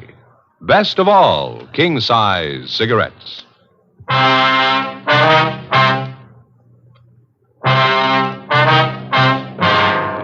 Thursday, September 16th, 7:05 p.m. We continued talking to the missing woman's 17-year-old son, Bruce Abbott. As the interview went on, it became more and more obvious that the boy and his stepfather, Chester Abbott, didn't get along at all. Apparently, the boy was jealous of him, and he was jealous of the boy. Besides his prejudice, Bruce also contradicted himself during the course of the questioning. 7:15 p.m., the interview went on. I understand that all right, son, but you say you can't think of any reason why your father'd be out working in the nursery plots that time of night? No, sir, I can't. I don't know how he'd get any work done. None of the plots are even lighted, only the greenhouses. Well, is it possible he could have gotten that mud on his shoes working in one of the greenhouses? No, sir, I don't see how. All the paths in the greenhouses are graveled. It's my job to see they're kept graveled. I know they weren't muddy because I fixed them the day before. Mm-hmm. Well, what do you think it means, Bruce? I don't know. I don't want to think about it. I just know he's done something. He's done something to her. Did your father, that is your stepfather, give you any reason for keeping you away from the police officers that came to your house? I mean, the first 2 officers who showed up? No, he said people were getting nosy, that's all. He said it might be better for me over at my Aunt Helen's place. Mm-hmm. Well, you think your Aunt Helen might know where your mother is? I don't think so. We hardly ever see Aunt Helen. We don't know her well at all. Well, do you know if your mother and stepfather argued very much, son? I mean, big arguments. Sometimes, yeah. Mostly about me. How do you mean? Chester's pretty tight, you know. Doesn't like to spend money at all. He and Mom used to argue about whether I ought to get paid for the work I did around the nursery. Chester didn't want to pay me. That's so? Yeah, when I started working, he promised he'd pay me. I was saving up to buy a 31 Model A. After a couple of weeks, when he didn't pay me, I asked him about it. He told me I ought to be glad to work for him for nothing. And your mother argued with him about that? Sure, she got good and mad, too. She should have gotten mad. It was her money that bought the nursery anyway. Well, how'd you happen to get away from your aunt's place, Bruce? It wasn't too hard. Helen had some shopping to do, and she left me alone. She locked the door to my room. Even the screen over the window was nailed down, but I kicked it out and got away. I stayed at a friend's house last night. You thought much about where you're going to stay tonight, son? Well, I don't know. Sergeant Burgetti, I was talking to him. He asked me if I wanted to go out and have dinner and then stay at his house tonight. I don't know. Sounds like a good idea to me. I don't know. Sure nice of him to ask me. I think it'd be a lot better for you, son. Why don't you check in the next office, see if Burgetti's ready to leave, huh? Yeah. Okay, Sergeant. Thanks. Sure. You betcha. Joe, what do you think? It's hard to say. He might be lying. Before we signed out of the office that night, we met with Captain Lorman and outlined a plan to bring in the husband of the missing woman for questioning alone. We figured it'd serve 2 purposes: clarify the boy's position in the case and determine one way or another if the stepfather was withholding information about the disappearance of Mrs. Abbott. The big problem was to bring in Chester Abbott for interrogation without the knowledge of his lawyer. As we'd found out more than once, it was impossible to get anything out of Abbott with his lawyer present. We set up a plan to call at the Abbott home early in the morning, get the suspect out of bed, and bring him in before his lawyer could be notified. At 3:30 the following morning, Ed and I met at the office and started for the Abbott place. We brought along a couple of pounds of fresh horse meat to keep the dogs quiet if they raised a fuss. At 10 minutes past 4 a.m., we parked our car a few hundred feet down the road from the Abbott nursery and made our way toward the gate. I reached in and tried the latch. The dog started up. How about it, Joe? Open? No, it's padlocked. We're going to have to climb the fence. Toss some of that meat over to him, will you? Yeah, okay. There. All right, that does it. All right, let's climb the fence. Keep an eye on the hounds. Looks like they can take a leg off. Yeah. Take it easy, Ed. All right. Watch that. Yeah. Here comes that other dog. Get some more of that meat ready. Yeah. There you are, boy. Go get it. Go on. All right, that's fine. Come on, let's hurry. Have a look, Joe. Huh? Windows along the side of the house. Lights just went on. Yeah, come on. All right. Who is it? Who's there? Who is it? I'll set the dogs on you. Police officers, Abbott. Friday and Jacobs. What kind of business is this? What are you doing out here this time of night? You're under arrest, Mr. Abbott. What are you talking about? I think you heard me. You're under arrest. What kind of crazy thing is this? You're going to pay for this. I'll have your job. You want to get your coat? You cops are asking for a pack of trouble. You know that. Get your coat. I'd like to know what you think you're doing. Where's my stepson anyway? What have you done with him? I got a better one for you, mister. Huh? What have you done with your wife? 4:25 a.m. Ed and I drove the suspect, Chester Abbott, back downtown to the office. He was quiet and sullen. We headed down the hall for the squad room. Light still burning in the office. Yeah, probably Barghetti standing by. All right, Abbott, in there. You're going to pay for this. You can take my word on that. Ed, you want to take him in the office here and stay with him? I'll check with Al. Okay. All right, Abbott, inside.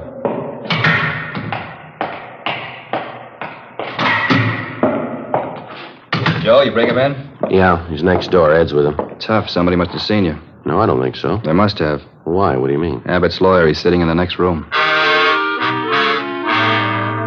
How the lawyer had been notified, we couldn't be sure. Again, we tried to question Abbott, and again, on the advice of his attorney, he refused to answer practically every question we put to him. We released him. That day, Captain Lorman assigned 2 men to stake out on the nursery and report on all of Chester Abbott's movements. A little after 7 p.m., just after nightfall, we tried again to bring the suspect in for questioning without his lawyer's knowledge. It didn't work. The men assigned to stake out on the Abbott place reported definitely that someone was tipping off the attorney whenever unknown visitors showed up at the nursery and drove off together with Mr. Abbott. There was nothing we could do about it. The following morning, Al Barghetti came up with a lead. Had a long talk with the boy last night. Think he came up with a pretty fair lead. How's that? The old man's responsible. We know there's only one way we'll get a conviction. Yeah? Find the body and enough evidence to tie him in. Yeah, well, where do we start looking? In a new rose bed. It's next to one of the greenhouses in Abbott's nursery. Boy tell you this? Yeah, seems to make sense. We know old man Abbott's crazy about saving $1. We found that out from the neighbors and the relatives. Mm-hmm. On the nursery trade, especially in the limited area Abbott has to work in, you cultivate every foot of ground you have. You plant every foot of soil with something. Well, yeah, Al, what's the point? Well, Abbott's not the type to waste anything. He wouldn't let ground lie fallow when he could plant something that might bring in a few dollars next spring. Mm-hmm. Bruce tells me his stepfather has every inch of the property planted with something. Everything except a 6x8 plot of ground in that rose garden. Well, what did the boy say? The plot been vacant for a long? Well, he says his stepfather got it ready for planting a week and a half ago. It's still vacant. Be worth checking out. How do we do it? We can order up a crew from the crime lab. They can take probings through the plot, all around it. They ought to be able to tell us how deep the ground's been worked over lately. Okay. What do you figure, tonight? I think so, yeah. Maybe 11, 12 o'clock. What about old man Abbott? You think he's going to sit still for it? If the hunch pays off, he's going to sit still a long time. It was 10 minutes past 11 that night when we got to the Abbott nursery. Lee Jones and the crime lab crew, Al Barghetti, Ed, and 2 other men from homicide. The men on stakeout told us Chester Abbott, along with his attorney, had left the house a half hour before in his car, a dark blue coupe. They hadn't returned. Ed brought along another supply of fresh horse meat for the dog, so we didn't have any trouble there. We located the vacant plot of ground in the rose bed next to one of the greenhouses, as Bruce Abbott had described it to Barghetti. The crime lab crew started probing. The ground obviously had been worked over recently, and to some depth. They started digging. Anderson, get that light over here, will you? Thanks. Joe, see anything? No. Let's keep digging. Try it over here, huh? Yeah. You know, this is it. He wasn't taking any chances. Down a good 4 or 5 feet now, wouldn't you say? Yeah, at least that. Anderson, more light, huh? All right, let's go at it. All right, wait a minute. Yeah. Woman's shoe here. Come on.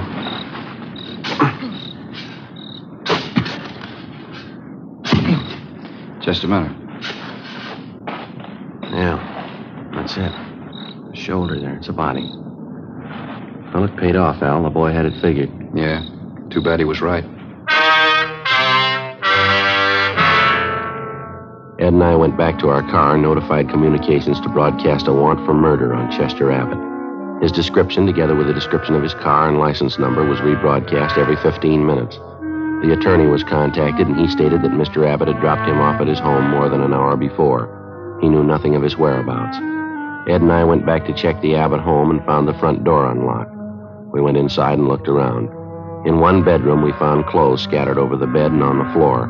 There was only one old suit left in one closet. On the table next to the bed, we found an airline's timetable. We got to the phone and notified communications to alert all special details at railroad stations, bus terminals, and airports, and then to get out an APB. After that, we checked with the airlines.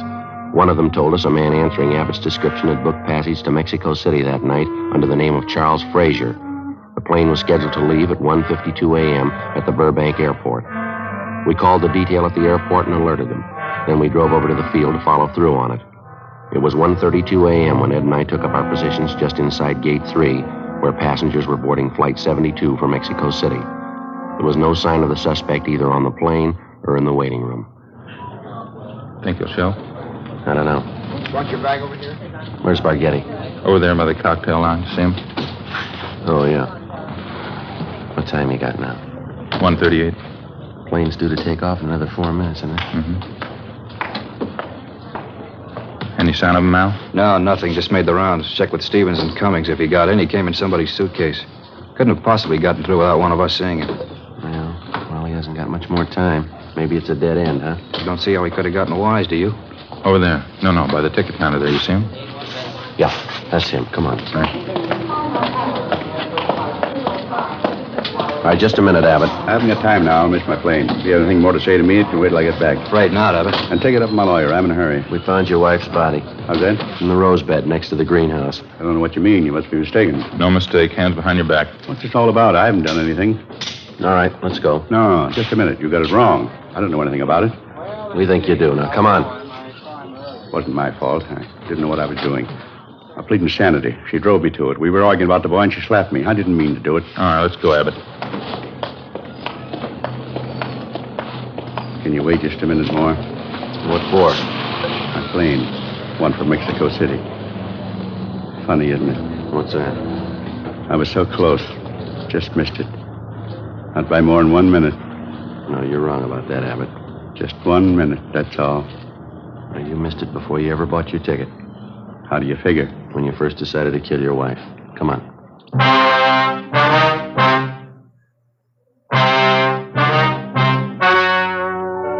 The story you have just heard was true. The names were changed to protect the innocent. On December 19th, trial was held in Superior Court, Department 89, City and County of Los Angeles, State of California. In a moment, the results of that trial. Now, here is our star, Jack Webb. Thank you, George Fenneman. Friends, I'm holding 2 sets of fingerprint cards. Now, on one, prints found at the scene of a crime. On the second, a suspect's taken from the files. Now, the only way in the world you can tell they're made by the same suspect is by comparison. If you'll compare Fatima with any other king-size cigarette, you'll find Fatima's length filters the smoke 85 millimeters for your protection. Fatima's length cools the smoke for your protection. Fatima's length gives you those extra puffs, 21% longer than standard cigarette size. And you get an extra mild and soothing smoke, plus the added protection of Fatima quality. Prove it today. Buy Fatima.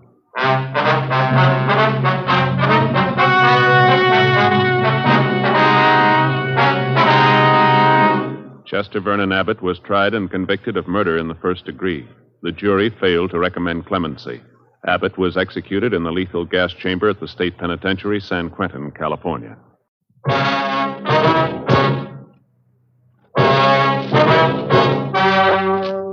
The story you are about to hear is true. The names have been changed to protect the innocent. Fatima Cigarettes, best of all king-size cigarettes, brings you Dragnet on both radio and television.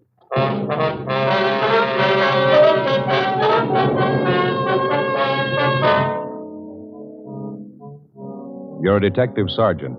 You're assigned to juvenile division. A steady supply of obscene literature is finding its way into a half a dozen high schools in your city. You get a lead on one of the sources of supply, a 17-year-old high school senior. Your job, pick him up. Fatima, America's first largest-selling blended cigarette. Now, best of all, king-size cigarettes. Prove it yourself today. Compare Fatima with any other king-size cigarette. 1. Fatima's length filters the smoke 85 millimeters for your protection. 2. Fatima's length cools the smoke for your protection. 3. Fatima's length gives you those extra puffs, 21% longer than standard cigarette size. And in Fatima, you get an extra mild and soothing smoke, plus the added protection of Fatima quality. Definitely the best quality in its class, but the same price as the cigarette you're now smoking. Buy Fatima in the bright, sunny yellow pack. Best of all, king-size cigarettes.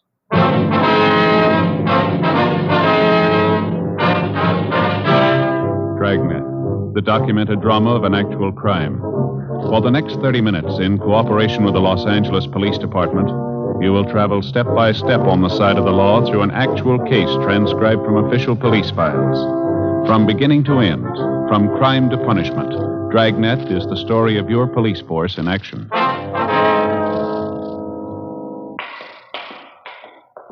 It was Wednesday, November 8th. It was windy in Los Angeles. We were working the day watch out of Juvenile Division. My partner's Ed Jacobs. The boss is Captain Stein. My name's Friday. It was 11:05 a.m. when we got to the basement floor of Gorman High School. The locker room.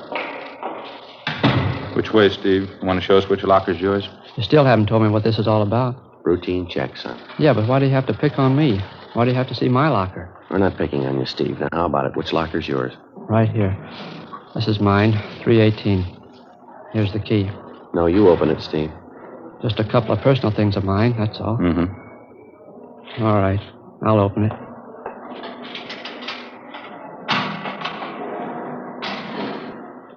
Well, there you are. See for yourself. Want to take your things out of the locker, son? You can see what's in there, can't you? My gym stuff. A couple of textbooks. How about digging back in the corner, left-hand side there? Where? You know where I mean. Come on, Steve, dig them out. Back here, you mean? These joke books? That's right. Let's have a look, huh?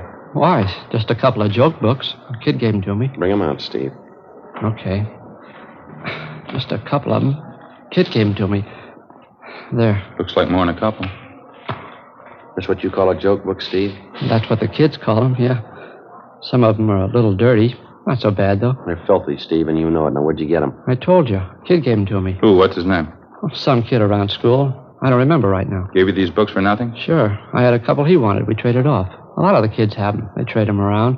That stack you got there, they look pretty new. Couldn't have been passed around much. Maybe not. I don't know. Matter of fact, they look brand new, don't they? Don't even look like they've been opened yet. How come you're rousting me on this thing? What about the other kids? They got them, too. They're buying them, Steve. They're not selling them. I'm not selling them. Anybody says that's a liar. No good, son. We talked to the fellows here at the high school. Some kids over at the junior high school, too. They all say you're the one who's selling them. They're liars.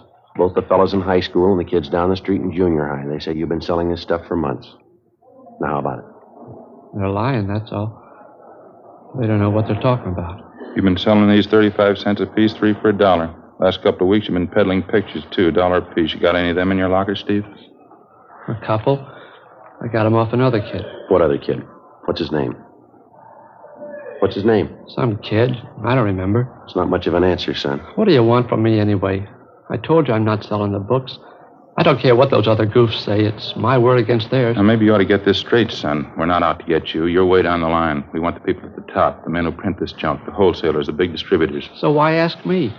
I don't know anything about it. Nothing. You don't want to cooperate, is that it? What am I supposed to cooperate about? I'm not mixed up in anything. We think you are, son. We know you are. Who are you selling this for? Where do you get your supply? All you see is what's in my locker. I ain't selling. I don't have any supply. You gotta go far to prove I have. Not very far, Steve. What? From about here to your home.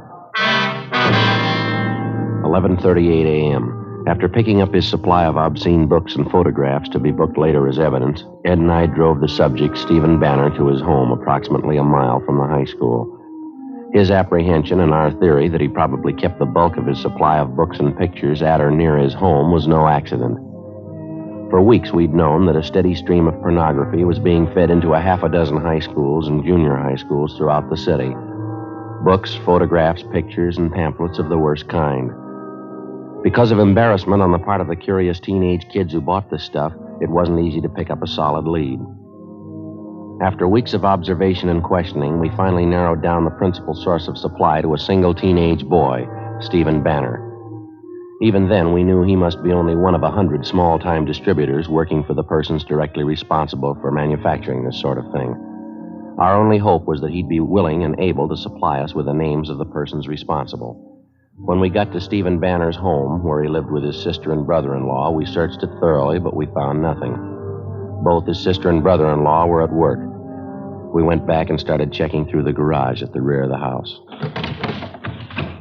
Joe, back here in the corner? Yeah. Have a look. Steve, you want to tell us about this? Yeah. These books here? These pictures, case full of them? Yeah. Well, how about it, son? Your sister and brother-in-law know about this? No, they don't know anything. I didn't think you'd find them. Are you ready to tell us about it? My sister going to have to find out? I don't know, Steve. It's going to be pretty hard to keep it from her. Yeah, I guess so. Who's the contact, son? Where'd they come from? Charlie Freiberg. Only the books, though. Pictures came from another guy. It's a long story. Well, we got the time, son. Who is this Freiberg? Met him downtown one Sunday, Penny Arcade on Broadway. Me and this other kid were in there, Bud Spencer. Freiberg came up, started to talk to us. All right, go on. He finally took a couple of these books out of his pocket, gave them to us. He wanted to know what we thought of them. Told us he had plenty of them if we knew any other kids who wanted them. You knew you and your friend Bud were in high school? Yeah, that's right. What else, Steve? Well, that's about it. He asked me and Bud if we wanted to sell for him around school. This friend of yours, Bud Spencer, he's selling them too? Yeah. He goes to a different school, though. Both of us did pretty good with the books. Sold real fast. The pictures are even better. That's so. You say you didn't get the pictures from Freiberg. There was somebody else? A man by the name of Jack. I don't know his last name. Freiberg put us onto him, gave us an introduction, set up the deal. We got the pictures for 75 cents. Most of the time, they get us $1, $1.50 a piece. Bud and I did pretty good. You know any other fellows working for this Freiberg, Steve? Any other kids in school, I mean? No, just Bud and me. That's all I know. It wouldn't be so bad if it was just the books. That lousy Charlie. He had to go and promote the party routine, get everybody mixed up in that. How do you mean? What's that all about? Charlie. He stays at this place out on Sepulveda. It's a motel. That's where we always contacted him. Yeah. After a couple of weeks, when we got to know him, he asked me and Bud out to this place. Said he was going to throw a party. Told us to bring our girlfriends along. Turned out we were the only ones at the party. Me and Bud and the girls and Charlie Freiberg. Party lasted pretty late. I should have been smart enough to figure it out. I wasn't. What do you mean, Steve? Figure out what? Why'd Charlie be throwing parties just for us? The first 2 times there wasn't anything wrong. We just talked, danced with the girls, drank some beer. Charlie told us to have a good time. He threw a party every Friday night. Never broke up till after 3 o'clock. How old are your girlfriends, yours and Bud's? 17. They're both 17. They've been around, though. No use kidding you. They weren't very smart, I can tell you that. None of us were, I guess. Next couple of parties, Charlie had whiskey there. Some girls drank right along with him. So did we. Freiberg served the whiskey, did he? Yeah, that's right. He loaded the drinks, kept handing the girls a lot of stuff about how he used to be a director in pictures. He had a lot of connections in Hollywood. The last party I was at, he said he was going to get the girls' screen test. A lot of malarkey like that. Mm-hmm. What else, Steve? I don't know. I had a beef with Charlie about it. I walked out. I haven't been back since. Does he still throw these Friday night parties, do you know? Maybe. I don't know. There were 3 or 4 after the last one I walked out on. Dumb girls think Charlie's just great. God, so I can't stand the guy. How about the parties you didn't show up for, Steve? You get a rundown on them? Well, I heard a couple of things, yeah. Sure glad I wasn't there. How do you mean? Dumb girls never fails. The oldest line in the world. They still go for it. What's that? Tell them you're going to get them in the movies. We continued questioning the subject, 17-year-old Stephen Banner. He gave us a full description of the man who'd been selling him the books, Charles Freiberg, and also a description of the man known as Jack, the one who'd been supplying him with pictures and photographs. In addition, he gave us the addresses of the 2 men, a fair description of Freiberg's car, no license number, and the names and addresses of the 2 girls he and his friend had taken to Freiberg's parties. 1:20 p.m. Ed and I took the case of obscene books from the garage, loaded it in the back seat of our car, and Stephen Banner directed us to the high school attended by his friend Bud Spencer. We picked up the Spencer boy and drove him and Banner downtown to Georgia Street Juvenile, where we booked them in on 700B, Welfare and Institution Code, lack of supervision. We drove to the motel out on Sepulveda, but the suspect, Charles Freiberg, had moved out 5 days before, no forwarding address. It wasn't a dead end, though. From his motel registration card, we got the description and license number of his car. On the way into the office, we checked out the address of his confederate, the man known as Jack. He'd moved the same day as Freiberg, no forwarding address. Back at the office, DMV got a make on the license number for us. The car registered in Freiberg's name, 239 West 92nd Street. We went down to R&I and pulled the package on the suspect, 3:40 p.m. Last address on him was 3 years old. How's his record read? Well, he's been in the business before. A couple of ag charges, a 311 charge, too. Possession of obscene literature. Served 8 months in county jail. Mugshot there? Yeah, here. Mm-hmm. Close enough to the way the boy described him. I'd say so. His M.O., too. Huh? Same pitch the last time they got him, working the high school trade. Passed himself off as a studio man, movie director. How about the other man, Jack? You got anything there? No, not yet. I gave the information on him to the stats office. They're going to make a run for us. Well, I guess we better check on the kids' girlfriends, huh? Mm-hmm. Get their stories. Yeah, I suppose so. That sure gets me, Joe. What's that? Pair of young girls like that, out at motel parties till 3 a.m. drinking. Yeah. 17-year-olds. No reason for it. No reason at all. Well, I can think of one that might do. Huh? Their parents. We checked out the suspect's address furnished us by DMV and also the information from the R&I package. They went nowhere. We had a second interview with Stephen Banner and his friend Bud Spencer. We showed them Freiberg's mugshot, and both of them identified it. We got out a broadcast and an APB on him. 4:12 p.m. Together with policewoman Doreen Statesel, Ed and I drove out to interview the two teenage girls involved, a Dorothy Ryan and a Laura Osborne.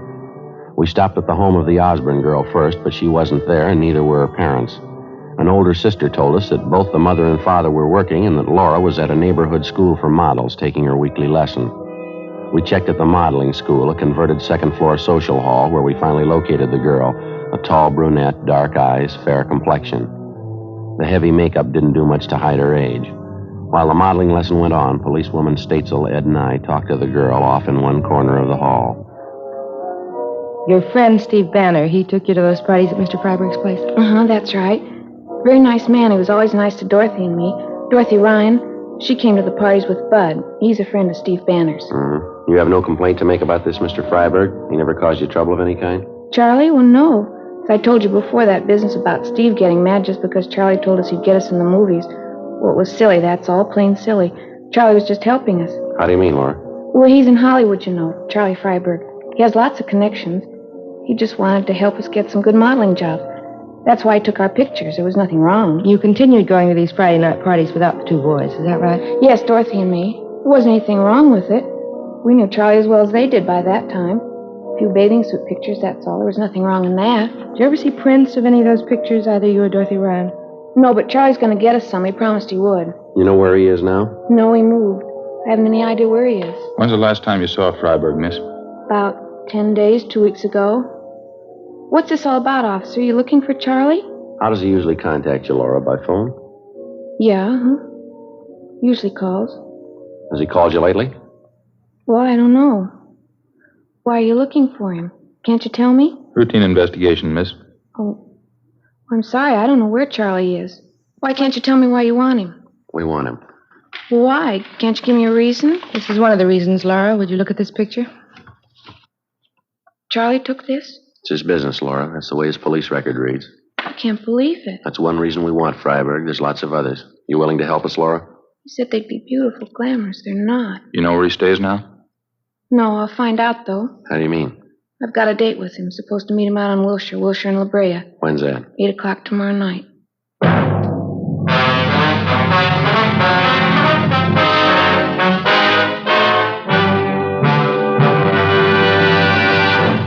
You are listening to Dragnet, authentic stories of your police force in action.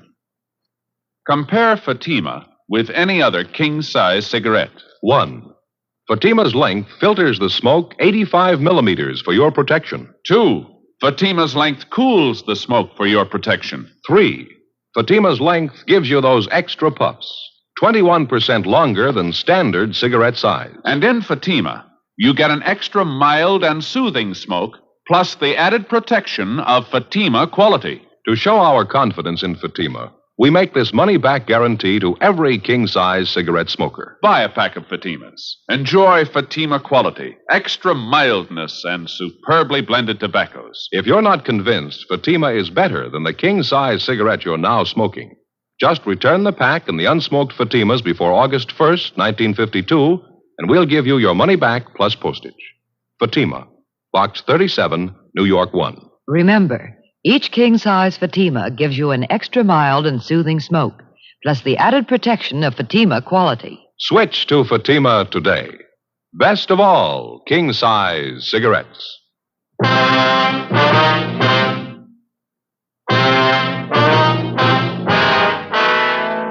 November 8th, Wednesday, 5:30 p.m.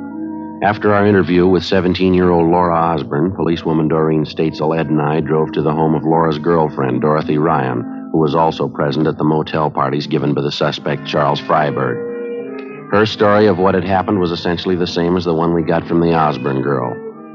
That night, we met with the parents of both girls. They were well-meaning and cooperative. They admitted their mistake. It was the same old story of lack of supervision and very little home life.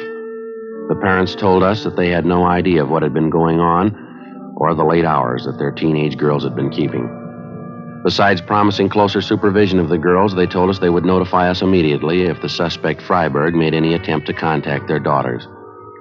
6:25 p.m. We got back to the office, put in a call to Stephen Banner's home, and notified his sister and brother-in-law that the boy was being held for further interrogation. We also notified the parents of Bud Spencer. The following morning, Ed and I went across the street to the district attorney's office, presented our case, and a warrant was issued on Charles Freiberg for 702 WIC, contributing to the delinquency of a minor. At 7 o'clock that night, Ed and I staked out on a cocktail lounge near the intersection of Wilshire and La Brea, the place where the suspect had told Laura Osborne to meet him. 7:30, 7:45. We waited. Think maybe we're in business, Joe. What? Down the corner there, waiting for the signal to change. Dark suit, dark hat. Yeah, could be. Crossing over now, heading for the bar. All right, let's go.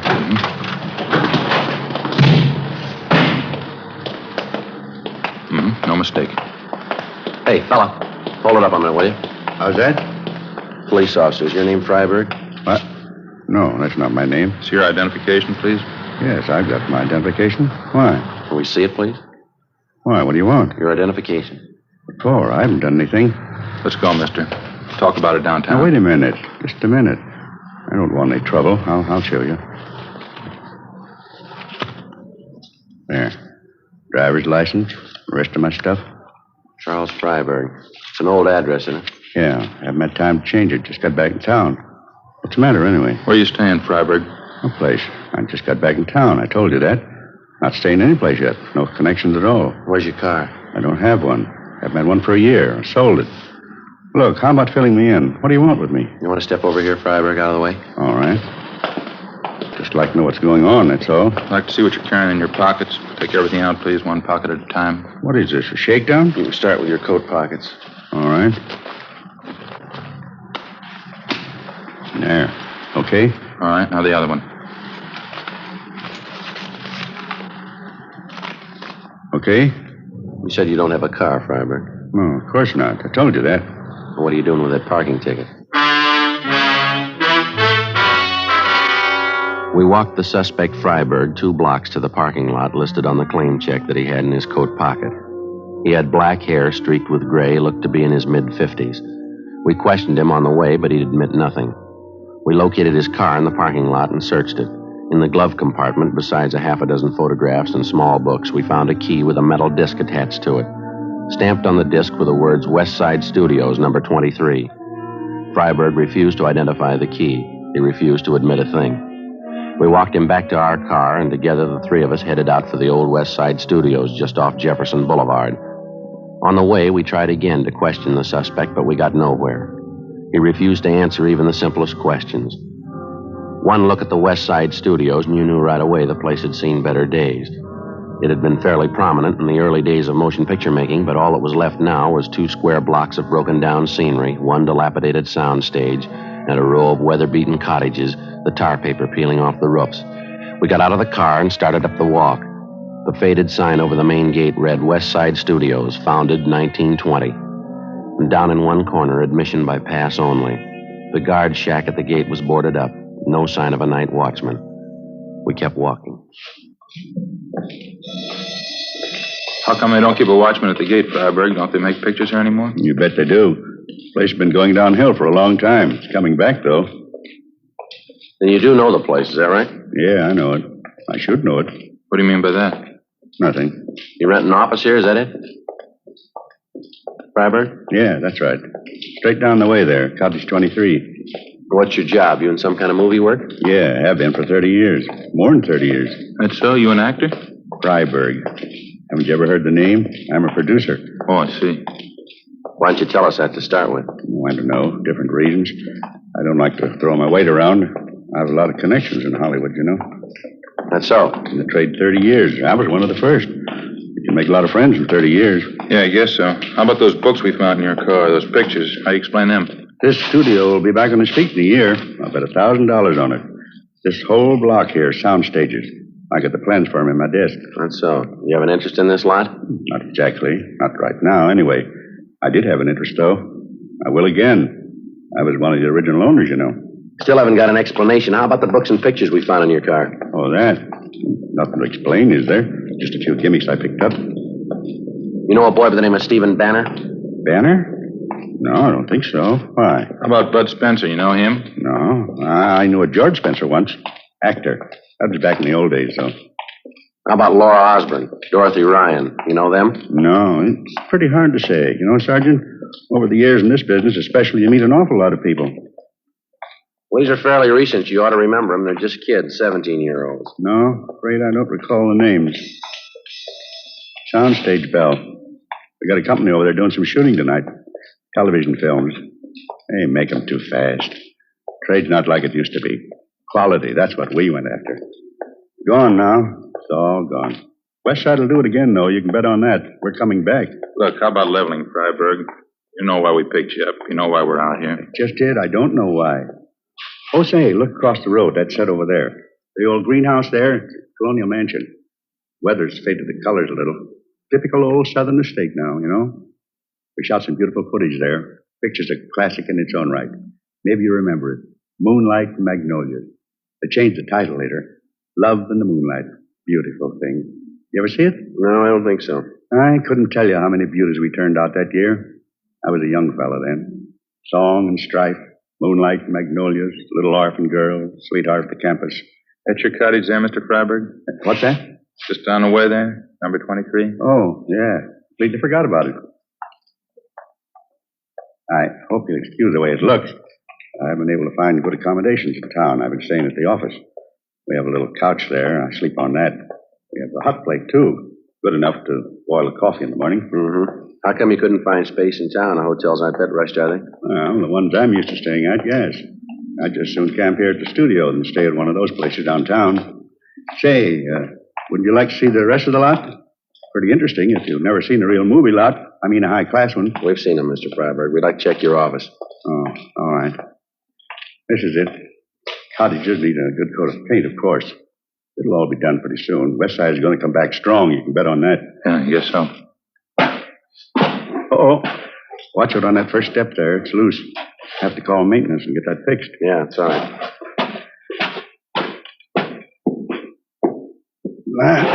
Here we are.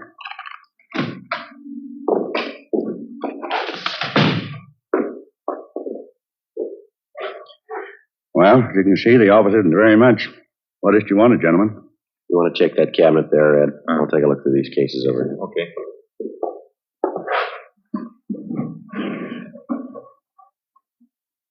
This picture here on the wall. That's the cast and the production staff of my first film. Here's the other one. Me and R.Z. Bernard. He autographed the picture for me, Bernard himself. Those were the days, all right. Quality. That's what we went after in pictures, real quality. Not like today. Gone. The good days. Fine pictures. It's gone. All gone. How about it, Freiberg? These cases of books here and these photographs. Not my fault, believe me. I had to make a living. I had to make money. How do you think it feels to get cheap like that? I used to be young. I was big. I was talent. I made big pictures. How do you think it feels to get cheap all of a sudden? Cheap enough to do this kind of thing. Nobody forced you. It was your choice, mister. It wasn't my choice. You're wrong. All I want to do is make pictures. There isn't a chance anymore, not like the old days. You need hundreds of thousands, millions. It's gone. It's all gone. Had to eat. Had to put clothes on my back. You admit you're responsible for this? Books, pictures, working in the high school trade, kids like Steve Banner, Bud Spencer? After 1935, I couldn't get a job. I didn't want this. I had to do it. I'm ashamed. Who wouldn't be? I had to eat. It was the only way. I had to live. There's honest jobs to be had. How about this man named Jack? He was in with me. He was my cameraman back in the old days. You can't blame him either. He had to live, too. You willing to come downtown with us? Give us a statement? Yes, all right, anything. How about the party with the two girls, Laura Osborne, Dorothy Ryan? I took some pictures, that's all. I didn't harm them. Not in any way. You had it wrong, Freiberg. You know that. Yeah, I know. Just to have the kids there made you remember the days in your life. Best days in anybody's life. What so? When you used to have money. When you used to be young.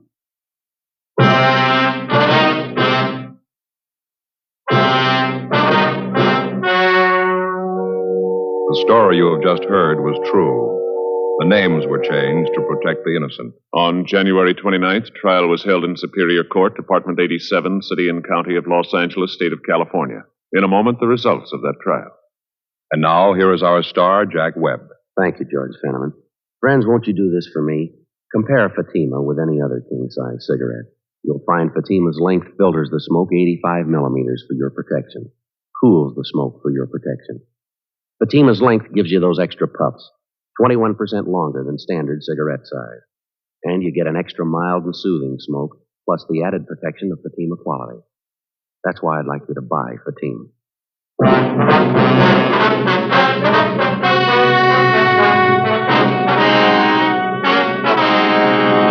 The suspects, Charles Zeman Freiberg and his accomplice, Jack L. Lavery, were tried and convicted on 4 counts of contributing to the delinquency of minors. Both of them served full terms in the county jail. Contributing to the delinquency of minors is punishable by a fine of not more than $1,000 or by imprisonment in the county jail for 1 year, or by both fine and imprisonment.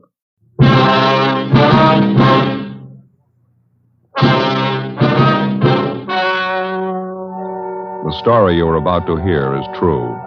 The names have been changed to protect the innocent. Fatima Cigarettes, best of all king-size cigarettes, brings you Dragnet on both radio and television.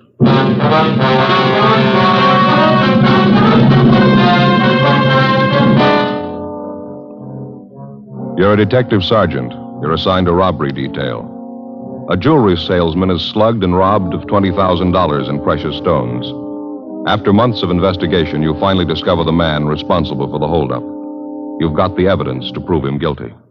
Your job, bring him in. Fatima, America's first largest-selling blended cigarette. Now, best of all king-size cigarettes. Prove it yourself today. Compare Fatima with any other king-size cigarette. 1. Fatima's length filters the smoke 85 millimeters for your protection. 2. Fatima's length cools the smoke for your protection. 3. Fatima's length gives you those extra puffs, 21% longer than standard cigarette size. And in Fatima, you get an extra mild and soothing smoke, plus the added protection of Fatima quality. Definitely the best quality in its class, but the same price as the cigarette you are now smoking. Buy Fatima in the bright, sunny yellow pack. Best of all king-size cigarettes.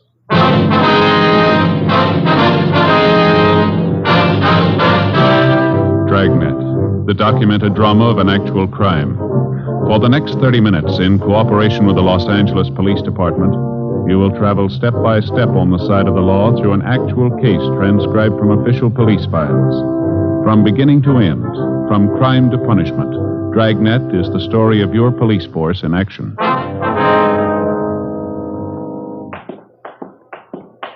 It was Thursday, July 18th. It was sultry in Los Angeles. We were working the day watch out of robbery detail. My partner's Ed Jacobs. The boss is Captain Didion. My name's Friday. It was 1:35 p.m. when we got back to the city hall, the interrogation room. So now, Mr. Garvey? Yes, all right. You want to call the captain, Ed, let him know we're back? Yeah, okay. Thanks. I'd still like to know what this is all about, Sergeant, dragging me down here in the middle of the day. I've got an office. Just a minute, Mr. Yeah, I just got back. Mm-hmm. All of them? Good. Yeah, the interrogation room, right. Brothers check in yet? Yeah, they're all back. Worked out fine. Would you please explain what this is about, why you've brought me down here? We think you know why. I don't. I haven't any idea. You take me away from my store on a busy day. You put a police guard on it. You insist on bringing me down here. What's it all about? Tell me. No, you tell us, Mr. Garvey. Tell you about what? The jewel robbery 9 months ago, that holdup. What holdup? My store hasn't been Talk robbed. about your friend, Thomas Ashley. Ashley? What about him? We think you remember it 9 months ago, parking lot back of the building down on 4th Street. Oh, sure. Some hold-up man slugged him, stole his case of samples. I remember it now. Poor Tom, the thief made a big haul, didn't he? Unset diamonds, $20,000 worth. I remember it now. I don't think Tom's gotten over it yet. I was a jewelry salesman for the same company at the time, you know. Same company Tom was working for. Yeah, we know all that. Some of the big bosses thought Tom had a hand in it. They figured it was a put-up job. Nothing was further from the truth. That's so. Sure, I know Tom. He's a close friend of mine. He wouldn't be mixed up in a deal like that. Tom and I worked out of the same office for years. We've had him over the house for dinner. We've even been on vacations together. He's one of the most honest men I know. You sure of all this, are you? Well, of course I'm sure. Hey, that isn't why you called me down here, is it? You don't think Tom had anything to do with that robbery, do you? You don't think he was in on it? He had nothing to do with it. I think you know that as well as we do. Then why am I here? There's nothing I can tell you about the holdup. Only what I heard from Tom, what I read in the newspaper. No, you can tell us a lot more, Garvey. We didn't bring you here just past time of day. Tom was slugged and his sample case of stones were taken. That's all I can tell you. You're a liar, mister. What? You engineered the whole thing. We know it, and so do you.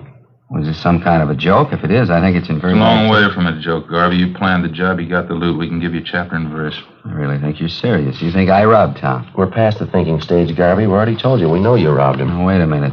This thing is ridiculous. The whole idea is ridiculous. I don't know who gave you the so-called information on me, but it's wrong. There's nothing further from the truth. Nobody gave us the information. We got it ourselves. You're really serious, are you? I robbed Tom, and you can prove I did. You're getting the idea. I don't know what to say. It's fantastic. I robbed my best friend Tom Ashley 9 months ago. I have $20,000 worth of diamonds, and you can prove it. Every bit of it. What about it? I think you're out of your mind. My name's George Garvey. Are you sure I'm the man you want? There couldn't be a mistake? No, there's no mistake. This thing would be funny if I didn't think you were serious. Let me ask you just one question. Maybe that'll clear it up for you. Yeah? If I held up Tom Ashley, how is it he didn't recognize me? You know better than that, Garvey. What? You didn't hold up Tom Ashley yourself. You had someone do it for you. Oh, cloak and dagger, huh? I'm afraid this is getting a little too wild for me, Sergeant. Maybe you can waste time making ridiculous charges. I can't. I'm going back to my store. It's a weak bluff, mister. It's not going to do it. Excuse me. Are you sure you two men haven't been drinking? Sit down, Mr. Garvey. I told you I'm going back to my store. Sit down. Look, you have no right to keep me here. These are ridiculous charges. You think I'm one of those cheap hoodlums you're used to dealing with. No, now come off it, mister. You got a $5,000 car and a $40,000 home. That doesn't rate you as special treatment. You're a thief, and you know it as well as we do. I don't have to take this from you. You haven't got much choice. We just finished 5 months' legwork proving it. Proving what? All right, now sit down there. You engineered that holdup. We know who you got to do it. We know how it was carried out. We know how you planned on disposing of the diamonds. We know who your fence was. We know what the split was. We know what you did with part of the money. We know how much you got left. Is that right? Yeah, that's right. What can I say? I don't even know what you're talking about. Any way you want it, Mr. Garvey. Maybe you'd like to tell me why I did all this. You know it better than we do. No, I mean it. Tell me. You weren't making enough money at your job to suit yourself, suit your wife either. That's pretty good. Marilyn would get a big kick out of that one. All right, fella, we can wait it out as long as you want. We spent 9 months on this already. Another few days aren't going to make that much difference. Just as a matter of curiosity, how'd you first start off on this tangent? Whatever gave you the idea that I had anything to do with the holdup? When you started to spend money. New car, new office for yourself, fur coat for your wife, transferred your 2 children to that private school. And that makes a holdup man out of me because I wanted to send my kids to a better school? Where'd the money come from? Can you explain that? Don't you think that's my business, Sergeant, where I get my money, what I do with it? Not when you get it stealing. I'm afraid you're going just a little too far. You insist I'm a thief. I'm going to insist you prove it. All right. Have a look over here, Mr. Garvey. Yeah? Some of the reports on the investigation. Reams of them. They cover everything from the time of the jewel robbery up to late yesterday. It's all right there. Everything from the crime report to signed statements. Well, how would that concern me? 3/4 of the stuff concerns you. Have a look for yourself. I still can't get it straight in my mind. What makes you think I had anything to do with that robbery? You know what this is, Mr. Garvey, this machine right here? No? Some kind of recording apparatus? That's right. It's a tape recorder. You've been taking down this conversation, and why? No, not this one. We've been recording every conversation that took place in your office for the last 4 months, every word. What do you mean? Just that, Mr. Garvey. Every time you talked on the phone, every visitor you had, it's all down on tape. 25 reels of it. Interesting. Is that supposed to frighten me? No, we don't care if it frightens you or not. Something else here. Yes? Reports on what you've been doing for the last 4 months. Daily reports, every movement you made. That's so. Everywhere you went, everybody you talked to, everything you did. Want to hear a sample? This must be some kind of a joke. That's the only explanation I can think of. May 12th, Thursday. Sergeants Bitteroff and Rafferty. Those are the 2 officers who were tailing you at the time. You checked in at your new office at 9:38 a.m. At 10:03 a.m., you had a visitor, Kenneth Tyson. You talked to him in your office. Conversations recorded. Tyson left at 10:18 a.m. At 10:32 a.m., you left your office. If you're trying to impress me, I'm afraid it isn't working out very well. You care for a cigarette, Garvey? No, thanks. I have my own. All right. Well, I've wasted enough time. Exactly what's the point of all this? Pretty simple. You're responsible for a robbery. We can prove it. We're giving you the chance to make a statement. It's nonsense. Is it? Of course, people following me, checking everything I do, where I spend my money, where I send my kids to school. What's it all about? It doesn't make any sense. All right, Mr. Garvey, we've said it before. We can wait it out as long as you want. Look, let's get this thing straight. Let's go back to the beginning and take it step by step. That's fine. The holdup was last fall, wasn't it? Sometime in October? October 7th, Monday, 5:20 in the afternoon. All right, now just what am I supposed to have done? None of your vague references about a new coat for my wife or where I send my kids to school. Let's have some facts. Joe? All right, Mr. Garvey. You went to work as a jewelry salesman for the company 10 years ago. Your friend Tom Ashley, the victim, started the same year. The 2 of you have been pretty close friends. That's right. I told you that. Now, we'll skip the rest of your background for now. 2 weeks before the robbery on September 24th, you had a meeting with a Kenneth Tyson. You met in a cafeteria on South Broadway. Tyson's 19 years old. Lives with an older sister. He works in a gas station on Olympic Boulevard. He's done some work on your car for you. That's how you happen to know him. Yes, I think I remember the boy. I don't know him well, though. I don't recall the meeting either. No, you know the boy very well. At the time of the meeting, you promised him $1,000 if he'd hold up your friend Tom Ashley. Ridiculous. Tyson agreed to it, and you briefed him on the plan. The following day, you gave him a gun. .32 caliber Smith & Wesson, serial number 362744. Nonsense. Where did you get that information? Tyson. Well, he's lying. Believe me, if he told you that, he's lying. Is he the one who robbed Tom?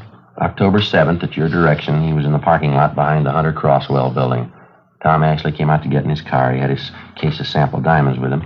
Tyson held him up, slugged him, took the stones, and got away. Of course, it's obvious. Tyson's trying to say I put him up to it. He's trying to get out of it that way. Afraid not, Mr. Garvey. Boy couldn't have carried off the holdup by himself. Well, of course he could. It's obvious he's trying to cover up. There were 6 people in the company you worked for who knew that on Mondays Ashley always took the case of sample diamonds along when he made his calls. Only on Monday you were one of the people who knew that. I suppose you've considered the other 5 people. They were all checked out at the time. They were all cleared, you along with them. But I'm not clear anymore, is that it? This young hoodlum Tyson, you're willing to take his word over mine? After the robbery, he took the case of diamonds to you. That was the next day. You paid him $500 and promised him the other $500 when he got rid of the stones. Oh, I suppose I've gotten rid of them, or do I still have them? 2 months after the holdup, you contacted a fence up in San Francisco. You drove up there and sold him some of the stones, and he broke them up and sold them. We know who he sold them to. We know what he got for him. Well, this fence, he's supposed to be another good friend of mine? You're still doing business with him. His name's Fred Lawrence. It's a new one on me. I don't know any Fred Lawrence. Can't even recall the name. Well, maybe this will help you, Mr. Garvey. Listen to him on the tape recorder. It's reel 4, isn't it, Ed? Yeah, I think so. They're all labeled there right on the back of the box. Yeah, here we are. Well, what's all this about? Phone conversation, Mr. Garvey. One of the things we reported from your office. I told you about it before. Let's see. This one was on March 18th. I always thought wiretapping was against the law, or do you pay any attention to that? We didn't tap your telephone line. We recorded everything from dictographs we installed in your store and back in your office. They started recording the day you moved in. That was the 1st of March, wasn't it? I don't know why you're telling me. I can sue you for that, you know. I can sue you for your last dollar. All we're concerned with right now is Fred Lawrence. You say you don't know him. I'd like to have you listen to this. This was recorded March 18th in your office. Okay? Here we go. Go.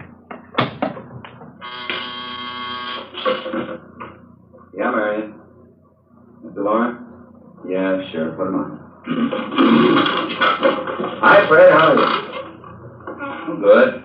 No, everything's fine. No heat at all. Tyson? No, he's all right. Believe me, he's a good kid. Nice. All right, where? I don't know. It might not be so good if you're seen down here. Only 8 o'clock, 8:30.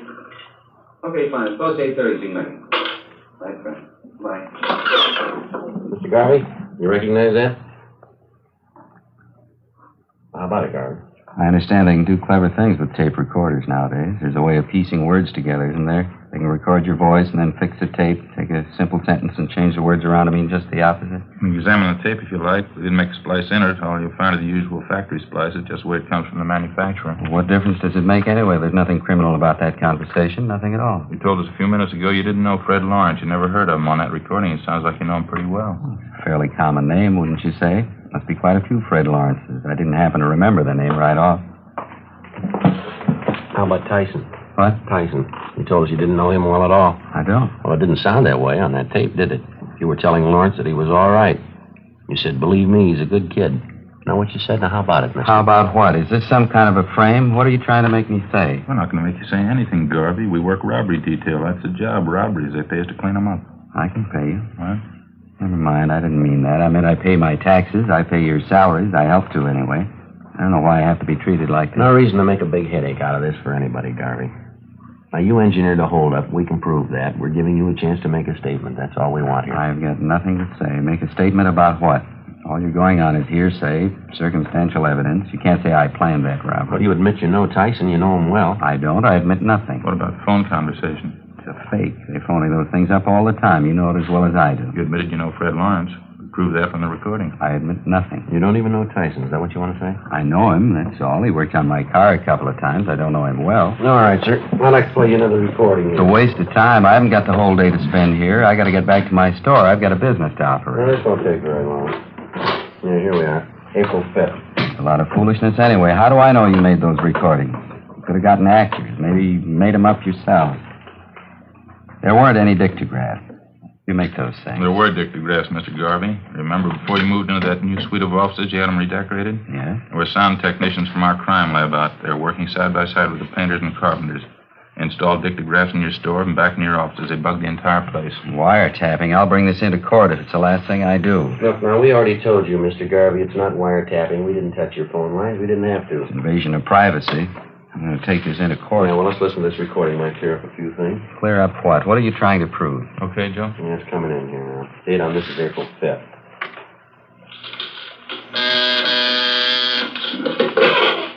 Yeah, Mary. Who? Tyson? Well, does he know I'm in? Yeah, okay, send him back.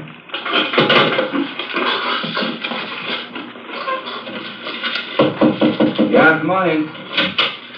Hi, Mr. Garvey. Yeah, how are you? Come on in, sit down. Thanks. Well, how you been anyway? Pretty good. Trying to get a hold of you last week. It's so hard to do. You're not in very much. Pretty busy, I understand. This time of year, you know, it keeps you going. No, I don't want to waste any time. I'd like to know how the deal's working out. Going back east to Albany next month. I'd like to get the rest of my money if I could. Well, just like I told you the last time, Ken, I'm sending the stuff north. I hope to hear in a couple of days. Yeah, I know. That's what you told me before. It was a pretty heavy job. I could use the money.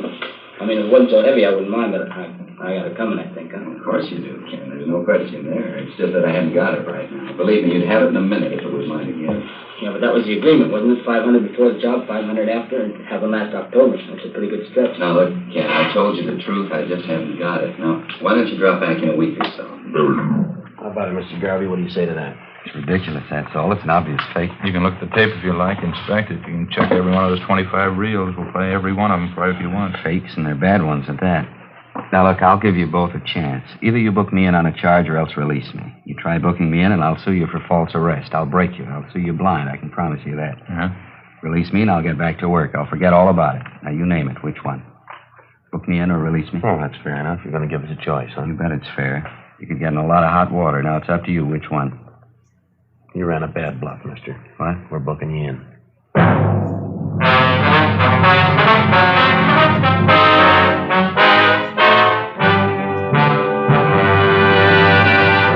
You are listening to Dragnet, authentic stories of your police force in action. Compare Fatima, with any other king-size cigarette. 1. Fatima's length filters the smoke 85 millimeters for your protection. 2. Fatima's length cools the smoke for your protection. 3.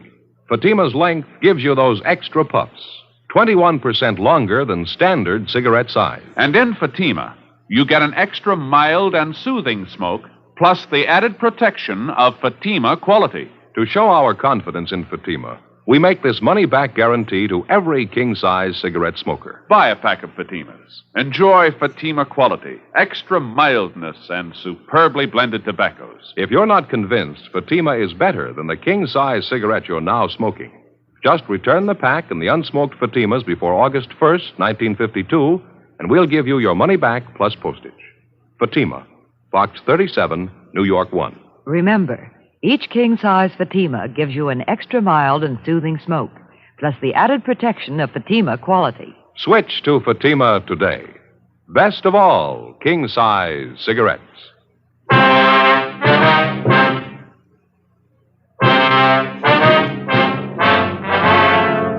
Thursday, 3:55 p.m. Ed Jacobs and I continued questioning the robbery suspect, Ernest Garvey.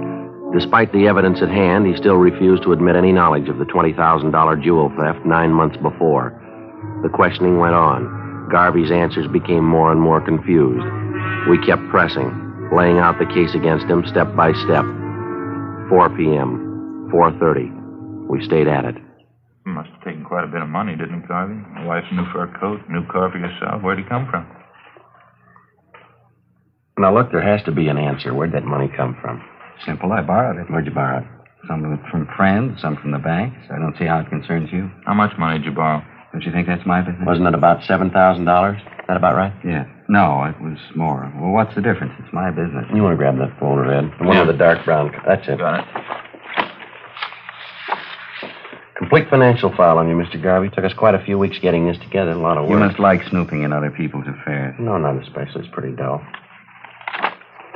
Here's a copy of your bank statement. It's a photostat. It doesn't make much sense. What do you mean? Well, we checked your income for that month, amounted to $620.18. Your bank statement here shows you made deposits totaling $760 the same month. Now, how is that possible? Well, for your information, I made a loan that month. That's probably some of the loan money I deposited. I quit my old job that time. I was going in business for myself. I needed the money to redecorate the new store and the office. It's as simple as that. Yeah. The photostats of your loan papers right here. The loan was for $2,000. A month before that, February, you'd borrowed from another bank. Let's see, for $3,000. Made another one in April, too. That was for $1,500, different bank again. That's right. Do we have to go over this line by line? In 3 months, you made bank loans for $6,500. Besides that, in the same 3 months, you earned a total of $1,713.88. Together, that makes $8,213.88. What's the point? Copies of your bank statements, Garvey. You have 5 different savings accounts in 5 different banks. They show from February to April, the same 3 months, you made deposits of more than $11,000. Now, how do you explain that? Garvey, any explanation? It's almost 5 o'clock. Can I use the phone? I have to call my wife and let her know. All right. We'll have to listen in on the extension. Conversation's going to be mine. Go ahead. I don't care. Okay. Dial 9 to get an outside line. Oh,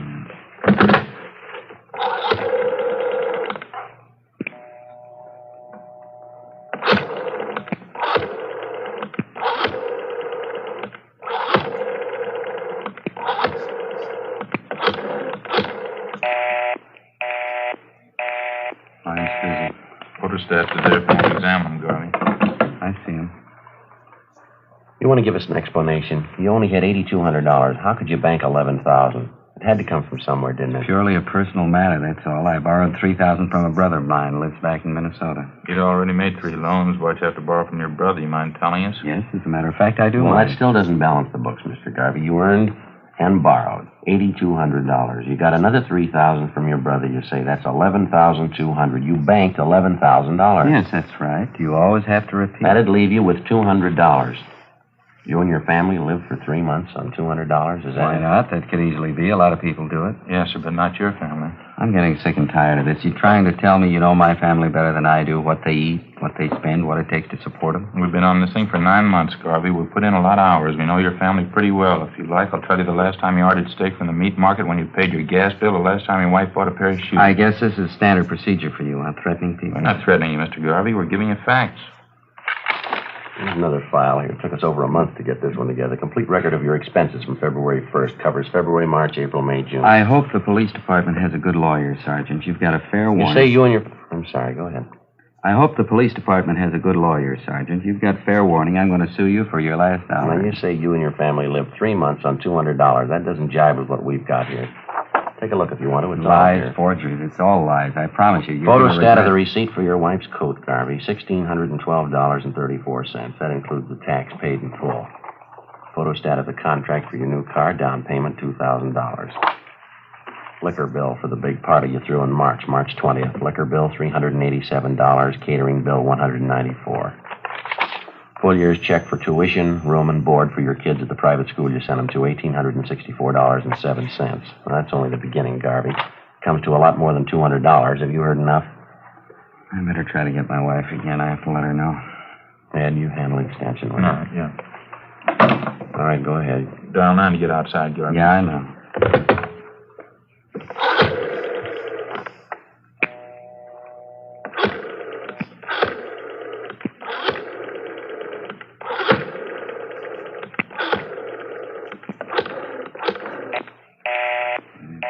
Talking. She might know I'm trying to get her, stupid. Well, wait a couple of minutes. She'll get through. Gabbing on the phone all day long, gab on the phone and play cards. That's all she ever does. Got some more figures here for you, Garvey. Be a good idea if you hear them. Bills for 2 more parties you threw last month. Food bills. Why do you have to keep pushing that stuff at me? So you've been sneaking around, finding out about my personal affairs. That's supposed to be good police work, is it? This is the You kind carried of off a robbery, Garvey. We're giving you a chance to make a statement. I told Why you. should I? What for? Give you a statement, have you twisted around, incriminate me? I haven't had anything to do with this kid Tyson. I better try that call. And we'll dial 9 first. I know. You told me.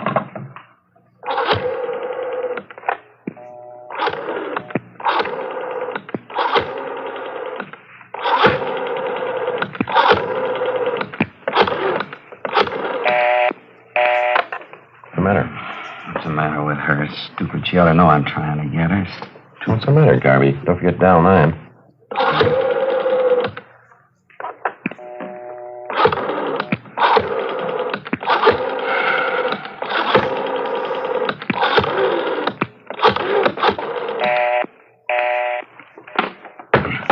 One more recording you ought to hear. I'll just play part. I don't want to hear it. I'll just play a piece. I think you ought to hear it. That's the same reel there. Just fan it over there to that other part, Ed. All right. Tyson, Mr. Garvey, same place, the office.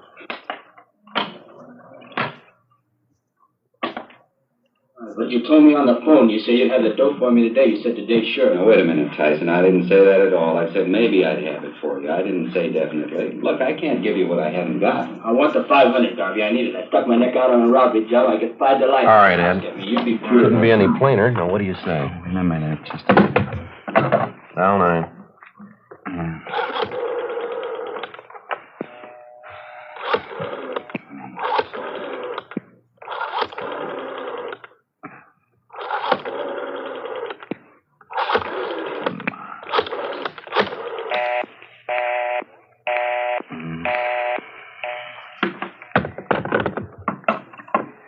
She was never satisfied. She never could be satisfied. Always more. She always had to have something else. How do you mean, your wife?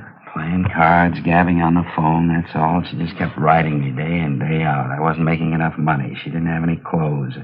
Kids ought to go to a better school. We ought to have a new house. On and on. I ought to go in business for myself, make money, lots of money. Same thing, all the time. Talk. There's only so much you can take. You figured the robbery'd solve the problem, is that it? Guess so. I'd have tried anything just to shut her up, get her off my back for a while.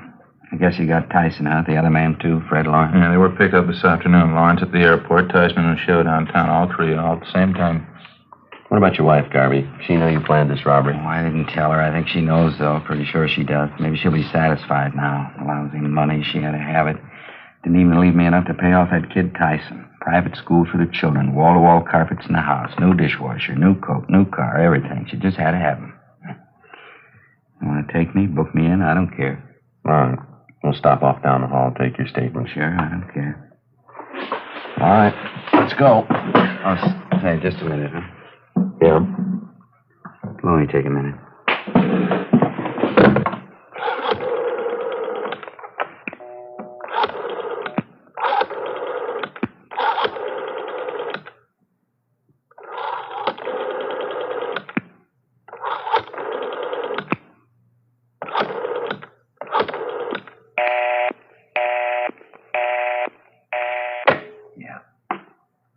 what I figured.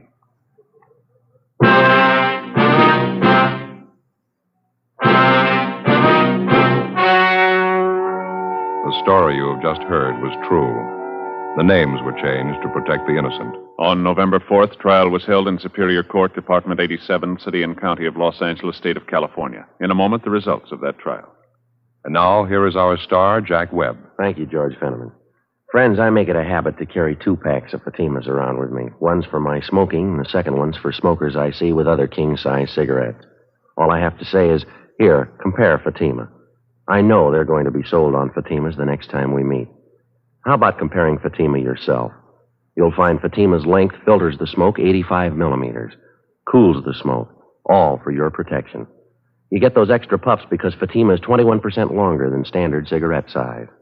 And Fatima gives you an extra mild and soothing smoke, plus the added protection of Fatima quality. Prove it today. Buy Fatima.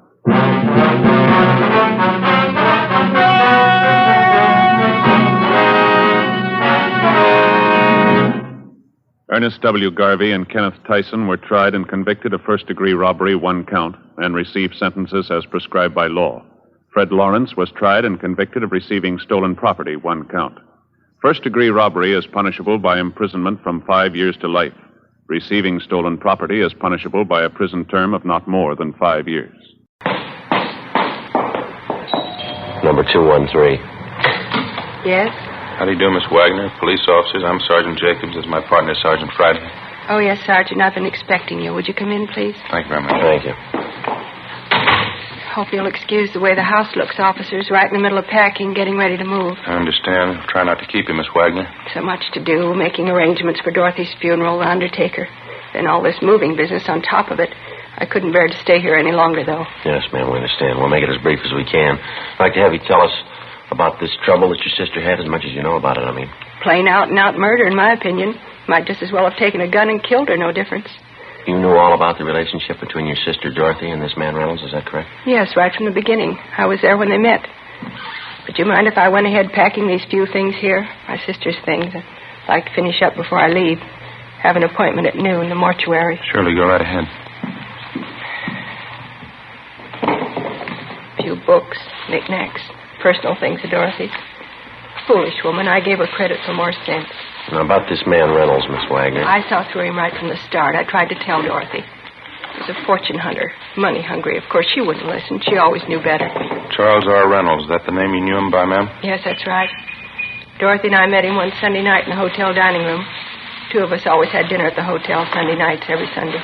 That's the hotel out on Wilshire you told us about? That's correct. It'll be exactly a month this coming Sunday. Came up to our table and introduced himself. Claimed he knew my father when he was alive. Dad owned some big packing plants in the East. He died 9 years ago. Left the estate to Dorothy and me. I see. Would you have anything to add to the description that you gave us on Reynolds, Miss Wagner? I mean, can you think of anything unusual about him at all? Scars, peculiar mannerisms, anything like that? No, nothing special. Dressed well, as I say. Apparently cultured, well-traveled. Mm-hmm. He was handsome enough. Attractive. I knew it was only after our money, though. Playing up to Dorothy that way, kissing her hand, taking her out all the time. Probably would have tried the same thing with me. It's lucky I knew better. How did you go after the first meeting with him, Miss Wagner? Did he start dating your sister Dorothy right away? Yes, the next night. Called here at our home and asked Dorothy to the theater. I think he was going to ask me, but he was too smart for that. I knew him for what he was. Imagine that. Poems Dorothy wrote in high school. Love poems. Silly. She never did get it out of her head. You and your sister lived alone here in the house, did you, ma'am? Yes, Dorothy and I and the maid. I don't want to stay here after what's happened, though. I'm going to my cousin's in Vermont. Never want to see this place again. Yes, ma'am, I can understand. How soon after you met Reynolds did he marry your sister? A little over 2 weeks. He'd been seeing her almost every night, taking her out dancing to the theaters, big dinners, bringing her home late. I'd sit here in the living room. I could hear them from my bedroom upstairs laughing, him telling her how beautiful she was. 42-year-old woman, imagine that. You're about the same age your sister was? Just about. A little older. People always took us for twins, though. Here's a snapshot of me taken in my 20s. The boy with me there, he wanted to marry me. My money, of course, that's all he wanted. Too bad. Dorothy never seemed to realize that about men. Girls from wealthy families, they have to be careful. We understand Reynolds took your sister out of town to be married, is that right? Yes, Las Vegas. Reynolds had told her his bank funds were tied up temporarily in a Canadian bank. He wrote Dorothy a check for $10,000, and she gave him her check for the same amount. He said he wanted to book reservations for a round-the-world trip for both of them. I see. The same day Dorothy gave him the check, he cashed it. The bank called her about it, and she said it was perfectly all right. An hour after he cashed it, Reynolds disappeared. No trace of him. Of course, his check's worthless. We found that out. And you figured that's the only reason your sister took her own life? There's no other reason. Wasn't the money so much. Dorothy has her share of the estate. It's a shame, I suppose. Awful shame. Disappointment. She should have known better, a woman her age. Had your sister ever been married before, Miss Wagner? Yes, when she was 18. Ran off to Chicago and married a young fellow. She claimed she loved him, too. Naturally, he was after our money. My father and I went and brought her home. We had the marriage annulled. It was that way all her life. 6 men. They brought Dorothy nothing but misery. And this was the last, this Charles Reynolds. How about his background, ma'am, his business connections? He ever mention any of that to you or your sister? Claimed he had interests all over. South America, Australia. Seemed to have plenty of money. Guess his kind always has. Do you think you'll find him? We're going to try, Miss Wagner. Dorothy went upstairs to her bedroom and stayed there. She looked so strange. She took out some pressed flowers from a book. Some boy had given them to her once years ago. Don't know who. She just sat on the edge of her bed and stared at them, old pressed flowers. Next morning, the maid came upstairs, and Dorothy was lying on the floor. Empty bottle of pills next to her. Awful disgrace. Never happened before in our family. If you don't mind, Miss Wagner, we'd like to get as many particulars about this man Reynolds as you can remember. There. That's the last. I don't know what else to tell you, officer. All I know is I was young when Dorothy was young. I could have had a man if I wanted. But I didn't run off when I was 18 to marry a boy. I knew my duty. If it wasn't proper, it wasn't a love. I didn't run off as a middle-aged woman to marry a fortune hunter either. What made her do it? I wouldn't know, ma'am. She was your sister. What kind of a man was he? What kind of a mind? Making love, kissing her, just to take her money. Imagine. Selling somebody with a kiss. Well, it's not the first time, ma'am. Is that so? Look it up. You'll find it in the Bible.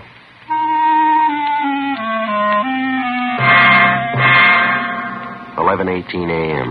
We continued to interview the victim's sister for another 40 minutes, and then we left the Wagner home, drove back to the office, and continued our investigation of the suspect, Charles R. Reynolds. As far as we were concerned, the criminal was new to us, but the crime wasn't. The marriage racket's as old as any con game on earth, and as con games go, it's one of the lowest. It trades on one of the most natural and normal instincts a man or a woman has, a desire for companionship, a home, and a family. And for the sake of an easy dollar, it betrays the victim and the instinct ruthlessly, regardless of the consequences. In the case of 42-year-old heiress Dorothy Wagner, the disappointment was too much to cope with. For her, the marriage game ended in the front parlor of a mortuary on South Hoover Street. For the suspect, Charles Reynolds, it had continued to be a paying business until he was stopped. After homicide detail completed their investigation of the case, and it was definitely determined that Dorothy Wagner took her own life, the matter was turned over to us. 11:50 a.m. We got off a request to Las Vegas asking them for all the information on the marriage, and then I contacted the stats office and asked them to make a run on the suspect for us based on his detailed description and also on his method of operation. I went back down the hall and met Ed Jacobs at the R&I counter. How you doing? Not too much luck, Joe. Forger didn't come up with anything either. Nothing on him in their files. Yeah, it's not much of a start, is it? Apparently, this is the first time he's worked the town. Hornsby couldn't find anything on the name, not in the main file anyway. What do you got there? I asked John to check the correspondence file. He came up with this. Out of Chicago, huh? Yeah, he came in over 3 months ago. Inquiry from their bunco detail. Suspect name right here. Frank L. Richland. Same angle, marriage racket. Hmm. Yeah, the MO's pretty close. Any description? Oh, here. What do you think? 6'1", 170 pounds, gray wavy hair, blue eyes, fair complexion. That's fairly close, could be. Mm-hmm. There's the alias list Richland uses, along with your arm. Here's one caught our eye. Reynolds. Alias George A. Reynolds, Thomas R. Reynolds, alias C.H. Reynolds, alias Charles R. Reynolds. Wants on him for forgery, bunco, grand theft. A lot of experience. How about a mugshot on this one? None attached. No LA contacts either. Then we better get off a wire to Chicago PD, have them send us what they can on him. Want to prove it one way or the other by the end of the week, maybe, huh? Yeah. Copy his name down here. All right. Frank L. Richland. Correspondence number C143732. Chicago case number D-612-32. Attention, Lieutenant Smichaels. I was just thinking, Ed. Huh? The last time anyone saw Reynolds, when was it? 10, 12 days ago? 10 days ago, yeah. September 23rd, same day he cashed the check and took a run out. Well, if he's working the city for the first time, he must figure he's had some fair luck. 10,000 on the first try, that's pretty encouraging. Yeah? If he gets the idea the town's a gold mine, he's not going to pull out stakes here. Figures. Probably trying to reach a couple other women with the same angle. Could be he's working on it now. Well, that's the problem. What do you mean? The women. Say he's been romancing 3 or 4 of them around town. He's got them all primed. Huh? How you going to warn a woman about a thief before her purse is gone? After getting off a wire to Chicago regarding the suspect, which was in addition to the broadcast and the APB we'd gotten out on him, Ed Jacobs and I continued checking out the various contacts that he'd made in the city. We checked stores where he shopped, banks where he allegedly did business, restaurants and hotels which he reportedly patronized. It took 3 days of dull, steady legwork. You can say it much faster than you can do it. All of the bank references, without exception, were falsified. Where he made purchases, it was strictly cash dealing. The same for the restaurants he'd frequented. Besides meager descriptions of the man, the restaurant employees weren't able to help us much. At one of the 2 hotels, where we learned he was a guest for a full month, we finally netted half a lead. One of the bellboys told us that the man known as Charles Reynolds seemed to be pretty friendly with the head waiter in the hotel dining room, a Henry Kingsbury. We located Kingsbury in the dining room in mid-afternoon, directing arrangements for a large private party to be held that night. Across the dance floor, the orchestra was on the bandstand rehearsing, the musicians in their shirt sleeves. Kingsbury was reserved and not too cooperative. Yes, I was acquainted with Mr. Reynolds, no more than the other guests, though. That's not the way we get it, Mr. Kingsbury. We hear you were pretty friendly with him. Only as far as my job goes. That's my business, making people feel at home, making them comfortable. We understand Reynolds was a pretty heavy tipper, is that right? He always took good care of me and the boys, the waiters. He was very generous. Did he expect anything special in return for the tips that he gave you? I don't think I understand. Oh, I think you do. How about it? Well, he was always very good to us, all of us. I could hardly refuse. Refuse what? When he first moved into the hotel, he became friendly with me, introduced himself, gave me a good tip in advance to take care of him. First few nights here, he spent at the cocktail bar, meeting people, buying a few drinks, getting acquainted. Third or fourth night, that's when he asked me. Yeah? He said when some prominent women came into the dining room, wealthy women, would I point them out to him? Single women, of course. I couldn't see any harm in it. He put a $20 bill in my hand. I said, yes, I would. After all, we have to look out for ourselves. Did he expect anything else for those tips? I don't know. I don't think it would be right if I told you. You know why we're here, Mr. Kingsbury. We leveled with him. We expect you to do the same with us. Well, there was the 2 Wagner sisters. They came here every Sunday night for dinner, regular routine for them. Yeah? Mr. Reynolds was at the bar. He asked who they were, and I told him. He seemed impressed. He asked me to help with an introduction to them, and I did. Next afternoon, he came to me again. He said he was taking one of the Wagner sisters to dinner that night. It was important to him. He gave me another big tip. Said he wanted us to roll out the red carpet for him that night. What'd that consist of? Well, special consideration, the best treatment in the house, I was to act as if I'd known him for years. Well, it was a good tip. I did what he asked. As I say, we have to look out for ourselves. This happened more than once, did it? 2 or 3 times, yeah. Miss Wagner, Dorothy Wagner, she seemed impressed. At the time, I didn't think anything was wrong with it. You actually didn't know Reynolds, is that right? You'd never seen him before? Well, I suppose, yes. I only found out later, though, reading the papers. I mean, what really happened. I didn't know what he was at the time. You couldn't see what Reynolds was up to? You didn't know what he was doing? No, naturally not. He was a good tipper. That's all I know. It was the money. We have to look out for ourselves. Yeah. I felt sorry about Miss Wagner. I went to the funeral. They couldn't say I'm to blame, could they? What happened? I mean, it's not on my conscience. You wouldn't say so, would you? She's dead, mister. You figure it. Thursday, October 13th. The investigation continued. Still no sign of the suspect. We got an answer from Las Vegas and also from the Chicago PD's bunco detail on our inquiries.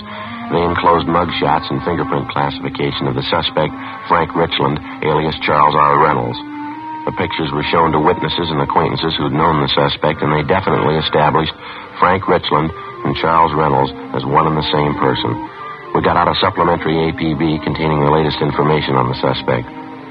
Saturday, October 15, we got our second complaint on the marriage bunco artist.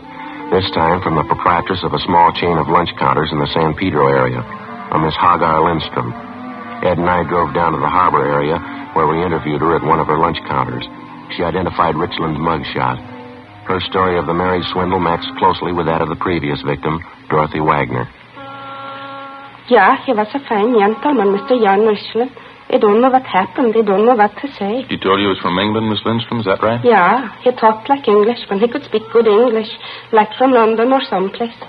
Says he builds boats, big ones. I beg your pardon, ma'am? Big boats. Oh, yes. He told me that's his business. He said he had lots of money. We would sail around the world on a honeymoon. Maybe he will come back still. I hope so. I wouldn't count on that, Miss Lindstrom. Would you tell us this, please? How'd you happen to meet this man, Richland? At the hotel up the street. The big hotel. I can show it to you. The one on Jackson Street. Yes, ma'am. They seem to know he was a rich man. Nice clothes he wore. He spent money a lot. When we got married, we spent lots of money. Where were you married, ma'am? We went down to Mexico. One weekend we went down there and we got married. It was romantic. Very nice. Even Lars liked it. Who's that, ma'am? Lars. That's him down the counter there. Lars, my brother. Oh, well, your brother went along with you when you got married, is that right? Lars and I go every place together. I don't do anything without Lars. Mr. Richland was nice about it. He doesn't seem to mind Lars. Just a minute, they call him. Lars? Huh? Lars? Lars and I run the business together. The soda fountains we have. It's a long time. They have work at it. Hard work. Yes, ma'am, I guess so. We make good living. Not easy, though. That's why it was so bad. Mr. Richland, $3,000 he took. Yeah, Hagar. These are the police, Lars. They want to know about Mr. Richland. How do you do? How are you, sir? Yeah, he was no good. When they find him, they hit him. Now, the $3,000 he got from you, ma'am, how did that work? I mean, did you give him the money, lend it to him? Just what was it? When we came back from Mexico from being married, Mr. Richland and me and Lars, he said he was waiting for money from his bank in New York. Mr. Richland said that. He wrote me a check for $3,000. I gave him our check for $3,000. Even Lars thought it was all right. Didn't you, Lars? Yeah, he was crazy. His check was no good. He beat him up, they punched him good. That's quite a bit of money, Miss Lindstrom. What kind of a story did he give you? He would buy the tickets for a honeymoon trip. That's what he said. A long trip together. Romantic. Mr. Richland and me and Lars. He didn't mind Lars coming along either. Did he, Lars? No, he didn't mind. Now, this Richland disappeared right after he cashed your check, is that Yes, right? sir. He got the money and he was gone. 6 days ago. We never hurt him. I don't know why he did this to us. I thought he loved me. I thought he was my husband. Mm-hmm. We haven't seen or heard anything of him since he disappeared? Not me nor Lars. But maybe we know. That's why we call you officers. Yes, ma'am? We have this friend down Tanya M. Svensson. He met Mr. Richland once when he was here. Mm-hmm. Svensson called Lars on the telephone. He said he saw Mr. Richland downtown going into the hotel. Are you sure it was Richland? Yeah, he said he thought so. How long ago did you see him? Last night. We got on the phone right away and talked to the friend of the Lindstroms, James Swenson. He gave us the name and location of the downtown hotel where he thought he'd seen the suspect, Richland, the night before. Ed called the hotel and checked with the desk clerk. Yeah, that's right. Fairly tall, wavy gray hair, fair complexion. Might be registered as John Richland. That's right.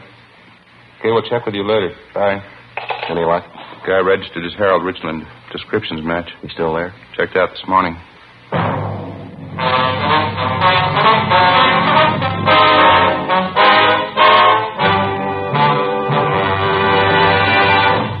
You are listening to Dragnet, authentic stories of your police force in action.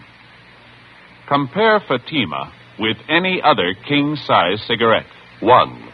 Fatima's length filters the smoke 85 millimeters for your protection. 2. Fatima's length cools the smoke for your protection. 3.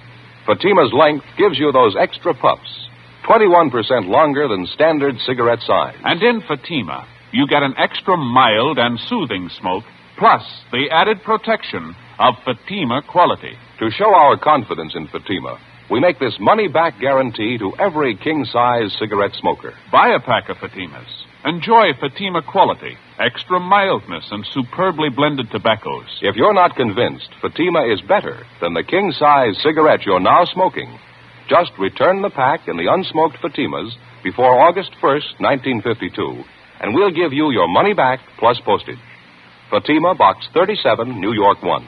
Remember, each king-size Fatima gives you an extra mild and soothing smoke, plus the added protection of Fatima quality. Switch to Fatima today. Best of all, king-size cigarettes.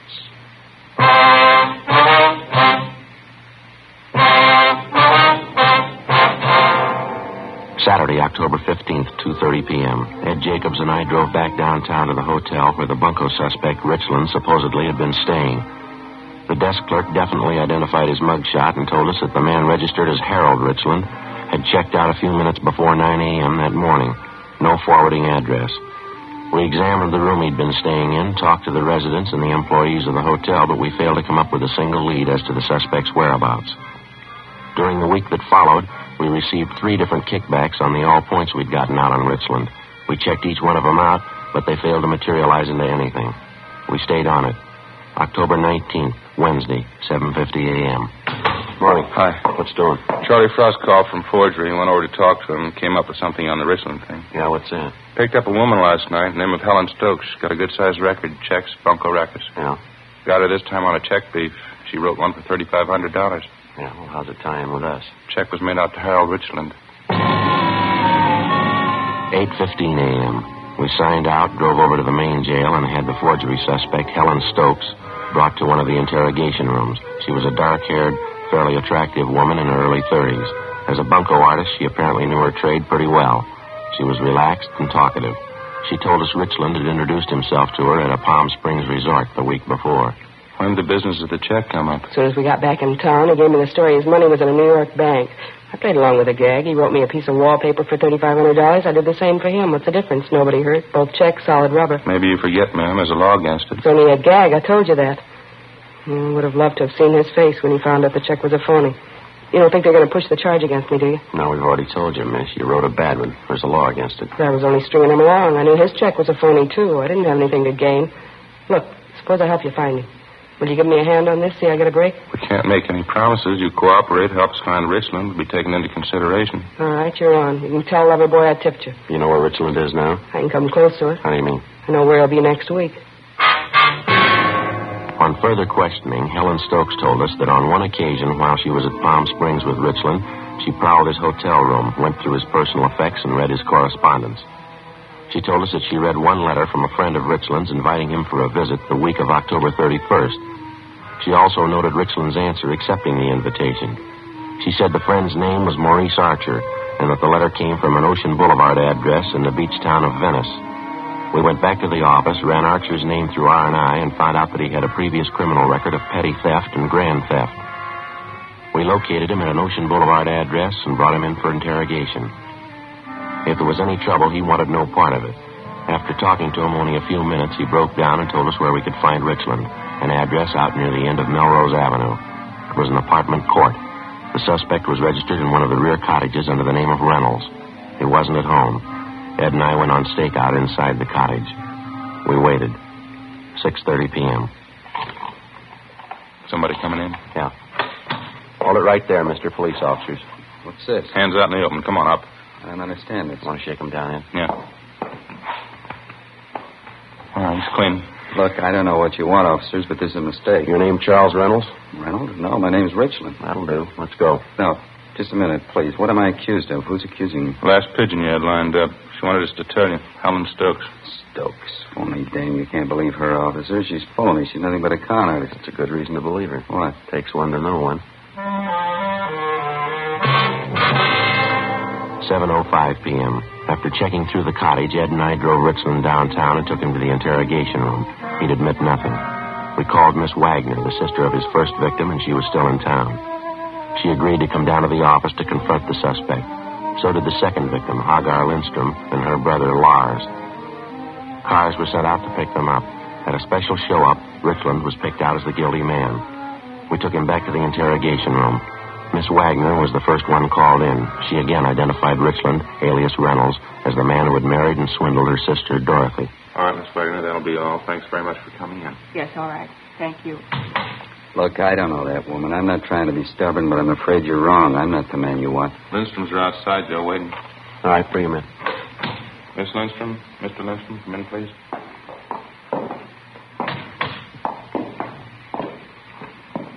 Miss Lindstrom?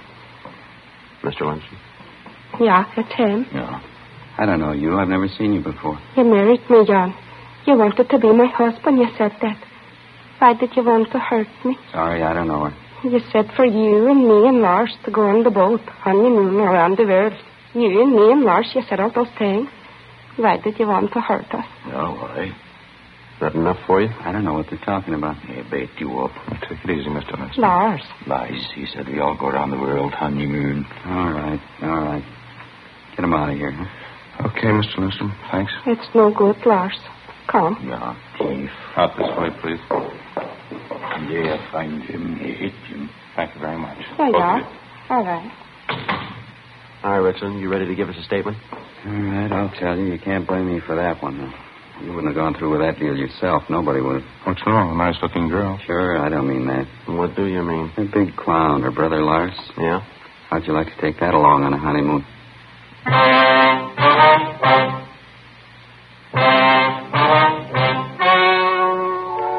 The story you have just heard was true. The names were changed to protect the innocent. On January 14th, trial was held in Superior Court, Department 88, City and County of Los Angeles, State of California. In a moment, the results of that trial.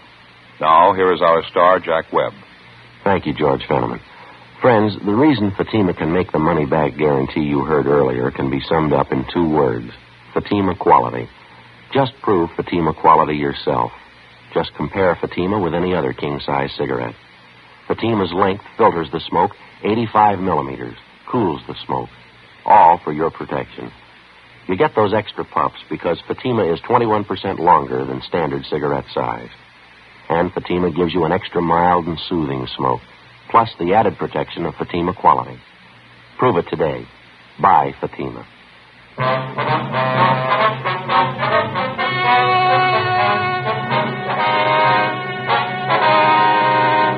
Frank Richland was tried and convicted of 2 counts of grand theft and 3 counts of forgery of a fictitious name.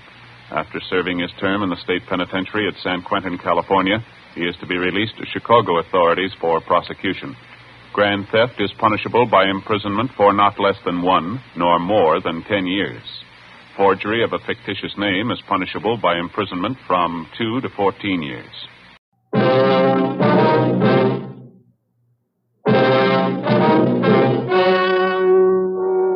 The story you are about to hear is true. The names have been changed to protect the innocent. Fatima Cigarettes, best of all king-size cigarettes, brings you Dragnet on both radio and television.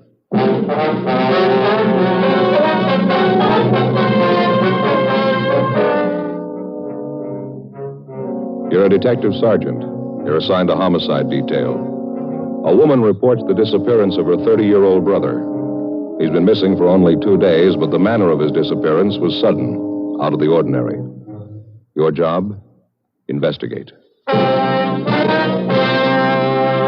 Fatima, America's first largest-selling blended cigarette. Fatima, now best of all king-size cigarettes. Prove it yourself today. Compare Fatima with the king-size cigarette you're now smoking. 1. Fatima's length filters the smoke 85 millimeters for your protection. 2. Fatima's length cools the smoke for your protection. 3. Fatima's length gives you those extra puffs, 21% longer than standard cigarette size. And in Fatima, you get an extra mild and soothing smoke, plus the added protection of Fatima quality. Definitely the best quality in its class, but the same price as the cigarette you're now smoking. Buy Fatima in the bright sunny yellow pack. Best of all king-size cigarettes.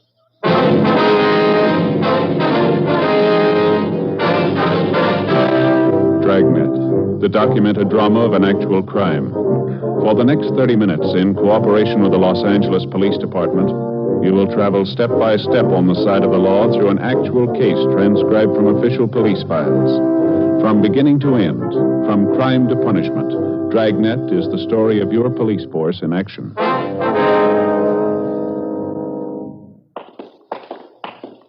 It was Wednesday, November 14th. It was overcast in Los Angeles. We were working the day watch out of homicide detail. My partner's Ed Jacobs. The boss is Captain Lorman. My name's Friday. We were on the way out from the office, and it was 8:56 a.m. when we got to the S&H Paper Company on 4th Street, the rear entrance. Where do we find her, Joe? Upstairs? No, main floor.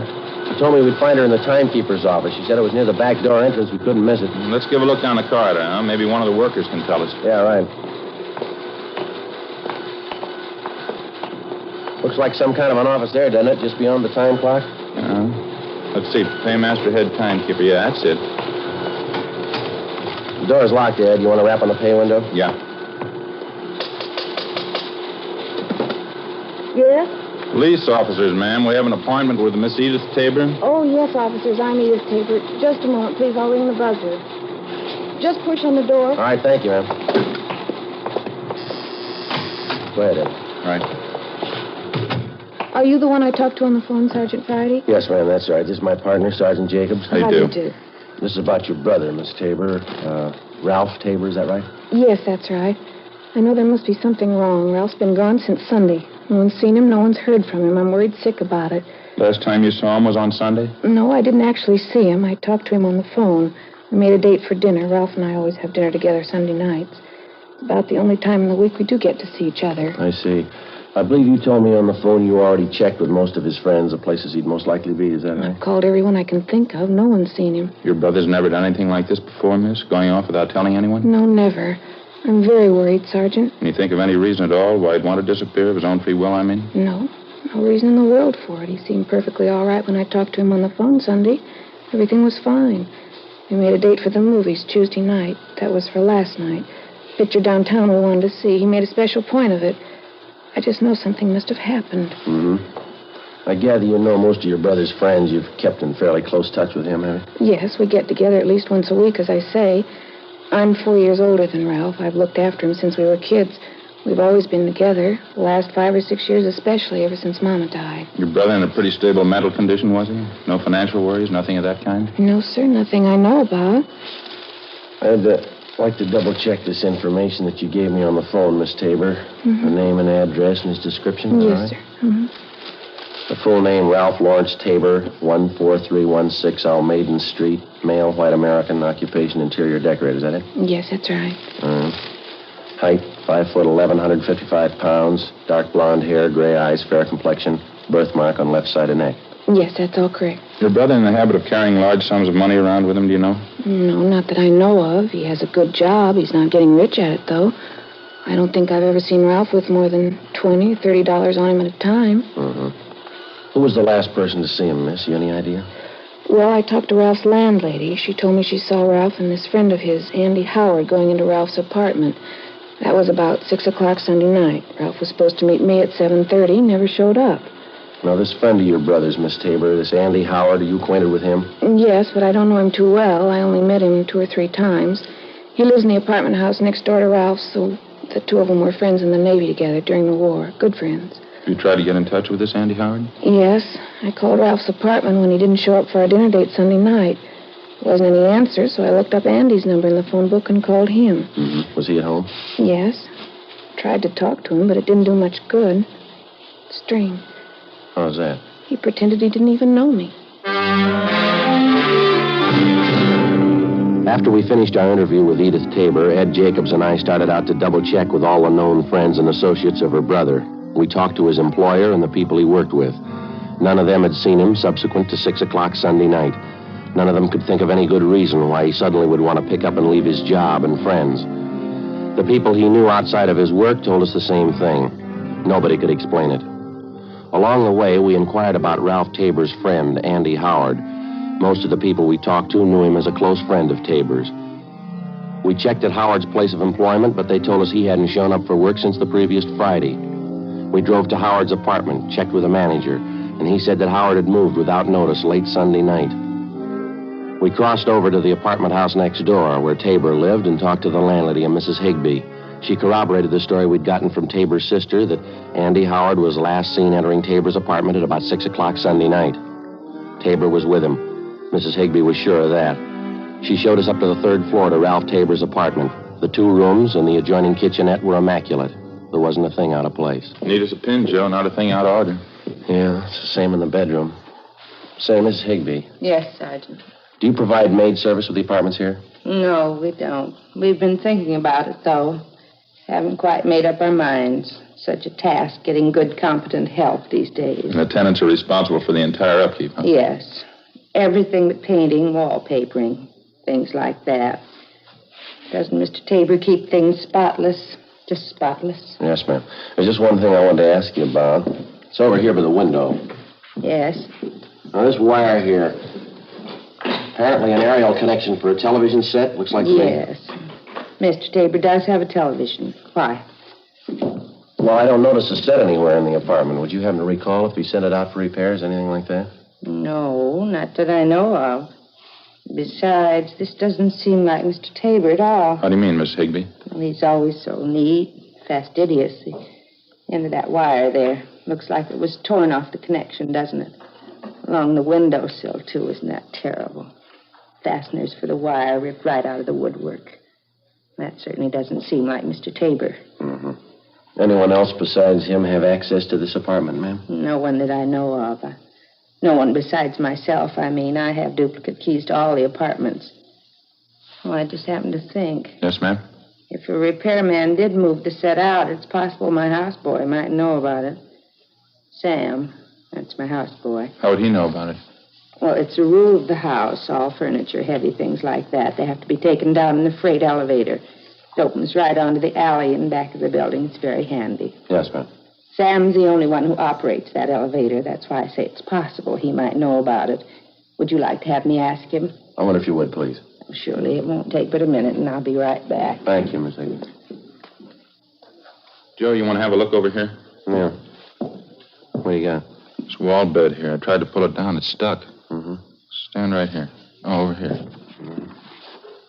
See if you notice anything. Yeah, I do. You want to give me a hand? See if we can't get the bed down? Yeah. Push in on your side there. Okay. That's it. Okay. It's coming down now. Good Lord. Yeah. Tabor, you think? Oh, description seems to fit. Beaten to death, looks like, doesn't it? Something sticking out under the bed covers there. Yeah, it's a claw hammer. Stains all over it. Vicious. Guess a killer wanted to make sure. It's one of the worst I've seen. Feel sorry for the sister. She was pretty close to him. It's going to be tough on her. No tougher than it was for him. 2:38 p.m. We phoned the office, told them what we'd found, and then we put in a call for Lieutenant Lee Jones and the crime lab crew. While we were waiting, we questioned the landlady again, Mrs. Higbee. She said her houseman, Sam, told her he knew nothing about a television set being moved out of Ralph Tabor's apartment. However, it was possible somebody could have taken the set down in the main elevator late at night without being seen. Mrs. Higbee also told us that Tabor had a car. We checked the apartment garage, but it was gone. All Mrs. Higbee could tell us was that it was a late model car and that Tabor often loaned it to his friend, Andy Howard. Sergeants Al Shambra and Joe LaMonica from Homicide arrived, and together the four of us interviewed the employees and the tenants in the apartment building. They gave us little or nothing at all. A few minutes before 3 p.m., the crime lab crew showed up and started their preliminary investigation. We put in a call for the coroner. From the obvious lack of fingerprints in usual places around the apartment, it was apparent that the murderer had taken great precautions to cover his tracks. 3:35 p.m., the deputy coroner arrived, and after the preliminary investigation was finished, the body was removed to the county morgue. Ed and I went back to the office, checked our DMV, and got out on all points on Tabor's car, and also on the friend he was last seen with, Andy Howard. R&I turned up a single entry for Howard's criminal record, a drunk driving charge. 5:20 p.m., we met with Edith Tabor and broke the news of her brother's death. When she recovered from the shock, we interviewed her briefly. It was Andy Howard. I know it was him. It had to be. Why do you say that, Miss Tabor? There's something about this man Howard you haven't told us? He's no good, Sergeant. He's no good at all. That's what I've been afraid of. I've been afraid of it right along. Well, just how do you mean, ma'am? He's no good. He's a tramp, a bum. Won't get a job. He's been living off my brother. He isn't normal. There's something wrong with him. Well, how is it your brother put up with him? Well, I told you, he and Ralph were friends in the Navy. He did a big favor for Ralph once. He's been living off it ever since. Taking his clothes, borrowing his car, money, never paying it back. Why do you think he killed your brother, miss? I just know it, that's all. He did it. He ever fight with your brother? Would you happen to know? Did he ever threaten him? They had a big fight one night, about 2 weeks ago, I think. Andy kept sponging until Ralph got good and sick of it. Told Andy to go out and get a job. That's when the fight started. You saw it, did you? Ralph told me about it. Fist fight in the alley back of the apartment. Ralph knocked Andy down. Andy said he'd never forget it. He'd pay Ralph back. A couple of days after that, my brother said the two of them made up. Everything was all right. Ralph should have known better. He should have known better. Just a few more questions, Miss Tabor. Can you tell us anything about Andy Howard's background, where he's from, who his friends are, places he usually goes? No. I didn't know much about him. He's from the South, I think, Alabama. Ralph's friends can tell you more about him than I can. All right. Had you heard anything lately about Howard planning to move out of his apartment? No, nothing. When I heard that he did move and Ralph was missing, I knew something was wrong. That's why I called you. If I'd only known before. Poor Ralph, if I only knew. Well, try to take it easy, ma'am. We'll arrange for a car to drive you home, all right? It's so hard to understand. It's hard. For anyone to kill Ralph like that, horrible. He was so good. He was my brother. Yes, ma'am. What do you say to a man who kills your brother? How do you understand him? What do you tell him? Well, why even try?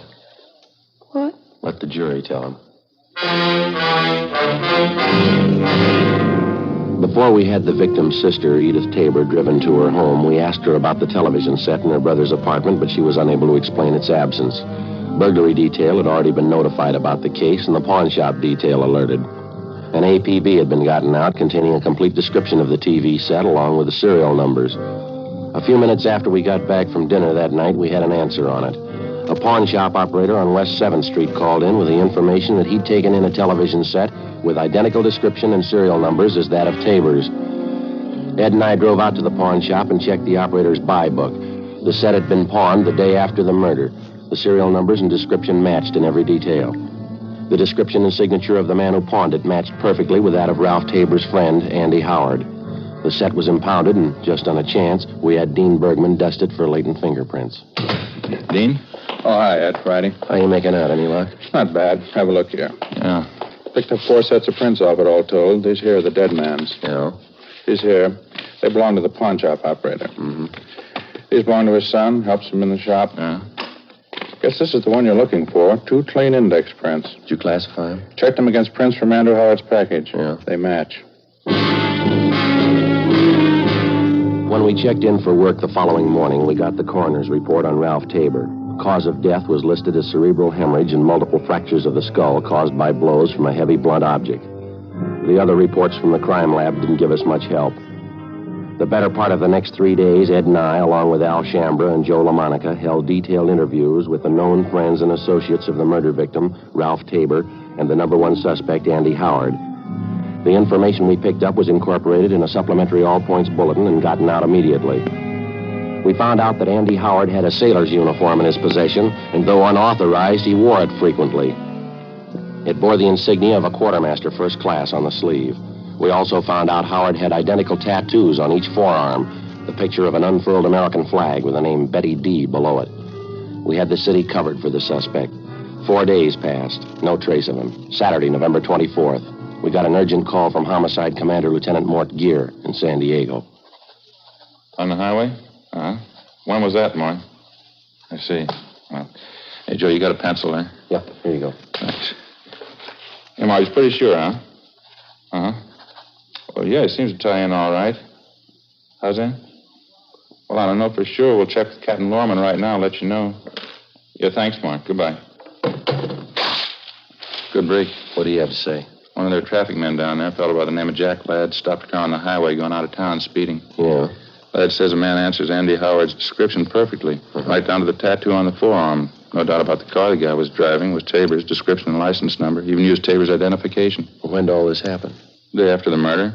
They'd have held the man, but they didn't have the information at the time. That's a bum break. Which way was Howard going, did they tell you? Yeah, into town. They figure he's still there someplace. How do you mean? Found the car an hour ago, abandoned.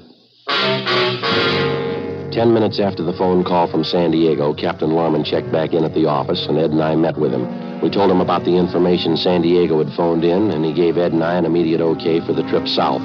We went down to the garage, picked up a car, and 6 hours later, we checked in with Sergeant Russ Ormsby, San Diego Homicide. What's this, another fishing trip, or are we doing business this time? Afraid it's all business, Russ. The Andy Howard thing. Mark Gear around? No, I won't be back till later.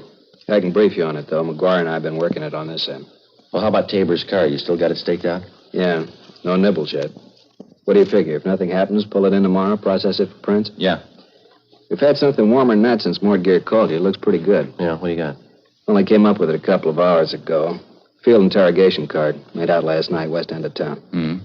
Beat officer by the name of Driscoll questioned a man and a girl parked in a car out that way last night. Here's a description on the man. Thanks, Russ. Yeah, Fits Howard all the way, Ed, here. See? Couldn't get much closer. They checked out the car they were in. Belongs to the girl. Yeah. Look here, Ed. He's still using Tabor's identification. Yeah. All right, where's it go from here, Russ? You got this Andy Howard spotted? No. Beat man Driscoll, he didn't know the guy from Adam. Yeah, well, where's that leave us? The girl Howard was with. Driscoll knew her. We contacted the beat officer, Driscoll. The girl who'd been spotted sitting in a parked car the night before with murder suspect Andy Howard was identified as Helen McClung, a waitress in a downtown cocktail bar. A stakeout was placed in her apartment, and she was brought in for interrogation. Well, he's not a good friend of mine. I don't know where he lives. Don't know what he does. I hardly even know him, Sergeant. You were out for a drive with him the night before last, that right? Sure, I don't deny that. We went out for a ride. That's all there is to it. You sure you don't know where this man lives, Helen? Not exactly, no. He's staying at a hotel downtown, I think. We went for a ride, and I dropped him off at the bus line. That's all there was to it. Do you expect to see him again? You have any dates with him in the next couple of days? No. Tell you the truth, I thought I had a date. Didn't work out. Nothing ever works out. Phone this morning, called it off. Tell you why? I gave some lame excuse. I found out the real reason, though. What's that? You mind telling us? No, I don't mind. Got a date with my girlfriend instead. Claire Peterson.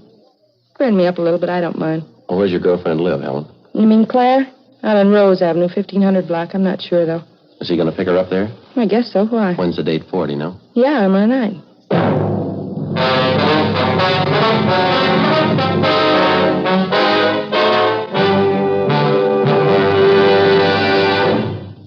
You are listening to Dragnet, authentic stories of your police force in action.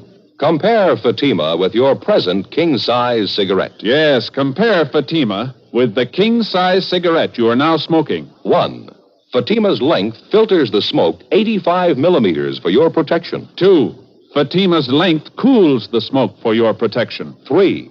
Fatima's length gives you those extra puffs, 21% longer than standard cigarette size. And in Fatima, you get an extra mild and soothing smoke, plus the added protection of Fatima quality.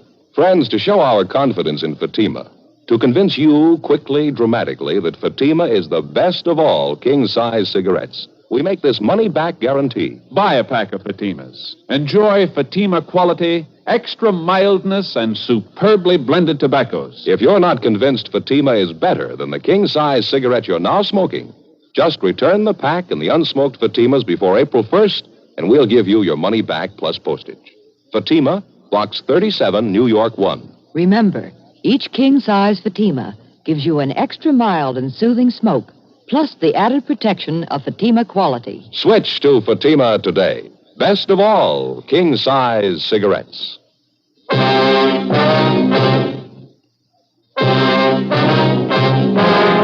Monday, November 26th, 10 a.m. After checking her name through San Diego R&I, we finally located the address of the girl Claire Peterson, who was supposed to have a date with our murder suspect Andy Howard that night. She lived in a small apartment house in the southeast end of town. The manager told us that she'd already left for work. We ran it down.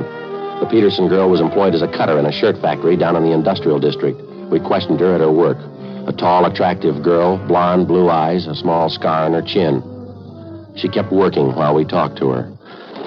Yeah, I have a date with Ralph Tabor tonight. Something the matter? Afraid so, Miss Peterson. The first place, his name isn't Ralph Tabor. No, I'm sorry. You must be wrong, officer. I was out with him just last Monday. I know that's his name. It's on everything he has. His car, his wallet, all his business papers. Guess you must have made a mistake. No, it's no mistake, ma'am. We checked it out pretty thoroughly. We'd like to talk to you about it if we could, please. Well, there's not too much to tell. I just met him Monday night. I was with my girlfriend, Helen. He wanted to go out with me, so I made a date. I didn't think there was anything wrong. You said he's to meet you at your apartment, Miss Peterson. Did he give any specific time when he'd be there? 8 or 8:30, he said. Hey, what's wrong? Do you know? There's something wrong with the man. I ought to know, don't you think? We want him for questioning, ma'am. You any idea where he lives? No, I haven't. One of the hotels downtown, I think. 5th Street or 6th Street. I wouldn't know for sure. Why do you want him? Can't you tell me, please? We believe he's committed a murder, Miss Peterson. Matter of fact, we're sure of it. What do you want me to do? If he calls up before your date tonight, don't do anything to discourage him. Tell him to meet you. If he wants to postpone the date, try and make him come tonight. If you can't do that, try and find out where he's staying. And don't let him know we talked to you. Well, all right, I can try. You'll be there when he comes to my apartment, I mean. Yes, ma'am. We'll be there. You'll be protected all the way. Well, what do you do? Ma'am? What do you do? You say he's a murderer. He must be desperate. What do you do? How'll you arrest him? It's his choice, ma'am. Any way he wants it. As soon as we left the plant where the Peterson girl worked, we called Sergeant Tony McGuire at San Diego Homicide Detail, and he made arrangements for an immediate stakeout at the girl's apartment. At 7 p.m., Ed and I, along with Russ Ormsby and Tony McGuire, drove out to supplement the men on stakeout at the girl's apartment. 8 o'clock, 9, 9:30, 10 p.m., still no sign of the suspect. At midnight, our relief team showed up, and we headed back for the office. When we got there was a bulletin from the Highway Patrol reporting that earlier that night, a man partially identified as Andy Howard had been seen heading north from San Diego on U.S. Highway 101 toward Los Angeles. We got Captain Lorman on the phone, briefed him on the latest developments, and told him that photographs of the suspect had been distributed to all officers. The next 10 hours failed to turn up anything new. San Diego officers continued to cover their end. 11:15 p.m. the next day, we drove back to Los Angeles and reported in at homicide. There was a note in the book from Lorman asking us to check in early the following morning, so Ed and I signed out and went home to get some sleep. The next morning, 1:45 a.m.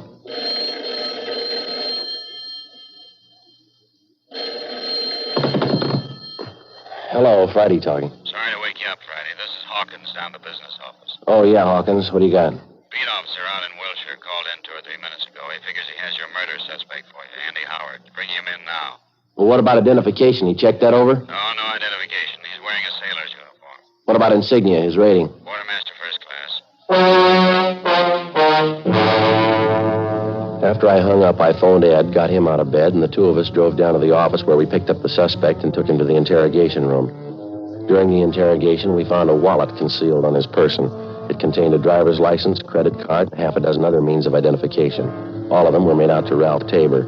After an hour of questioning, he'd still admit nothing. He sat hunched over in his chair, tearing an old envelope into small pieces and dropping them on the floor in front of him. This'll make the 10th time I told you. I don't know what happened to Ralph. I didn't take his car or his television set. I didn't leave the city. I wasn't in San Diego last week. Now, if you don't believe me, you prove I'm lying. We didn't pull you in on the guess, Andy. We'll prove it. You mind telling me how? We got 3 people on their way in here right now. Ralph Tabor's sister, his landlady, a man by the name of Sims, pawn shop dealer. Mean anything to you? It's my word against theirs. 3-1, mister. I got the odds in their favor. Look, why don't we straighten this out once and for all? You think I killed my friend Ralph. Why? Explain it to me. Why should I kill him? Look, I wouldn't know, Andy. Maybe you'd like to tell us. His sister says he was pretty good to you. She was good to me. I guess she didn't tell you what I did for him overseas when we were in the Navy together. No, she didn't tell us. She wouldn't. Stupid women. I haven't found one of them worth anything. Frustrated. She needs a husband. That's her trouble. She claims her brother was paying the bills for you, Andy. He gave you clothes, money, his car. She says you were living off of him. Lousy woman. That's all the thanks I get for all I did for Ralph. I borrowed a few dollars, yeah. That's all. Kept throwing it up to me, him and his sister, after all I did for him. What are you trying to say, Andy? Could have been different, Ralph and me. What do you want me to say? Did you kill him? Did you kill him, Andy? You can't explain it that way. It's not as simple as that. Didn't? No, it's all mixed up together. It's complicated. It's not simple at all. I mean, with your best friend especially. It's more of a mistake. I mean, morally, I didn't mean to kill him. I just did. It's a mistake. Terrible mistake. You want to give us a statement, Howard? Stenographer will take it down. Oh, yeah, all right, in a minute. Just want to make sure you understand. I mean, about Ralph. And all I did for him. Yeah. No gratitude at all. You blame me? I mean, after all I did for him, you blame me? Well, you should have remembered, Andy, about gratitude. Yeah? Doesn't mean much when you have to ask for it.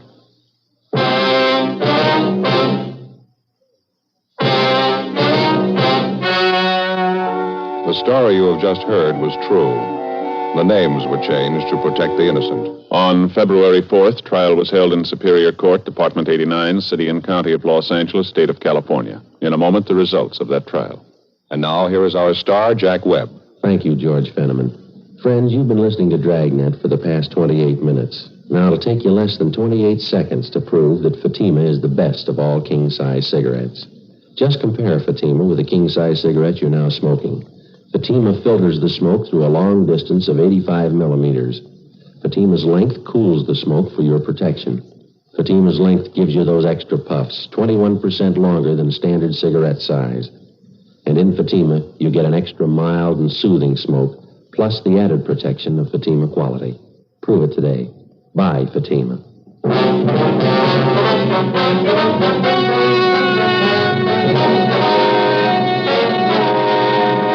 Andrew Thomas Howard was tried and convicted of murder in the second degree. He is now serving his term in the state penitentiary, San Quentin, California. Second-degree murder is punishable by imprisonment from 5 years to life. The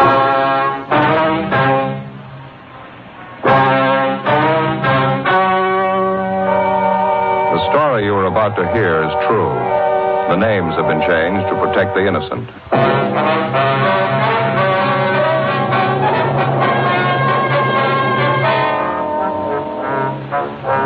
You're a detective sergeant. You're assigned to homicide detail. A small boy is reported missing from his home. His age, 9 years. Foul play is suspected. Your job? Find him.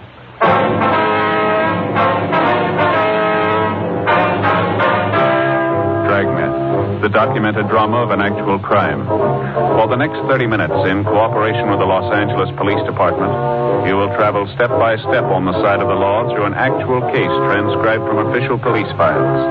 From beginning to end, from crime to punishment, Dragnet is the story of your police force in action. It was Thursday, December 22nd. It was cold in Los Angeles. We were working the night watch out of homicide. My partner's Ben Romero. The boss is Thad Brown, chief of detectives. My name's Friday. I was on the way into work, and it was 3:55 p.m. when I got to room 42. Homicide. Hi, Joe. Ben? Well, here's the file on the Webster case. And all the follow-ups been made? Yeah. I get it. Homicide, Friday. This Levinson, Unit 113J. Got something for you. Yeah, Harry, what's doing? Doherty and I are out here on Collis Avenue, 4656, trying to track down a 9-year-old boy. Yeah, what's the story? The kid's missing, suspicion of foul play. How long's he been gone? About 2 hours. Looks like a job for homicide. How do you figure? The kid was last seen playing in the backyard of his home. Yeah? We checked over the yard. Did you find anything? Bloodstains, lots of them. They look new. Ben and I left a message for Chief of Detectives Thad Brown, and then we went over to the crime lab, picked up Lieutenant Lee Jones, and drove out the Arroyo Seco Freeway to Collis Avenue. It was an average neighborhood. Number 4656 was a one-story green stucco residence situated on the corner of Collis Avenue and Harrison Drive. Beyond the backyard was a tract of undeveloped land covered with scrub oak. Harry Levinson from Highland Park Juvenile was waiting for us in front of the house. Just back this way, fellas. Coming, Lee? Till I get my bag. Who notified you that the boy was missing, Harry? The mother said she went out to do some Christmas shopping about 11 this morning, left the boy home. Mm-hmm. She came back about 2 this afternoon. He was gone. What's the name? Johnstone. The kid's name is Stanley, 9 years old. Mm-hmm. Was this gate open like this when you got here? Yeah, I haven't touched the thing. Here are the stains over here, Lieutenant Jones, along the edge of the walk. See? Yeah. Let me see. Yeah, quite a few stains, huh? Yeah. Looks like it might be blood. Try some benzodine on them. There we are. See what happens. Where's the kid's mother now, Harry? In the house. Dory's talking to her. Did you talk to any of the neighbors? People next door, the ones on this side. They couldn't tell us anything. There it is, fellas. Yelly. These spots I covered with benzodine, they're turning blue. Blood stains, all right. You can't say definitely whether it's human or animal blood. Do you have to go back to the lab to run it through? Yeah, biological precipitant test. Hand me one of those glass files for my bag, will you? Yeah, sure. Okay, here you go. Thanks. Scrape some flakes off for a test. There we are.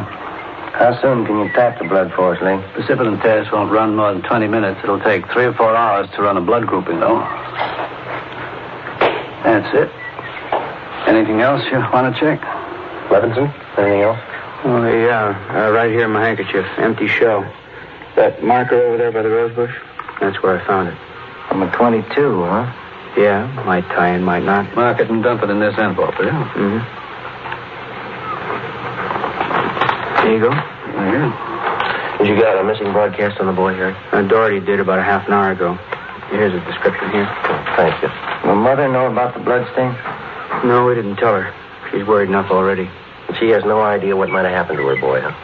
No more than we do. She checked all her friends and relatives. We're covering the neighborhood. No trace so far. Not much to go on. Blood stains. Empty cartridge. Yeah, it could mean 100 things. Any ideas, Friday? Just one, and I don't like it.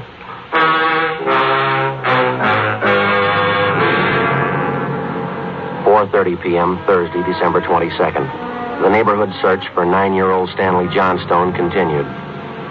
Lee Jones went back to the crime lab to start the precipitant test and the blood grouping.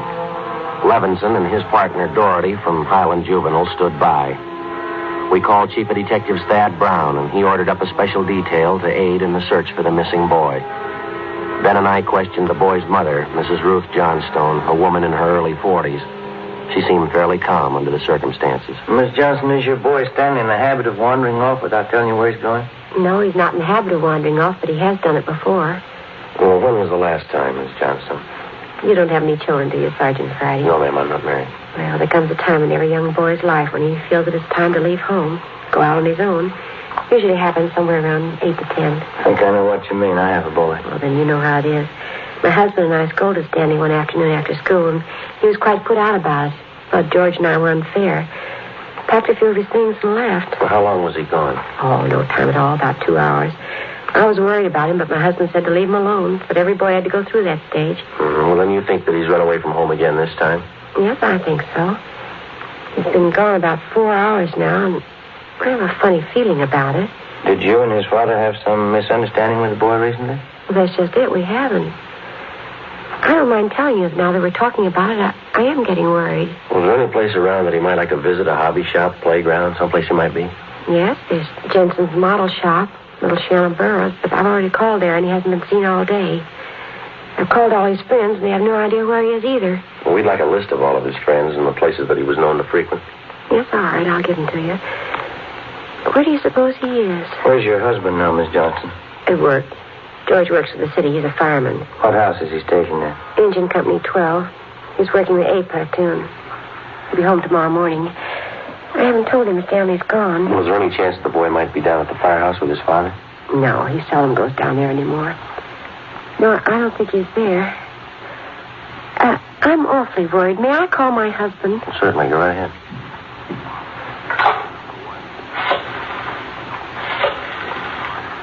I know George will be worried. Engine Company 12, please. Stanley's been gone too long. Hello? May I please speak with George Johnstone? This is Mrs. Johnstone. Thank you. Oh, I hate to call George at his work. Yes, ma'am. Does your husband own a gun? Yes, he does. What caliber, do you know? It's a .45 automatic. He got a knock. George? This is Ruth. George, is Stanley down there with you by any chance? Oh. No, I can't find him anywhere. He wasn't here when I came home from doing my shopping. There are 2 policemen here. No, I said there are 2 policemen here. No, dear, I'll call you if we don't find him soon. All right, dear. Yes, you too. Goodbye. I didn't think he'd be with George. At 45, is that the only gun in the household? Yes. Why are you asking about guns? Has anything happened that you're not telling me about? No, ma'am, just routine checking. We'll have to take a look at that 45 if you don't mind. Maybe I should tell you we do have another gun in the house, but it's all wrapped up. George bought it for Stanley's Christmas present. What if we could see it, please? Yes, well, will you have to unwrap it? Yes, ma'am, I'm afraid so. It's in the closet.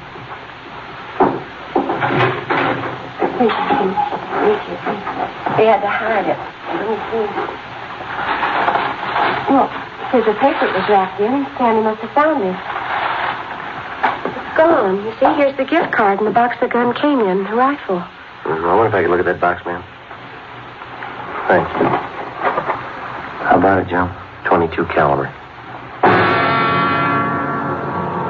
Thursday, December 22nd, 5:15 p.m. It was getting dark.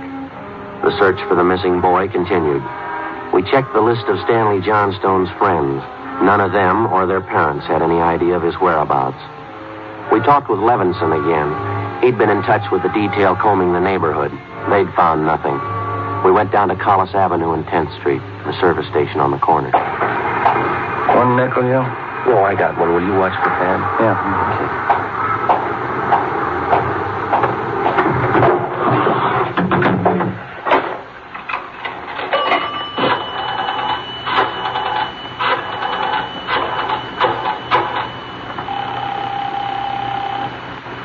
City Hall? 2667, please. 2667?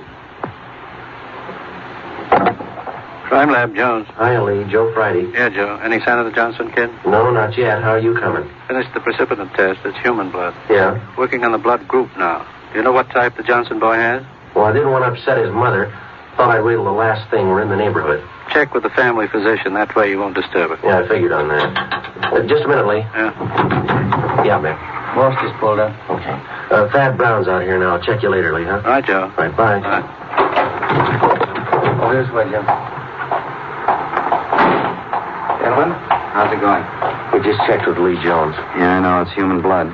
What do you think? We talked with the boy's mother, Mrs. Johnstone, found a gun missing. Yeah? Caliber's the same as the empty casing Levinson found. It's 22. You said the gun was missing? Yeah, the Johnstones were going to give it to the boys a Christmas present. They had it hidden, but it's gone. Any idea who took it? Well, they left the Christmas wrapping behind. I think it was the kid. 22 rifle, huh? 9-year-old boy. When's he going to learn? First, it's carbide cannons on the 4th of July. The city issued ordinance after ordinance. A few thousand kids around the country had to lose their eyes, fingers, hands before their parents would give us their full cooperation to outlaw them. I know what you mean. Sure you do. You and every other cop in the country became the heavies trying to clamp down on them. So it's the same story. This time it's guns for Christmas. Oh, I know what you're thinking, but we're not sure yet. Listen, Friday. There's a city ordinance against giving a gun to a kid. You know that.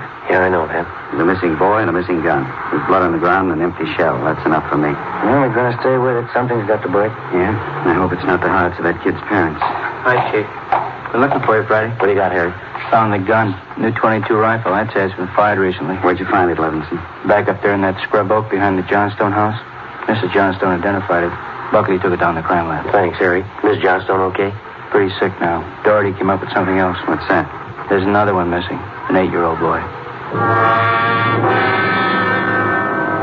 6:30 p.m.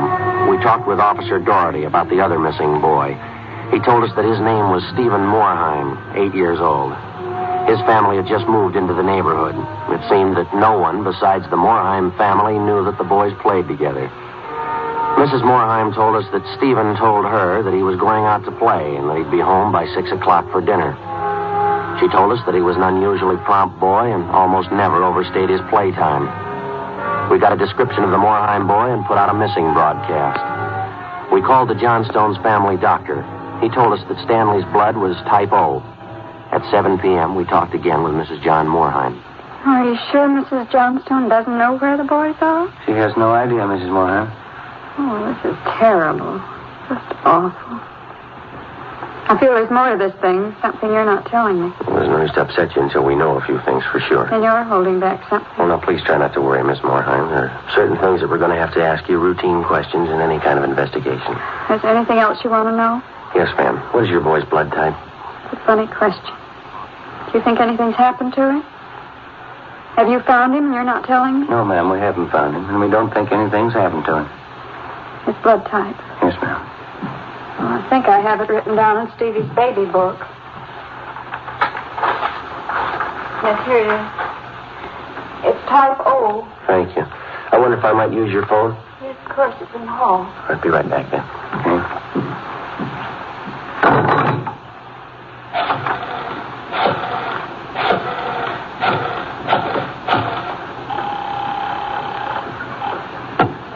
City Hall. 2667, please. 2667? Crime Lab, Pinker. Hello, Ray. This is Joe Friday. Is Lee there? Just a minute, Joe. Take two, Lee.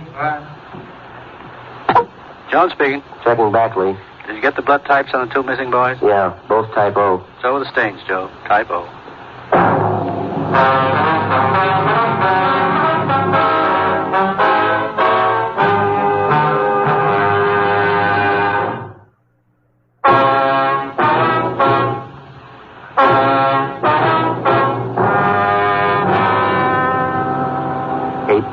Thursday, December 22nd.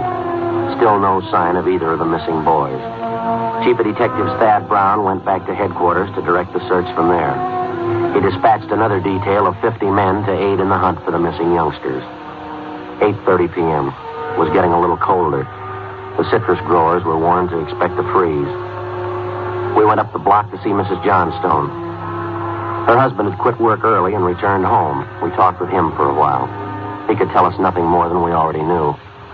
We still had not informed either of the families about the blood stains and the empty cartridge casing which had been discovered in the backyard of the Johnstone home. It was more than possible that they had a right to know about our findings, but Ben and I felt that there was no cause to add to the distress of the two families at this time. If the two missing boys were found alive and well, then the blood stains and the cartridge would be of no concern to the relieved parents. At 8:40 p.m., Ben and I left the Johnstone house and went to the home of Mr. and Mrs. John Moorheim. Miss Moorheim, you said your husband worked at a market? Yes, he telephoned about 15 minutes ago. Said he's closing up right away. He'll be here any minute. I wish Stevie would call, come home. It's so cold out tonight. All he had on was a thin cotton jacket. Well, try not to worry. We're doing everything we can. He'll be all right. Stevie's father's such a sensitive man. He and the boy are so close. I know he's terribly upset. Now, you're sure there's no place that you might have forgotten, someplace where the boy might be? No place. No. If anything's happened to the boy, it'll just kill John. No. You sit still. I'll get it, Miss Moore. Joe? Yeah, Harry. The Johnstone kid, he's been found.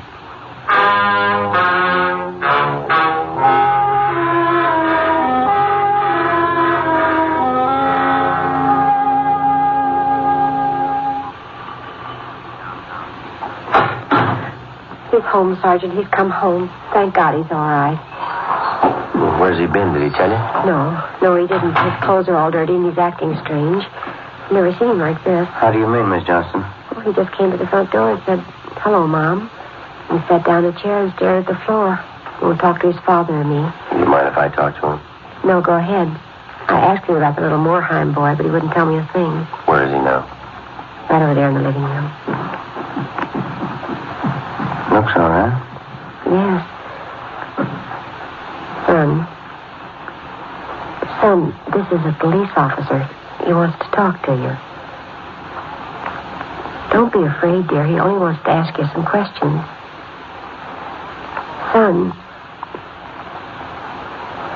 You see, Sergeant? Stanley, look at me, son. Come on, youngster. Get your head up there. That's better. You had your mother pretty worried, you know that. You want to tell us where you've been?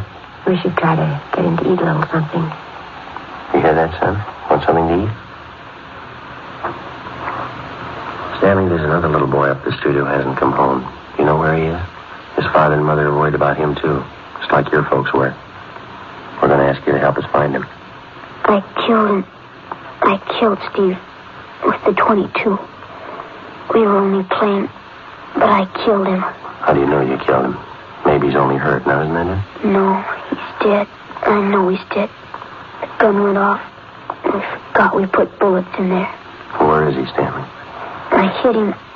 I was scared. I didn't want anybody to find him. Where did you hide him, son? In a cave up on the hill. I didn't mean it. He was my pal. You want to show us where, Stanley? Yes, I'll show you. Please, don't send me to jail.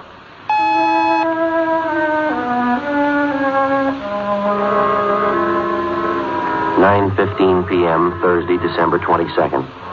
9-year-old Stanley Johnstone led the way up the hill behind the backyard of his home. He showed us the wagon that he moved the body in. His father came along with us. About 50 feet from the crest of the hill, the boy pointed to a thicket of scrub oak. There we found a small cave holding the body of Stephen Morheim. There was a single bullet wound in his chest just below his heart. He was dead. We covered the body. Stanley, how did it happen? I knew my folks were going to give me the gun for Christmas. I knew where it was, and I got it. There was a box of bullets with it. Were you pointing the gun at Stevenson? No, sir. No, sir, I wasn't. It was Steve's turn to play with it. I was chasing him. He tripped over that stump there, and he fell. The gun hit him in the stomach, and it went off. Well, why do you think you killed him if you're telling us the truth? I'm telling the truth. Honest, that's the truth. Well, I believe you, son, but why do you think you killed him? It was my gun. Stevie'd still be alive if I didn't go and get it. Should have waited till Christmas. It's all my fault. Well, where have you been all this time? In the cave with Steve. What were you doing in there, son? I was praying. I was praying for God to make him alive again.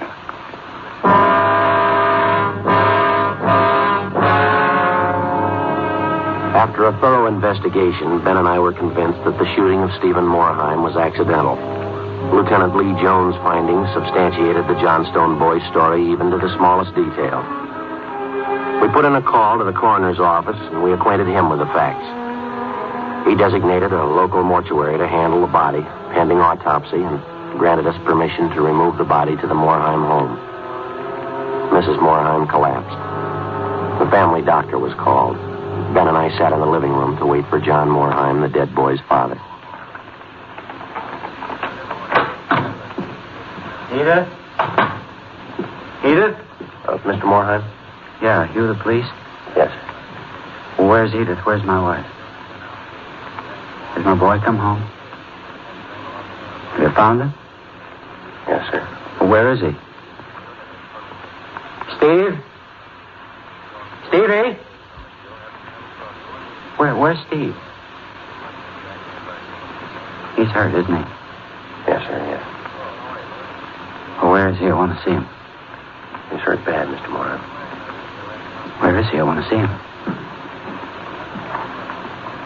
How bad? Pretty bad. He's dead. All right, if I go in. Yes, sir, if you want. Will you go with me? Sure.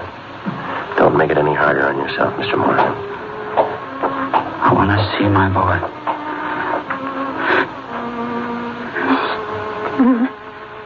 Mr. Morheim.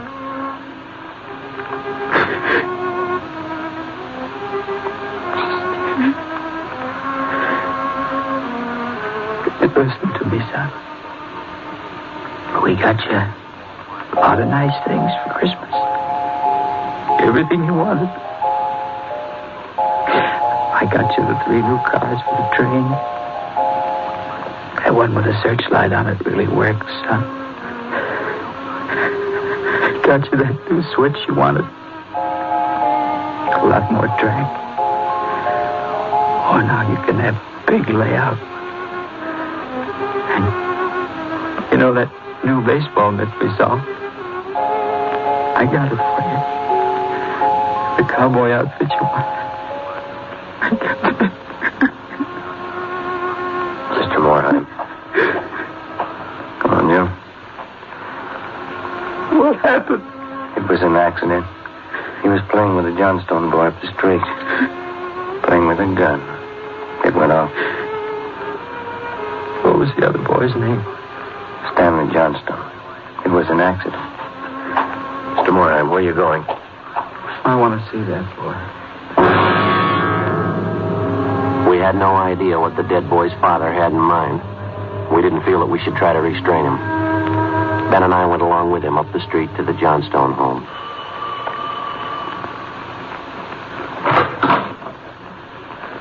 I'm Stevie's father. Where's your boy? I'm sorry. We bought the rifle. We were going to tell him not to use it unless his father was with him until he learned how to treat firearms. Where's your boy? Right here. Won't you come in? It's all right, Miss Johnstone.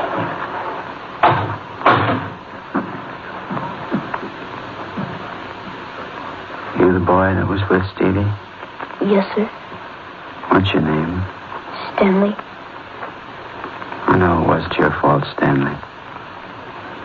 Wonder if you'd do something for me. Yes, sir. I've got a lot of nice presents for Stevie. I know he'd want you to have them. I want to give them to you Christmas Eve. Mom? I think that'd be a fine idea, son. Come on, Ben.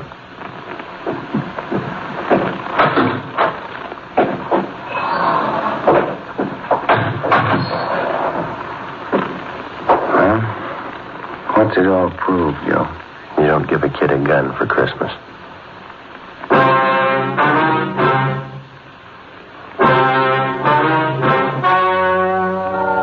The story you have just heard was true. The names were changed to protect the innocent. On December 24th, 1948, a coroner's inquest was held in the county morgue, city and county of Los Angeles, state of California. In a moment, the results of that inquest.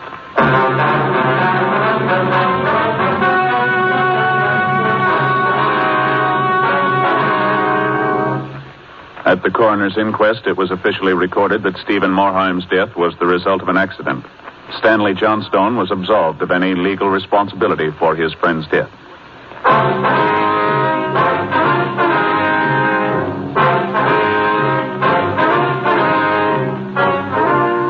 You have just heard Dragnet, a series of authentic cases from official files. Technical advice comes from the Office of Chief of Police W.H. Parker, Los Angeles Police Department.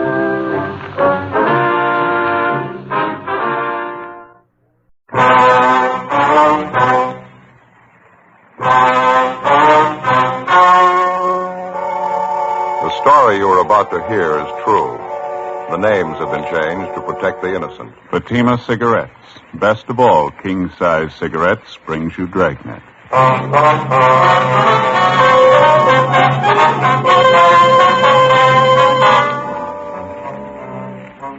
You're a detective sergeant. You're assigned to homicide detail. A 22-year-old girl has been abducted. Her family receives an anonymous message. The abductor demands $30,000 for the safe return of the girl. Your job? Get him. See the difference. Taste the difference. Smoke the difference. You'll find that in Fatima, the difference is quality. Quality that gives you extra mildness. A much different, much better flavor and aroma. Yes, in king-size Fatima, you get all the advantages of extra length, plus Fatima quality, which no other king-size cigarette has. Fatima, best of all king-size cigarettes. Definitely the best quality in its class, but the same price as the cigarettes you're now smoking. Remember, thousands of Americans are switching to Fatima, insisting on Fatima quality. So why wait? Switch to Fatima today. Look for the bright, sunny yellow pack. Buy Fatima. Best of all king-size cigarettes.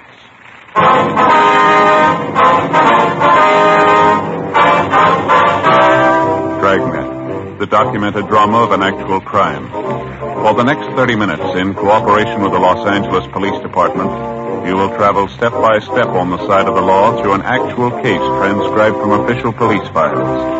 From beginning to end, from crime to punishment, Dragnet is the story of your police force in action. It was Tuesday, October 18th. It was cloudy in Los Angeles. We were working the early morning watch out of homicide. My partner's Ben Romero. The boss is Thad Brown, chief of detectives. My name's Friday. I was on the way back from the stats office, and it was 3:26 a.m. when I got to room 42. Homicide. Hi, Brian. Hi. Got those mug shots you wanted, Joe. Here you go. Oh, thank you. The captain leave yet? They're waiting for me in the garage. You call back? I'm going to right now, yeah. Okay. I guess I better hustle it. See you out there, huh? Right, Brian.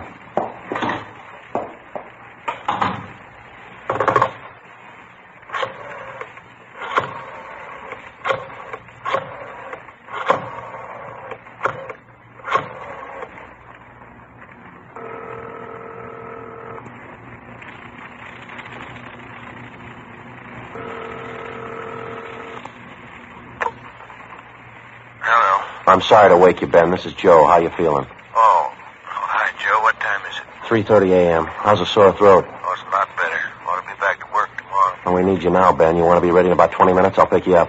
20 minutes? Okay, what's the matter? Man by the name of Martin Sullivan, official down at the Third National Bank. Yeah, what about it? He's got a 22-year-old daughter, or he had one. Huh? She's gone.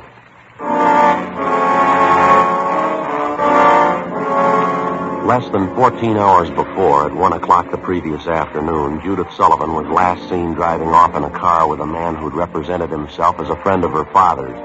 At 11 o'clock that night, the Sullivan family received an anonymous letter demanding $30,000 for the safe return of the girl.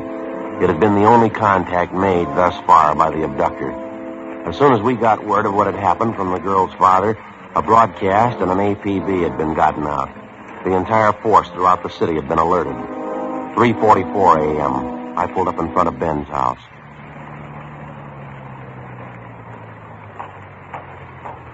Good morning. Hi. You made good time. Where are we headed? The Sullivan home out on Castro Boulevard. Thad Brown's out there now with Brian. Any leads to go on? No, not so far. The girl disappeared a little before 1 o'clock yesterday afternoon. Note from the abductor came through last night. They're asking $30,000. Oh, I don't get it. Sullivan hasn't got that kind of money. Yeah, I know that. Poor guy's almost out of his mind. Mrs. Sullivan, too, they're all broken up. Fill me in. How'd it happen? Well, the girl was taken from a business school that she goes to. Man had her called out of class. He told her father was sick. Said he was a friend of the family. How about the teachers? What was their story?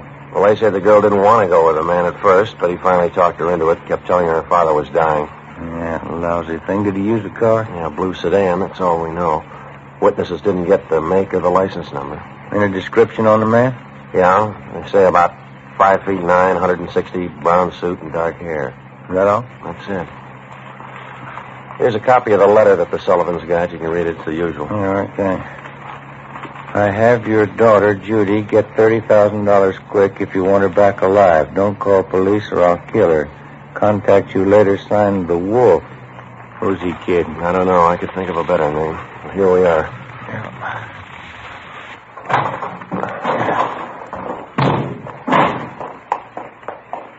Who's got the original note, Joe? The crime lab. They're checking it for prints and handwriting.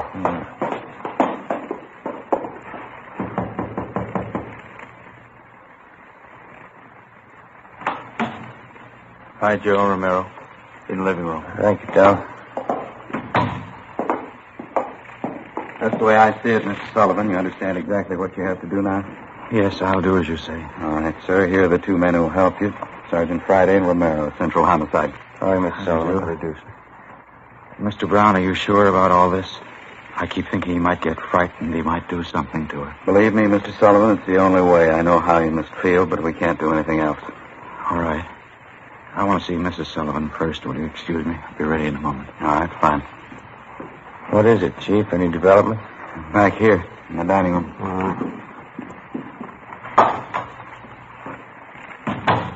Yeah? That's it on the table. Second note from the guy. When did it come? Half an hour ago. The guy had it delivered by a special messenger, used a plain envelope. Messenger kid didn't know anything about it, doesn't remember what the guy looked like. Let's see, Joe. Yeah, I'll read it. It says, meet me in Elysian Park, 5 o'clock this morning near Balkan Drive. Come alone, bring $30,000. We'll return girl. Don't tell the cops. I'll kill her if you do. It's the same signature, Wolf. Not much time, Chief. It's 4 a.m. now. I know. What we'll have to do as he says. There's no other way. Sullivan's going out there alone, is he? You're going with him, you and Romero. You'll be hidden in the trunk of his car. All right. Anything else? Any plan you want us to follow? Get him, that's all. 4:15 a.m. Ben and I went out back to the garage where Mr. Sullivan's car was parked. We jammed ourselves into the trunk compartment, and Brian closed the door on us. The latch was rigged so that we could push open the door from the inside. A few minutes later, Mr. Sullivan came out, got in the car, and we drove off. At 3 minutes to 5, we pulled up at the designated meeting place up in Elysian Park. We waited. Nothing happened. 5 minutes past 5 a.m. Still nothing. Outside, it started to thunder. Rain's starting, man. Windy. Joe? Do you hear it? Yeah. A car coming up the road toward us, sounds like. Yeah. Wait a minute. Coming over this way. Yeah, sounds that way, doesn't it? Are you ready? Right. All right, easy. Coming back here. Watch it now.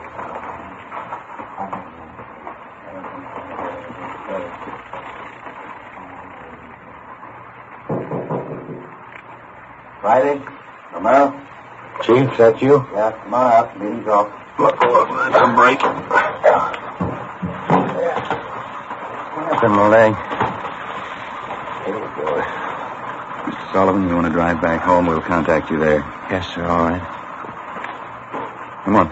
Let's get over to the car. What's the story? Did he scare off? The guy had no intention of following through with the meeting. How come?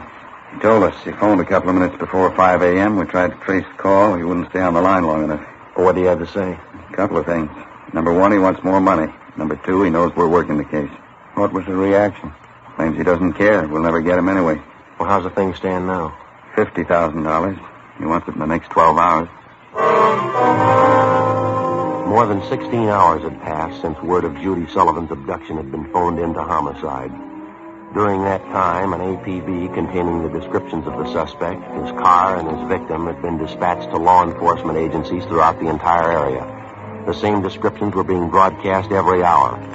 The Sullivan home had been placed under strict surveillance, and Mr. Sullivan instructed not to contact the suspect without the knowledge of the police.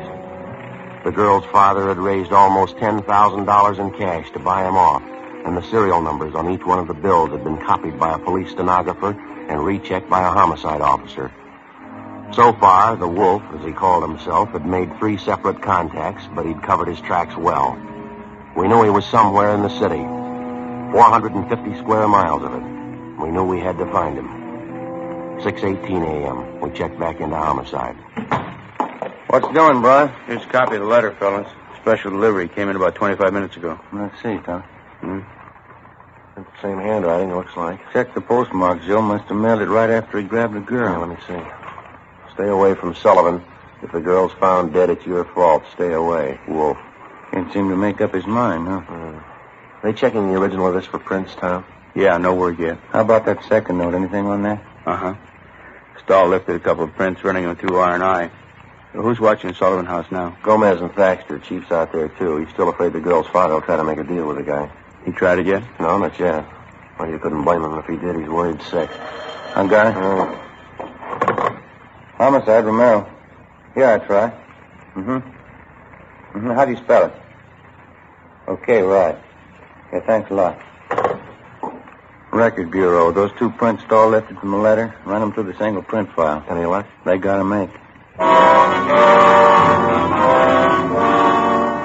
The fingerprint that was lifted from the suspect's letter was identified as belonging to a Donald Alfred Kiefer, WMA, age 29, 5 feet 8 inches, 170 pounds, brown eyes, dark brown hair. He had 1 previous arrest for forgery in Los Angeles 10 months before. At the time of his arrest, Kiefer's occupation was listed as bank clerk at the Third National Bank. Well, I went down the hall to the Record Bureau to pull the crime report. Brian checked by latent prints to see if they'd gotten anything off the last note from the suspect. Ben went to check with John Meyer in handwriting. 7:23 a.m. Chief Thad Brown got back to the office. I showed him Kiefer's crime report. All right, what's the rundown on it? Well, at the time Kiefer pulled the forgery job at the bank, Mr. Sullivan was one of the vice presidents. He was the one that preferred charges against Kiefer, and he saw that he was prosecuted.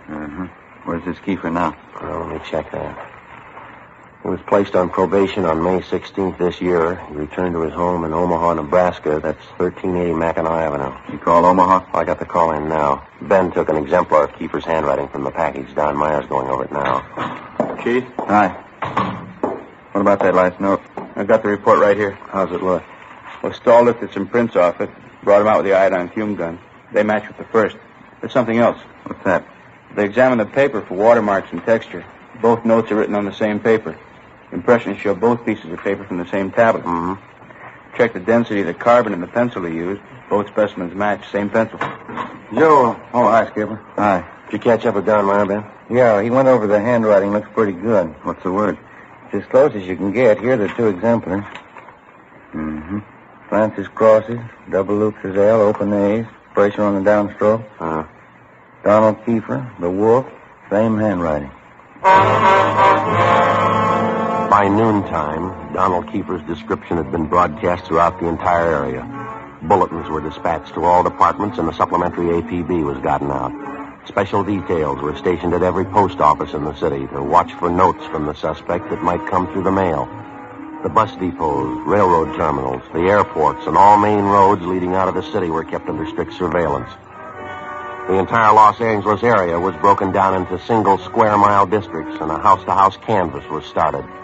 A squad of men were assigned to cover each square mile. Outlying towns and cities were requested to do the same. By 4 o'clock that afternoon, one of the greatest Dragnet operations in the history of the city was underway. We were sure Donald Kiefer was somewhere inside. 5:12 p.m.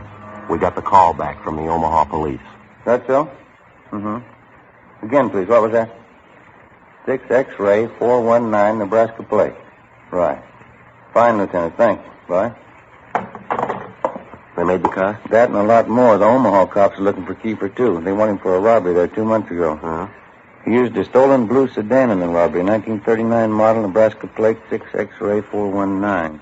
What about his family and friends? Have they been checked? Yeah, they say Kiefer left Omaha about 6 weeks ago. I don't know where he was headed. We better get that car description to communications, huh? APB and a radiogram? Yeah, right. Friday, Romero? Yeah. What are you tied up with? Just got a call back from Omaha. Make on Kiefer in the car. Give it to me. You two get out to Sullivan house as fast as you can. See Harris out there. Okay, what happened? Mr. Sullivan, he's disappeared.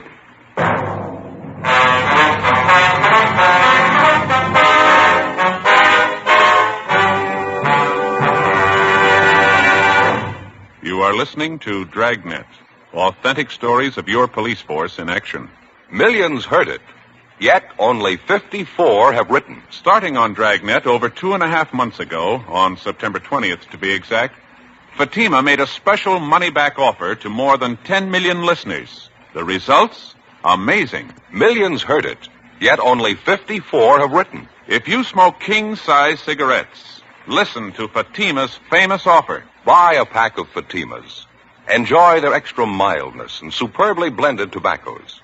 If you're not convinced Fatima is better than the king-size cigarette you're now smoking, just return the pack and the unsmoked Fatimas before January 1st, and we'll give you your money back plus postage. Fatima, Box 37, New York 1. Remember, thousands and thousands of Americans are switching to king-size Fatima, insisting on Fatima quality. So compare Fatima yourself. When you see the difference, taste the difference, smoke that difference, you'll switch to Fatima. Because in Fatima, the difference is quality. Look for the bright, sunny yellow pack. Buy Fatima. Best of all, king-size cigarettes.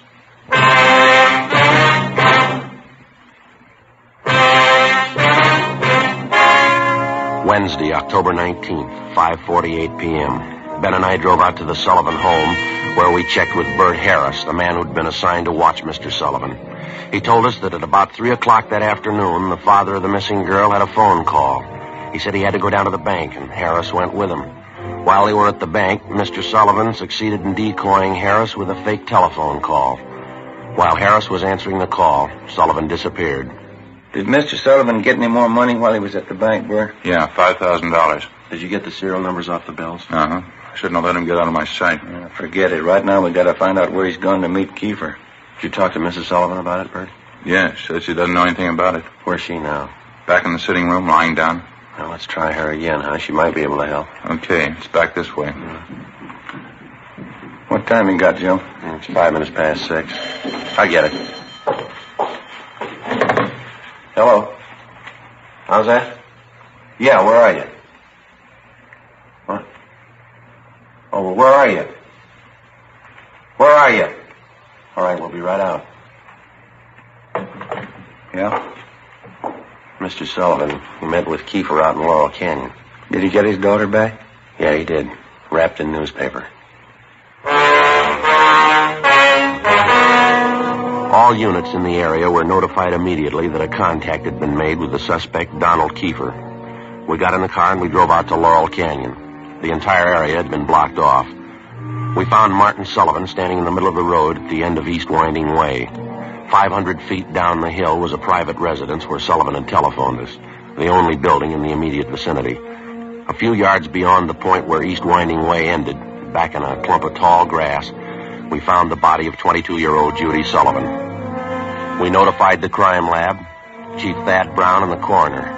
Despite the severe emotional shock, Mr. Sullivan told us the story. He said Judy was all right. I believed him. I wanted her back. Judy. I tricked the officer, the one watching me.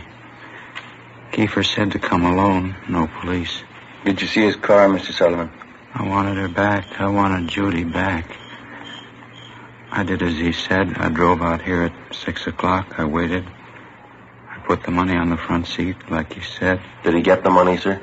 And then I got out. I left the parking lights on. I stood up there by the end of the road, and I waited. And then he drove up. He took the money. And then he came up to me. He had a gun. I wanted Judy back. He had a gun. Did you see his car? He said she was up there. Beyond the road, she was tied to a tree, he said. I wanted her back. Now, look, Mr. Sullivan, did you see his car? I went to look for Judy. He drove away. She wasn't there by the tree. I couldn't find her. On the way back, I saw them on the way. Yes, sir. Oh, Lord, let me find him.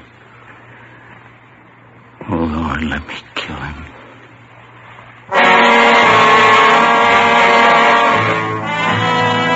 Before he collapsed completely, we showed the dead girl's father a picture of Donald Kiefer, and he identified him definitely. The information was immediately relayed back to Central Division and rebroadcast over our entire radio system.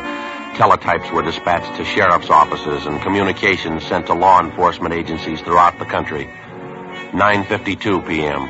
The house-to-house search was intensified. The Dragnet operation in which we hoped to trap the killer was drawing slowly inward. A few minutes before midnight, Ben and I drove back downtown to the crime lab to check with Lieutenant Lee Jones. Hi, fellas. Come on back. Anything yet, Lee? Just checking over these towels here. Found them wrapped around the girl's body inside the papers. Funny thing about them. What's that? All yesterday's papers. Every story about the girl's disappearance has been clipped out. Uh-huh. How about the towels? Any laundry marks at all, Lee? Nothing so far, Joe. Every one of them clipped off. Morgue post the body yet? You're doing it now. Nasty one. Oh, it sure is. Any footprints or tire marks out where they found the body? Uh-huh, lots of them. Got two of the men checking them now. One thing. What is it, Lee? I don't know. Under the seam here, this towel. Wait a minute. Give me that pair of snippers, will you, Joe? Yeah. Here you go. Thanks. Press back under the seam here. There. That's one tag he missed. Yeah, can you read the marking? Greenway Apartments, Los Angeles. 12:34 a.m. We located the Greenway Apartments in the East Wilshire district, and we checked with the manager. He identified Kiefer's mugshot, but he said he hadn't been home to the apartment since the day before. We called the crime lab, and we went up to check the suspect's apartment. One look was enough. Lieutenant Lee Jones found specimens of the Sullivan girl's blood in the wash basin and the bathtub drains. In an adjoining garage, we found the car which Kiefer had used. A blue sedan, Nebraska plates, 6X-ray 419. A cancellation of the want order for the car was issued and a stakeout placed at the apartment and in the garage in case Kiefer decided to return. All that night and into the next day, the citywide dragnet went on. There was no sign of the killer. At 10 minutes past 2 that afternoon, the first piece of ransom money showed up. It was at a used car lot on the corner of Beverly and Naylor Streets. 2 hours later, another piece of the money turned up at a busy downtown department store. In both cases, the man who passed the stolen money was finally identified as Donald Kiefer. Details were strengthened in both areas where the money appeared. The search went on. 6:42 p.m. Ben and I got a call to meet Chief Thad Brown at the Hollywood Division Station. Tommy Bryan from Central Homicide was with him. This is the way it stacks up now. This pin map over here, this is where we're concentrating the search. This area here. How about the lead we had on him downtown? Didn't it work out? No, the last 20 minutes we picked up 3 possible leads on the man out in this neighborhood here. East of Vine, south of Franklin, west of La Brea, north of Santa Monica. Mm-hmm. More ransom money show up? You got it there, Brian. Read it off. Yeah. 5:35, Sunset and Highland. Newsboy thought he saw Kiefer crossing the street. 20 minutes later, a salesgirl in the diamond store up on Hollywood Boulevard thought she saw him.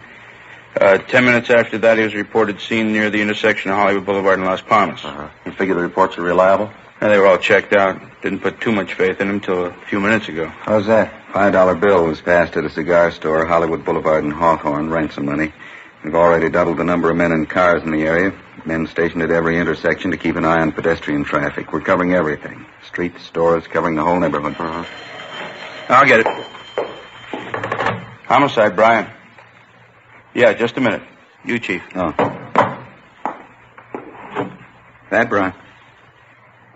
Yeah. Where? When was that? No, stay there. We'll be right there. Goodbye. Another piece of ransom money. Where'd it turn up? A theater on Hollywood Boulevard between Fairview and Hawthorne. Who passed the money? You think it was Kiefer? They're positive. They say he's in the theater right now. The information on Kiefer was phoned into communications immediately, and within a few minutes, men and cars converged on the neighborhood. The 1/2 mile area around the theater was completely blockaded. Every exit and entrance to the theater was covered. 7:23 p.m., Ben and I, along with Chief Thad Brown and Tom Bryan, met in the theater manager's office. Brown outlined our plan of operation. At 7:32 p.m., a detail of 14 men walked down the side aisles on the main floor of the theater and took up their posts on either side of the orchestra pit. The picture was stopped and every light in the theater was turned on. Chief Brown, Bryan, Gomez, Thaxter, Ben, and myself went down the aisle and up onto the stage. Chief Brown made the announcement. Ladies and gentlemen, would you all be quiet for a minute, please? We're sorry to interrupt the picture, but this is a very important matter. We're police officers. Maybe you've read about it in the papers. A girl by the name of Judy Sullivan was abducted and murdered day before yesterday. We think we've traced the man who murdered her to this theater. We believe he's in this theater now. We're going to search the theater row by row, and we'd like to ask your cooperation. There's no need to be panicky or afraid. Those who wish to leave now may do so. Leave by the main entrance. Each one of you will be checked as you go out the door. For the benefit of the man we're looking for, don't try to escape. Every exit is covered. The entire area is blockaded. Don't place any more lives in jeopardy. All right, now... Hey! Right there! There it goes! There! Outside exit! Come on, Ben. Joey, run down the alley heading to the basement. Backstage, Joe. We can make it from here. All right, come on. Through here. Down here. Right with you. In here.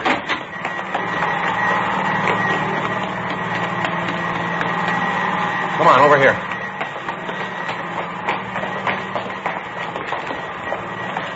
Air conditioning unit for the theater. Yeah. I don't see him, do you? No. You can't get out. There's just 2 exits. We got them both covered. Look out, Ben. There he is. All right, keep her, hold it. All right, throw your gun over here. Come on, throw it out. Okay, I got it. You got it, don't shoot. All right, let's take him. Yeah. All right. Okay, you got my gun. I didn't mean to shoot at you. You forced me to... Put the cuffs on him, Ben. Yeah, right. Get your hands off of me, boy. All right, Kiefer. Got the same for you, too. Now, hold it. All right, Ben, you all right? Yeah. All right, try the cuffs on him now, huh? Yeah, Got him, huh? Yeah. It's a rough one. Hey, it's starting to rain again. It's really pouring out there. Yeah? Guess we better get him out the car, huh? What's the hurry? How do you mean? Why spoil a good rain?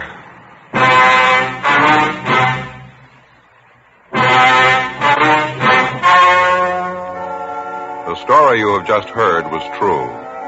The names were changed to protect the innocent. On January 19th, trial was held in Superior Court, Department 87, City and County of Los Angeles, State of California. In a moment, the results of that trial. Now, here is our star, Jack Webb. Thank you, George Fenneman.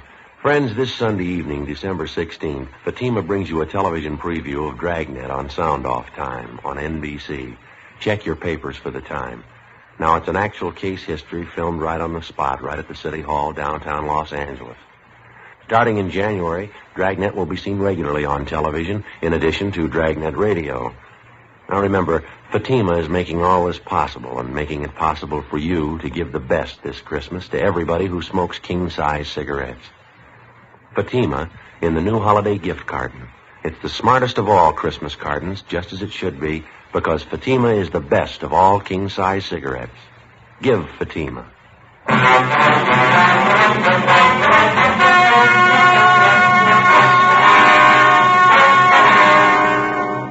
Donald Alfred Kiefer was tried and convicted of murder in the first degree, and on the recommendation of the jury, he received the death penalty. He was executed in the lethal gas chamber at the State Penitentiary, San Quentin, California.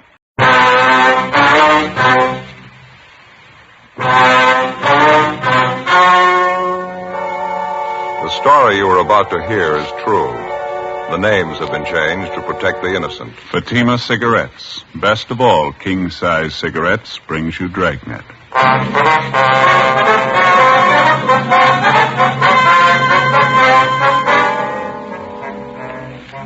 You're a detective sergeant. You're assigned to homicide detail. A 40-year-old mother is found murdered in the bedroom of her home. The body bears the marks of a savage attack with a knife. The killer showed no mercy. Your job? Get him.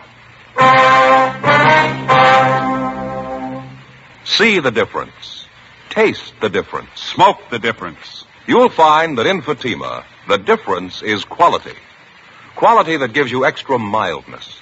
A much different, much better flavor and aroma. Yes, in king-size Fatima, you get all the advantages of extra length, plus Fatima quality, which no other king-size cigarette has. Fatima, best of all king-size cigarettes. Definitely the best quality in its class, but the same price as the cigarette you're now smoking. Remember, thousands of Americans are switching to Fatima. Insist on Fatima quality. So why wait? Switch to Fatima today. Look for the sunny yellow pack. Buy Fatima. Best of all king-size cigarettes.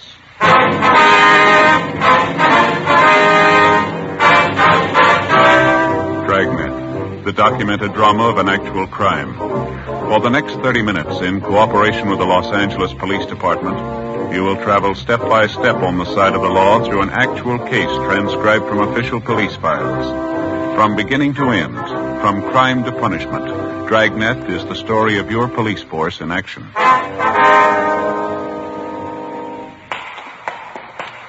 It was Tuesday, February 18th. It was cold in Los Angeles. We were working the day watch out of homicide detail.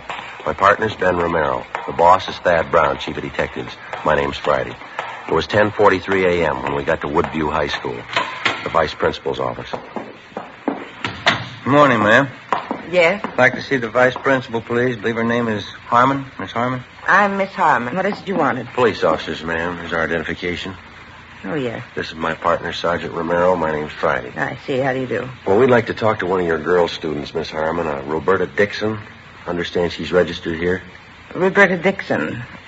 Oh, yes, I believe I know her. Would you mind calling her out of class, please? We'd like to talk to her. Well, we generally don't like to do that, officer, not unless it's absolutely necessary. It's pretty important, ma'am. We've got a message for the girl. I see. Couldn't it wait until after school hours? I'm afraid not, Miss Harmon. It's about the girl's mother, and it's pretty serious. Oh, has she been taken ill, is that it? No, ma'am. She's been murdered. 16-year-old Roberta Dixon, the daughter of the murdered woman, was called out of her classroom and brought downstairs to the office of Miss Harmon, the girl's vice principal. She was a thin, dark-haired girl in sweater and skirt. With the help of Miss Harmon, whom the girl seemed to know fairly well, Ben and I broke the news of her mother's death as gently as we could. At first, the 16-year-old girl seemed to take the shock with some composure, but suddenly she broke down weeping and became hysterical. When she recovered sufficiently, the girl agreed to come downtown with us to answer a few routine questions. Miss Harmon agreed to accompany her. 11:05 a.m. We checked back in at the office. Ben and I completed the 311 dead body report while Miss Harmon and the daughter of the murdered woman waited in the adjoining room. What was that time discovered, Joe? You got a note on it there? Yeah, let me look. 8:55 a.m. Oh, thanks. Hi, Joe. How are you? Oh, hi, George. How you doing? I can't complain. Got some checking out to do. I wonder if you'd help me. Well, I'll give it a try. Ben, you know George DeCoven, don't you, reporter from the Daily News? Oh, yeah, sure. See him around. Hi. So I understand you two are working on that knife murder out on Pico, the dead woman they found this morning? Yeah, that's right. A few things I'd like to check with you before I do the story. The victim's name was Florence Eleanor Dixon, that right? That's right, George, yeah. A couple more things here. Stop me if I got it wrong. Mm-hmm. The victim was 40 years old, divorced, one child, daughter 16. Body was discovered 9 o'clock this morning by a next-door neighbor. Mm-hmm. Let's see, the neighbor's name is Esther Fenwick. No, I think the name's Fenmore, George. Oh, thanks. Fenmore. I understand you haven't got much to go on. No murder weapons, no other leads. No, not much of anything so far. We just started on this thing. How about the husband of the dead woman? You get anything there? Well, he divorced Mrs. Dixon 2 years ago. There's no line on him yet. We're still checking him out. We might have some word later on in the day for you. Any other possible suspects in mind, or do you want to say? No, I don't think so. It's still wide open. How about a motive? That been established yet? Could have been one of a dozen things. We're going to have to do some digging before we can say definitely. It doesn't look like it was a robbery motive. Well, that's about all we can tell you for sure, George. Mm-hmm. See, I was over at the morgue when they brought the body in. It's the worst I've seen in a long time. Brutal. It's pretty bad. I suppose there's nothing from the crime lab yet. No. I think they just got back from the house a few minutes ago. If you want to drop by later on this afternoon, we might have something new for you. Okay, thanks. Brad. Oh, say, I saw you bringing the girl in a few minutes ago, the victim's daughter. I'd like to get a couple of pictures of her. Well, how about making it a little later, huh, George? Kid's still upset. Pretty much of a shock for you, you can understand. Okay, I'll be waiting out in the hall with the photographer. Okay. You give me a call, huh? Just a couple of shots. It won't take a minute. You betcha, George. We'll call you. Okay. You about finished with that report, Ben? Yeah, all done. Guess we better talk to the girl, huh? Yeah, all right. The morgue say when they're going to post the body? Sometime today. We ought to have the results first thing tomorrow morning.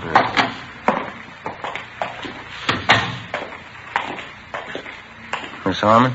I think she's a lot better now, Sergeant. Roberta, the officers would like to talk to you a few minutes if you feel up to it. All right. Who killed my mother? Have you found out? Not yet, Roberta. We think you might be able to help us, so. So hard to believe. I just saw her this morning. She was all right then. Well, you try to take it easy, Roberta. We'll make it as brief as possible. Are you and your mother the only people living at your house? No one else? No, me and my mother, that's all. My father used to live with us. He doesn't anymore. How long has it been since your father left? I'm not sure. About 5 years, I think. He and Mama didn't get along. They got divorced. Mm-hmm. Do you see your father at all anymore? I mean, does he ever come to your house to visit? He did once. It was about a year ago, I think.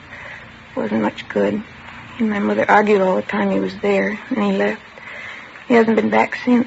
Has he been in contact at all with your mother, do you know? Does he write her letters, call her on the phone? No. The last time was when he came to our house. I haven't heard anything about him since. I don't even know where he is. I don't care, I guess. I hardly even knew him. I'd like to have you think about this carefully now, Roberta. Did your mother have any close friends who used to come to the house quite a bit? Yes, 2 or 3 women friends of hers at work. Any men friends? No. Mom didn't have any men friends. She didn't like men. She said they were all no good. She used to tell me that all the time. Mm-hmm. Do you have any relatives we can contact? I don't know about my father's side. My mother has a brother and sister in West Virginia. Dresses at home. What am I going to do? Why would anybody kill my mother? All right, now you try to take it easy, Roberta. Everything's going to work out all right. Look, now, do you think you can give us a list of most of the people your mother knew, friends around the neighborhood, the people she knew at her work? Yes, I think so. Most of them are in her address book. I think I know where it is. All right, fine. Just before you left for school this morning, Roberta, was there anyone in the house besides you and your mother? No, just the 2 of us. Was your mother expecting anyone? Not that I know of. Your mother was all right, was she? There didn't seem to be anything bothering her? No. She acted all right to me, just like any other morning. We got up at 6:45. I got dressed. Mama took a shower. I fixed breakfast. We ate, and then I left for school. About what time was that, Roberta? A little before 8:30, usual time. I have my first class at 9 o'clock. Mm-hmm. When I left Mama, she was just finishing her breakfast. I said goodbye. It was the last time I saw her. Can we talk after a while, please? Maybe I'll feel better. Can't talk now. Oh, sure, that's all right. Would you like to rest here? I don't know why I'm crying. It's stupid. I don't care anyway. No reason to cry. You better get some rest, youngster. No reason. It doesn't make sense crying about Mama. How's that? I'm not sorry. I'm glad she's dead.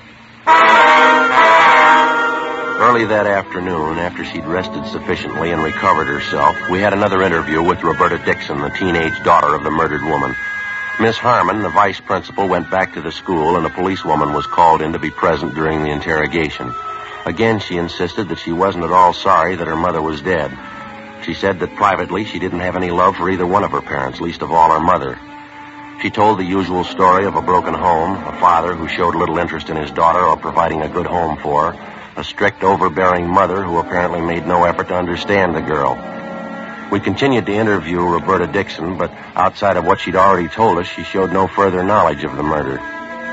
Pending action by the court, we had the girl placed in the custody of the juvenile authorities. 3:10 p.m., Ben and I drove back to the murder house on South Pico Boulevard, where we met police reporter George DeCoven. Together with Brian and Ortiz, we continued our preliminary investigation. We rechecked the immediate area of the Dixon home and talked again with the neighbors. We failed to come up with anything new.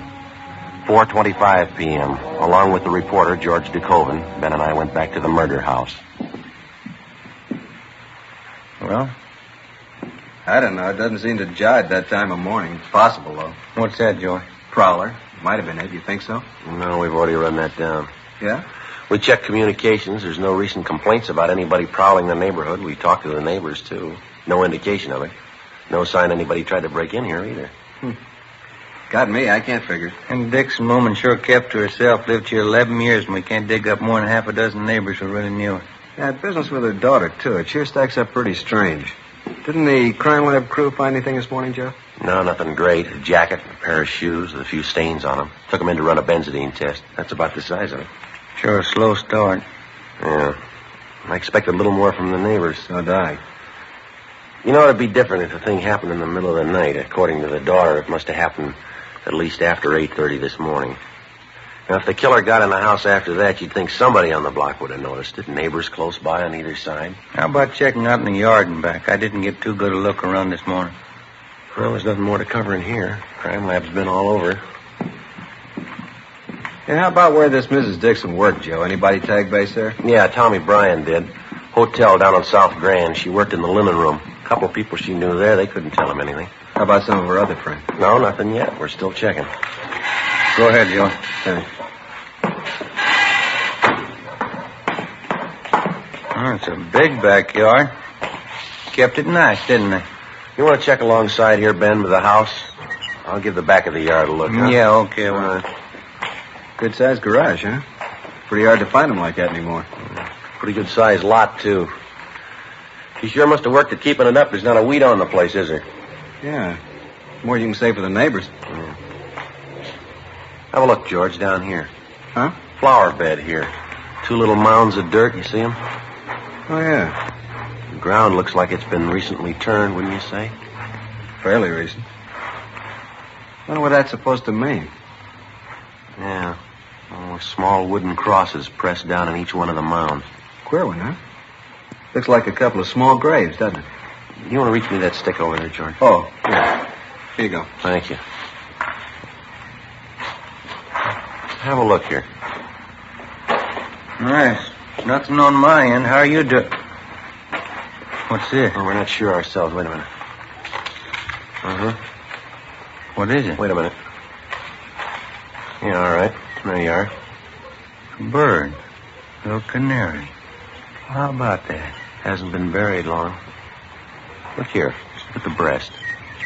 What do you think, a knife? Could be. Sharp instrument of some kind. Just a minute. I'm going to try this other mound here. Wait a minute, Joe. Yeah. It's another one. Yellow canary, same thing. Look at the breast. Neither one's been buried for more than a few days. Funny one. The Dixons raise canaries, you know? I don't know. I don't think so. It sure doesn't make any sense to me. If they didn't want the birds, you'd think they'd give them away. Why go slaughter them like this? Yeah, well, it works both ways. Deep wounds in the chest. Some kind of sharp weapon. Yeah. The Dixon woman. She died the same way. 4:35 p.m. We took the 2 canaries, wrapped them in paper, and brought them downtown to Lieutenant Lee Jones at the crime lab to be processed. He was still running tests on the stained jacket and pair of shoes which had been found in the house among the dead woman's personal effects. 5:15 p.m. We checked with the office, and then we drove over to Juvenile Hall to see Roberta Dixon. Apparently, she was in a much better frame of mind. I talked to Miss Harmon this afternoon, our vice principal. She wants me to come and stay with her for a while. Hope she can arrange it. It'd sure be nice. We were back at your house this afternoon, Roberta. We found something we'd like to ask you about. What's that? Well, do you keep any pets in your house? I mean, either you or your mother? Well, no, not usually. Why? Well, how do you mean not usually? Well, we didn't up until a week ago. Mama didn't like animals. She didn't want them around. Mm-hmm. Then I got these 2 canaries. I bought them with my own money. I work after school, you know. I see. I bought a cage for them, too. My mother was mad when I brought them home. She didn't like any kind of animals. She kept preaching at me. She finally made me get rid of them. How'd you do that, Roberta? I got a knife and I killed them.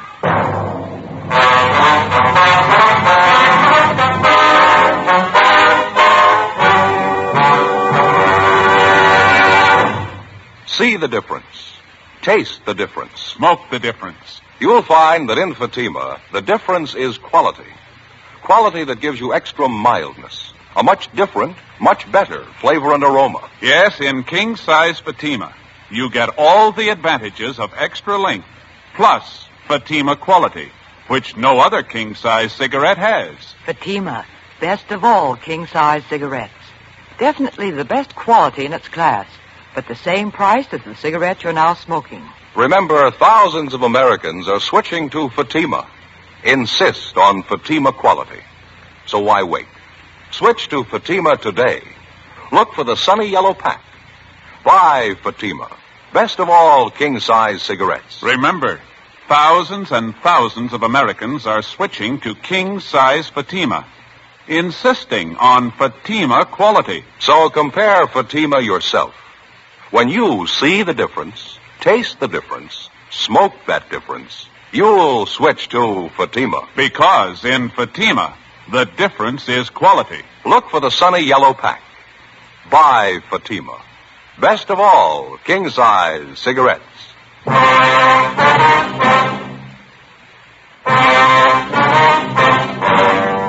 February 18th, the Dixon girl was released to the custody of Miss Harmon pending action by the juvenile court, 9 p.m. Ben and I double-checked with Lieutenant Lee Jones at the crime lab. He showed us the school jacket and a pair of shoes which had been found in a closet in the home of the murdered woman, Mrs. Florence Dixon. Apparently, the clothing belonged to the daughter, Roberta. There were several dark stains on each of the articles. They'd been checked thoroughly. First, a benzodine test to determine if they were blood stains, then a biological precipitant test to classify them further. There wasn't any doubt in Lee's mind that the stains were recent, but they were made by human blood. The same blood type as that of the murdered woman. It was a little hard to believe, but the evidence on hand pointed to only one prime suspect, 16-year-old Roberta Dixon. Early the following morning, we checked back in at the office. Ben went across the street to see if the coroner's autopsy report was ready. 8:05 a.m. I checked by communications. They had a report on the tracer we'd gotten out on the murder victim's husband, a Charles Dixon. I picked it up and headed back to the office. Morning, Joe. Oh, hi, George. You get the message I left for you? I put it on your desk over in the press room. Yeah, I got it, thanks. How's it look this morning? Anything new? Well, this here is an answer on that tracer we got out on Mrs. Dixon's husband. He's been living up north for the past year, San Francisco. That's so? Still up there? No, not according to this. He died 6 months ago, a heart attack. What do you figure? Well, there's not much choice. Joe. Oh, hi, George. Hi. Autopsy report. Coroner just got it out. What's the word? It doesn't jibe with the story we got. The coroner places the time of death close to 7:30 a.m. yesterday. Cause of death, what we figured, chest wound. Some kind of a sharp weapon. There's something else. According to the girl, she had breakfast with her mother before she left for school. Coroner says Miss Dixon hadn't eaten for at least 12 hours before she died. What was that time of death, Ben? 7:30 a.m., no later. Well, I guess we better move on it, huh? Yeah. What's the angle? Well, the daughter, she says she didn't leave the house until 8:30. Along with the policewoman, Ben and I drove out to the home of the high school vice principal, Miss Harmon, where the suspect, Roberta Dixon, was staying. There was no one there. We checked at the high school. Miss Harmon told us that she'd brought Roberta to school that morning. She thought that if the girl attended classes, it'd help keep her mind off her troubles. Miss Harmon checked the classroom the Dixon girl was supposed to be in, but she wasn't there. Her teachers were contacted. None of them had seen her that morning. 9:40 a.m., we drove over to the Dixon home. We found Roberta in the back bedroom. She was sitting calmly at a sewing machine, stitching ruffles on a dress. In one corner of the room, there was an empty bird cage. I'm pretty busy right now. I've got this sewing to do. What do you want to talk to me about? We got a few more questions for you, Roberta. It's about your mother. She's dead, isn't she? Do we have to talk about it? Yeah, I'm afraid we do. Why do we? Just told me she was dead. There's no sense in talking about dead people. Anyway, I've got this sewing to do. I have to get it finished. There. Isn't that pretty?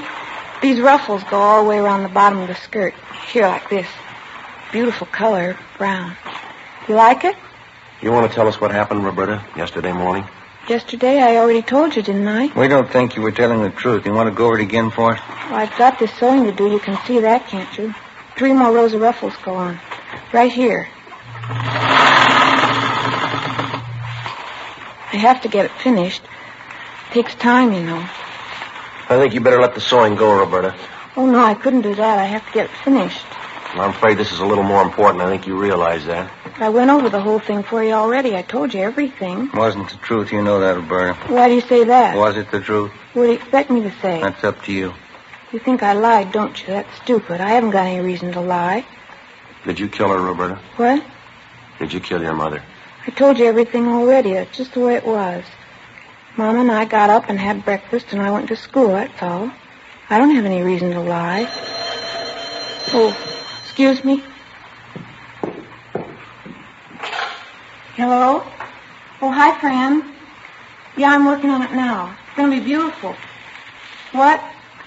Oh, no, that's all right, sure. Oh, thanks. Yeah, I'm all right. Look, can you call me back later? Yeah, I'll be here.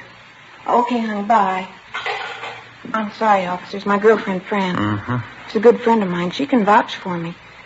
She'll tell you I'm not a liar. Do you own a pair of brown and white saddle Oxfords, Roberta?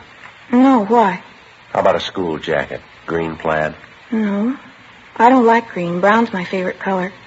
The green plaid jacket was found in the house here. It was stuffed back in the hall closet. It had your name stenciled on it. Oh, yeah. That old thing. I don't even wear it anymore. Look at that. Won't it be pretty when I get it finished? That jacket of yours, Roberta, they found bloodstains on it. On the shoes, too. Roberta? I already told you the shoes aren't mine. The jacket is. Why do you keep calling me a liar? Can't you believe me for once? Isn't it bad enough the way things are? Now, the last time we talked to you, you said you left the house at 8:30 yesterday morning. Is that right? Yes, it was around 8:30. Well, we got the report on your mother this morning, Roberta. The coroner says she died at 7:30, no later. That's stupid. How could he tell anyway? He can tell. He's a liar. Something else, Roberta. You told us you and your mother got up and you had breakfast together. Yeah, we had breakfast together. Why are you picking on me? You couldn't have had breakfast together. The time she died, your mother hadn't eaten anything for 12 hours. I guess you're going to say they can tell that, too. That's right. You want to tell us what really happened now? Now, tell us the truth, Roberta. It's going to work out a lot easier.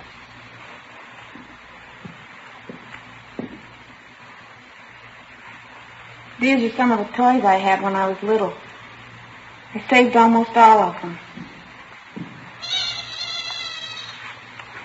My best doll. I had a lot of dolls. I loved them. Guess I still do. I love them more than her. You mean your mother? I wasn't fooling. I don't care if she's dead. She didn't mean anything to me. She never did mean anything. These are more of my dolls here. I dressed them all myself, every one of them. What was the matter, Roberta, between you and your mother, I mean? I don't know. I guess she just didn't mean anything. Not like anybody else's mother. She didn't mean anything at all. Same as my father. We were in the same house, that's all. Nobody cared for anybody else. It wasn't anything but fighting, or just not saying anything at all. I'm glad she's dead. You killed her? Is that what you want to say? Here's a little piano I had. I got one Christmas, I think. Look, still plays. You want to tell us from the beginning?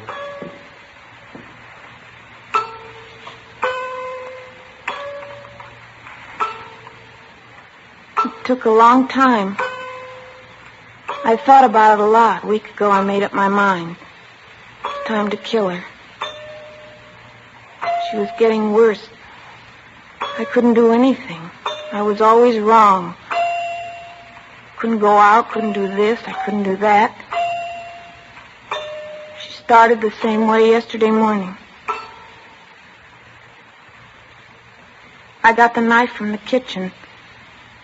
I went in and she was sitting on the bed, putting her stockings on. I don't think she knew what happened. It didn't take long. Were you having an argument with her? Is that what started it? We argued every morning. I got so tired of it. She had an awful voice. Finally made up my mind. Planned it all out. I even practiced it. You know the 2 canaries I had? Yeah. I didn't buy them because I wanted them. They got to be cute, though. I felt bad about killing them. Why'd you kill him, Roberta? Practice. Decided to use a knife. I wasn't sure I knew how to do it, though, so I got the canaries. One day after school, I killed them. It gave me more confidence. I knew I could do it after that. Poor little things. I guess I shouldn't have killed them. That knife you killed your mother with, Roberta, you want to show us where it is? All right, I'll show you. I don't think you ever could have found it. It's up in the attic. Special place I hide things. Say, would you like some coffee or Coke or something? No, thanks. Just one more thing.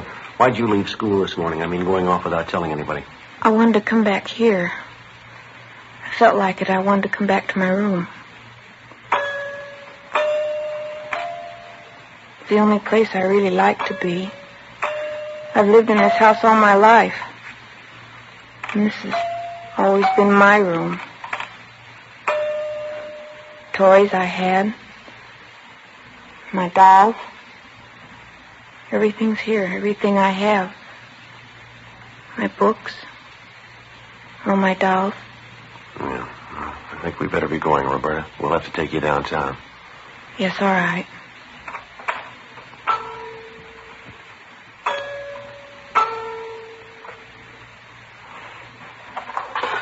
I'll get my coat. Then I'll show you where the knife is. All right. Officers, could I ask you one favor? What's that? It probably sounds silly. It'll help a lot, though. This doll here. Yeah. Could I take it with me? Just this one. Make me feel a lot better. Please, do you think I could? Yeah, sure. Bring it along if you like. Thank you. You probably think I don't care for anything but my dolls. There's one thing, though, I want to tell you. What's that? I'm sorry now, I really am. I shouldn't have done it. I know it was wrong. You do? Yes, I'm sorry I killed the canaries.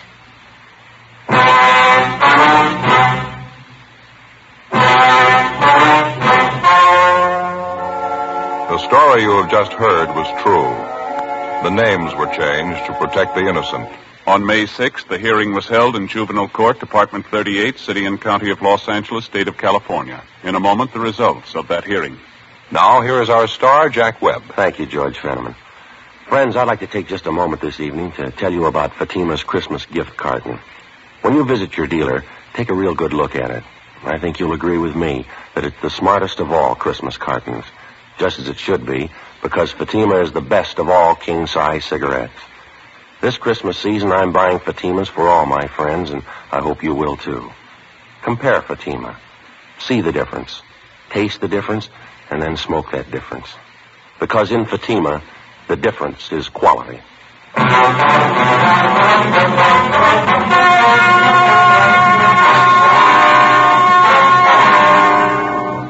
At the hearing in juvenile court, Roberta Evelyn Dixon was found unfit to be handled as a juvenile and was certified to Superior Court as an adult. There, she was found to be criminally insane by 3 psychiatrists appointed by the state. She is now confined to a state mental institution where she is undergoing treatment.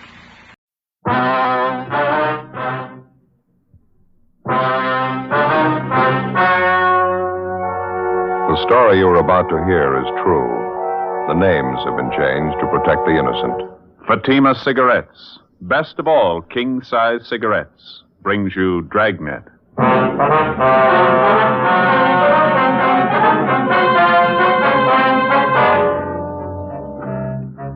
You're a detective sergeant. You're assigned to traffic investigation, hit-run felony detail. An elderly woman and her 9-year-old grandson are struck down in a pedestrian crosswalk by a speeding truck. The woman is killed instantly. Witnesses fail to get the license number. The hit-run driver escapes. Your job? Find him.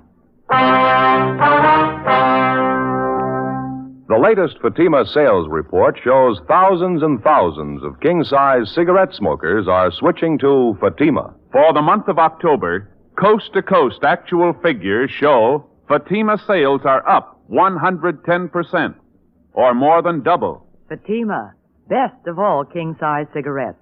Definitely the best quality in its class, but the same price as the cigarette you're now smoking. Remember, thousands of Americans are switching to extra mild Fatima. Next time, insist on the best, king-size Fatima, in the distinctive golden yellow package.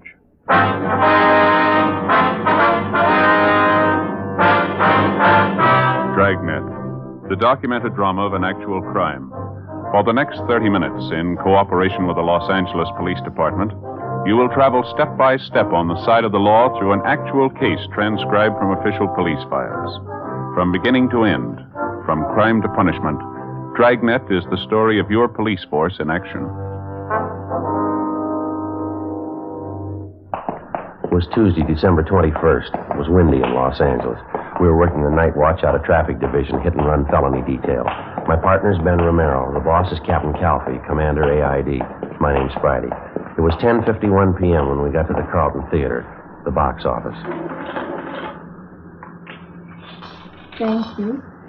How many, please? Police officers, ma'am. I'd like to talk to you for a minute, if we could. Oh, yes, you mean about the accident? Yes, ma'am. One of the officers in the traffic car across the street, he told us you're one of the people who saw it happen. Yes, that's right. Terrible thing. It was an old lady and her grandson, you know. Yes, ma'am. Would it be possible for you to get a relief for a little while? A few questions we'd like to ask you about it. Won't take very long. Well, I'll be off duty at 11. That's when the box office closes.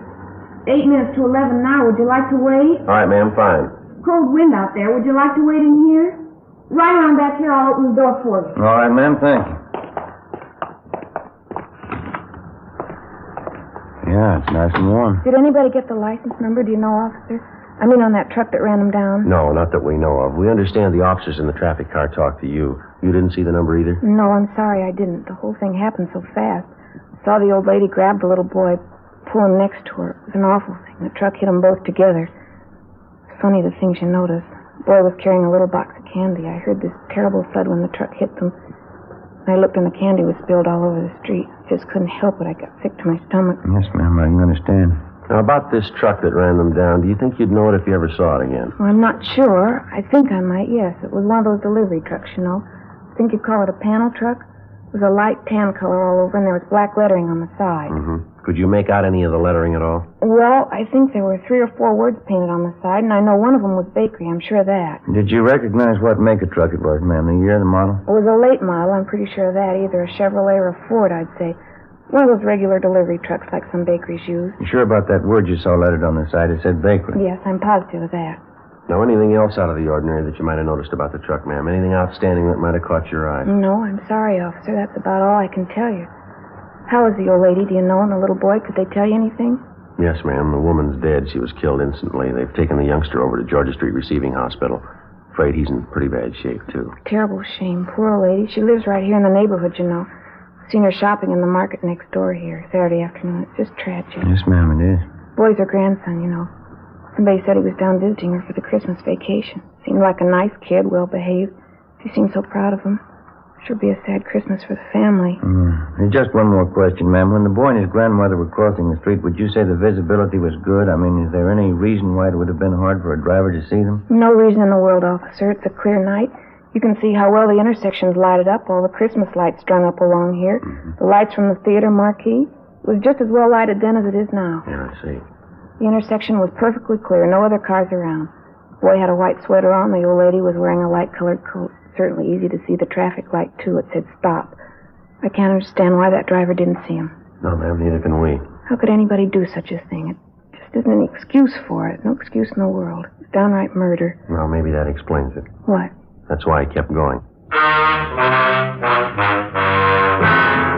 11:35 p.m. Ben and I finished interviewing the cashier in the theater box office, and then we called the office and had them get out a supplementary broadcast and an APB on the description of the hit-and-run vehicle. We went back across the street to the scene of the accident where the officers in the T-car, along with the crew from the crime lab, were finishing up their preliminary investigation. We interviewed 2 more witnesses to the hit-run accident, but they were unable to tell us anything that we didn't already know. When we got back to the office, we put in a call to Georgia Street Receiving Hospital, where they told us the 9-year-old boy struck down by the hit-run driver was still in a critical condition. The husband of the 64-year-old woman, who had been killed instantly, was brought downtown to the morgue where he identified the body. The next morning, we got out a special bulletin to all garages, auto repair, and paint shops throughout the city to be on the lookout for a late model tan panel truck, black lettering on the side, with damage to the front end. 8:30 a.m. I checked with communications, and then I went back to the office. Hi.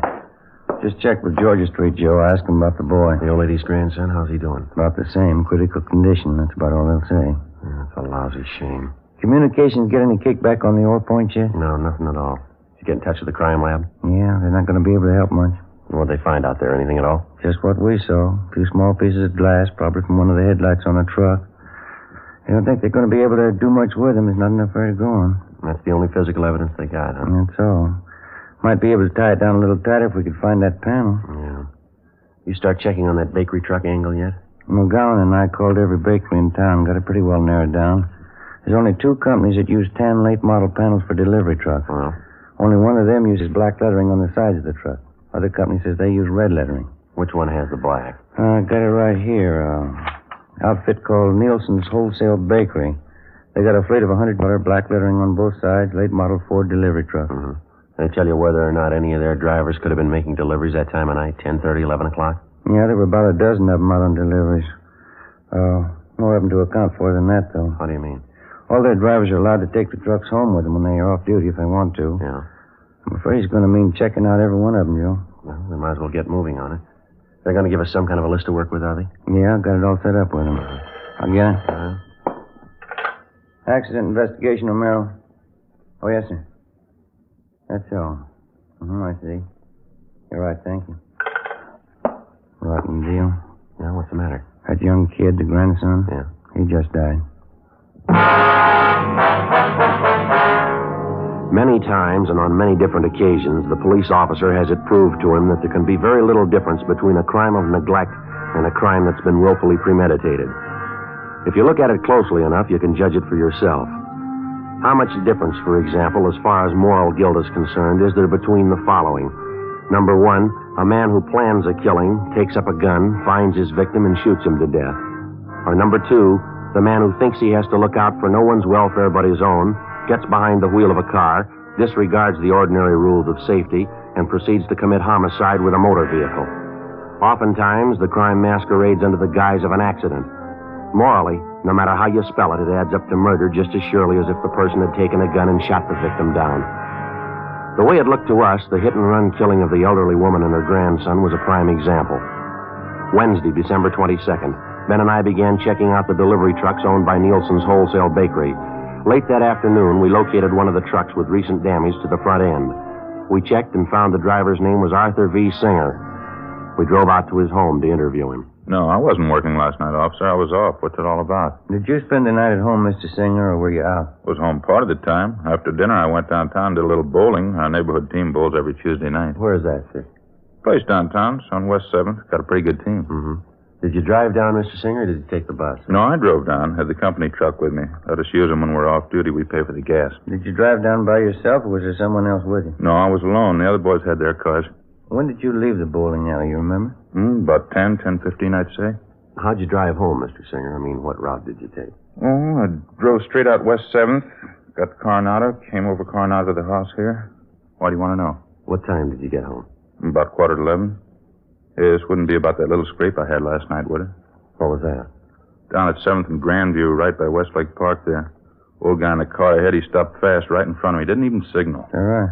Yeah, I almost plowed right into him. Lucky I was watching. I slammed on the brakes, turned in toward the curb. Should have seen it. I clipped the headlight and the right fender against the telephone pole. Had to take the truck in this morning and get it fixed up. Are there any witnesses to this accident that you had, Singer? Yeah, half dozen people saw it. Did you get any names and addresses? Well, no, I didn't. I was so teed off about the whole thing, I guess I didn't think about it. Is there anyone at all we can check with? Anybody to corroborate your story? Just the old guy in that car. Sure a lousy driver. I really chewed him out. Did you get his name and address? No, but I took down his license number. Wasn't going to pay for that damage. He admitted it was his fault. I see. Do you mind giving us that license number? No, if I can find it. Wrote it down on the back of an old envelope. Thought I put it in my jacket, but when I looked this morning, it wasn't there. It's around someplace, so I'll check around again before I leave for work. It's bound to turn up.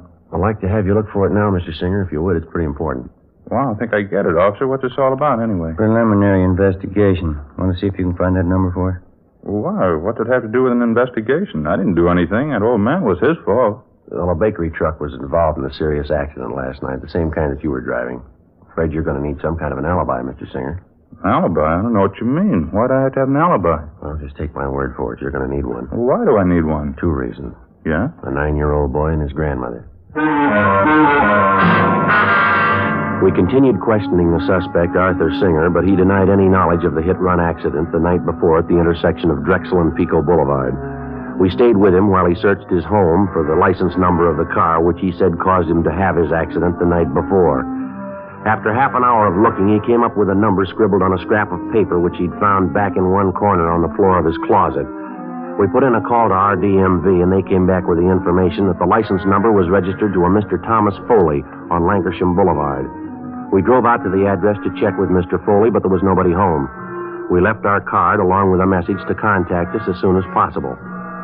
4:15 p.m. Ben and I got back to the office. At 4:35, Mr. Foley returned our call. Yes, sir, that's right. Oh, you did, uh-huh. I see. Well, what time was that? Do you remember? Oh. Well, all right, Mr. Foley. Thank you very much. We may be contacting you later. Right, bye. What'd you get? Thought this was starting out too easy. Why, what'd he say? Apparently, this Arthur Singer's telling us the truth. Mr. Foley says he did have a little scrape with a bakery truck last night. Described Singer as the driver of the truck. Well, what about the location? Is Foley pretty sure about that? Grandview and West 7. Says it happened about 10:35 last night. That puts Singer about 3 miles from the scene of the hit run. It's impossible, Joe. Yeah. This Mr. Foley's right. Singer couldn't have done it. Wasn't anywhere near the scene. I sure thought he was it, didn't you? We can drive out and double check with Foley. Can't think of any reason why he'd lie about it, can you? Yeah, just I'll get it. Accident investigation, Friday. Yeah, Ted. Where? Yeah. Nobody, huh? Yeah, right away, thanks. It's moving a little fast. Got a piece of luck here. Who was it? Ted Zimmerman. He and McClendon are down the south end of town. Yeah? The hit-and-run truck. They think maybe they found it. 4:28 p.m. Ben and I left the office and drove to the south end of the city where we met with Sergeants Zimmerman and McClendon, a block from where the tan panel bakery truck had been located.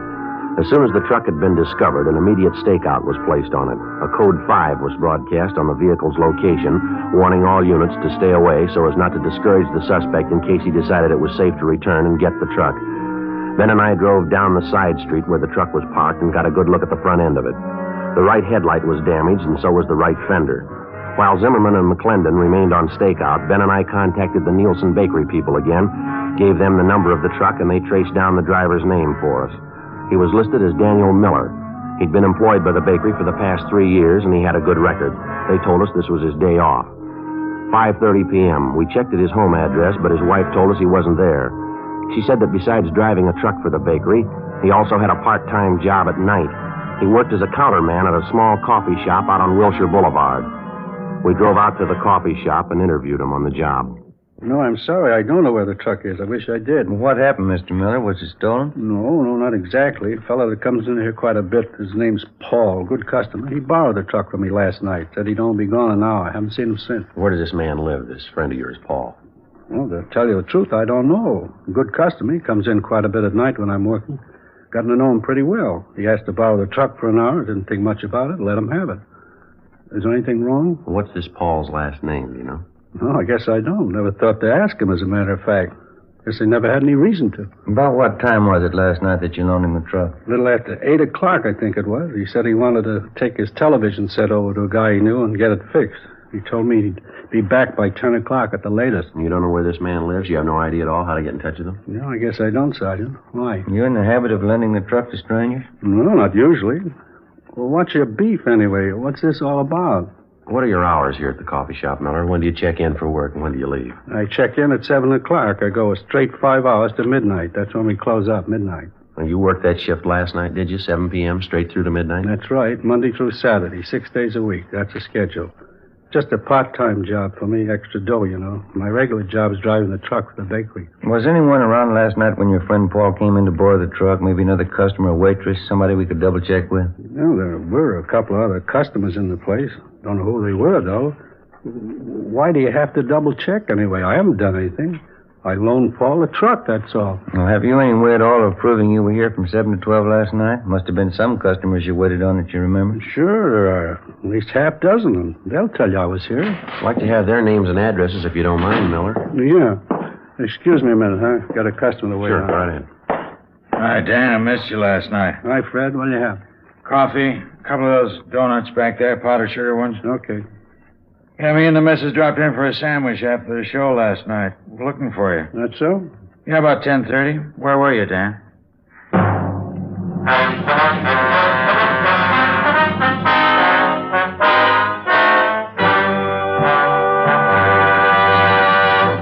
You are listening to Dragnet, authentic stories of your police force in action. If you smoke king-size cigarettes, listen to Fatima's amazing new offer. Buy a pack of Fatimas. Enjoy their extra mildness and superbly blended tobaccos. If you don't like Fatimas better than the king-size cigarette you're now smoking, return the pack with the unused Fatimas before December 1st, and we'll give you your money back, plus postage. Fatima, Box 37, New York 1. We make this amazing offer because we believe Fatima is the best of all king-size cigarettes. Smokers all over the country are confirming this every day. Fatima's latest sales report shows Fatima sales up in every state in America. For the month of October, coast-to-coast actual figures show Fatima sales up 110%, or more than double. Yes, thousands of Americans are switching to Fatima. So why wait? Switch to Fatima today. Best of all, king-size cigarettes.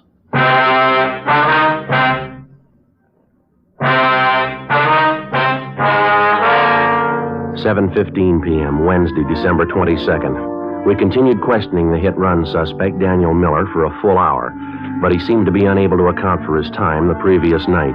His first story was that he'd been on duty behind the counter in the coffee shop without a break between the hours of 7 p.m. and midnight. Then, after the customer entered and disclosed that he was in the coffee shop at 10:30 the night before and that Miller was nowhere about, the suspect switched his story. He said he thought he left the coffee shop briefly for about 15 minutes between 10:30 and 10:45 p.m. to run down the street to a hotel to say goodbye to some friends of his who were leaving for New York. We checked at the hotel, but they didn't know Miller, and they hadn't seen him the night before. They were sure of it. We returned to the coffee shop and took up the questioning of the suspect all over again, but he made little or no sense at all. Apparently, he was piling up lie after lie in an effort to cover his tracks before and after the hit-and-run murder the night before. 7:48 p.m. Ben and I pulled Miller off the job at the coffee shop and took him downtown to the interrogation room. I'm telling you, it's the truth. I wasn't in that truck last night. I wasn't in an accident. I don't know what you're talking about. Well, then give us something to go on, Miller. You've handed 3 different stories so far. Not one of them strong enough to hold water. I'm telling you the truth. What are you trying to hang this on me for? I didn't have a wreck and I didn't kill anybody. Why are you picking on me? Because you don't make sense, mister. You're trying to sell us a story and you haven't got 1 ounce of proof to back it up. That bakery truck you're responsible for is the same truck that killed the old woman and the little boy. Now, you come up with a solid story that we can check on, or you're going to be resting your back in the main jail. No wonder they call you cops dumb. I wasn't in that truck last night. Can't you get that through your heads? I wasn't in the truck. I didn't have an accident. Then prove it to us, Mr. Miller. That's all we're waiting for. Listen, call Bill Calder. He's a good customer. He was in last night, I think. He'll tell you. Go ahead and call him. He'll back up what I say. What's his number, do you know? Yeah, I got it. Yeah, right here in my wallet. Yeah, Bill can tell you. Yeah, here it is. Thank you.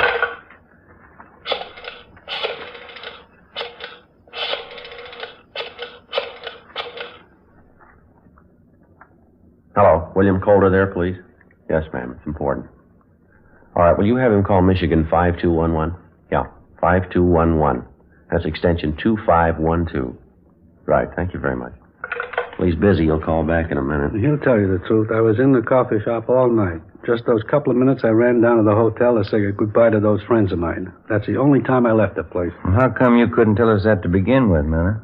You say you've got nothing to hide. Well, why do you have to hand us 3 different stories? Which one are we supposed to believe? I got nervous, that's all, when you first come in and started to ask questions. I didn't know what it was all about. I didn't know there was any trouble. I just loaned the truck to this guy, Paul, as a favor. How'd I know what he was going to do? Getting himself in a jam like that. All right, now try to look at it from where we stand, Miller. You loan out your truck to a man. You don't know his last name. You don't know where he lives. You say he must have been driving the truck when the lady and the boy were killed. Sure, he must have been driving it. I wasn't. I was back at the coffee shop. I was there until midnight. All right, then prove it to us. If you know the man well enough to loan him the truck, you ought to be able to find him. Now, they must be Bill Calder. He'll tell you. Go ahead. See what he says. Yeah. Interrogation room, Friday. Oh, yeah, Mr. Culver. Well, my name's Sergeant Friday, LAPD, Accident Investigation. Friday, yes, sir, that's right. Wonder if you'd tell me if you know a Daniel Miller? Mm-hmm. When's the last time you saw him? Do you remember? I see. The place where he works, the coffee shop? Were you in there last night by any chance? Did you see Miller in there? You're sure? Yes, sir. No, sir, that's all for now. Thank you very much. We're going to contact you later on. Thank you. Goodbye. Well, how about it? He told you, didn't he? That enough for you? He says he hasn't been in the coffee shop for 3 days. 9:45 p.m. Our interrogation of the hit-and-run suspect, Daniel Miller, went on. At his suggestion, we called half a dozen people who he figured might substantiate his alibi, but none of them were able to. Miller continued to deny any knowledge of the hit-run killing, but he still couldn't account for his whereabouts at the exact hour the 9-year-old boy and his grandmother were run down. The time element especially didn't work in his favor. Nothing worked in his favor. 11:30 p.m., Ben and I took Daniel Miller over to the main jail where he was booked in on suspicion of 480 V.C. The following afternoon, his lawyer obtained a writ, and he was released from custody. The writ was returnable in 5 days. He came immediately to the office to plead with Ben and I to help him find Paul, the man who'd borrowed his truck and thus clear himself. We took him up on it. Either way, we figured we'd get to the bottom of it. If Miller dreamed up the character Paul to escape blame for the hit-and-run killing, we were bound to find out sooner or later. If Miller was telling the truth, we had little reason to believe he was, and a man named Paul had borrowed the truck the night of the hit-and-run killing, we were bound to find that out, too. In any event, we had to investigate. It's the job of the police officer to prove guilt or innocence, not guilt alone. 2 days passed, and then another 2. The Monday following the Christmas weekend, we were ready to call a halt. I don't know what else we can do. I think we've given enough time, don't you? Well, the deeper we get into it, the more it looks like Miller's our man. I still can't make up my mind. Why do you have to be stubborn about it? We've checked every possible angle on this story. We still haven't an ounce of proof that this guy Paul he talks about even exists. We can't string along with Miller forever. Yeah, I suppose you're right. We've given him a square enough break on it. I still got that funny hunch. It's possible he might be telling the truth. We've gone 4 straight days on it, Joe. Haven't come across one lead to back up his story. Too much for me. I can't bite anymore. Go ahead. Sergeant? Oh, how are you, Miller? I'm okay.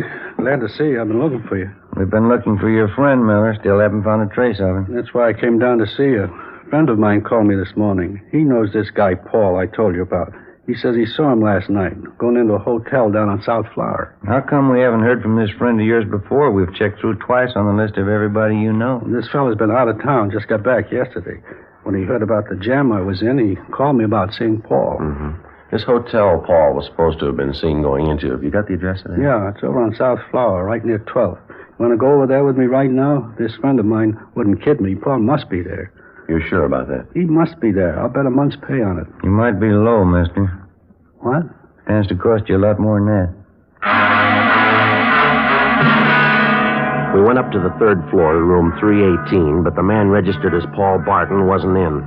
He'd left no word at the desk as to when he'd return. We sent Miller home and told him to wait for our call.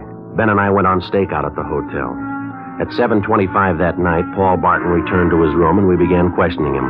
He showed no signs of being upset. His answers were quick, straightforward, and they seemed to make sense. The interview went on. A half hour, an hour. and Barton began to grow a little nervous. He contradicted himself. Big holes began to show up in his story as to how and where he'd spent his time the night of the hit-run killing. 8:45 p.m. Ben and I took Barton back to the office. We found Zimmerman in the squad room and had him phone Miller at his home and ask him to come downtown as soon as possible. Meantime, we checked Paul Barton through R&I, and then we took him to the interrogation room where the questioning went on. You're a little mixed up about that, aren't you, Mr. Borden? I thought you said you went to that bar downtown about 10 p.m. and then you went to visit at your sister's house. Now you tell us you went to your sister's house first and then you went to the bar downtown. Now, which is it? Well, that's getting a little high-handed, isn't it? Why do I have to account for my time to you? If it wasn't important, we wouldn't be asking you. I think you know that. Well, I don't know anything of the kind. You're trying to take advantage of me. That's the only impression I can get. I think I've answered enough of your questions. I'm going back to the hotel. Just a minute, Borden. There's one more thing. Yeah? Last time you were arrested for a traffic violation, you want to tell us what the charge was? What? I think you heard me. Well, that was a year ago. I was driving a little too fast going out Beverly Boulevard, and what's that got to do with it? Our record bureau says the charge was for drunk driving. Your license was revoked, isn't that right? Well, so what? I haven't been driving. I haven't been near a car. What about last Tuesday night? Huh? Last Tuesday night, did you do any driving then? No, of course not. Sure about that? You're not trapping me. I answered all your questions. I'm getting you're out going of to here. stay right where you are, mister. Stay put. Ben, you want to check next door, see if Miller's come in? Yeah, okay. You can't make me stay here. It's illegal. You got nothing to hold me on. All right, then there's nothing to worry about. This won't take very long. We got a man by the name of Miller coming in. He says he thinks he knows you. Miller? I don't know any Miller. Nice going, Paul. Where you been? I said, where you been? What'd you do with the truck? Grab him, Ben. Grab him. Got him. All right. Now, let me go. Let me go. Settle down. Come on, mister. Settle down. I didn't do a thing. Look, you can't prove it. You can't prove I did. They're going to prove it, Paul. I'm going to help them prove it. You sure been a real good friend. But give me a break, Danny. I didn't mean it. Honest, I didn't mean it. I loan you the truck. You get boozed up. You run down the little kid and the grandmother. Then you take off and leave me holding the sack, like I did it. But I didn't mean it, Danny. It was an accident. I wasn't boozed up. Yeah, you're a real good friend. I hope you get it in the neck. I hope you get it with both barrels. Look, Sergeant, that's not true. I wasn't boozed up. I only had 2 drinks. Now, believe me, that's all I had. Yeah. I couldn't have been drunk. It doesn't affect me that way. 2 drinks never hurt me. A couple of drinks never hurt anybody. They killed a little boy and his grandmother.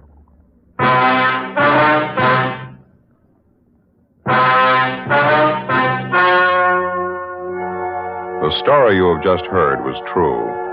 The names were changed to protect the innocent. On February 28th, trial was held in Superior Court, Department 87, City and County of Los Angeles, State of California. In a moment, the results of that trial. Now, here is our star, Jack Webb. Thank you. Friends, we made Fatima's money-back radio offer for the first time on Dragnet over a month and a half ago, Thursday, September 20th. Here's what happened. Over 10 million listeners heard Fatima's famous offer. That's right.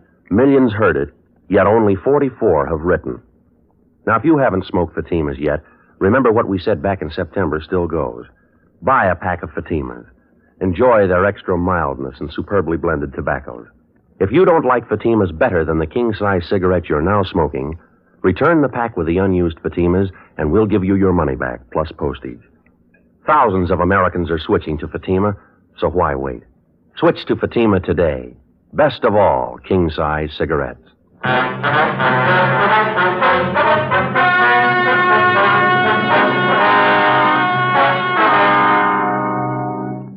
Paul Barton was filed on for violation of the State Vehicle Code, Section 480, a hit-and-run felony, and also for manslaughter, 2 counts. He was convicted only for Section 480 and received sentence as prescribed by law. A hit-and-run felony is punishable by imprisonment in the state penitentiary for not less than 1 nor more than 5 years.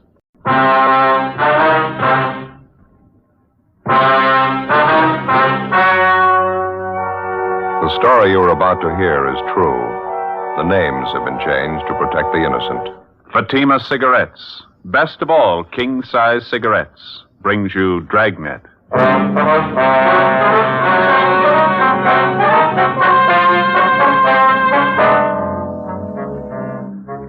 You're a detective sergeant.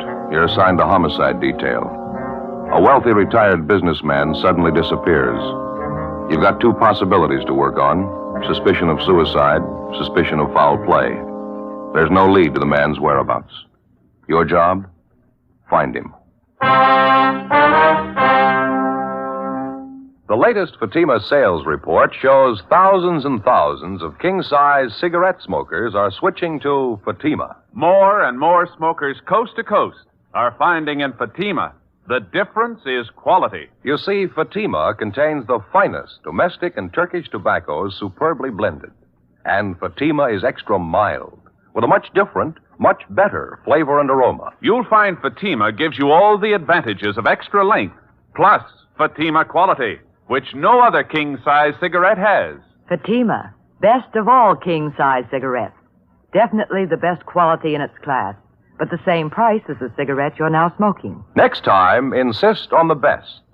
Buy king-size Fatima in the distinctive golden yellow package.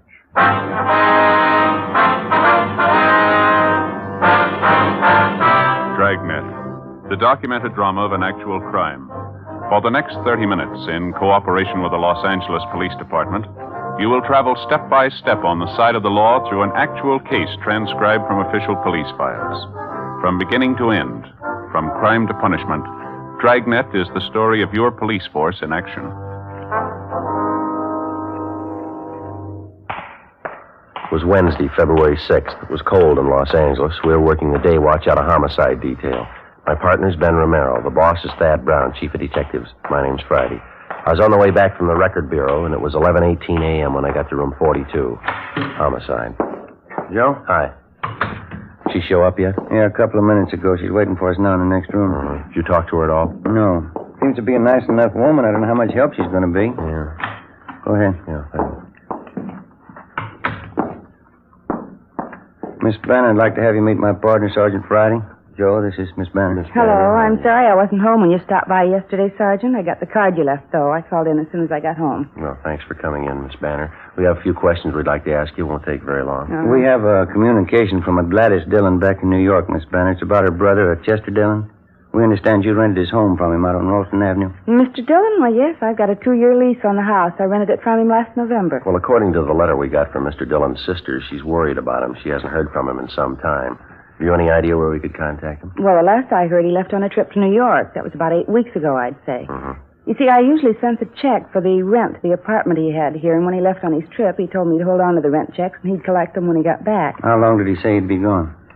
I don't remember definitely. I think he said 4 or 5 months. He didn't leave any forwarding address, any place you could contact him back east? No, he didn't. He just wanted to get away. Didn't want to be bothered with anyone. He wasn't feeling very well. He was very depressed, poor man. Well, why was that, ma'am? Do you know? Well, his wife died just a few months ago, you know. No, ma'am, we didn't know. All we got from his sister was that she hadn't heard from Dillon. She was worried.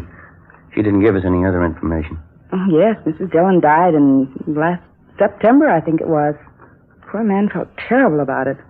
Couldn't seem to get over it. That's why he rented the house to me. It reminded him too much of her. Yes, ma'am, I understand. Lovely home they have. Mr. Dillon said he really didn't want to rent it, but he couldn't stand being alone in the house. It was a large place, you know. Yes, ma'am. We checked with the people living in the house now. We understand you leased the place to them last month. I subleased it, yes. You see, it just got too big for me. It was nice at first, but it got to be an awful lot of work. I rented it to this family and took a smaller house down the street. Would you happen to know any of Mr. Dillon's friends in the city, Miss Banner? Anyone we could contact who might know where we can locate him? No, I don't know. He didn't seem to have any friends. He and his wife had only been in the city a year before she died. He was retired, you know. Yes, ma'am. We talked to some of the neighbors out there. They couldn't tell us much about him. Well, maybe some of the people he did business with might know something. Have you tried the neighborhood bank out there? I know that's where Mr. Dillon had his account. No, ma'am, we haven't yet. Well, I can give you the bank's address. That's about all, though. That's the only contact you know of? I'm afraid so, yes. I didn't know much about Mr. Dillon's private affairs. Whenever I talked to him, it seemed the only thing he had on his mind was his wife's death. Just couldn't seem to get over it. Seemed like he didn't want to get over it. You mentioned that when you leased his home, Mr. Dillon took an apartment. Do you happen to have that address, Miss Banner? Well, I don't have it with me now, but I have it at home. I can call in and give it to you if you like. If you would, please. Certainly. Well, thank you very much, Miss Banner. You have our card. When you hear anything at all from Mr. Dillon, we'd appreciate it if you'd call us. And surely, I'll call you right away. You think something could have happened to him? Well, it's possible. We don't know. All we have is the letter from his sister. It does seem kind of strange, doesn't it? He wasn't feeling too well. I wondered why he hadn't contacted me about sending the rent money to him. He was such a nice man, Mr. Dillon. I certainly hope nothing's happened to him. Well, you say he was very depressed about his wife's death, ma'am. Would you say that it was getting to be a little abnormal with him, maybe? Well, I wouldn't know about that, Sergeant, but I do know he brooded about it all the time. He felt that he'd lost everything. Didn't seem to want to go on. Did he ever give an indication that maybe he might take his own life? I mean, all this brooding over his wife? Well, no, nothing definite. Just depressed and moody all the time. Oh, now that I remember it, the last time I saw him, he did say something kind of funny. Yes, ma'am. What was that? It was the day before he left. We were talking about the rent money, and I asked him if I couldn't send it to him. He got kind of a strange look on his face. Yeah. He said, where I'm going, I won't need the money. The day before we called on Lucille Banner for an interview, a letter had been received from a Miss Gladys Dillon in Elmira, New York. Her request was routine. It was one of thousands of similar letters received every year by police departments all over the country. Each one of them has to be worked out to the satisfaction of all parties concerned, the person who's reported missing and the person looking for them. It's an enormous job requiring thousands of man-hours annually. Like the dozens of other investigations handled by the police officer, some of them end happily, some of them in tragedy. Whatever the result, the finding of a lost person is just as important a function of your local police department as any other investigation. Gladys Dillon hadn't heard from her brother recently. She was worried about him. She asked us to investigate. Our initial interview with Lucille Banner, the woman who'd rented Chester Dillon's home, failed to yield much of a lead as to his whereabouts. The only source of additional information she could offer was the neighborhood bank where Dillon had his account. 1 o'clock that afternoon, Ben and I drove out to interview the manager of the bank, a Mr. Harrison. Yes, that's right. Mr. Dillon's had his account with us ever since he came to Los Angeles.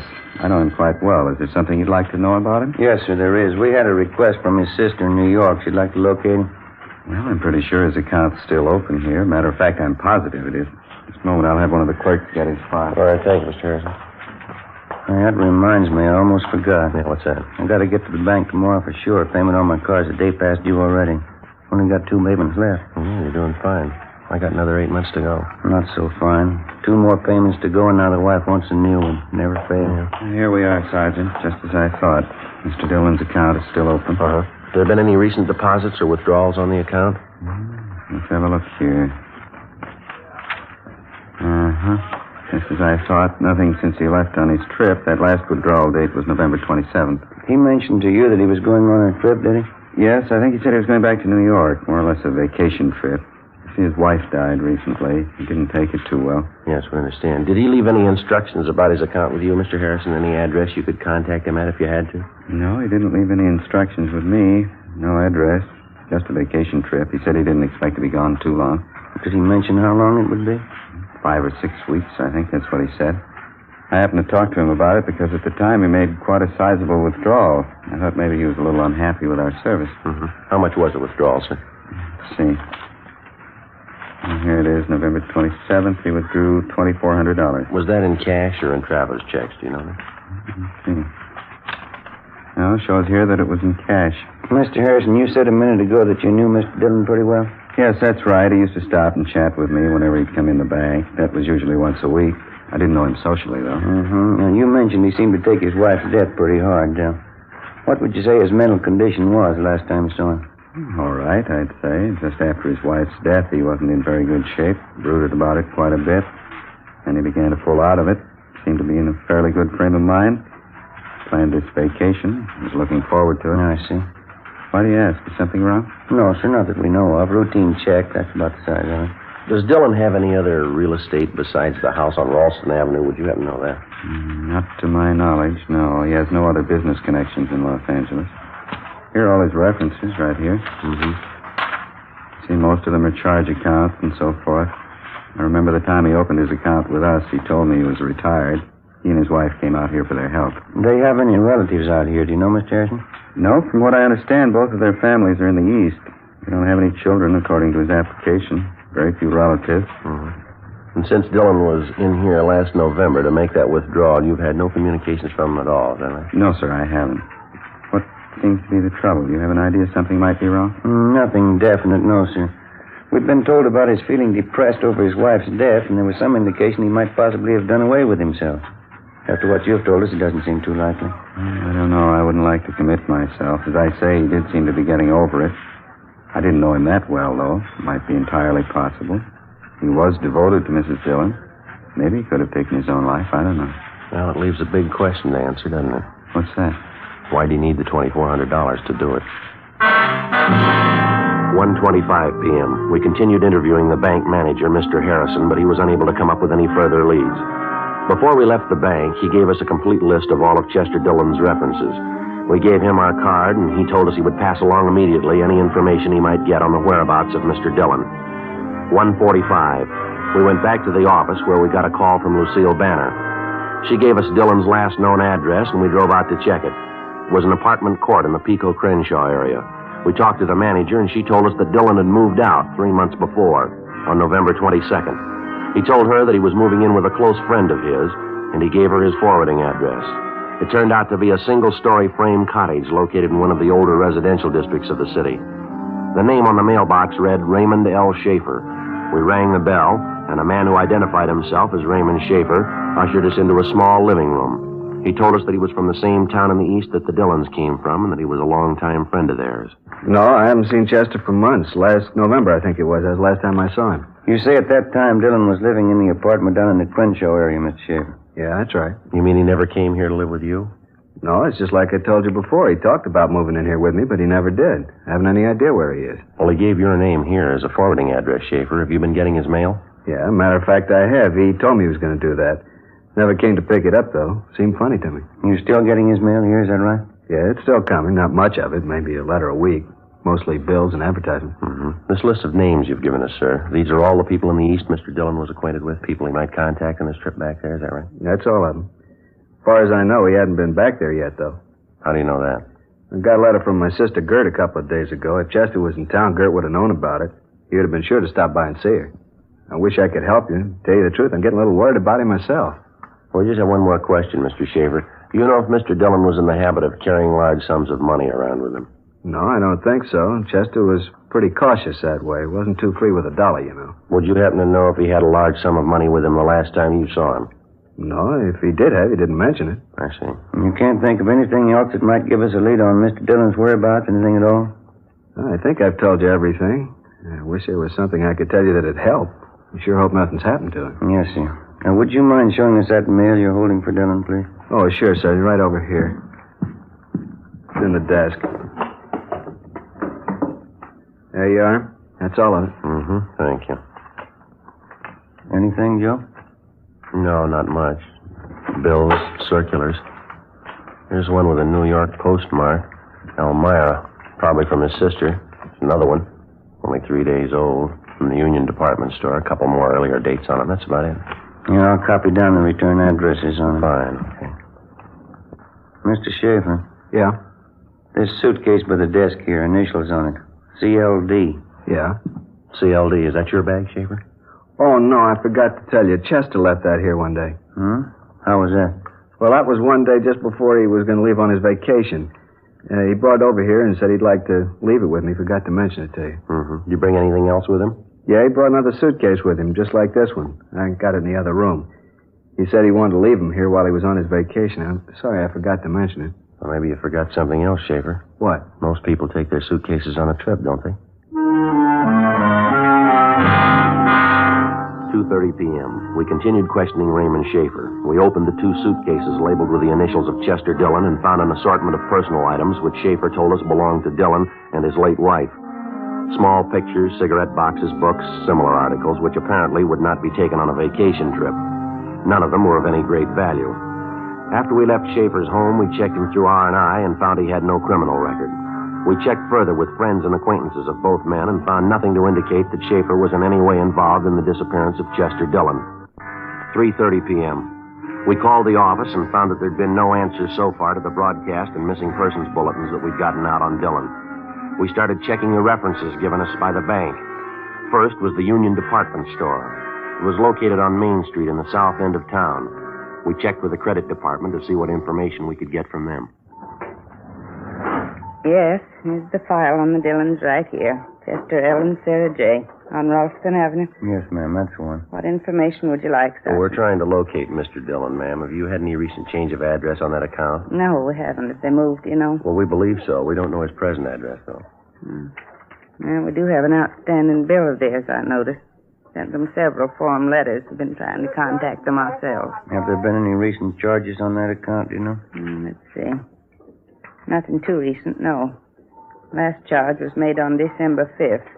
Yes, Thursday, December 5th. That's a couple of weeks after he disappeared, Joe. Yeah, that's right. What was that charge for, ma'am? What did Mr. Dillon buy? Oh, Mr. Dillon didn't buy anything. Beg your pardon? The slip was signed by Mrs. Dillon.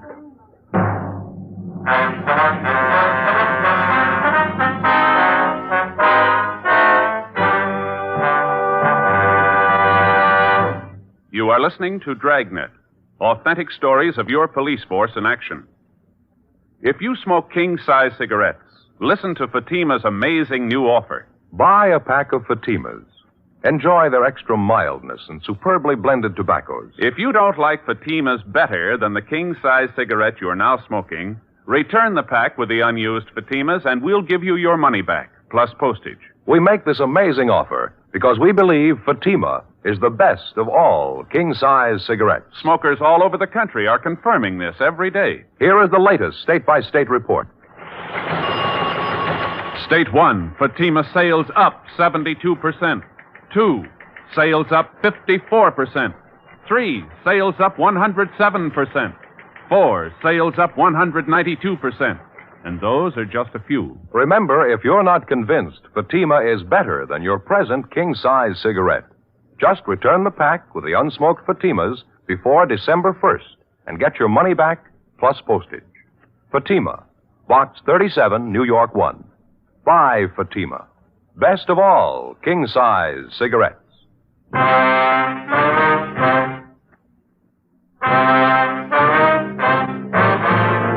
4:15 p.m., Thursday, February 7th. As soon as the clerk in the credit department at the Union Department Store showed us the sales slip with the late Mrs. Sarah Dillon's signature on it, we had the date on the sales slip double-checked immediately. The date as shown on the slip was correct beyond any doubt, December 5th. That was a little more than 2.5 months after Sarah Dillon had died. Who the person was who forged her signature or why they'd forged it, we had no idea. The amount of the charge purchase as shown on the sales slip was for $418, all of it for women's clothing. We attempted to check with the salesgirl who handled the purchase, a Laura Van Kirk, but we were told it was her day off. We called her home. They told us that she was gone for the day and couldn't be located. They said she'd be at work the following morning. 4:40 p.m., Ben and I took the sales slip with a forged signature on it and drove back to the office. We went directly to forgery detail, briefed them on our findings, and gave them the sales slip. Then we drove back to the home of the Dillon's friend, Raymond Schaefer, and checked through the 2 suitcases there. We came up with a small photo of Mrs. Dillon along with exemplars of her handwriting as well as her husband's, which we found in an autograph album in one of the suitcases. The handwriting samples were checked against the signature on the sales slip, but neither of them matched. The work of compiling a list of all known female forgery suspects was begun immediately.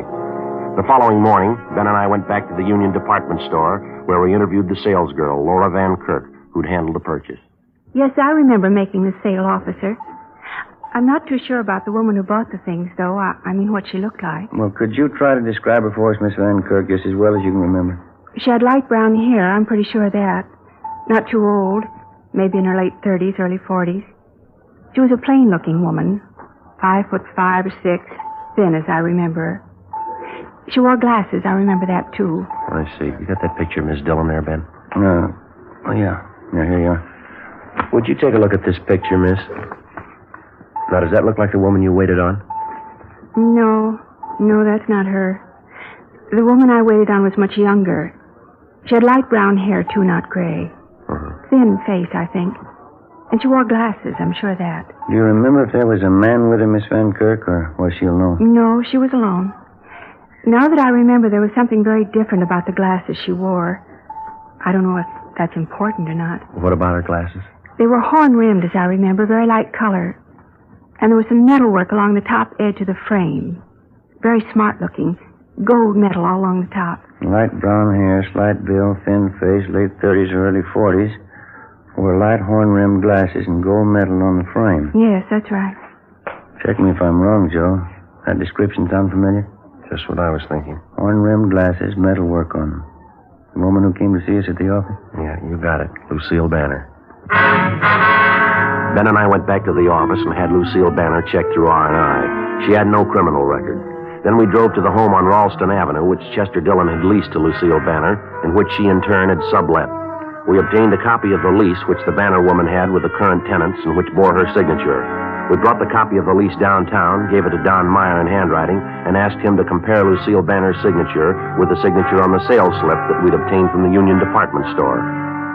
15 minutes later, he called us at the office with the results. Yeah, Don. Mm-hmm. That's so. You're right. Thanks a lot. What'd he get? Says there's no question in his mind. Yeah. Both signatures match perfectly. What the reason was behind Lucille Banner's forging the signature of Mrs. Dillon on the sales slip, we didn't know. Whether or not it had any connection with the disappearance of Chester Dillon, we didn't know. As soon as we got the handwriting report from Don Meyer, Ben and I left the office immediately and drove to the bungalow which the Banner woman was renting on Ralston Avenue. It was a block down the street from the Dillon house. Lucille Banner wasn't at home, but a neighborhood gardener trimming the lawn in front of her house told us that she was expected back shortly. The gardener, who identified himself only as Julio, volunteered that he also did gardening work for Miss Banner when she occupied the Dillon home. He'd also worked for the Dillons when they lived in the house. He told us he liked the Dillons quite a bit, but that he didn't have much use for Miss Banner. He seemed to be up on all the news in the neighborhood. He trimmed the hedges of the lawn with hand shears as we talked to him. Can you tell us anything about Mr. Dillon and Miss Banner, Julio? How'd they seem to get along, you know? They get along all right, I guess. When I worked at the big house down there for Miss Banner, that's before she moved, I would see Mr. Dillon there. He would be at the house maybe once, 2 times a week. Miss Banner would ask him to come over cook dinner for him. Mm-hmm. Miss Banner likes him, I think. Mr. Dillon, I don't know about him. He wasn't feeling so good. Still thinking about his wife. Here, I finish up this clipping now. There, all done. You mentioned you don't like Miss Banner very much, Julio. Why is that? She ever give you a reason not to like her? She's a little crazy, I think. Funny woman. When I used to work at the big house for her in the garden, she would watch me all the time, follow me all around, tell me to do all kind of crazy jobs. She give me good pay, though, so I do them. How do you mean, Julio? What kind of crazy jobs? The compost box for fertilizer, you know, she wanted me to build one for her in the backyard. That was down the street at the Dillon house. Mm-hmm. Crazy woman. She wanted me to build a compost box in the greenhouse. Have a special place marked for her. Who ever heard of that, to build a compost box inside a greenhouse? Crazy. Well, did you build it for her? Yes, but not inside the greenhouse. I built it outside, right next door to the greenhouse. When she come outside, she'd go crazy almost, call me names. Crazy. She made me tear it up. Then she made me build it inside the greenhouse, right on the place she had marked for it. Sounds queer, doesn't it? Yeah, it does. When did all this happen, Julio? Do you remember? When you built the compost box, I mean. A couple of months ago, about that. It was just after Mr. Dillon went away. I tried to tell Miss Banner, who ever heard of a compost box in a greenhouse? She wouldn't listen. She had to have it built in a certain place, right in the greenhouse, a little piece of ground in there. The box had to go right on top of it. Mm-hmm. You figure she acted pretty strange about it, do you? You think she had something there, a little piece of ground. You think she had something to hide. 1:15 p.m. Lucille Banner returned home, and Ben and I went inside the house with her, where we questioned her in the living room. Outside in the front yard, the gardener, Julio, continued working on the lawn. Lucille Banner was calm and composed. We questioned her about the forged signature on the sales slip. She would admit nothing. The whole thing's too silly to even comment on. I don't know what you're talking about, Sergeant. We think you do, Miss Banner. Our handwriting man's checked the 2 signatures, one on the sales slip and one on the lease. They both match. They were written by the same person. There's no doubt about it. Been checked thoroughly. Now, what about it, Miss Banner? There's no way out of it. You ought to know that. I'll deny it. That's all. I'll keep on denying it. I wasn't in that store and I didn't forge any signatures. Why would I do a thing like that? What kind of a woman do you think I am? Well, all we know are the facts, ma'am. Now, why don't you give us a straight story? It's going to save time and trouble for everybody concerned. You've heard everything I've got to say. This thing's ridiculous. It's stupid. I'm not answering any more questions. You want to get your hat and coat, Miss Banner? Afraid you'll have to come downtown with us. What good's that going to do? I'll just keep on denying it. You can't make me say I did a thing like that. You want to get your coat, please? It's right here. All right. Yes, ma'am. Car's right out in front.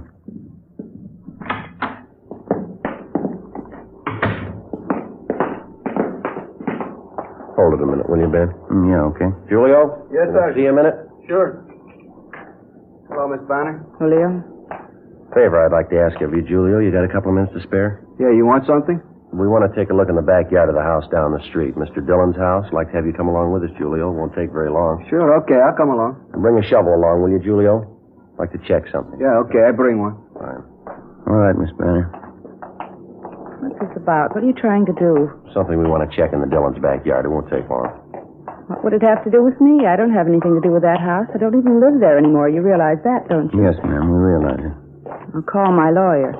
I'll call him as soon as I get to a phone. Yes, ma'am. Julio? Back this way, Sergeant. Through the gate.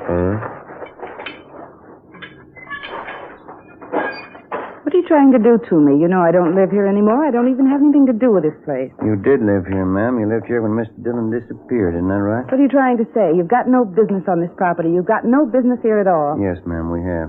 What? Did you kill Chester Dillon? Did you kill him? Miss Banner? All right, Julio, the compost box in the greenhouse. Do you want to start digging? In the compost box? Yeah, okay.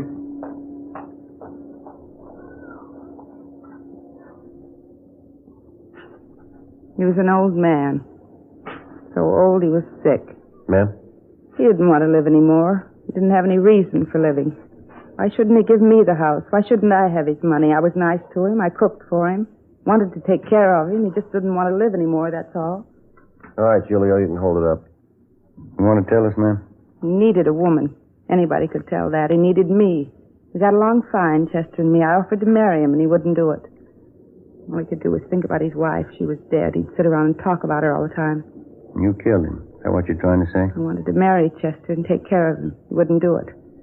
We had an argument in the kitchen one night. I had a gun and I killed him. I killed him.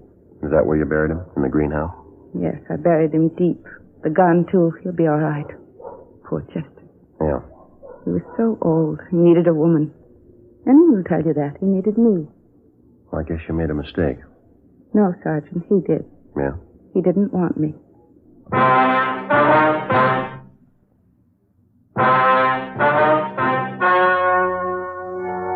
The story you have just heard was true.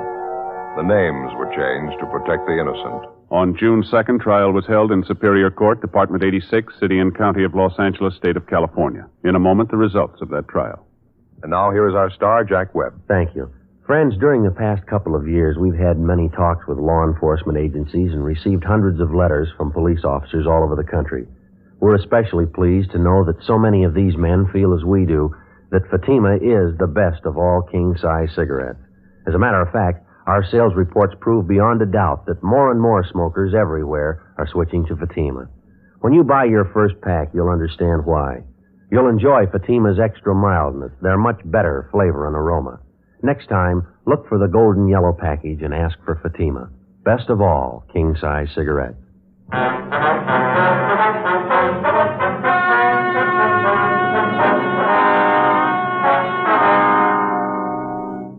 Lucille Marie Banner was tried and convicted of murder in the first degree. She received the sentence as prescribed by law. She is now serving a life term in the state penitentiary for women, Tehachapi, California.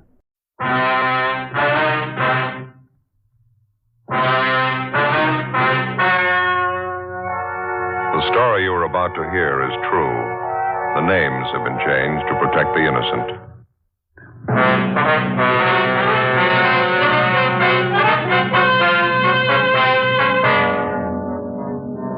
You're a detective sergeant. You're assigned a robbery detail. A pair of bandits are staging a rapid-fire campaign of holdups in your city. In 21 days, 11 food markets have been robbed. The holdups go on. The suspects are still unidentified. Your job? Get them.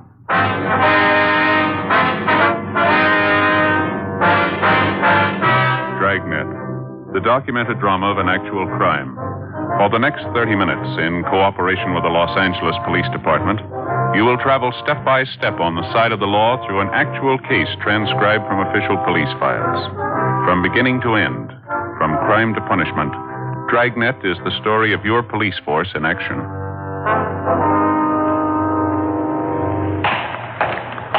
It was Tuesday, September 26th. It was hot in Los Angeles. We were working the day watch out of robbery detail.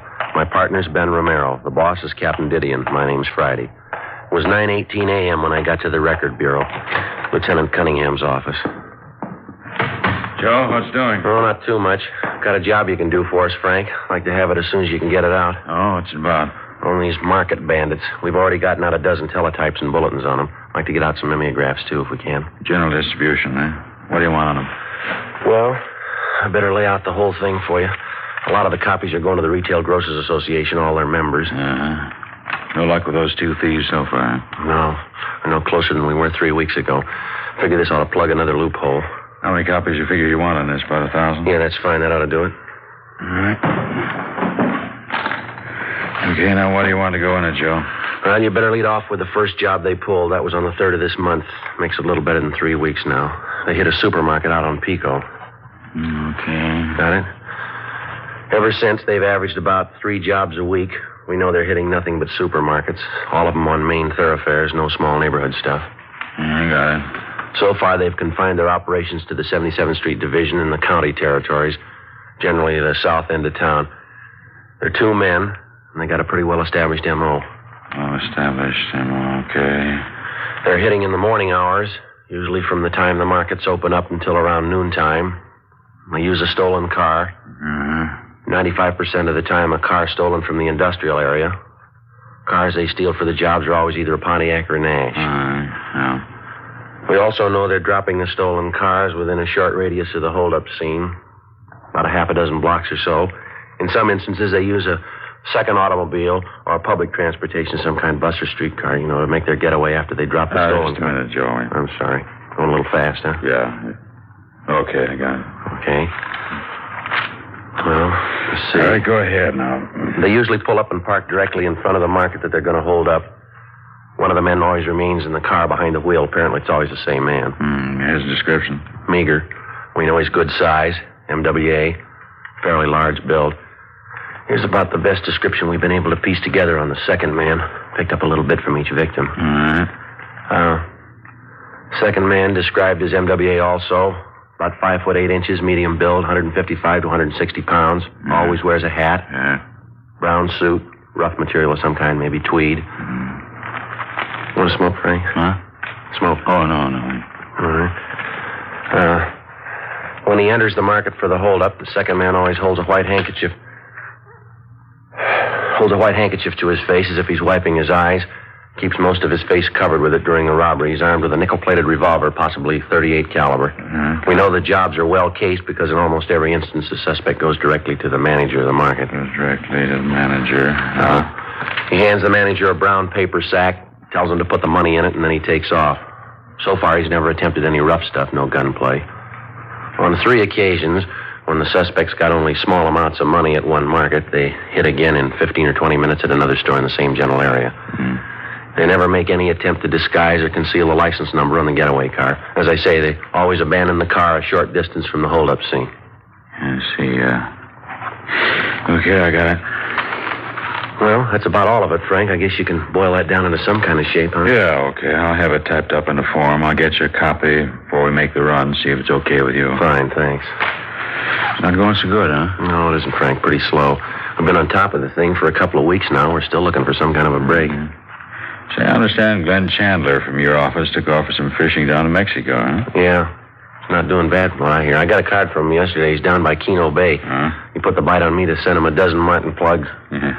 Fish must be hidden pretty good down there. That's what he says, yeah. Those big brown sea bass especially. I wouldn't mind getting in a couple of days down there myself. Excuse me. Yeah. Record Bureau, Cunningham. Yeah, just a minute. You, Joe. Thanks, Frank. Yeah. Oh, yeah, Ben. When? All right. Yeah, okay. Right away. Yeah, fine. Check that for me later, Frank. Might be a little change. What's the matter? Market bandits. They hit again. 9:38 a.m. Ben and I got in the car and drove to the scene of the bandits' latest holdup, a new supermarket out on Slauson near the intersection of South Broadway. After interviewing the manager of the store and all available witnesses to the robbery, there wasn't much doubt about the identity of the suspects. The description and M.O. fitted perfectly with that of the 2 men who'd been staging a whirlwind campaign of market robberies throughout the south end of the city for the past 3 weeks. The approach and execution of the holdup was the same in every detail, even to the stolen car they'd used, which was found abandoned a short distance from the robbery scene. There was only one deviation, and it was the first break we'd had in the case since it started. A woman customer at the market, a Mrs. Thomas Swanson, saw the holdup man as he left the store and ran to the getaway car. She told us that the car door apparently stuck when he tried to pull it open, and that he took away the handkerchief which he'd held to his face in order to pull the door open with both hands. During those few seconds, she got a good look at him. After taking the crime report and making our preliminary investigation, we brought Mrs. Swanson downtown. We had her check through mug books of all recent parolees from the state penitentiary, all ex-convicts with robbery records. After a couple of hours of checking mug shots, she couldn't seem to make positive identification. I'm very sorry, officer. It just gets a little confusing after a while looking at all these pictures. I did get a good look at the man's face. I just can't settle on one of these pictures, so... Well, from what you did see of him, Mrs. Swanson, the lower part of the man's face especially, can you find a good likeness in any of these? Well, yes, I can find good likenesses for some of his features, but none of them are all together in any one of these pictures here. Like the mouth and chin on this man here. Yes, ma'am. Is that pretty close? Almost exactly, I'd say. And then the nose on this one here, it's the very same. Mm-hmm. I just haven't seen any picture that fits them all together. You know what I mean, don't you? Yes, ma'am, I understand. Now, these 5 pictures here that you've picked out, you'd pretty much say that they incorporate all the features of the man that you saw getting that That's car? right, officer. This man here, and this one, too. Uh-huh. I'd say the lower part of his face was exactly like that. The small mouth and mustache just like that, and the chin pointed like on this man. And the upper part of his face, would you say it resembled these others here? Yes. These 3 here, just the upper part. You see, around the eyes, the forehead. I'd say that was very close. Uh-huh. Now, just put the 2 sets of pictures together, I think you'd have the man perfectly. Sorry, I can't be more help to you. As I say, looking at all these books of pictures, it gets a little confusing. Well, you've given us quite a bit of help, ma'am. Thank you very much. Not at all. Is there anything else? No, thank you. Not right now. We've got your address and telephone. We'll probably be contacting you in a day or 2. If you'd like to wait right here, we'll make arrangements to have one of the officers drive you back to your home, all right? All right. Thank you very much. You're welcome. Goodbye, ma'am. We'll be talking to you. Okay, yes, goodbye, officer. What do you think, Joe? Well, it's more than we had yesterday. Her description's the best we've got on the guy so far. How about getting a composite picture made up from the mugshots you picked out? Yeah, that's what I was thinking. Do you want to duck in and get somebody to drive Miss Swanson home? I want to go in here in the captain's office, fellow. Yeah, okay. Thanks, Ben. Friday, how'd you make out? Well, could have been worse, Captain. Woman find anything in the mug books? No positive identification. She picked out 5 of them she thought were close. I think maybe Putoff over at the crime lab ought to be able to make up a pretty good composite from them. Mm-hmm. She fairly positive about the man's description? Yeah, seems to have a clear idea.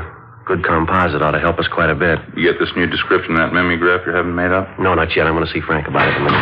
Hi, Skipper. Ben? Got a hold of Jess Gonzalez, Joe. He's going to drive Mrs. Swanson home. Fine. Did you ask him if he checked on that last run we made through the stats office? Yeah, he picked it up. He and Frank Estrada are going to start checking the names this morning. It's not much of a list. Been pretty well picked over already. So all you got from the witnesses out there this morning? Description from this Mrs. Swanson? Yeah, that's about it. The rest of it was their usual M.O. Swanson woman was the only one who got a good look at the guy when he took the handkerchief away from his face. How about the getaway car they found? Same as the others. Leighton Prince checked it over. It's clean. Well, 2 thieves had their share of luck. When do we get ours? How about Metro Division, Captain? Can we get any help out there? What do you got in mind? Well, we know the take that the 2 thieves got in that job this morning was pretty small for them, $340. Yeah. From their M.O. in the past, we know whenever they get a small take on a job, they usually hit another place fast. They work in a fairly concentrated area, down the south end. They only go after big markets on the main thoroughfares. Mm-hmm. Well, I was thinking if we could get some help from Metro, put maybe 15 or 20 crews down in the area for the next couple of days, might stand a good chance of grabbing them. We were talking to Dick Tiernan over at the sheriff's office, Skipper. He says he could put some of his men down that area, too. Cover the county on the fringes, the territory around there. What do you think? All right, fine. See if I can get Stevens at Metro right now. Set it up. Figure about 20 crews, is that right? Just about, yeah. With any kind of luck at all, we ought to land them. Well, sure worth a try. Lieutenant Stevens, please. Yeah, Joe, this is Harry Didion. Fine. We've got a little stakeout problem here. How about using some of your men? About 30? All right, I'll settle for 25. Okay, yeah. South end of town. Those market bandits. Fine. Would you have them report here at robbery, 7 o'clock tomorrow morning? All right. Thanks a lot. It's all set. You got 25 men, 7 o'clock tomorrow morning. Okay, Skipper. We'll give you a dozen teams to start with. Gonzalez and Estrada are 1 more. How many you figure working from the sheriff's office? Oh, about 4 or 5 teams, I imagine. All right, it's your operation. You 2 will be in charge on our end. You run the show, you brief the men. If you need anything, call me. Right. How about the overall plan, Skipper? You got any special ideas on it? Just one. Yeah? Get them. 1:18 p.m. We got the revised description of one of the hold-up men to Lieutenant Frank Cunningham at the Record Bureau. He told us 1,000 copies of the special mimeograph form containing all available information on the 2 market bandits would be ready for us that night. We met with Sergeant Putoff, the artist at the crime lab, and he went to work making up a composite picture of one of the suspects from the mugshot selected by the robbery witness, Mrs. Swanson. When the picture was completed, we had Mrs. Swanson check it for similarity to the actual hold-up man, and then we brought it back to the Record Bureau where 1,000 copies were made of it. The pictures, along with the mimeograph forms, were sent immediately to the Retail Grocers Association for distribution to all market operators throughout the city. Additional copies of the picture and the information sheet were given to each man who was to work the stakeout when we met in the squad room at 7 o'clock the next morning.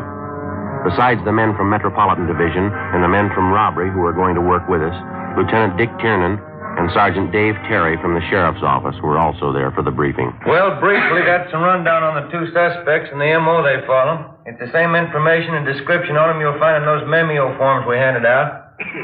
Joe, you want to take over and give them their assignment? Yeah, all right. Well, if you'll just take a look at this pinup map here for a minute, I'll try and brief you on how the stakeout's going to go. The way we got it figured, anyway. Now, we've worked out a plan we think ought to be the easiest and the best way to work it. If any of you have any suggestions as we go along, we'd sure like to have them. All right, now, as you can see from the map here, the stakeout area is in the south end. It runs from, can you all see it from there? Yeah. Okay. It runs from Santa Fe Avenue over here on the east to Vermont Avenue on the west, running north and south. Now, we'll have to cover from Santa Barbara Avenue on the north down to Manchester.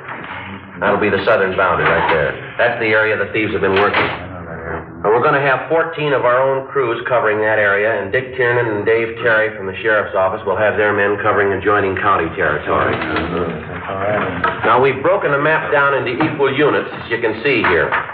Each unit will be covered by one car, and each of you will be assigned a unit number.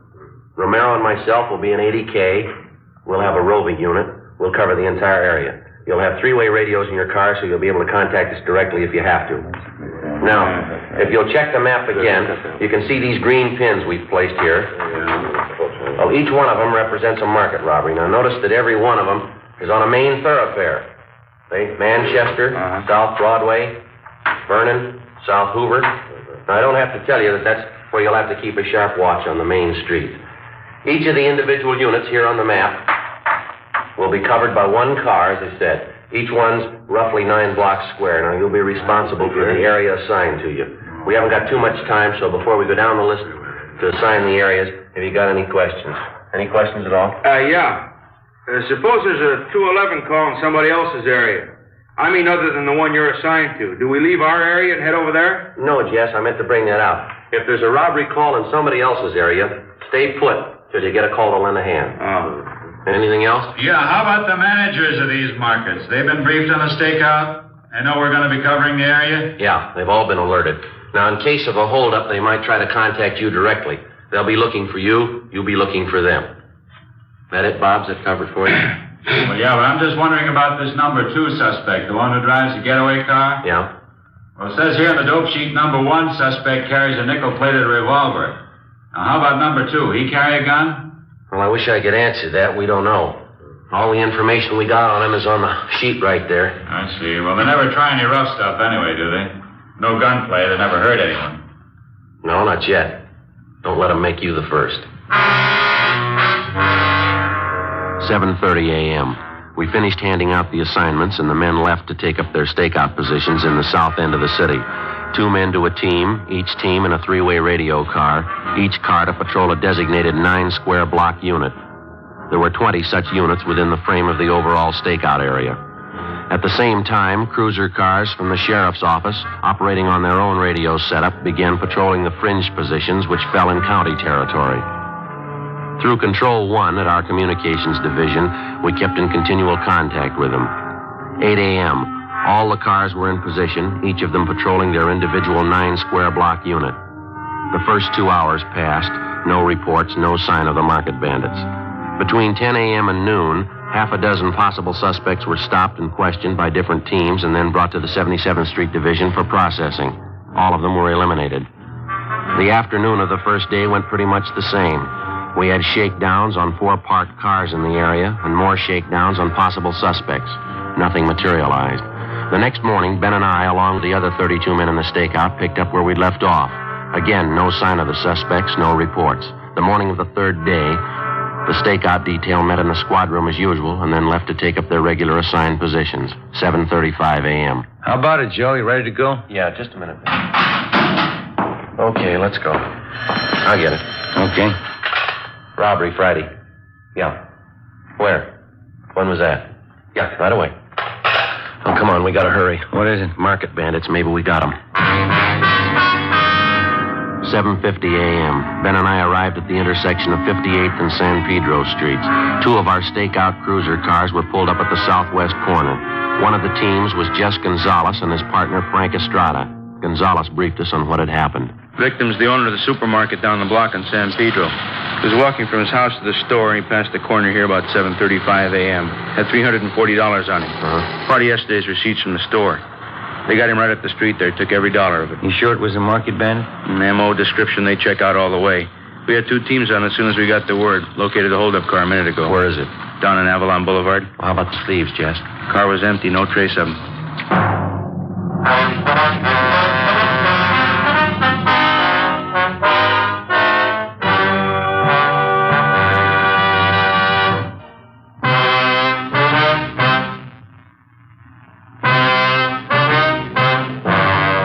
Saturday, 8:05 a.m. The latest victim of the market bandits, the owner of the supermarket on San Pedro Street, was taken to the 77th Street Division where the crime report was made.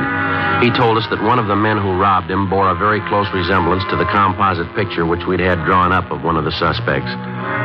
We figured we missed grabbing the holdup men by a matter of minutes. Even though some of our units were in the general area at the time of the robbery, it did little good. The victim had delayed reporting the holdup for a full 5 minutes because the bandits had threatened to find him and kill him if he did. Despite the fact that they'd changed their M.O. to the extent of robbing the store owner on the street instead of in the market proper, we had no doubt that the same two men we were looking for had committed the holdup. The abandoned car which they'd used in the robbery was gone over for fingerprints, but it was clean. Meantime, the stakeout went on. Saturday passed. Sunday, Monday, nothing. No leads on the suspects, not a trace of them. Tuesday, the same thing all over again. The operation settled down to a dull routine. Tuesday night, we checked the closing of the last market in our stakeout area. 10:45 p.m. Ben and I drove back to the 77th Street Division. Every day seems to get a little longer. These lousy stakeouts sure don't wear very well on me. Yeah, I don't know what the setup's going to be if we don't get a break pretty soon. We can't hang on to the gang from Metro Division forever. Sure has been a bad month. All I need now is a visit from the in-laws. Yeah. That'd do it up fine. You talked to Jess at dinner, didn't you? Yeah. What'd he say about those two men they picked up on South Main this afternoon? They brought them in for processing, checked them out. Couldn't find anything wrong. Both of them clean. Mm-hmm. Go ahead. Yeah. How about grabbing something to eat after we check out, huh? Okay. You want to stop by Johnny Cokin's? What about a French dip sandwich? How's that sound? Haven't had one for a long time. All right, suits me. What was that? Oh, sorry, I don't. Oh, well, wait a minute. He just came in. It's for you, Friday. Turned in from the sheriff's office. Oh, yeah, thanks, Bob. Friday talking. Yeah, Dick. Just now? Yeah, we'll be over right away. You got anything? Market bandits pulled a holdup a couple of minutes ago in a store on Graham Avenue. It's out in county territory. Yeah? One of the sheriff's units took the call, chased the holdup car 2 miles. They get the thieves? Well, you're half right. Huh? They got one of them. 10:52 p.m. Ben and I drove to the sheriff's Firestone substation where the market bandit suspect was taken after his apprehension. When we got there, we talked to Deputy Sheriff Sergeants Eddie Jones and Mel Viney, who'd made the arrest. They said they arrived at the scene of the holdup, the market on Graham Avenue, a few moments after the bandits pulled away in their stolen Nash sedan. Jones and Viney gave chase, but when they finally forced the holdup car to a halt, the driver was the only one in the car. Somewhere along the route of the 2-mile chase, the second robbery suspect had succeeded in jumping out, along with the loot taken in the robbery and making good his escape. A broadcast in the bulletin was gotten out immediately. The holdup suspect they'd apprehended had been fingerprinted, and they were checking on his identification downtown. Ben and I went in to talk to him. Jones and Viney stood by while we questioned him. I still don't know what it's all about. Property clerk will give you an itemized receipt for everything you have on you. Take everything out of your wallet now. Spread it out on the table. You're making a pretty big thing out of nothing, aren't you? I haven't done anything. You want to check those things from his wallet, Ben? The cards and some of those papers? Yeah.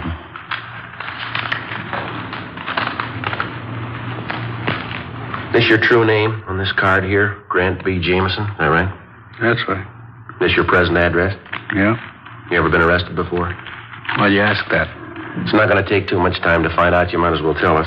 We still don't know what this is all about. I was speeding a little, that's all. I haven't done anything. No, you're kidding yourself, Jameson. We got everything on you that we need. What do you think you're going to gain by stalling us? You must have me mixed up with somebody else. I don't know what you're getting at. This card here you took out of your wallet, you recognize it? Why? These names and addresses you've got jotted down on the back of it. Mind checking them out for her? I don't know what you mean. Take a look. These here. Whose addresses are they? Who are the people? Let's see. No, I don't think I even remember them. Just something I scribbled down, that's all. You don't even remember one of them? No, I don't think so. Why do you ask? Why don't you come off it, mister? What are you talking about? You know what we're talking about. You know it as well as you know your own name. 14 robberies down here in 28 days. You're picked up in a hold-up car after the last try tonight. Your partner gets away. Now, you go right on kidding yourself, Jameson. Play it real close. You see how far it gets you. I sure wish I knew what you were talking about. I don't know a thing about any robberies. All right, then you stand by, mister. You're going to know a lot more about them. You're going to know a lot in a hurry. Yeah? Just as soon as we pick up your partner.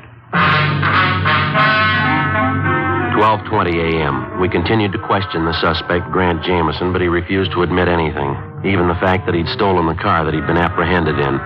The only strong lead we could pick out from the articles found on his person was the list of 4 names and addresses jotted on the back of a card found in his wallet. 12:30 a.m. Ben and I left the substation and drove to the address Jameson had told us was his present residence, an apartment house on Vernon Avenue. The manager told us he'd moved at least a year ago without leaving a forwarding address. 1 a.m., we began checking out the list of 4 names and addresses which we'd found in the suspect's wallet. The first was a Jack Williams. His address, a Spring Street rooming house. The landlady told us he'd moved to Cleveland, Ohio 3 months before. The second was a John Gallagher. His address, a third-rate hotel in East Hollywood. He hadn't been registered there in the past 2 months. The third was a Matthew Sanford. His address turned out to be an apartment house in the Crenshaw district. Want to flash the light on the mailboxes over here, Joe? Yeah. Here you go. You see the name there?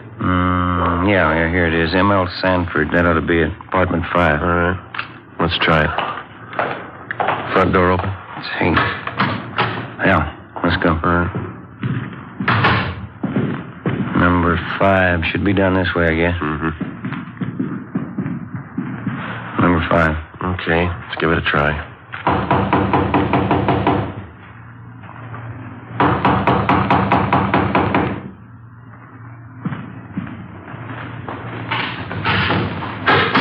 Grant, that you? Police officers. You Matthew Sanford? Get out of here. All right, hit it, Ben. Yeah. All right, come on.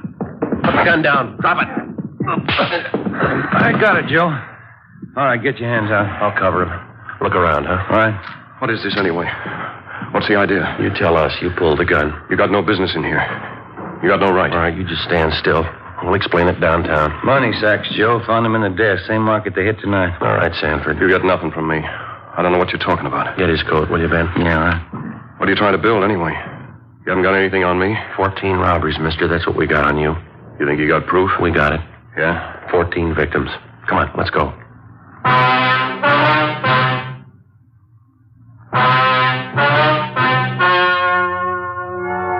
The story you have just heard was true. The names were changed to protect the innocent. The 2 market bandit suspects, Grant Burton Jameson and Matthew Roy Sanford, were tried and convicted on 14 counts of first-degree robbery and received sentences as prescribed by law. First-degree robbery is punishable by imprisonment in the state penitentiary from 5 years to life.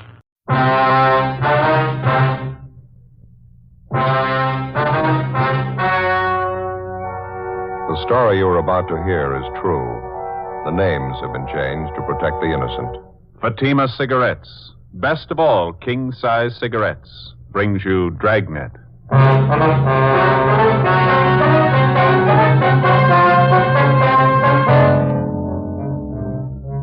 You're a detective sergeant. You're assigned to burglary detail. A wave of shoplifting breaks out in your city. There's no pattern to the thief's operations. There are no leads. Weeks pass. The number of thefts keep growing. Your job? Stop them. In Fatima, the difference is quality. Confirmed by smokers coast to coast. In Fatima, the difference is quality. Confirmed by latest Fatima sales reports. Yes, Fatima quality. The finest domestic and Turkish tobaccos superbly blended to make Fatima extra mild, to give you a much different, much better flavor and aroma. So compare Fatima. See for yourself why thousands and thousands of king-size cigarette smokers are switching to Fatima every day. Enjoy all the advantages of extra length plus Fatima quality, which no other king-size cigarette has. Remember, Fatimas cost the same as the cigarette you're now smoking. But in Fatima, the difference is quality. Next time, buy Fatima. Best of all, king-size cigarettes.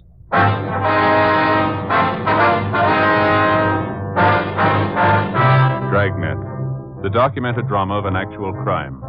For the next 30 minutes, in cooperation with the Los Angeles Police Department, you will travel step by step on the side of the law through an actual case transcribed from official police files. From beginning to end, from crime to punishment, Dragnet is the story of your police force in action.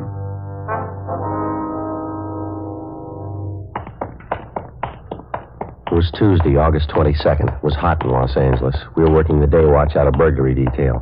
My partner's Ben Romero. The boss is Captain Wisdom. My name's Friday.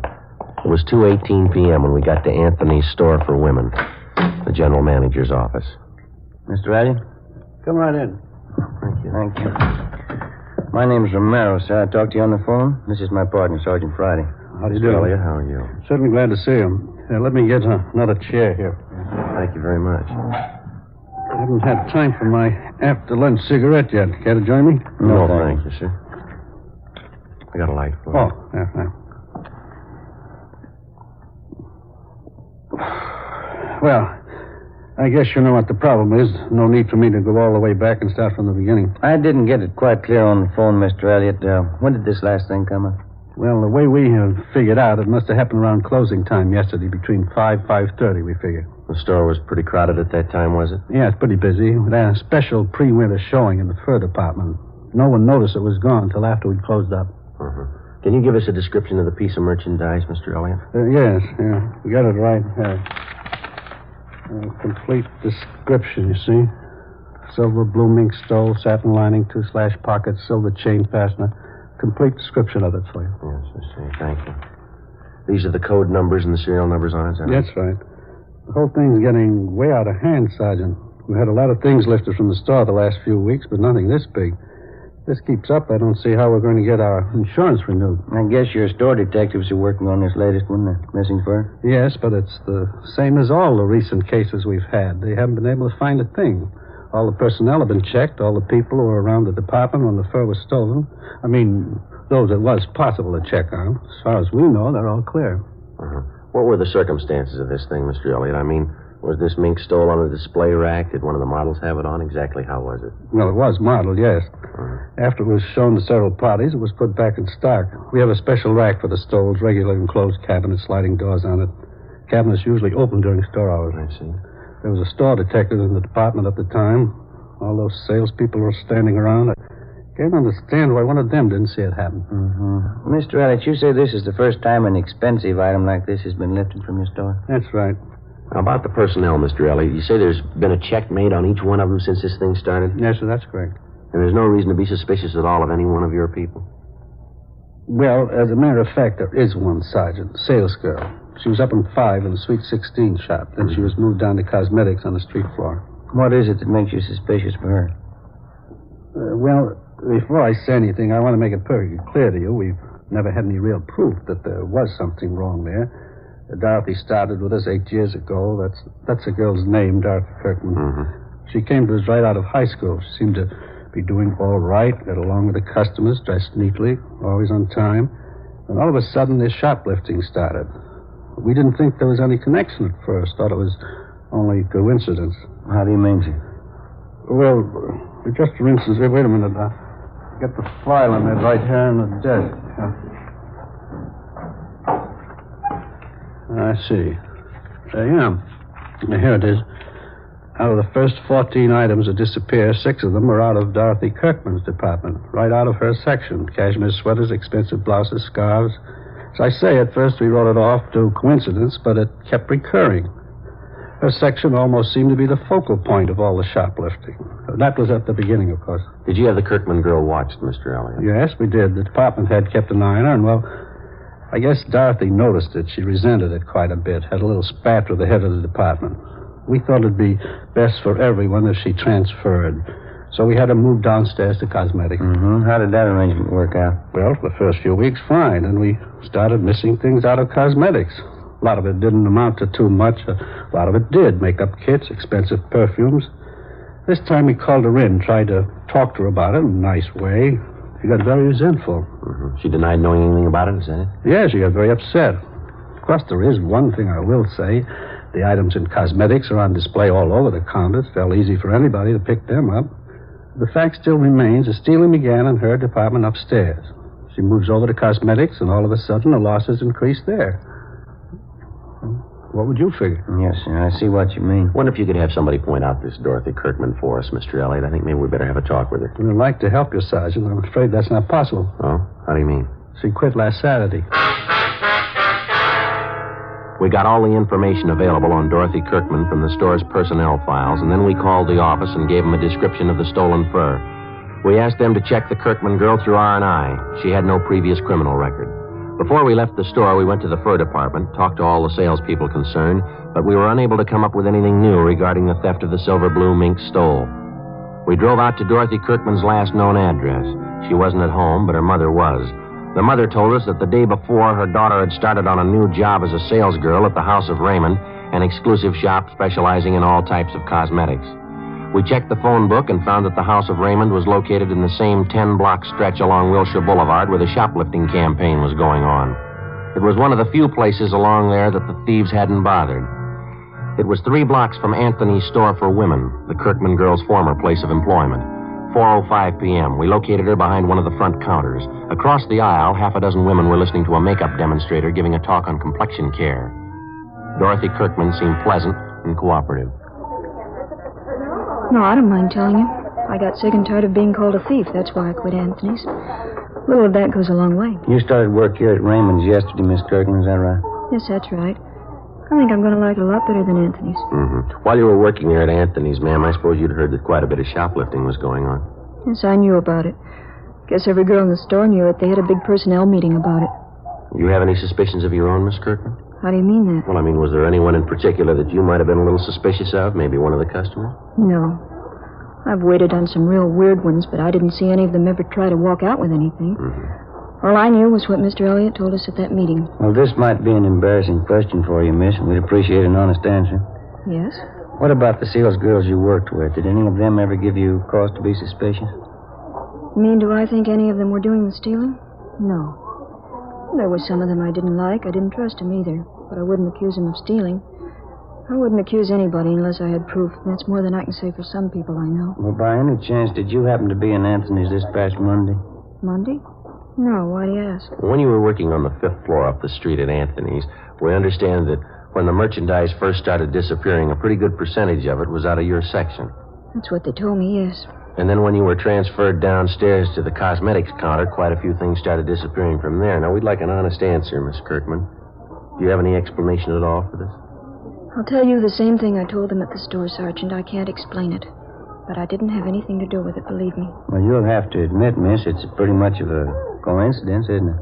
Sergeant, you can call it anything you want to. I didn't have anything to do with it. The only thing I ever took home from that store was my paycheck. Would you excuse me, please? Customer I have to wait on. Yes, ma'am. Go right ahead. Huh? What do you think? I don't know. She's a nice enough girl. Seems to be telling the truth. Could be a coincidence, the way it worked out. Nothing to prove otherwise. 4:38 p.m. We finished questioning the suspect, Dorothy Kirkman, and Ben and I went back to the office and made arrangements to have the girl kept under temporary surveillance. A bulletin had been gotten out on the missing fur stole, the pawn shop detail had been notified, and a description of the fur had been placed on the stolen property list. The following day, along with Sergeants Dick Rubles and Jim Tabor, we continued our investigation of the latest shoplifting complaints. It went slow, a lot of legwork, and no progress.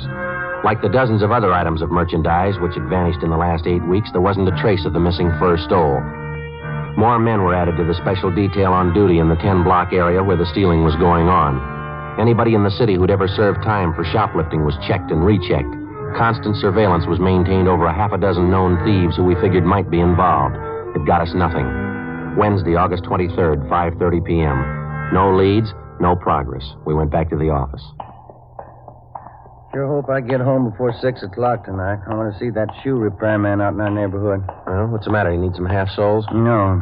I went in his shop the other day and he conned me into a new set of arch supports. Matter of fact, he didn't even call them arch supports. What did he say they were? Metatarsal supports. You know, supports from metatarsal? Yeah. That's one of the bones in the foot. He sold me a pair of these things and told me I should wear only one of them in my right shoe. Yeah, what's the matter with that? Isn't it working out? Miserable. Feel like I've been walking around with one foot in a bucket. I'll check the book. Okay.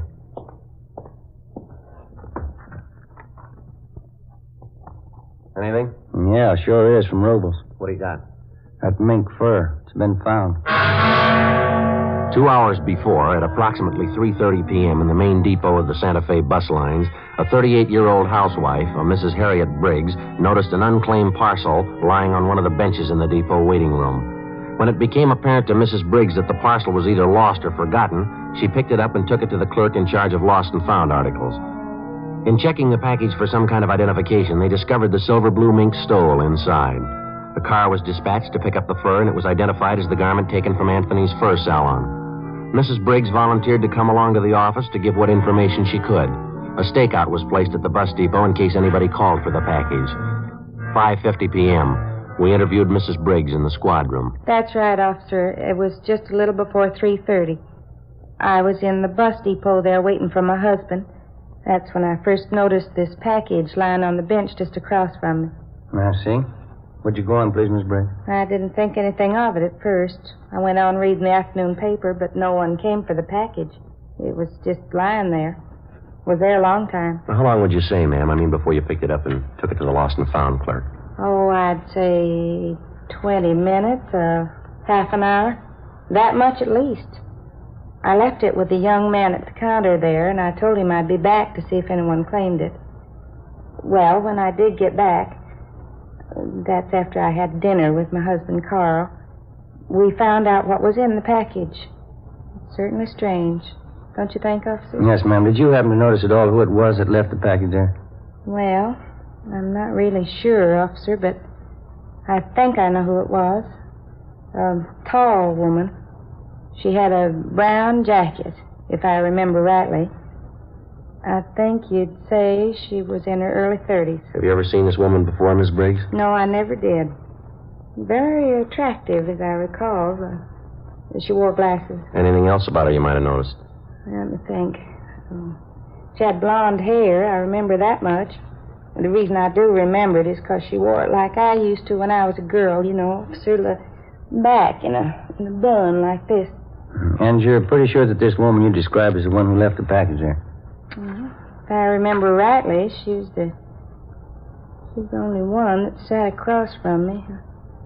Guess it must be her.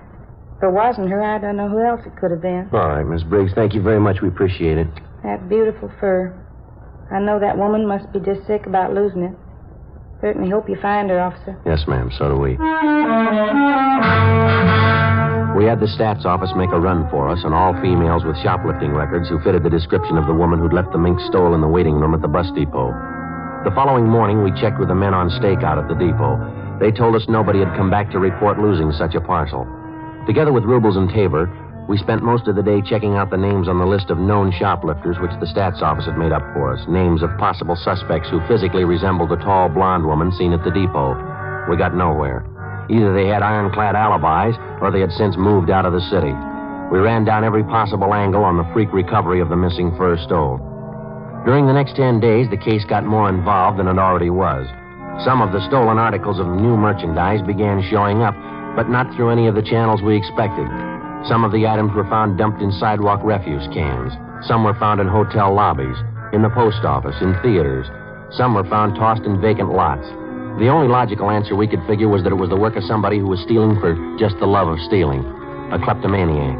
Tuesday, September 4th, a 15-year-old girl in one of the exclusive residential neighborhoods reported finding 2 parcels containing women's clothing and expensive costume jewelry. They still had the price tags on them, and they totaled $360. Ben and I drove out to talk to the girl, a Patricia Denvers.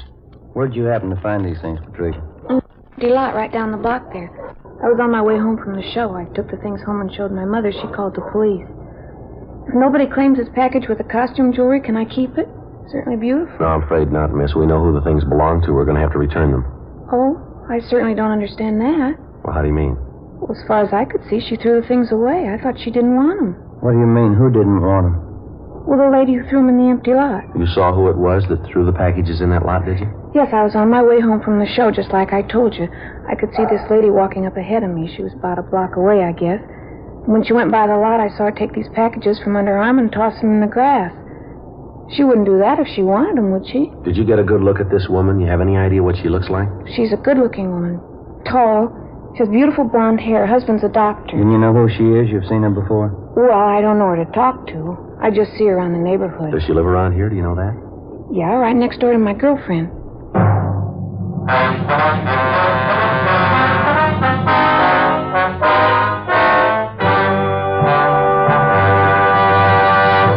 You are listening to Dragnet, authentic stories of your police force in action. If you smoke king-size cigarettes, listen to Fatima's amazing new offer. Buy a pack of Fatimas.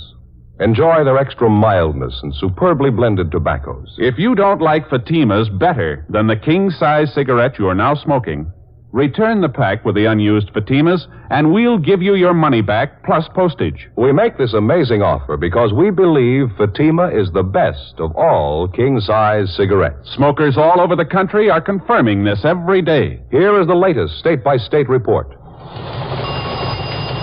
State 1, Fatima sales up 69%. 2, sales up 118%. 3, sales up 92%. 4, sales up 142%. And those are just a few. Remember, if you're not convinced Fatima is better than your present king-size cigarette, just return the pack with the unsmoked Fatimas before December 1st and get your money back plus postage. Fatima, Box 37, New York 1. Buy Fatima. Best of all king-size cigarettes.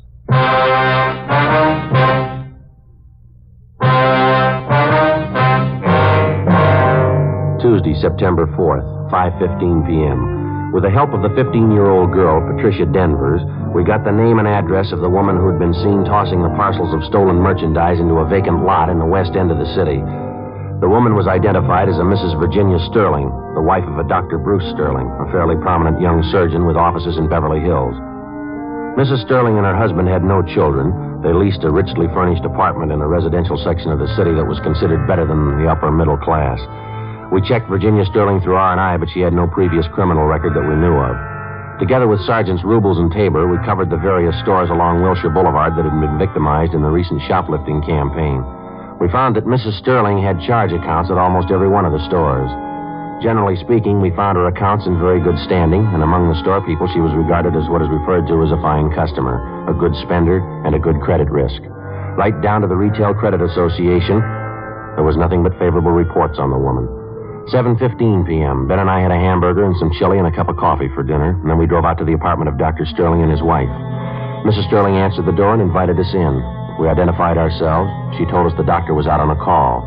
She showed us into the living room. Modern furniture, indirect lighting, expensive rugs. Won't you sit down, gentlemen? Thank you very much. Should I get you a drink? I was just having my coffee and brandy. No, thank you, Sterling. I really don't know when the doctor will be back. He was called over to the hospital. Is there anything I could help you with? Well, as a matter of fact, Mrs. Sterling, we came out to talk to you, not your husband. Oh, really?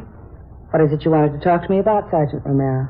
Well, ma'am, we understand that you do quite a bit of your shopping along Wilshire Boulevard. Is that right? Well, yes, I shop downtown quite often. Except for the problem of parking, I find it a lot more convenient. Why do you ask? Miss Sterling, do you do much of your shopping at Anthony's? I believe that's out in the Wilshire district. Yes, I do. For my sports clothes, especially. They have a very good selection. Mm-hmm. Would you remember if you were in Anthony's on the 22nd of last month? I believe that was a Tuesday. On a Tuesday. No, I don't think I could remember one way or the other. I really don't have any special day for shopping. I just go when I feel like it or when I need something. Have you ever been in the first salon at Anthony's, ma'am? Have you ever made any purchases there? I suppose I've been in almost every department at Anthony's at one time or another. I can tell you, though, I've never bought any furs there. As I told you, the main reason I go there at all is because of their sportswear. Could you tell me what this is about, please? Routine investigation, ma'am. I wonder if you could tell us this. Do you have any occasion to travel in the area of the Santa Fe bus depot? By bus? No. I don't think I've been on a bus since I've been married, and that'll be 6 years this coming December. You've never been in the Santa Fe bus depot downtown, then? No. I think I know where it is. I've driven past it. I've never been inside, though. Why should you want to know that? Well, Miss Sterling, we're going to be honest with you. This has to do with an investigation we're on. Now, we've had a couple of reports that you were seen at the Santa Fe bus depot on August 23rd. That was on a Wednesday. Reports came from pretty reliable people. Well, I certainly consider myself reliable, and I say I've never been there. Now, if you don't mind, I'd like some kind of explanation for this questioning. You mean you have no idea why we drove out here to talk to you? Well, of course not. Number one, I don't understand your questions at all. Number two, I'd like to know what they have to do with me. Well, it has this to do with you, ma'am. Last August 23rd, a woman in a brown sports jacket answering your description left a package in the Santa Fe bus depot. Well, this package contained a mink stole taken from Anthony's. The woman who left the package in the depot fits your description perfectly. Is that so? It's a coincidence. Yes, ma'am, maybe. I suppose you've read in the papers about the big increase in shoplifting. Most of it's taking place right in the area where you say you do most of your buying. Well, we've checked out every single one of the cases, Mrs. Sterling. Took us a long time. We found a dozen salespeople in those stores. Every one of them tells us that you were around the particular store when the shoplifting took place. Law of averages, Mrs. Sterling. You show up too often in the reports. Would you please leave my house? Both of you, please. I'm sorry, Miss Sterling, but you'll have to come along with us.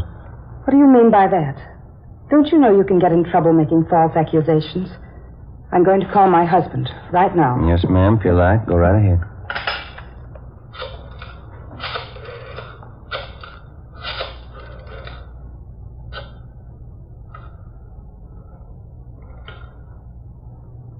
Sergeant. Yes, ma'am.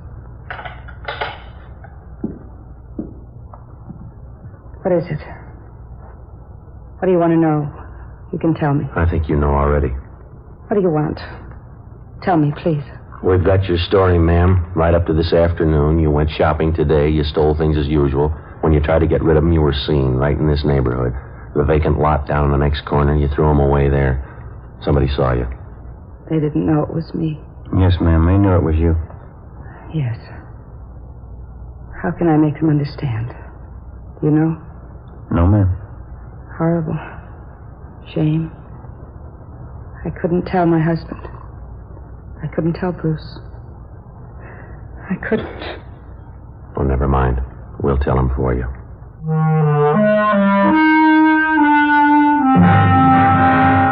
9:35 p.m. We got in the car and drove Mrs. Sterling downtown to the city hall. We took her to the interrogation room, called a police stenographer, and we began to take her complete statement. One of the first things she did was to admit full responsibility for the series of shopliftings which had been going on for over 2 months.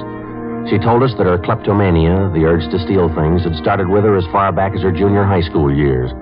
She admitted as a girl she stole books, tablets, pencils, pieces of chalk. And as she grew older, it seemed to get more serious with her. It carried over into her college years. And that's when her stealing first got her into trouble. It was when I joined this sorority. It was just like high school. I was all alone. We had a lot of clever girls in our house. Some of them were smart, some of them were pretty. All of them seemed to be doing something except me. I had to prove it to them. I guess I had to prove it to myself. I was smart, too. Oh, see, you figured that taking things was the best way to prove that. Yes, I suppose so. Of course, it wasn't easy, you know. The awful part was I got caught one day. It was kind of a relief in a way. I mean, how could they know I was just as smart as they were if they didn't find out what I was doing? Did you stay on at college after that, Miss Sterling? Oh, no, I couldn't after that. They voted me out of the sorority. There wasn't anything to do but leave, so I left. Uh-huh. What happened after that? I went to New York and stayed with an aunt I have there. I got a job. Had several jobs. The same thing came up again. I lost 2 of the jobs. Same thing over again. I just couldn't help it. Always means so much to me. Taking things, not being caught, getting away. Getting away. The things I took, they never meant anything to me. Nothing. Just taking them, not having anyone knowing. That's all that was important. It made up for that feeling, being all alone. Yes, ma'am. And this thing went on, I mean, even after you were married? No, not at first. I guess maybe a year or two. We were very happy, Bruce and I. And then he got busy, came out here and began to build his practice. I didn't see as much of him. We both wanted children. We wanted them very much. There weren't any. Bruce began to spend more time away from home. Just like before. Same thing. I wasn't important. I was all alone again. Wasn't anybody. You know what I mean, don't you, Sergeant? Yes, ma'am. There ought to be an answer someplace. There isn't anything worse than being alone. Is there? I get it. Interrogation room Friday. Yeah, Dick. He is on his way now? Yeah, right. Yeah, thank you. Dr. Sterling just called. Said he was on his way in. He ought to be here in a couple of minutes. I don't want to see Bruce. He's so good. I wouldn't know how to tell him. Don't worry, ma'am. He'll be all right. No. I'm alone. He's alone. It'll never be all right anymore. Well, he's on his way in now, and he wants to see you. What can I tell him? What's it going to be like? What's going to happen after this? I don't know, ma'am, but you won't be alone anymore.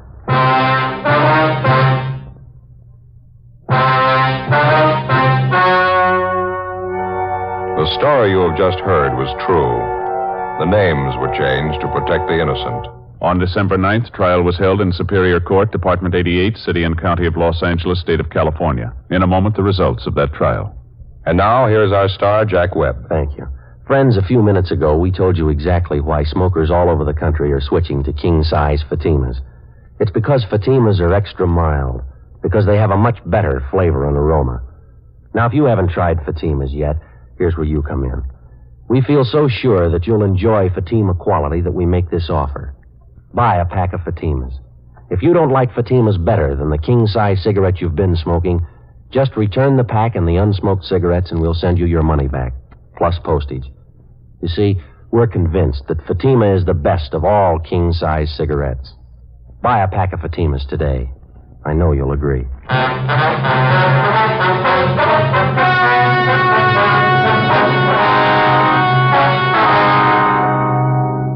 Mrs. Virginia Sterling was tried and convicted on several counts of grand theft and received the sentence as prescribed by law, the terms to run concurrently.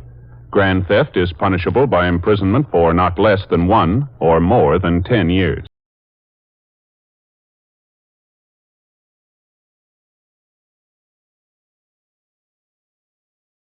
The story you are about to hear is true.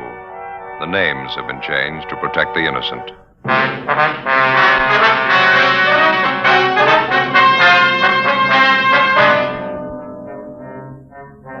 You're a detective sergeant. You're assigned to homicide detail. A 64-year-old shopkeeper is found murdered, beaten to death in the back room of his store. The body bears the marks of a savage attack. There's no trace of the killer. Your job? Get him.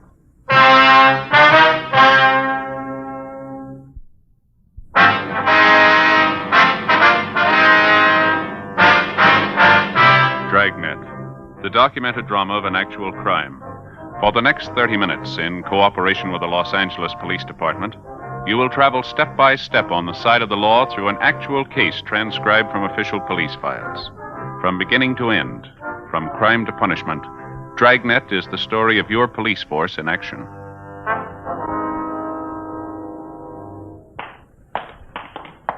It was Wednesday, February 19th. It was cloudy in Los Angeles.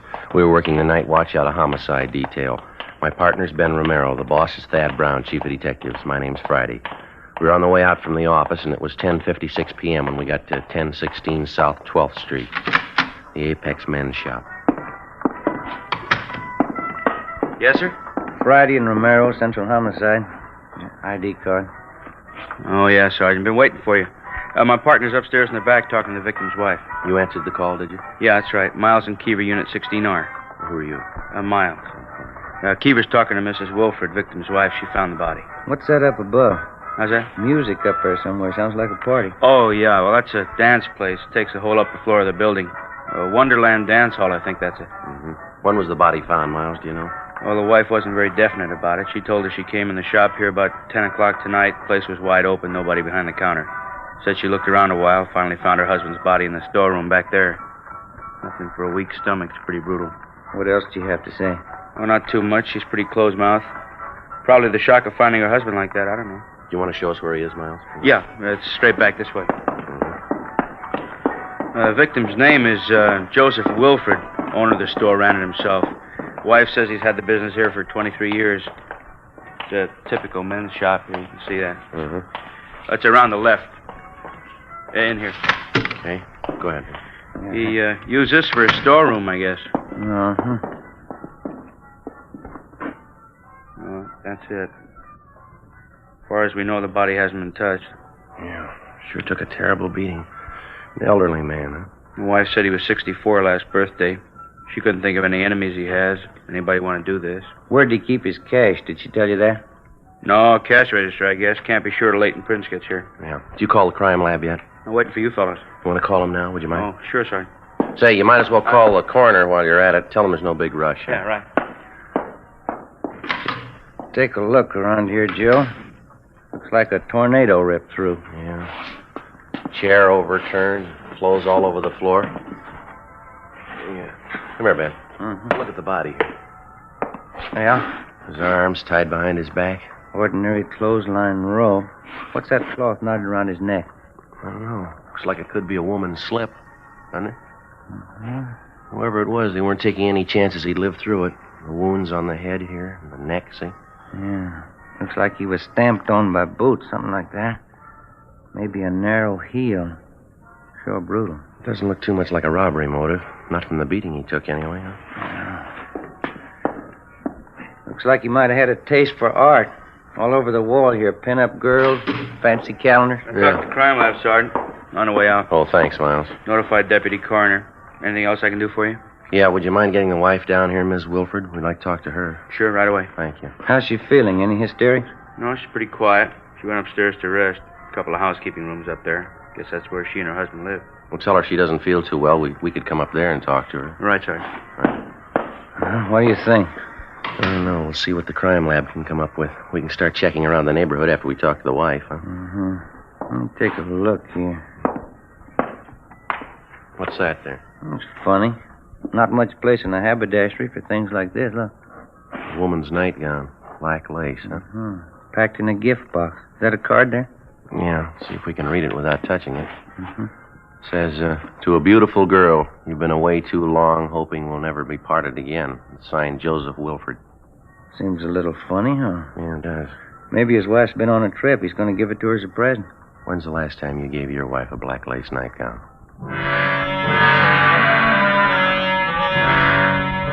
11:05 p.m. The two officers who'd answered the call, Miles and Keever, brought the victim's wife, Mrs. Agnes Wilford, downstairs, and Ben and I questioned her.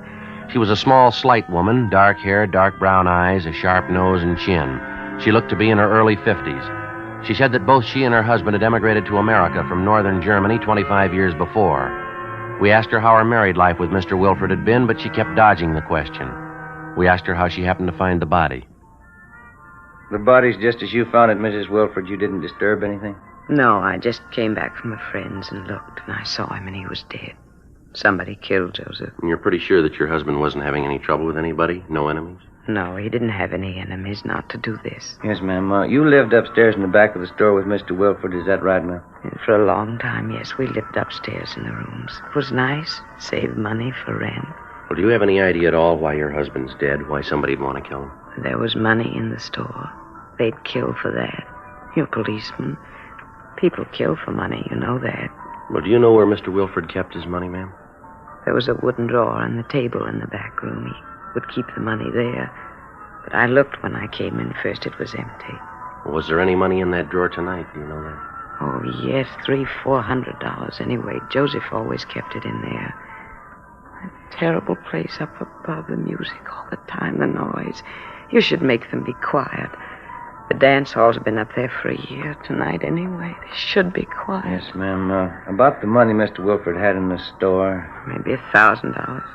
$700-800, maybe that anyway. And then his wristwatch he had on, that's gone too. Well, can you give us a description of the watch, Mrs. Wilford? What make it was? What it looked like? Oh, yes, I can give that to you. It's white gold, expensive. There's writing on the back. Agnes, to Joseph.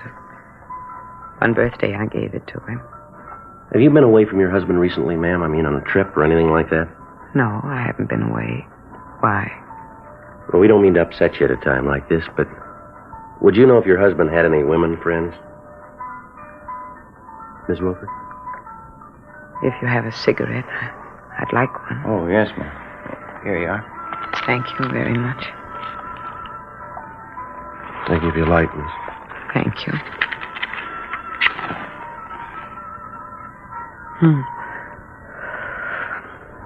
Do we have to talk about it? I'm afraid so, ma'am. Most of them I know.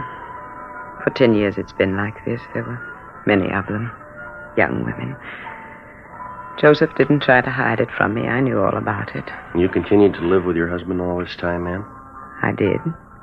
He'd bring the girls to the shop here sometimes. When they'd come, I'd go away for a while. After they were gone, I'd come back. Joseph and I would never talk about it.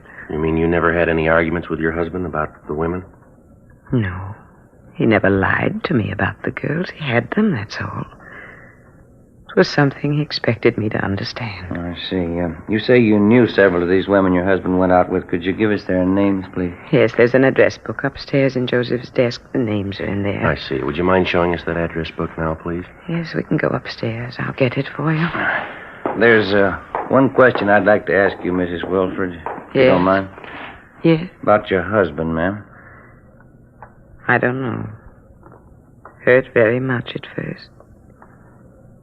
And then by and by, it didn't hurt so much. Time, I guess. Habit. Beg your pardon? A habit. If you want to, you can get used to anything. Yes, ma'am. Even a man who doesn't love you anymore.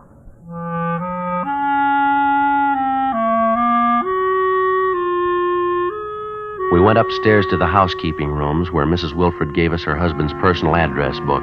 She also gave us a description of his wristwatch, which had been removed from the body, along with the name of the jeweler who'd sold her the watch. It was a Hamilton with a diamond-studded dial.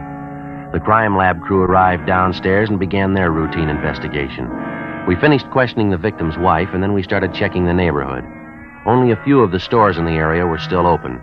We found only one possible witness, a newsboy, who told us that he'd seen an attractive dark-haired woman enter the store earlier in the night at about 8:30 p.m. His description of her was only sketchy.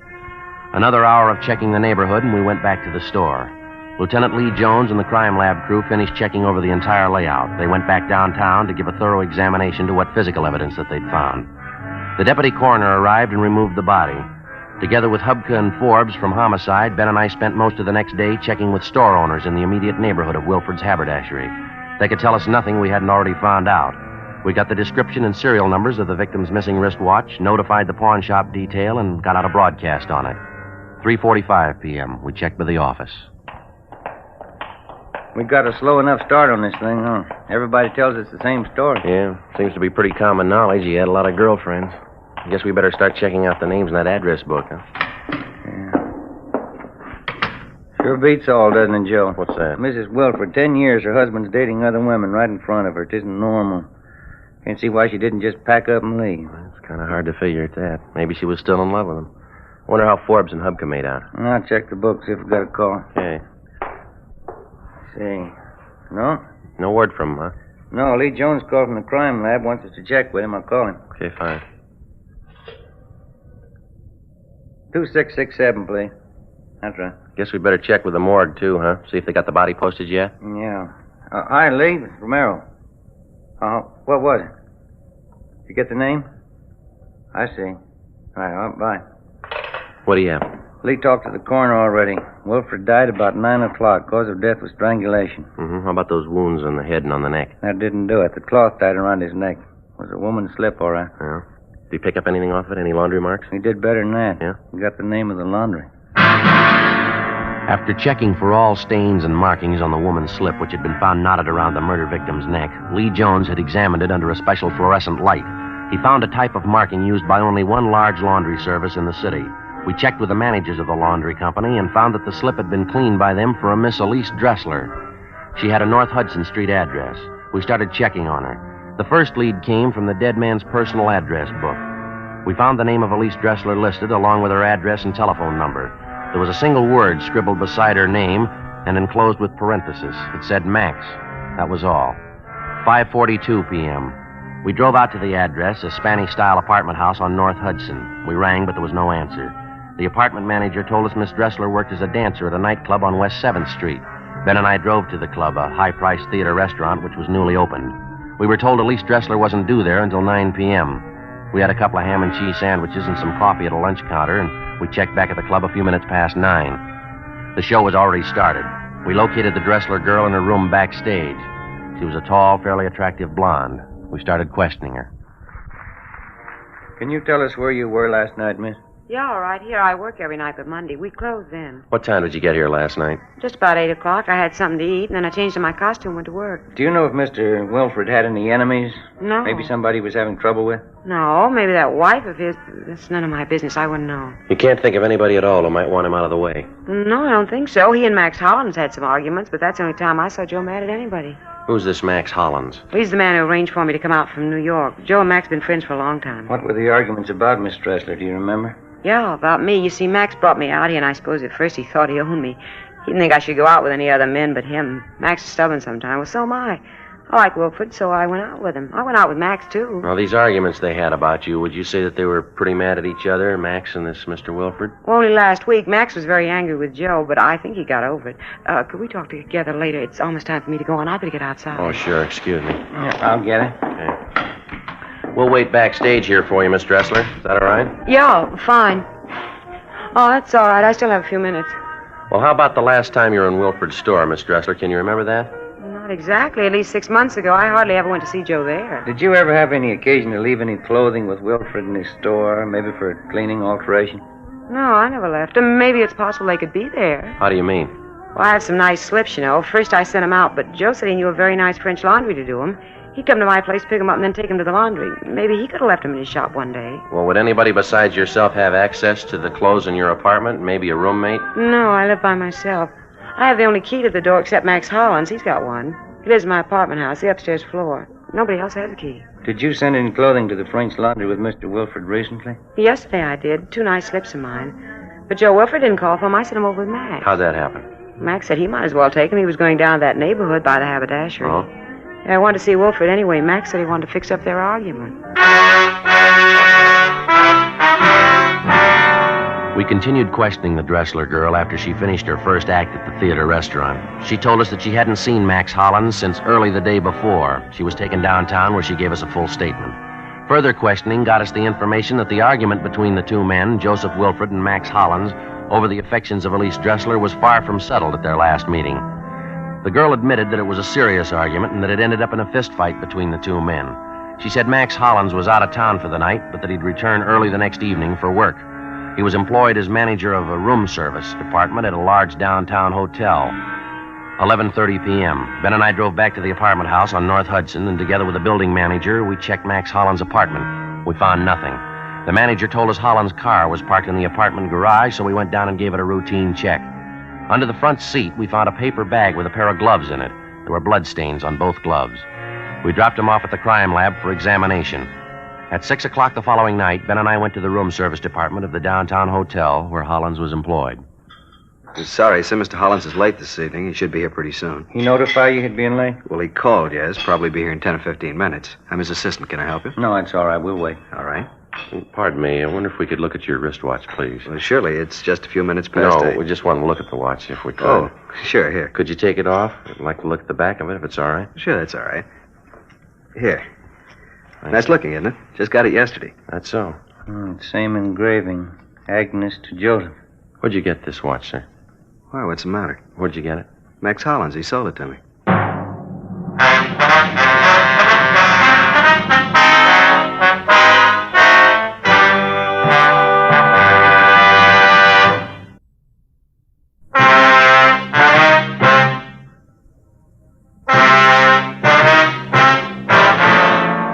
February 21st, Friday, 6:30 p.m. We called the office and notified them that we'd located the wristwatch taken from the body of the murder victim, Joseph Wilford. A stakeout was placed on the North Hudson Street apartment house. Ben and I stayed on at the hotel waiting the return of the murder suspect, Max Hollins. We talked to his assistant and found out that Hollins had a room in the hotel where he could sleep whenever he was called on to work late at night. 6:55 p.m. We called the office back and asked for a couple of men to be sent over to check the suspect's room. A few minutes later, Hollins himself showed up for work. Apparently, he'd been doing some drinking. Ben and I questioned him at his desk to stall for time until the men from the office could get to the hotel and make a thorough check of the suspect's room. Hollins was kept busy on the phone taking room service orders from the hotel guests. In between calls, we talked to him. I left Elise in the apartment, and then I took the few pieces of laundry she had and dropped them off at Wilfred's store. It was about 6 o'clock Wednesday night. You mentioned to the Dressler girl you wanted to see Mr. Wilfred. You wanted to patch up an argument you'd had with him? Yes, I just wanted to make sure he didn't have any bad feelings about it. Really wasn't much of an argument. How long did you stay at Wilfred's store, Mr. Hollins? Do you remember that? 20 minutes, maybe a half hour. We talked, and we had a glass of wine in the back room. No, it was upstairs. We drank the wine, and everything was all right. I guess it was about 6:30 when I left the store. It was all right then. Well, did anybody come in the store while you were there? No, there was nobody. How about Mrs. Wilfred? Was she in the store at all during the time you were there on Wednesday? No, he said she was gone for the day. She'd be back later on. We finished our talk, then I left. It was the last time I saw Joseph. It was a terrible thing, somebody to kill him. Excuse me again, please. Yes, sir. Go ahead. Room service, may I help you, please? Yes, sir. Yes, sir. Well, could I suggest the Palace Court salad? Very nice, yes. Heart of artichokes filled with fresh crab meat, a Thousand Island dressing garnished with slices of avocado. All right, sir. 2 orders. Some consomme? All right. French rolls, coffee, and brandy. 8:13. Yes, sir, right away. Fred, this order for 8:13. Yes, Mr. Hollins? That's Mr. and Mrs. Morrow, 8:13. Make it quickly, please. Yes, sir. One of the best men I have, Fred. We keep a very high standard in our room service. Only the very best. They're all Geneva men. Yes, sir. Something else we'd like to find out. 21 years ago, I came here to the hotel. It was nothing. They were serving garbage. Bad service. Very bad.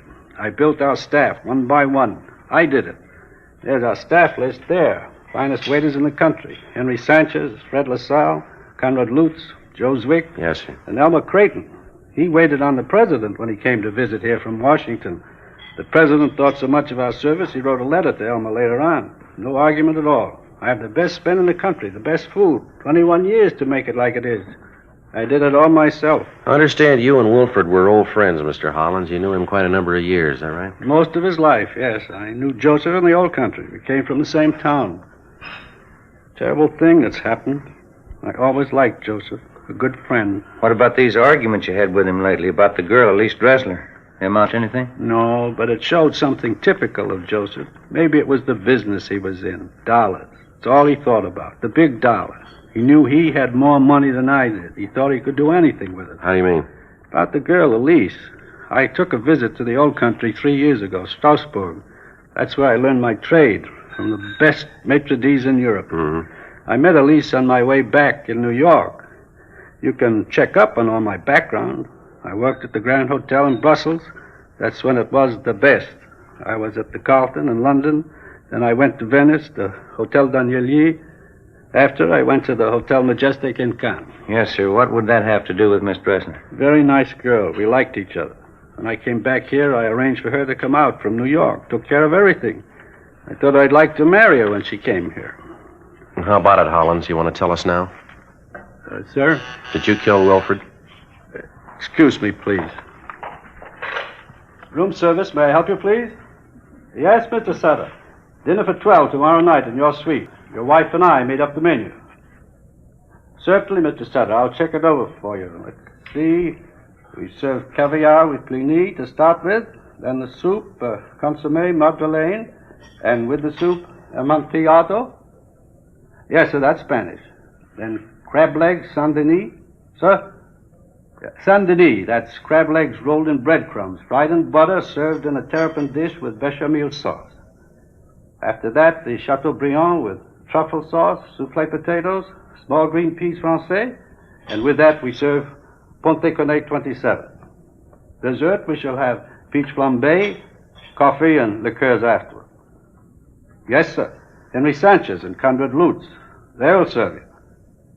Thank you. Thank you, Mr. Sutter. Good night, sir. Real gentleman, Mr. Sutter. He knows how to give a dinner party. The old school. Not so many of them left now. It's not like it used to be. People aren't the same anymore. Oh, yes, Fred. What is it? A message for the officers here, Sergeant. Oh, thank you. Excuse us a minute. Oh, of course. What is it? It's from Forbes. They checked his room in the hotel. They didn't find anything. Better get him downtown, huh? Yeah. Hollins, we'll have to ask you to come downtown. Oh, yes. Get my top coat on here. There. Out this way, Sergeant. All right. You park your car in the hotel garage? No, sir, outside on 10th Street. You can go out the side door then. This way.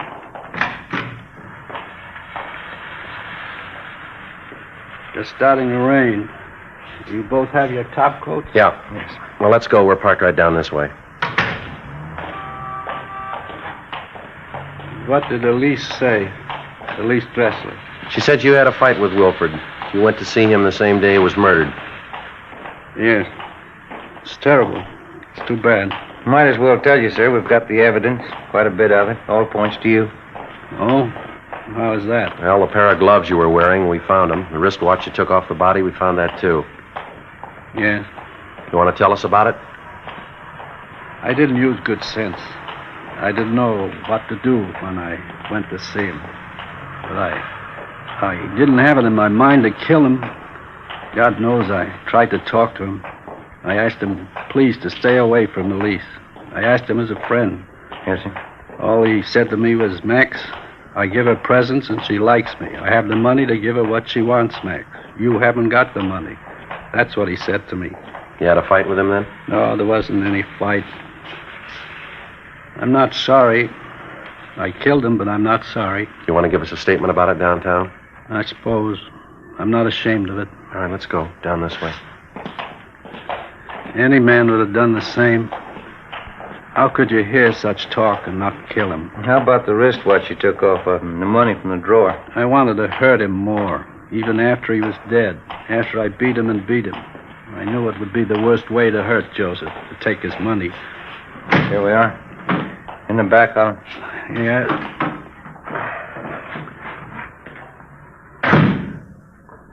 Sergeant. Yeah. I've told you now. I killed him. Don't you think I had a right to kill him? I wouldn't know. But he was like that. The first time you met Joseph, you would know he was bad. It was better for everybody for him to die. First time you met him, you would know that. I'm sorry, I wouldn't know, mister. What? The only time I met him, he was dead.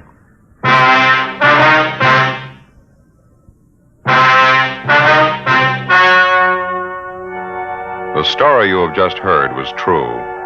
The names were changed to protect the innocent. On June 4th, trial was held in Superior Court, Department 89, City and County of Los Angeles, State of California. In a moment, the results of that trial.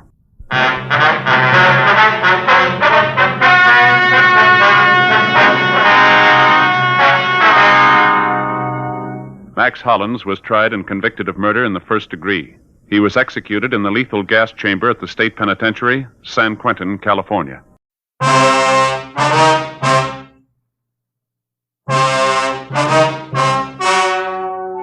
The story you are about to hear is true. The names have been changed to protect the innocent. Fatima Cigarettes, best of all king-size cigarettes, brings you Dragnet.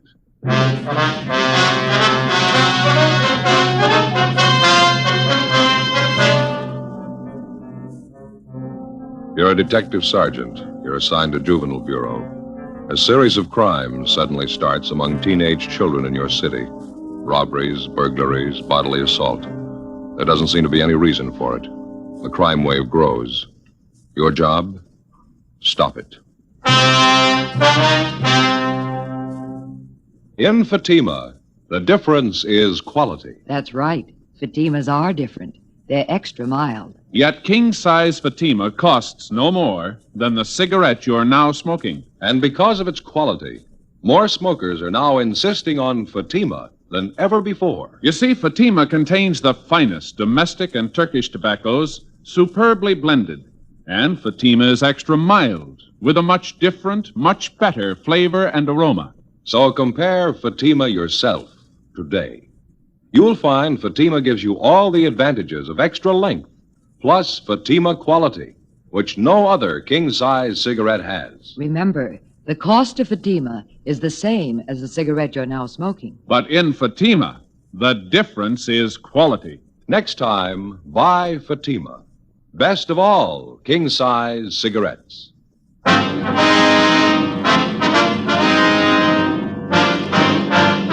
Dragnet, the documented drama of an actual crime.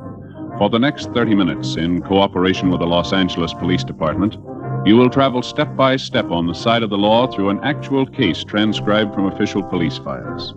From beginning to end, from crime to punishment, Dragnet is the story of your police force in action.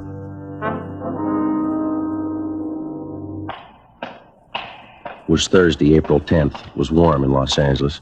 We were working the night watch out of Juvenile Bureau. My partner's Ben Romero. The boss is Captain Stein. My name's Friday.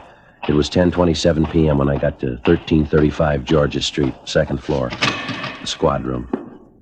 Joe, is that you? Yeah, you ready? Yeah, half a minute. All right. Let me get my coat on here.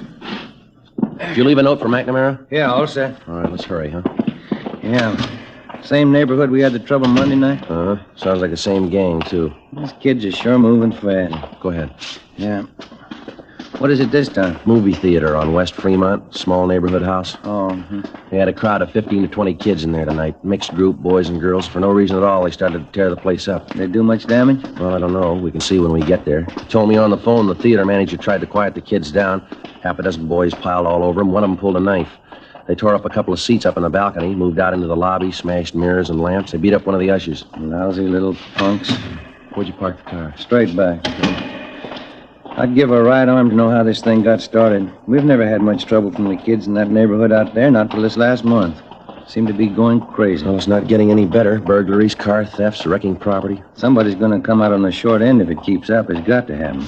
Maybe it already has. When they were ripping up that theater lobby tonight, one kid got hurt. What happened? It's a 14-year-old boy. In the mix-up, he got shoved through a display case, plate glass. Cut up pretty bad? His eyes. They're not sure he'll see again.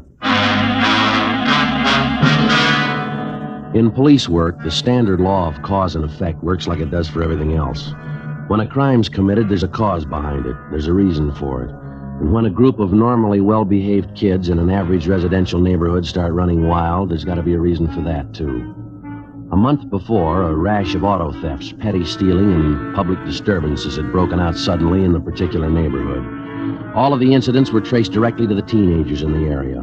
Why the kids had suddenly decided to run wild, we didn't know, but the amount and the nature of the violations kept getting more serious. Juveniles who'd previously been picked up for petty thefts and placed on probation were now committing burglaries. Auto thefts in the area had jumped 20%. Misconduct and drunk charges against the teenagers, girls and boys alike, increased by the week. We had a fair idea what the root of all the trouble was, but so far we hadn't been able to trace it. 10:45 p.m. We got to the neighborhood movie theater on West Fremont and we went inside. The lobby was a shambles. 2 large mirrors had been shattered, lamps and sofas overturned and broken. The lobby candy counter had been wrecked completely. The glass showcases were caved in. The popcorn machine was smashed. The soft drink cooler turned on its side. The last showing of the feature picture was still going on. We interviewed the theater manager in the lobby, Mr. Clyde Barton. They got real foul-mouthed. 1 or 2 of the girls, too. Some of the language I wouldn't even use at a stag party. I got so mad I grabbed 2 of the noisy ones by the neck and told them to get out. That's when it broke loose. Well, what exactly happened? The whole crowd of them jumped out of their seats and piled on me. I fell back down against the stairs and I started swinging. I'll tell you the truth, Sergeant, I was scared. I didn't know what to make of them. They seemed like a pack of animals, wild. I happened to hit this one kid and I saw him pull out a knife and come at me. Didn't take me too long to get out of there. Kids or not, when a bunch of them like that come after you, you run. Yes, sir. You called for the police as soon as all this happened? You bet I did. Just as soon as I could get out into the lobby and into my office. I locked the door. I could hear them tearing the place up outside. Just look at that. Smashed up everything in sight. I have to have something like this happen. Look at this candy stand. Yes, well, how about some of the kids you recognized in that crowd, Mr. Barton? Oh, say, the last show's ready to break. Folks are going to be coming out. You want to step back here into my office? We can talk there, be out of the way. That'll be fine, son.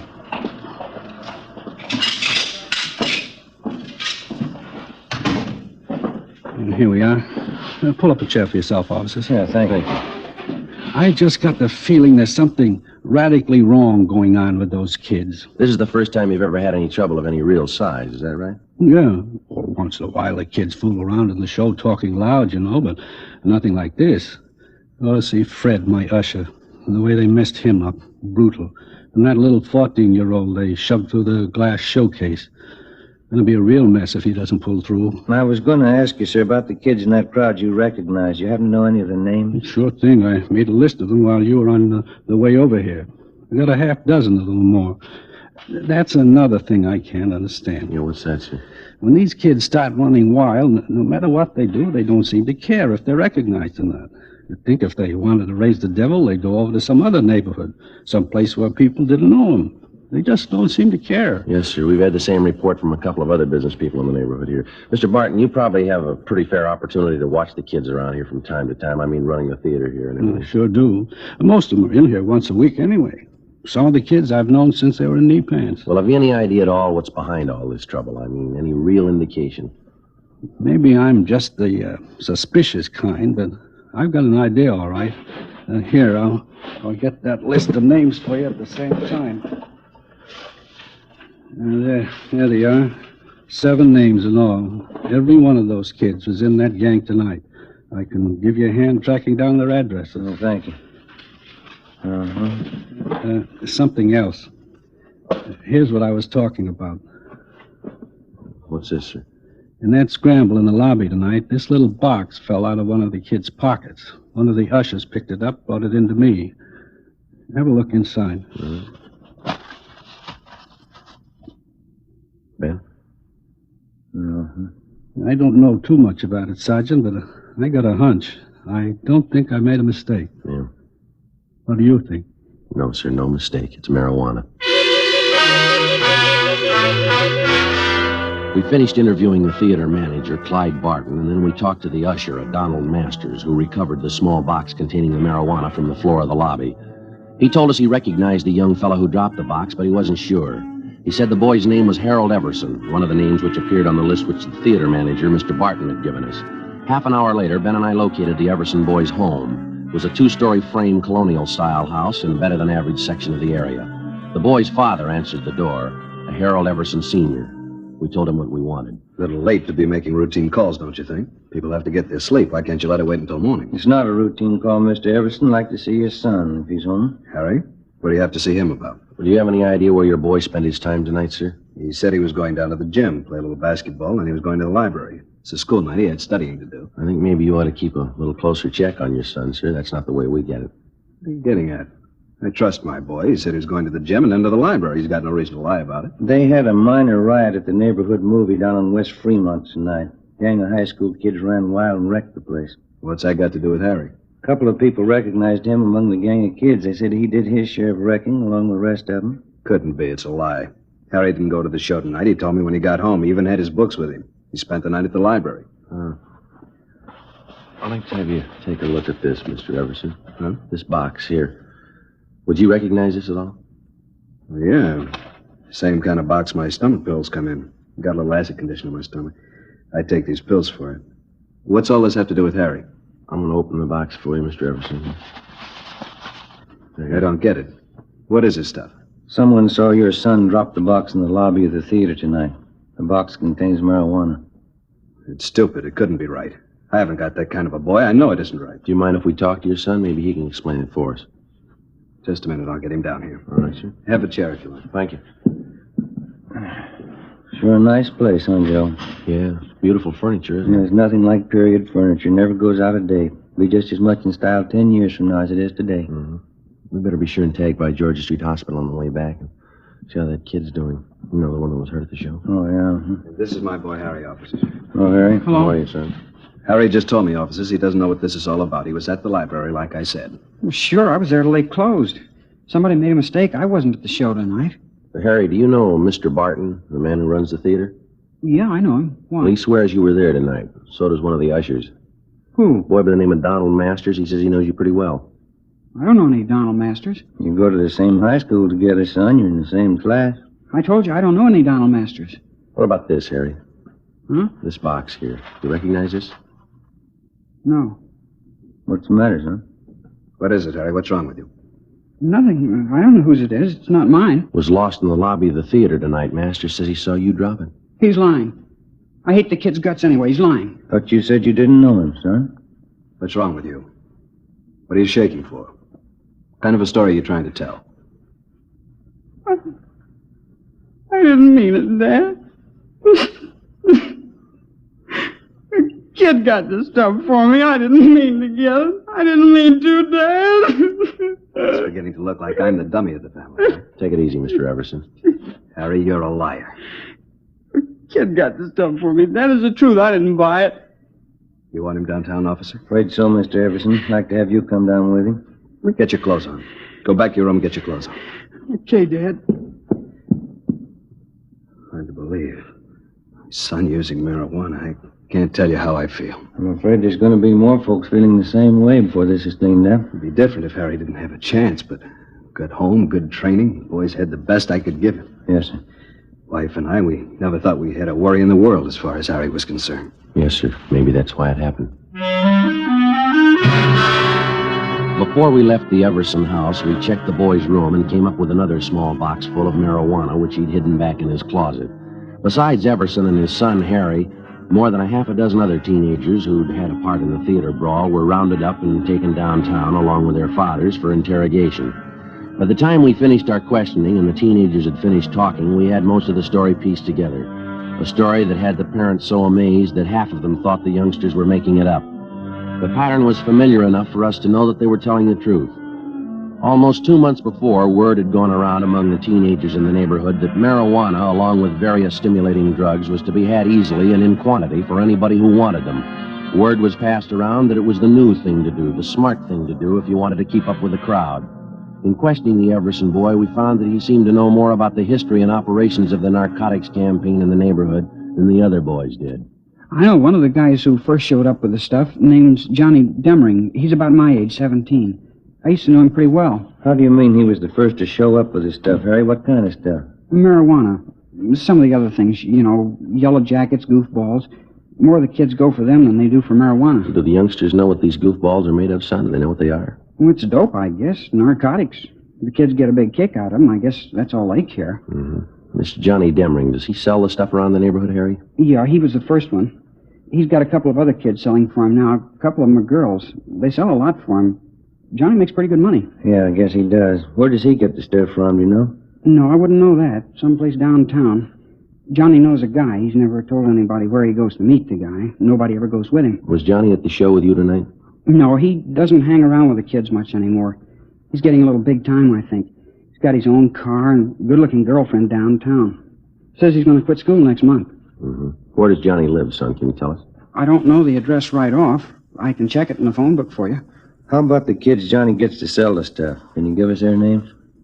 Yeah, okay. I think I can remember who they are. You going to bring Johnny in and talk to him? That's the idea, yeah. I don't know if you're going to find him right away. He probably heard about the trouble tonight. Johnny's a pretty smart guy. I don't think you'll find him very easy. I think we'll find him. Nobody knows much about him. He never talks about what he's doing. Never tells anybody anything. Pretty smart guy. He told you. How smart was that? Complete statements were taken from each of the youngsters we brought in for questioning, and then in practically all cases they were released into the custody of their parents pending action by the juvenile court. With the information we had at hand, it took us the better part of 4 days to round up everybody involved in the narcotics distribution system, which had been set up among the teenagers in the neighborhood by 17-year-old Johnny Demring. As for the Demring boy himself, he couldn't be found. We checked with his family, his relatives, his friends, all his known associates. We got out a warrant for him. Then we checked the car that he owned through DMV. We got out a warrant for that. No sign of the boy. Narcotics detail gave us a hand and got their informants busy trying to track down the source of the dope, for which the Demring boy had been the only neighborhood distributor. We knew it went far beyond him. It reached to the same vicious men who make their money off the hopeless adult drug addict. The same vicious men who today are trying to build a new market for their wares among the young people of this country. Tuesday, April 29th, 2:30 p.m. I'll get it. Right. Juvenile Bureau, Romero. Oh, yeah, Brady. Yeah, huh? That's right. What's his name? Yeah, okay, right away. Right, go ahead. Brady from narcotics. They figure they got our man. The Demring boy? No, the guy who pushed the stuff to Demring. Mm-hmm. His name's Jocko Harris. They found him in the county hospital this morning. Yeah. Somebody got a hold of him 2 nights ago and gave him a good working over. If we're lucky, we'll make it. What do you mean? He's not supposed to last out the day. 2:35 p.m. Ben and I left the office and went immediately to the county hospital, where we were allowed to briefly interview the narcotics suspect, Jocko Harris. He was in a critical condition with a fracture of the skull. He gave us a statement in the form of a dying declaration. He admitted being the contact man for 17-year-old Johnny Demring, and he admitted also that he had kept the boy supplied with enough narcotics to keep the neighborhood teenage demand for the stuff fully satisfied. Seemed like a good kid. Never thought he'd turn. What do you mean, Jocko? How'd he turn? Why do you think I'm here? You mean he's the one who worked you over? Yeah. Where is he, Jocko? Do you know? No. Do you know where he's staying? Do you have any idea at all? No. Stole all my stuff.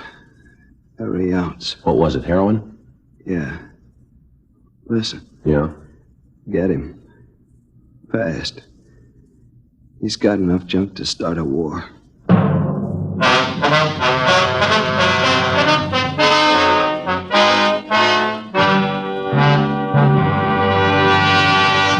You're in the cruiser car of a Metropolitan Police Department. You receive a routine radio call. All units, attention all units. Pick up and hold for investigation the following vehicle. 1948 Ford, 2-door sedan, black, white sidewall tires. There are many cars that fit this description. You listen for more facts. This car will have extensive damage to right front end. License number 9 Robert 9 707. In the 7 column, 9 Robert 9 707. KMA 367. Now you can pin it down to one. It's the same with cigarettes. There are many king-size brands to choose from, but when you know all the facts, you'll make your choice Fatima. Here are those facts. Fatimas are the same in length and circumference as any other king-size cigarette. 85 millimeters long, 1 1/64 inches around. And Fatima filters the smoke exactly the same long distance. But in Fatima, the difference is quality. Fatima gives you extra mildness, a much different, much better flavor and aroma. You get all the advantages of extra length, plus Fatima quality, which no other king-size cigarette has. Fatima, best of all king-size cigarettes. Definitely the best quality in its class, but the same price as the cigarette you're now smoking. Next time, buy Fatima.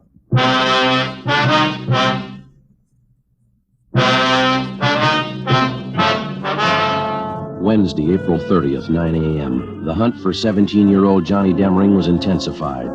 To our knowledge, because of the information we'd gained from narcotics peddler Jocko Harris, the teenage youngster had a large store of high-grade heroin, which we knew, because of his inexperience, he was unaccustomed to dealing with. In his hands, the narcotics immediately became a lethal weapon. We knew that Johnny Demring had only one market to deal in, only one type of customer he was acquainted with, the teenager. In previous transactions, we knew that the youngsters received only a low-grade type of narcotic, highly diluted. We knew that if Demring succeeded in dispensing the highly concentrated store that he had on hand, and the juvenile customers he served tried it on themselves, it would very likely result in death. 3 p.m. Wednesday. Despite all our efforts, Johnny Demring and the store of high-grade narcotics which he'd hijacked from Jocko Harris were still missing. Wednesday, 12 noon. We began rechecking every one of the possible sources that might lead us to the suspect. One of them was the boy's mother, Mrs. Frances Demring. We talked to her at work. She was employed as a multigraph operator in the mailing department of a large downtown department store.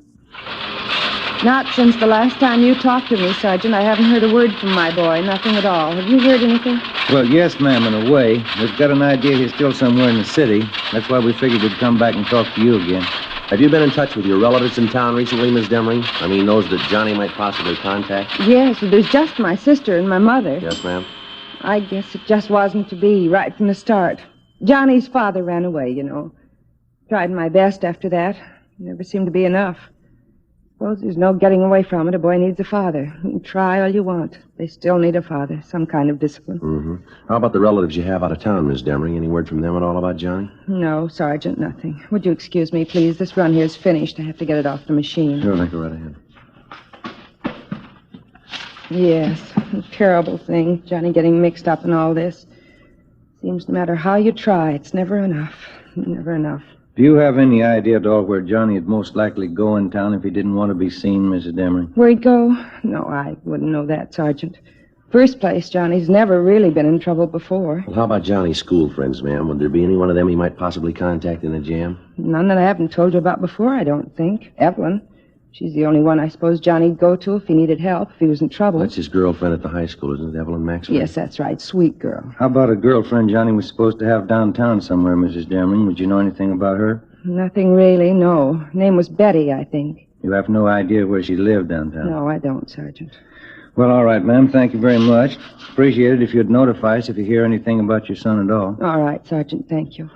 Tomorrow's Johnny's birthday, you know, I meant to tell you. Always expect Johnny home on his birthday.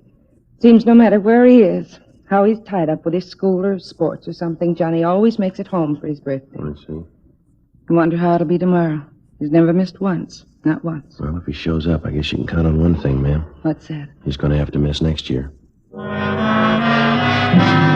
2 p.m. Ben and I picked up a glass of milk and a hot dog for lunch, and then we continued making a check of Johnny Demering's closest friends.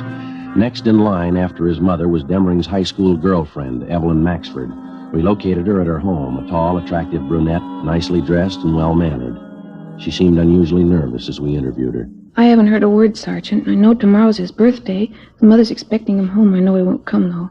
Sure of that. How are you sure, miss? Well, I just know that's all. I'd like to ask you again. Yes? Are you sure you haven't heard from Johnny Demering recently in the past 2 days or so? No, that's what I told you. Don't you believe me? Do you know why we're so anxious to locate Johnny, Miss Maxford? Well, I think so. It's about the narcotics business. You say Johnny had a hand in it. He was selling those things to the kids. I still don't believe it myself. It's a lot more than that, the way it stands now, Miss Maxford. What do you mean? Well, when he was at school, Johnny was kept supplied with narcotics by a man named Jocko Harris. He's what we call a pusher, kind of an in-between supply man in the narcotics trade. Mm-hmm. Well, 2 nights ago, Johnny caught up with this Harris. He beat him up badly enough to send him to the hospital with a fractured skull. And then Johnny stole every bit of narcotics that Harris had in his room, some of the strongest stuff you can buy on the market. That's why we want Johnny, Miss Maxford. I don't think I understand. What does it mean? It means that most of the teenage kids Johnny's been supplying stuff to have been getting fairly weak grades in narcotics.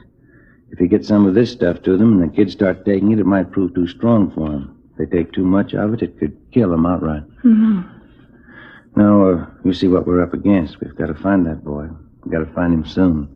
Couldn't you talk to his mother? Maybe she could tell you something. Well, we already have, miss. She couldn't tell us anything. That's why we halfway depended on you. Why do they have to put it in my lap? Why does it have to be me? I liked Johnny for a while. I don't know what to think now. Well, have you heard from him, Miss Maxford? Now, there's no reason to be afraid. You'd probably feel a lot worse if something happened to one of the high school kids, wouldn't you? Miss Maxford? I got a call from him yesterday, Johnny. He wouldn't tell me where he was. I asked him, but he wouldn't tell me. What else did he say? He knows everybody's looking for him.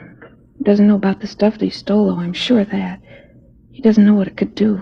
Did he make any dates with you? Did he want to see you? Yes, he wants to see me.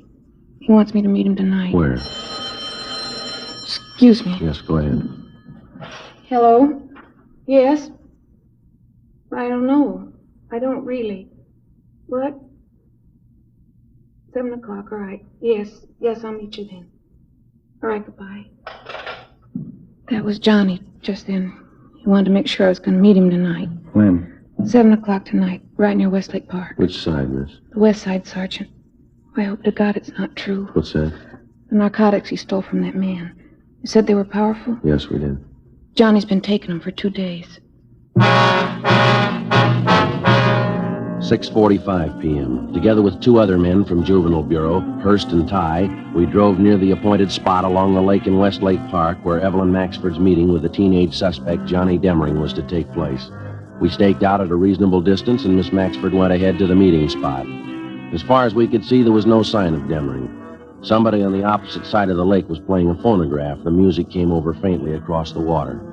We watched the Maxford girl cross the long stretch of grass down to the lake. She approached the shore. We saw her stop and look down. Joel, let's go. Come on. Yeah. We ran all the way as fast as we could get there. When we got close enough, we found out the reason for the scream.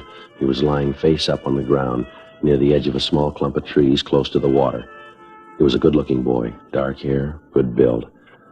Took only one look, and you knew right away he was too young to be dead. You could argue for a week, but you wouldn't change it. He was dead. The girl stood over him, her face in her hands, crying. No marks on the body, Joe. None at all. Well, that must be it, huh? An overdose? That's the way it looks to me. We better get her out of here, hadn't we? Yeah. Miss Maxford? Come on, Miss Maxford. Yes, Sergeant. It's all right. It's all right now. We'll have one of the other men drive you home. We can take care of whatever has to be done here. He was a good boy, Sergeant. He was smart. How'd he ever get started in such a thing? How could he ever make such a mistake? Well, he's got the best excuse in the world, miss. Yes. He was 17.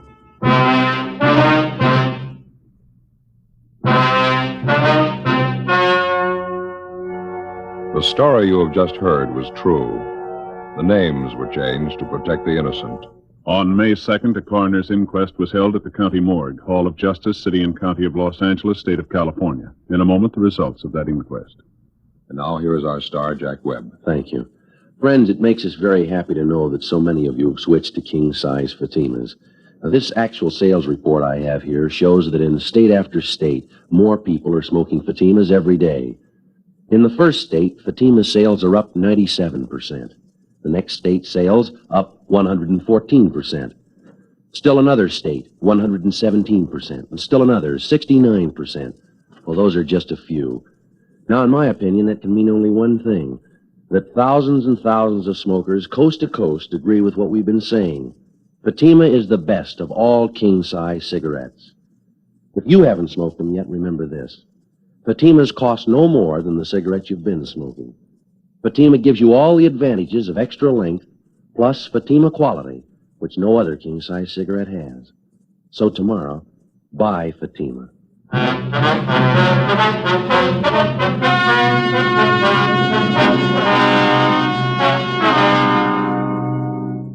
At the inquest, the coroner's jury ruled that 17-year-old John Andrew Demering had administered himself an overdose of narcotics and thus had taken his own life. All others involved in the juvenile narcotics ring, a total of 8 persons, were tried and convicted under the State Narcotics Act. They received sentences as prescribed by law and are now serving their terms in the state penitentiary.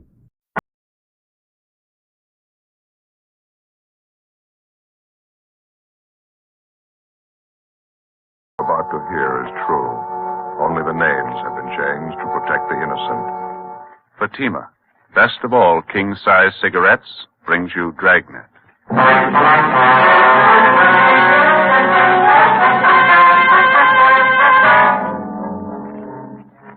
You're a detective sergeant. You're assigned to homicide detail. A 30-year-old woman is missing. 3 months pass before her disappearance is reported. There's not a trace of the woman. No lead to her whereabouts. Your job? Find her. In Fatima, the difference is quality. That's right. Fatimas are different. They taste better. Yet king-size Fatima costs no more than the cigarette you're now smoking. And because of its quality, more smokers are now insisting on Fatima than ever before. You see, Fatima contains the finest domestic and Turkish tobaccos superbly blended. And Fatima is extra mild, with a much different, much better flavor and aroma. So compare Fatima yourself today.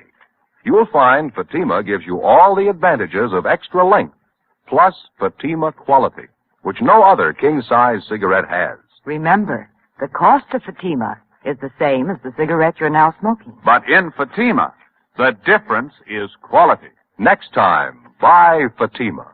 Best of all, king-size cigarettes.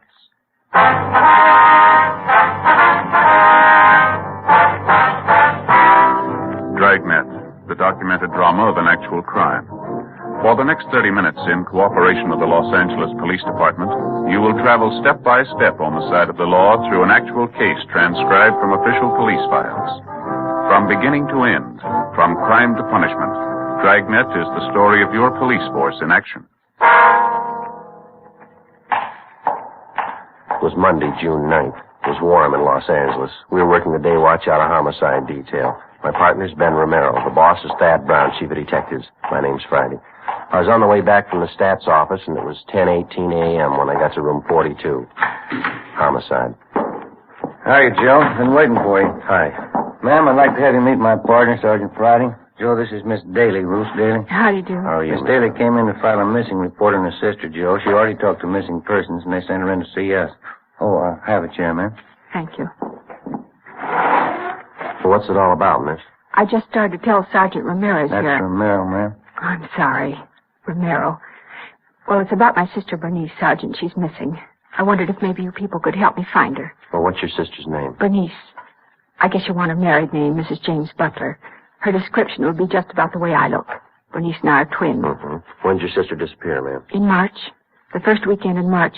She disappeared on a Saturday. Well, that's 3 months ago, Miss Daly. How is it this wasn't reported sooner? Well, as a matter of fact, I halfway expected her husband to report it. I talked to him about it when Bernice was gone 2 weeks. He didn't seem too worried. Is there any reason for him not to worry? Well, there isn't a way. You see, Bernice has gone off before, about a year ago. She picked up and went to Arizona without telling anybody. When she came back, she said she just wanted to get away for a while. She didn't want to be around here. Well, how long did she stay away that time? Almost a month. Well, how about your sister's married life? She get along with her husband all right? Well, first 5 years they were married, it worked all right. Then it sort of turned sour. I don't know what happened. They used to be happy. Well, what was the trouble, do you know? That's the funny part. I don't. Wouldn't even know who to blame for it, Jimmy or Bernice. Both of them started drinking a lot, pretty heavy. Seemed to me around that time Jimmy began to get a little funny. I see. Has he ever been violent towards your sister, Miss Daly? I mean, has he struck her or anything like that? Oh, no. Really, Jimmy's kind of a milquetoast character. Timid, skinny. Most of the time afraid to say boo. Yesterday I went over to the house to visit Jimmy. I tried to make conversation. He just sat in his chair reading a book. Every time I'd mention Bernice, he'd kind of look up and growl at me. Mm-hmm. I got sick of it. I put on my coat and started for the door. He followed me. Mm-hmm. Did he say anything at all? Yes. When I opened the door, I turned around to say goodbye. Yeah? He had this real horrible look on his face. He said it right out loud, plain as day. What's that? He said, "You'd be surprised if I killed her, wouldn't you? You'd be surprised." 10:40 a.m. We finished taking a complete statement from Ruth Daly regarding the disappearance of her married sister, Bernice Butler. Before she left, we got the business address of her brother-in-law. A broadcast and a missing bulletin was gotten out, and then Ben and I drove cross town to have a talk with the husband of the missing woman, James Butler. We located him at work in a job printing shop on South Vermont, where he was employed as a journeyman printer. He was in his early 30s, thin, blonde hair, light complexion, about 5'7", 125 pounds. He wore a pair of rimless glasses. Ben and I introduced ourselves and began to interview him. He was close-mouthed and not too cooperative. He seemed to resent every question we asked him. While we talked, he worked over a paper-cutting machine. You'll have to admit it's a little out of the ordinary, Mr. Butler. Your wife missing 3 months and you acting like she's been gone 3 hours. Did you hear me, Butler? I heard you. Well, what about it? Just a minute.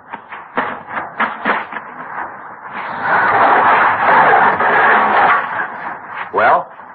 You know, it's not ordinary her going away. I'm married to her. I know my own wife. We talked to your wife's sister this morning, Ruth Daly. She seems to think you might know all about your wife disappearing. She does? That's right. In my way, I got to get that other set of cards. Oh, yeah. What do you think? I don't know. There's something wrong with him. Sure got a big grudge for somebody his size. I wonder what that girl meant when she called him bashful. Yeah, about as bashful as a wild boar in a plum thicket. In my way, I got to get in there. Yeah, go ahead.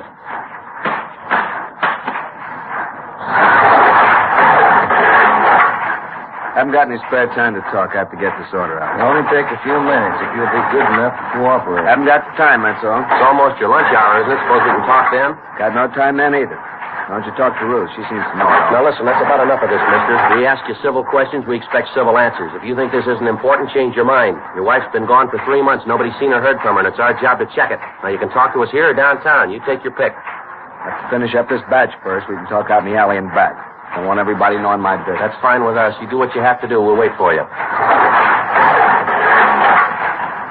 Sure is aching for an argument, huh? Yeah, I wonder what his big trouble is. Maybe a hangover. Looks a little used up. Yeah, could be. If he had something to do with his wife's disappearing, you'd think he'd try to cover the way he's acting. He doesn't seem to care what we think. Well, let's see what kind of a story he's got. Okay, it's this way, out back. Well, go ahead. Yeah, what's the big deal? You ever been arrested, Butler? Nope. Almost a couple of times. They couldn't get me. What kind of trouble were you in? I said they didn't get me. I'm not going to put myself in hot water. We'd like to find out how your wife was before she disappeared. Do you know of any reason why she'd go off the way she did? Any reason why she'd stay away 3 months without any word? No, I don't know any reason. Well, how about your relatives, your friends? You checked to see if she might be with one of them? They'd call if she was. You never checked with them? No. I think Ruth did. You have any big arguments with your wife, Butler? Around the time she disappeared, I mean? We had them all the time. She'd bothered me. She was too fresh. I beat it out of her. That's so. You got to. Give him a little freedom. They think he can take over. Nag him, tell you what to do, what not to do. Sick of it. We'd like a straight answer here, Butler. Did you want your wife out of the way? What do you mean by that? I mean, do you know why she's missing? Could be a lot of reasons. Might know one. Did you kill your wife, Butler? It'd be silly to tell you that, wouldn't it? Yeah. Did you kill her? Only one way I'll say yes to that. Yeah? When you prove it. Well, it wasn't easy to understand. From the way it started, our interview with James Butler would get us nothing. We had no evidence against him, nothing to indicate definitely that his wife had met foul play, nothing but a suspicious remark he was supposed to have made to his sister-in-law, Ruth Daly. But once we'd left the print shop and got out in the back alley where he couldn't be overheard, he was full of information. Besides telling us that he'd beat his wife, Butler also admitted that he'd threatened her life on several occasions, twice in the presence of friends. He seemed to take some kind of a peculiar pride in admitting how violent he'd been with his wife. Ben and I took him downtown, questioned him further, and listened to him talk. He made veiled hints that he'd been involved in various criminal activities in this country and also in Europe, that he was a close friend with a half a dozen notorious underworld gang leaders, that he was ruthless and clever enough to dispose of his wife if he wanted to and still avoid prosecution. While we were talking, Ben had James Butler's name and description double-checked through the Record Bureau files. There was no previous criminal record listed for him. As far as we knew, at no time had he even been held under suspicion in a criminal investigation. The next day, together with Brian and Lopez from Homicide, Ben and I made the rounds of Mr. and Miss Butler's friends, relatives, and neighbors. 4:25 p.m. We got back to the office. Oh, hi, Lope. Hi, Ben. Joe. What's doing? Nothing great. How'd you two make out? Yeah, it's a funny setup to me. I'd say the guy's a phony. Everybody we talk to, everybody who knows Butler, they all say the same thing. What's that? Guy's afraid of his own shadow. He's a milquetoast. Nothing to him. And what'd you get? Oh, about the same. Every housewife around the neighborhood out where they live, they all told us the same thing. The guy's a hen-pecked husband. His wife laid down the laws, and he follows them. Psycho case, huh? Must be. Don't know how else to explain it. Every time I asked one of their friends if Butler beat up his wife, they laughed in my face. Said he wouldn't even dare cash his check on payday. Had to bring it home. If anybody got beat up, it must have been him. Yeah, he sure tells a great story. He can make you believe he was a bluebeard. Did you get any different answers at all, Lope? Yeah, one maybe. Yeah, let me take a look. Yeah, let's see. Yeah, here. Mrs. Irene Brady. She's an aunt of Mrs. Butler. Uh-huh. She said the same thing about Butler, about him being a real mouse and all.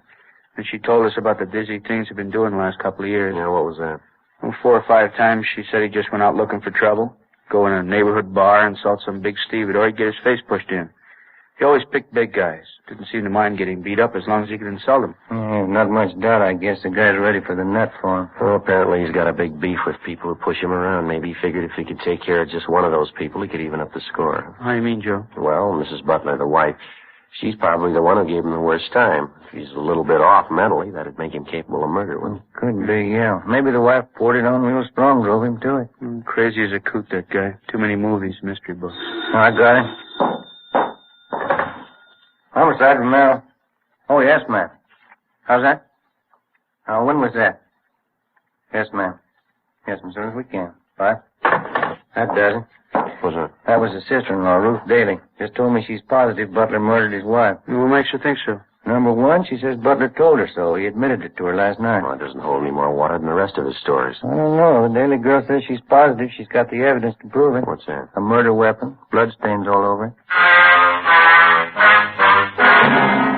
4:45 p.m. Ben and I got in the car and drove out to the home of Mr. and Mrs. Butler, where we found the missing woman's sister waiting for us on the front stairs.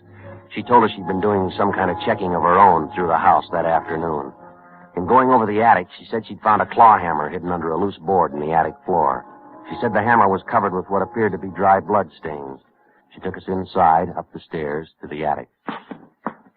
Careful of the steps, officers. It's an old house getting ready to fall apart. Yeah. Watch the step here, Joe. Yeah, I'm all right. Go ahead.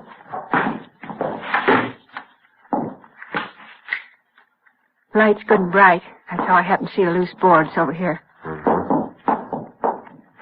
Did you pick up the hammer, Miss Daly? No. I started to, but then I remembered about fingerprints and things. Just where I found it. Didn't touch it. Hey, you want a pencil, Joe? Maybe you can get it in the claw there. No, I think we can see it right where it is. Let's see. Could be, huh? Bloodstain? Well, it sure looks like it. From the handle here, all over the head of the hammer. I knew it. I knew there was something wrong the day she disappeared. Hey, look at this, Joe. I just noticed. These stains on the floor. Whole trail of them, see? Head right for the door. We better get the crime lab on it and have Lee Jones run the benzodine test on him. What time does he usually get home from work, Miss Daly, your brother-in-law? About 6 o'clock. Don't know about today, though. How do you mean? Does he work late on Tuesdays? No, but I wanted to make sure he wouldn't be home when I came over today. I called the print shop where he works. He's not there. Called again this afternoon. Jimmy hasn't been seen since last night. Is he in the habit of skipping work? No, he never does. I called every one of his friends I know of. Bernice's friends, too. I called them. The places he hangs around, nobody's seen him. Not since last night, since you talked to him. And you got no idea where he might be? No. Just like Bernice. He disappeared.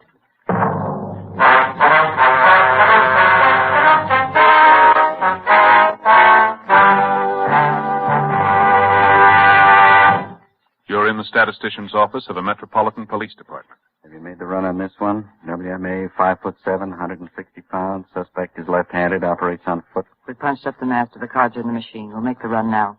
Okay, fine. There are many suspects to choose from. You're looking for one.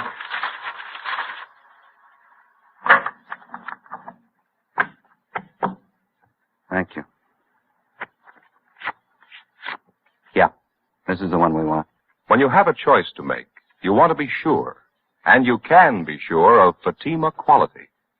That's why we ask you to compare Fatima with any other king-size cigarette. Side by side, Fatimas are the same in length and circumference.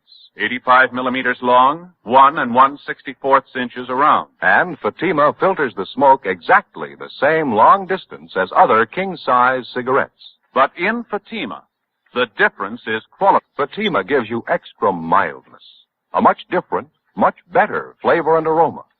Remember, Fatima gives long cigarette smokers all the advantages of extra length, plus Fatima quality, which no other king-size cigarette has. Next time, insist on the best. Buy Fatima. Best of all king-size cigarettes.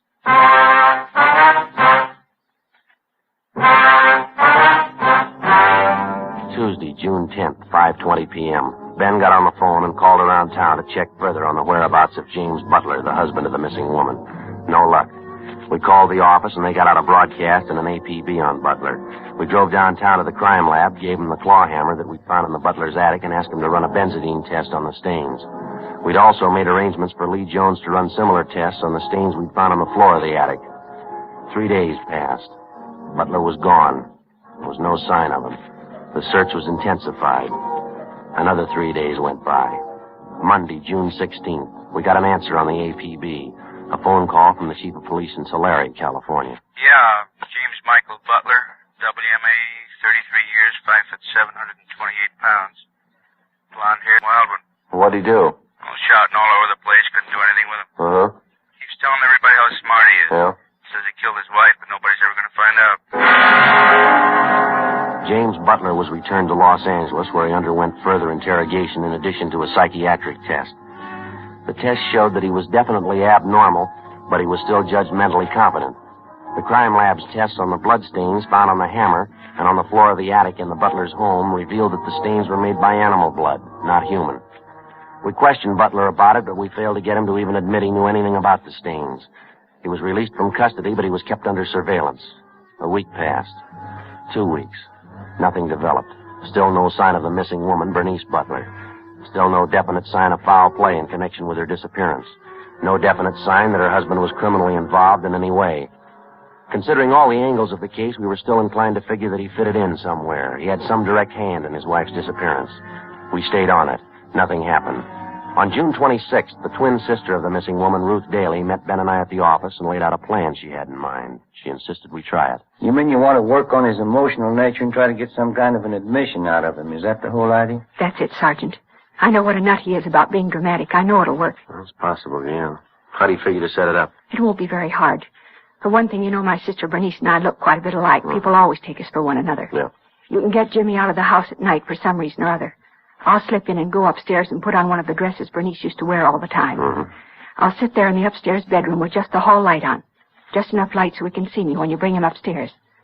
I'll even bring over Bernice's pet cat she had, Siamese. He always hated the cat. I don't know, ma'am. I'm not quite sure about it. Well, it might be worth a chance. It's not too orthodox, but maybe it'll work. If I know Jimmy, it'll work, Sergeant. If you can just warm him up to it ahead of time before you bring him upstairs. When he sees me sitting in that room with a cat, I know he'll think it's Bernice. We're bound to get some kind of reaction. That's better than we're doing. Yeah, Ben, what do you think? Sounds like a movie script. I don't know. It's like she says, I guess. We're bound to get a reaction. I know it'll work. I'm sure of it. Joe? All right, let's give it a try. The following night, a few minutes before 8 o'clock, Ben and I got James Butler away from his house on the pretext of taking him downtown for further interrogation. We delayed long enough to make sure that Ruth Daly, the sister of the missing woman, had plenty of time to get into the house, change her clothes, and take her place in the upstairs room with her sister's pet Siamese cat. Then we started back for the house. We'd made arrangements to have Brian and Lopez from Homicide standing by, concealed in the immediate vicinity of the house in case they were needed. 11:05 p.m. While we drove him back toward his home, Butler was talkative, but not too relaxed. It was the same line we'd heard before, how tough he could be when he wanted to, the same hints that he was an undiscovered killer, one of the more talented professionals in the deadly circles of the underworld. I came from Illinois originally, Cicero. You guys know how it is back there. You have to stay right up on your toes. Yeah. How long you been out here now, Butler? You expect me to tell you that?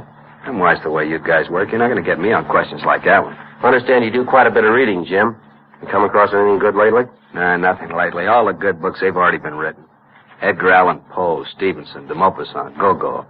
They know how to tell a good murder story. These new guys are a waste of time. Reading, that's all reading. That's what I like to do. Not that modern junk, only the best. You take some of Poe and Stevenson, for instance. I know those guys. That's so. Sure, I know their stuff well enough to tell you. I got whole pages memorized. How'd you like to hear some? Stevenson made it. All right, go ahead. I have to belie my nature. All men do. All men are better than this disguise that grows about and stifles them. You see, each dragged away by life like one whom bravos have seized and muffled in a cloak. If they had their own control, if you could see their faces, they would be altogether different. They would shine out for heroes and for saints. I am worse than most. Myself is more overlaid. My excuse is known to me and to God. But had I the time, I could disclose myself. That's out of Stevenson, you know. Pretty smart fellow, huh? Yeah, sure is. You got a pretty good memory. I read those books all the time. Nothing better. Is the house all right? Yeah, that's right. Well, maybe I'll see you later, huh? Thanks for the ride. Well, I'll tell you, we'd like to come in the house with you if you don't mind, Butler. One or two things we'd like to check over, if that's all right with you. It's all right, sure. Guess you ought to know by this time, huh? Nothing I'd hide in that house that you'd ever want to find. Come on, let's go.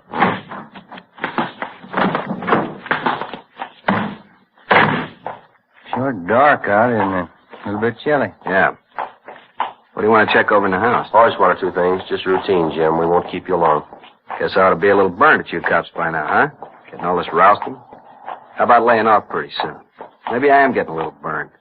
If you can prove something on old Jimmy Butler, prove it. If you can't do it, let him alone. Mm-hmm. We're just tying up a few loose ends here, Jim. There's nothing to get excited about.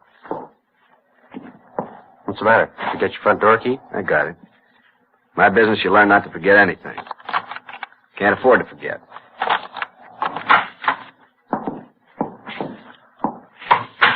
Yeah, it's quite a big place you got, Butler. You stay here all by yourself? That's the way I like it. By myself. If you want to look at anything, you can look now. When you're through, I got some bourbon in the cellar. I keep a big booze cellar, you know. All first-rate stuff. What's the matter? Oh, nothing, Jim. Thought I heard a cat someplace, did you? No cats in this house. What do you mean you heard a cat? I hate the lousy things. I wouldn't have one. Didn't you tell us once your wife had a cat? I think it was you. You didn't like it much, did you? Killed the lousy thing. Got an axe and killed it. Them wife of mine used to drive me crazy with it. Cat hair all over the place. You know how it is. Got an axe and killed it. Mm-hmm. Yeah. There it is. I thought I heard it. Guess you got another one, huh, Butler? I'll get rid of that thing. I'll find him and get rid of him right now. Upstairs. I suppose the house makes you think of your wife quite a bit, doesn't it, Jim? What? Well, I mean, you spent so much time in it together, you and Bernice. It's got quite a few memories for you, I guess, huh? Find that thing if it takes all night. I'll get the axe and I'll find the thing. It's up here, all right. Maybe down the hall there.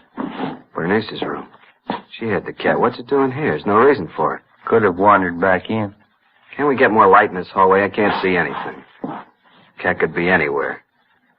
What's it doing here alone? The cat was always with Bernice, never left it. Sounds to me like it's just around here, maybe through that door there. You think? It's Bernice's room. I killed the lousy cat. He couldn't be in there. Oh, might be it's just a cat out in the streets now, out in the side alley, maybe, huh? Mm-hmm. Probably not even in the house. Take a look in the room here.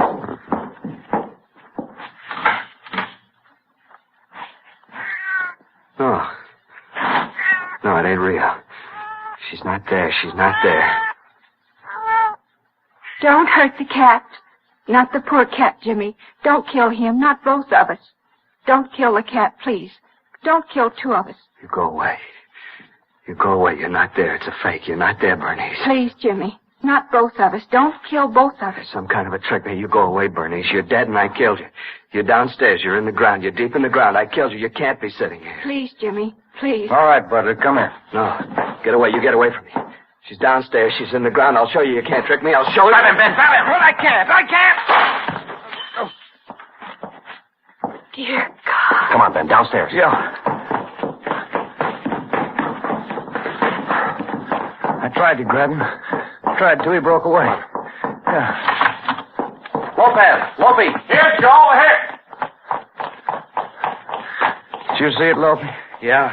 Good drop from the window. He came fast. Yeah. Not too pretty, huh? Must be something, huh? How about getting a doctor? Yeah, he lost the doctors when he hit that sidewalk. Only one thing left, I know. Yeah? Call a priest. In his suicide leap from the top story of his house, James Butler died instantly on the pavement below. Afterwards, when the reports were made out and the deputy coroner removed the body, a special detail of men was sent out to help probe the grounds around the Butler home and also the ground directly beneath the house. The search was thorough. The ground was dug up foot by foot, and we found nothing. Butler's last admission before his death that he'd killed his wife and buried her in the grounds adjoining the house seemed to be as empty and worthless as some of the other stories that he told us. The painstaking search for the body of James Butler's wife went on. We found nothing. Alive or dead, there was still no trace of her. Butler's friends and relatives held a modest funeral for him, and he was buried in a small cemetery south of the city. In Missing Persons Bureau, there were still no leads on the case of Bernice Butler. It was still open. Summer finally got to an end. The fall season came and went, and then Christmas and the holidays, and then back into January and February. On a rainy morning early in March, almost a year to the very day when the case started, we got a communication from San Francisco. It had come to the notice of the police through the county health department. In regard to your APB of June so-and-so last year, this is to inform you that Mrs. Bernice Butler has been a patient in the tubercular ward County Hospital, San Francisco, since June 16th of last year. Apparently, her case was considered critical from the day she was admitted to the hospital. Last Thursday, she succumbed to the illness. Identification was established, next of kin notified, but no one claimed the body. She was buried at county expense. I trust this may aid you in establishing facts pertinent to her disappearance. Well, how about that? Well, it doesn't figure, does it? Sooner or later, you get 'em all. How would you figure out that night we had Butler at the house? I mean, we had his sister-in-law in there, and he thought he saw his wife? Oh, who knows? Suppose he really had himself talked into when he thought he committed 100% murder? Guess he thought about it long enough till he convinced himself. Must have worked out something like that inside his mind. Mm-hmm. Imagine he lived right through it. Figured he really killed her. When it came for the punishment, he's ready to buy that. There wasn't any way out, so he jumped. Yeah, mixed up can he get, huh? That's too bad. All things considered, I guess he loved her quite a bit. Well, it doesn't seem to matter now what he did. Wasn't much of a chance either way. How do you mean? Well, the girl, TB on one side, maybe murder on the other. Yeah. Either way, she had to die.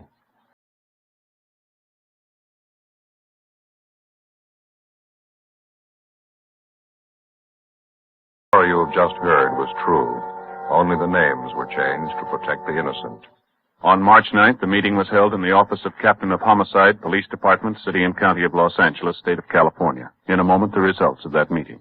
And now here is our star, Jack Webb. Thank you. Friends, we've spent about 2 of the past 30 minutes telling you why so many smokers coast to coast have switched to king-size Fatima. And they really have. Just listen to some of these brand new sales figures. I'll give you a few of them state by state, alphabetically, just as they're listed here.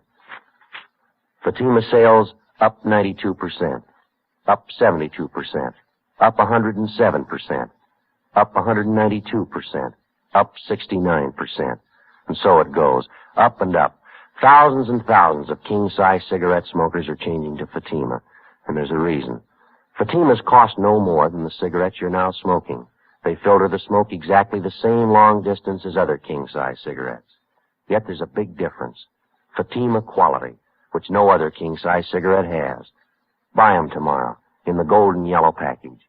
Fatima, best of all king-size cigarettes.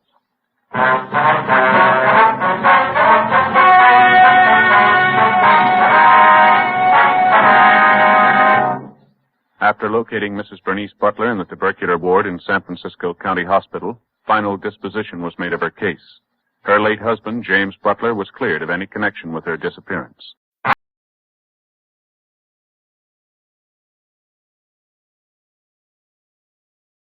The story you are about to hear is true. Only the names have been changed to protect the innocent. Fatima, best of all king-size cigarettes, brings you Dragnet.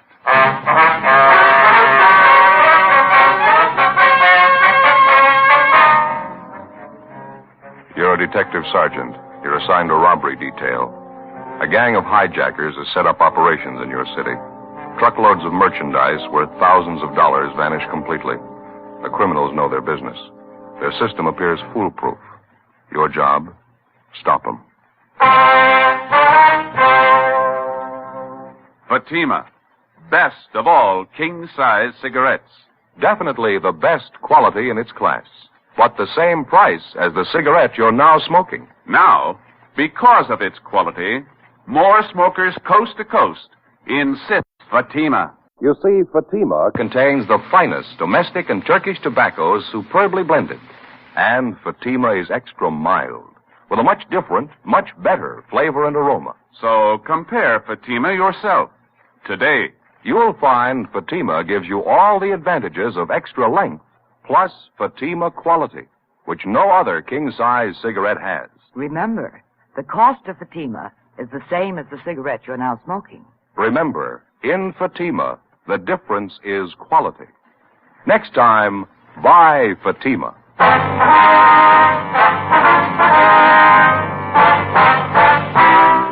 Dragnet, the documented drama of an actual crime. For the next 30 minutes, in cooperation with the Los Angeles Police Department, you will travel step by step on the side of the law through an actual case transcribed from official police files. From beginning to end, from crime to punishment, Dragnet is the story of your police force in action. It was Saturday, November 8th. It was foggy in Los Angeles. We were working the day watch out of robbery detail. My partner's Ben Romero. The boss is Captain Didion. My name's Friday. I was on the way back from R&I, and it was 11:23 a.m. when I got to room 27A. Robbery detail. Joe? Hi. Where you been, anyhow? I've been sitting here 20 minutes waiting for you. Oh, I'm sorry. I've been checking a couple of names through R&I. It took a little longer than I figured. The least you could do is leave a note in the book. I do the same for you. I've been sitting here 20 minutes. Oh, I told you I'm sorry. What's the matter? You feeling well? No, I'm all right. I'd just like a little cooperation, Joe, that's all. What's the matter with you? Oh, I don't know. I guess I was mad when I woke up.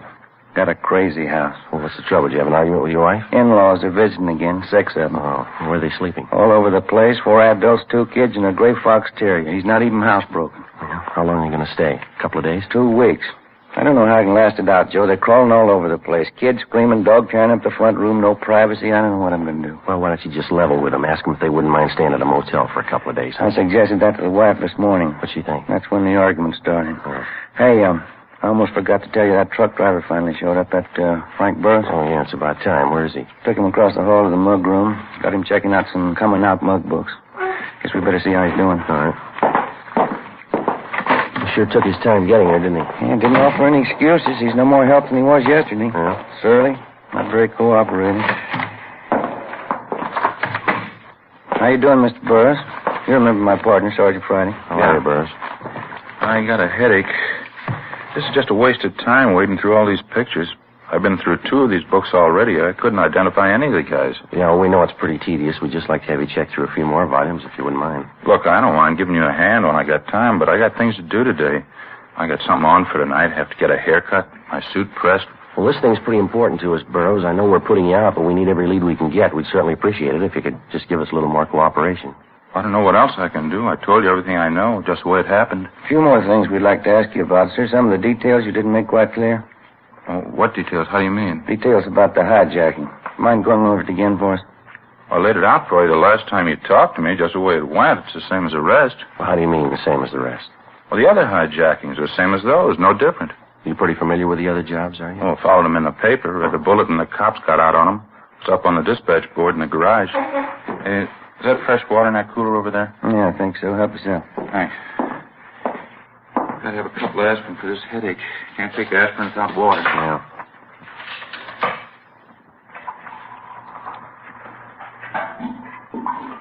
You've been driving a couple of years for Lavelle Trucking Lines, is that right, Burroughs? That's right, yeah. What if you'd mind running it through for us again, Burroughs? Maybe there's a few details about the thing that you forgot to mention, huh? It won't be any different than last time. I pulled out from the loading dock about 6 o'clock yesterday morning, hauling a load of Scotch whiskey over to Phoenix. Mm-hmm. Pulled up for the red light at Alameda and Jackson. That's when the guy pulled open the door and got in next to me. Put a gun in my ribs, told me to look straight ahead. First thing he did was hand me that pair of goggles and tell me to put them on. Same kind the welders use. Front of the lens was covered with tape. I put them on. I couldn't see a thing. Guy took over the wheel and started driving. Well, did you have any idea what direction you were heading in? No, not with the goggles on. I tried to follow at first, but I got all mixed up. Couldn't tell where he was driving. Made quite a few turns. He drove about 25 minutes, I guess, before we pulled up. Mm-hmm. That's where the switching point was. 2 more guys met us there. I could only tell by the voices. They pulled me out of the truck and put me in a car. Well, can you tell us anything at all about that transfer point? I mean, were there any sounds, anything like that would give you an idea that maybe where you were? Well, I figure it must have been someplace out in the valley, pretty far out. No traffic sounds at all, just crickets, things like that. Mm-hmm. He got me in that car, drove around about an hour, I figure. Then they put me on the side of the road, told me to leave the goggles on for 10 minutes, and then they drove off. Well, how about those 2 men at the transfer point? If you heard their voices again, you think you could recognize them? I don't know. I doubt it. They didn't say too much. Not that I heard, anyway. I'm just curious, Burroughs. How is it you thought of calling your company first instead of the police? Well, it's their cargo, a whole load of whiskey. If somebody hijacked it, I figure the company ought to be the first to know. I'd like to ask you just one more question. There's no offense intended here. Yeah? You ever been arrested? Well, why? What'd that have to do with it? Well, probably nothing at all. Have you ever been arrested? I'd like to set you straight on it right now. If you think I was working inside on this thing, you got it wrong. I didn't have anything to do with it. Then there's nothing to worry about, is there? All right. Yeah, I've been arrested. When was that, Burroughs?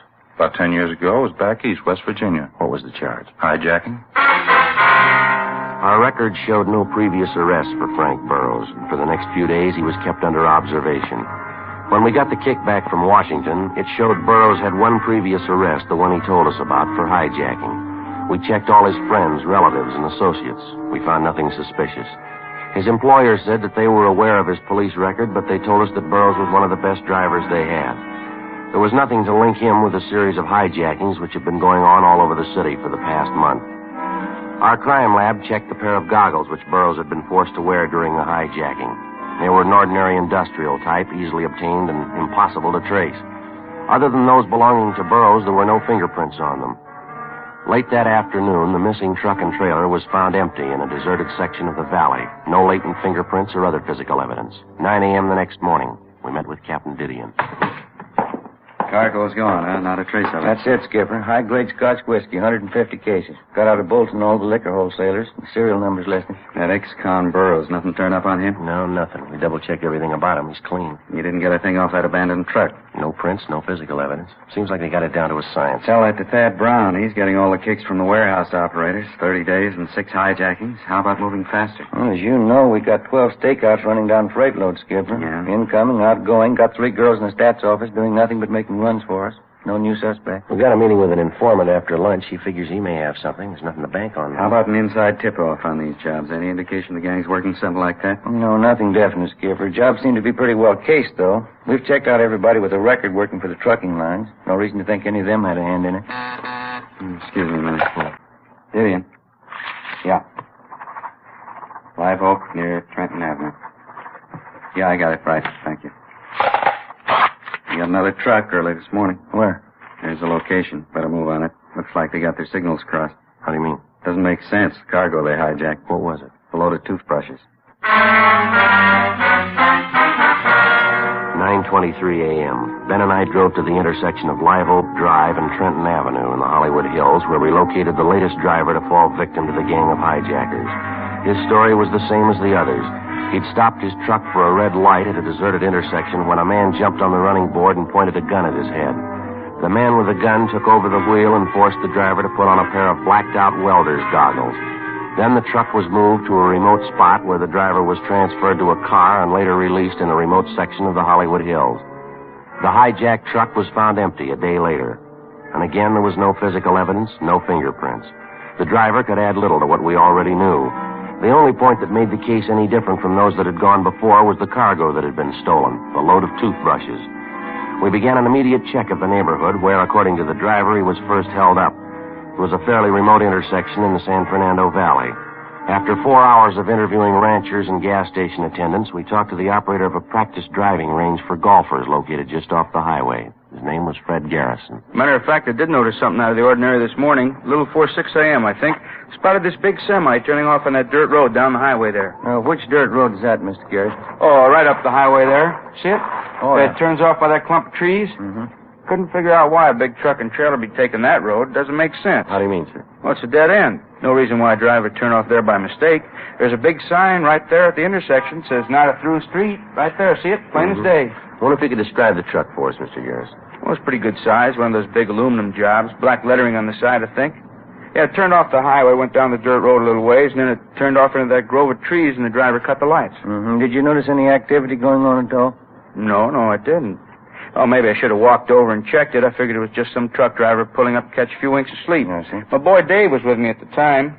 Wanted to check it, but I told him to mind his own business. Says a couple of minutes after the truck pulled in, he saw a gray sedan come down the road and park next to the truck right in that same clump of trees. Well, now, didn't all this look a little suspicious to you, sir?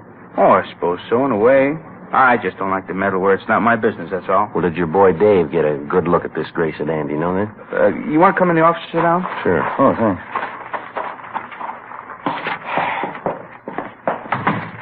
Hey, sit right there if you like. Fine, thank you. Let's see, now, where were we? About your boy Dave? Oh, yeah. You said that he saw a gray sedan pull in next to the truck over in that clump of trees. Did he mention anything else that he noticed about the car? I mean, other than the fact that it was a gray sedan. Well, yeah, I think he did say something else about it. Now, let's see. Wasn't listening too close at the time. Dave's doing some errands downtown for me right now. He'll be phoning in pretty soon, though. I can ask him about it then. He paid a lot more attention to the thing than I did. Well, how long were the truck and trailer and that sedan parked in the grove of trees? Do you remember that? Yeah, well, not too long. Maybe 15, 20 minutes. Mm-hmm. The car pulled out first and took off down the highway away from town. That way, see? Mm-hmm. And the truck and trailer left a few minutes after. What do you figure they were up to? We've got an idea. What time was that again, sir, when you saw the truck turn off the highway onto the dirt road? About 6 a.m. Maybe a few minutes one way or the other. I wonder if you'd show us the exact spot where you saw that truck park, would you? Oh, sure. Here. You want to come over here with me to the window? All right. Now, you see the clump of trees there? Yeah. Eucalyptus. Mm-hmm. They border right on the road? Yeah. Maybe that's him now. All right. Garrison Fairways. Oh, yeah, Dave. How'd you make out? Mm-hmm. Oh, fine. No. Listen, a couple policemen here now. They're asking about that truck and that gray sedan you saw up on the road this morning. Want to know what you noticed about the sedan besides the color. How's that? Oh, you did, uh-huh. Yeah? Well, you better head back here. They probably want to talk to you about it. All right, Davy. Bye. What do you have to say? Oh, he'll be back in about 20 minutes. I figured you want to talk to him. Well, how about the sedan, sir? Did you get a pretty good look at it, did he say? Yeah, I guess so. He got part of the license number. Fred Garrison's son, Dave, returned and gave us all the pertinent facts about the truck and the gray sedan which he'd noticed in the neighborhood early that morning. His description of the truck and trailer, what he saw of it anyway, matched closely with that of the latest vehicle to be hijacked. He described the car as a gray sedan, and he said it looked to him like it was a late model Nash, but he couldn't be sure. He said the first 3 units on the license plate were 7T7. The location in the grove of trees where the truck had been spotted was checked thoroughly. Outside of some indefinite tire tracks, there was no physical evidence. 4:10 p.m., we put in a call to DMV and asked for a rundown on the 3 license plate numbers.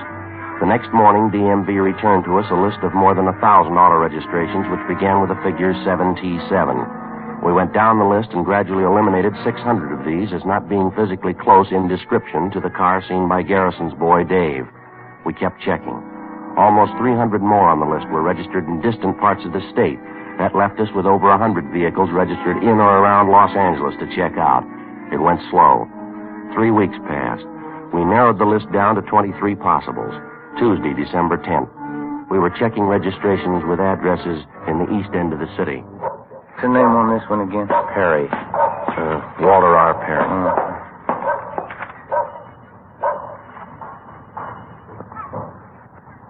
Garage is straight back to drive. There's a car parked in it. Yeah. Let's try the bell again, huh?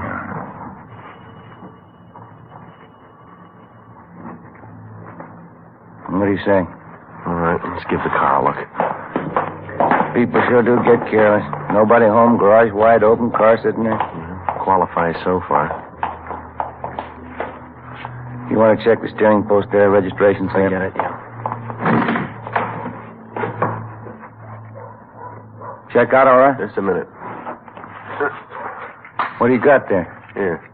Found these under the seat. Oh, maybe we're home. Yeah, it's a pair of goggles. Take a look. Yeah. Both lenses covered with tape.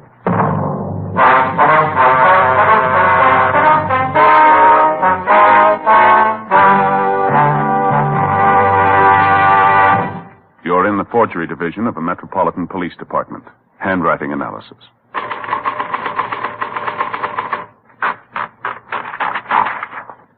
Now, let's check it against the forged letter. The capitals print evenly. The O's and the A's are clean. No, this isn't the typewriter we're looking for.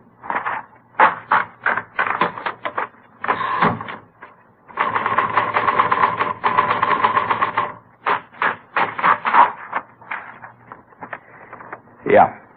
Capitals print high. A's and O's are solid. P's slanted. This is the one. It's the same with cigarettes.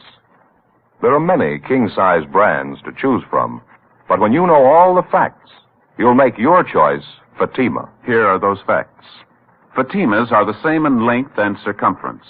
85 millimeters long, 1 1/64 inches around. And Fatima filters the smoke exactly the same long distance as any other king-size cigarette.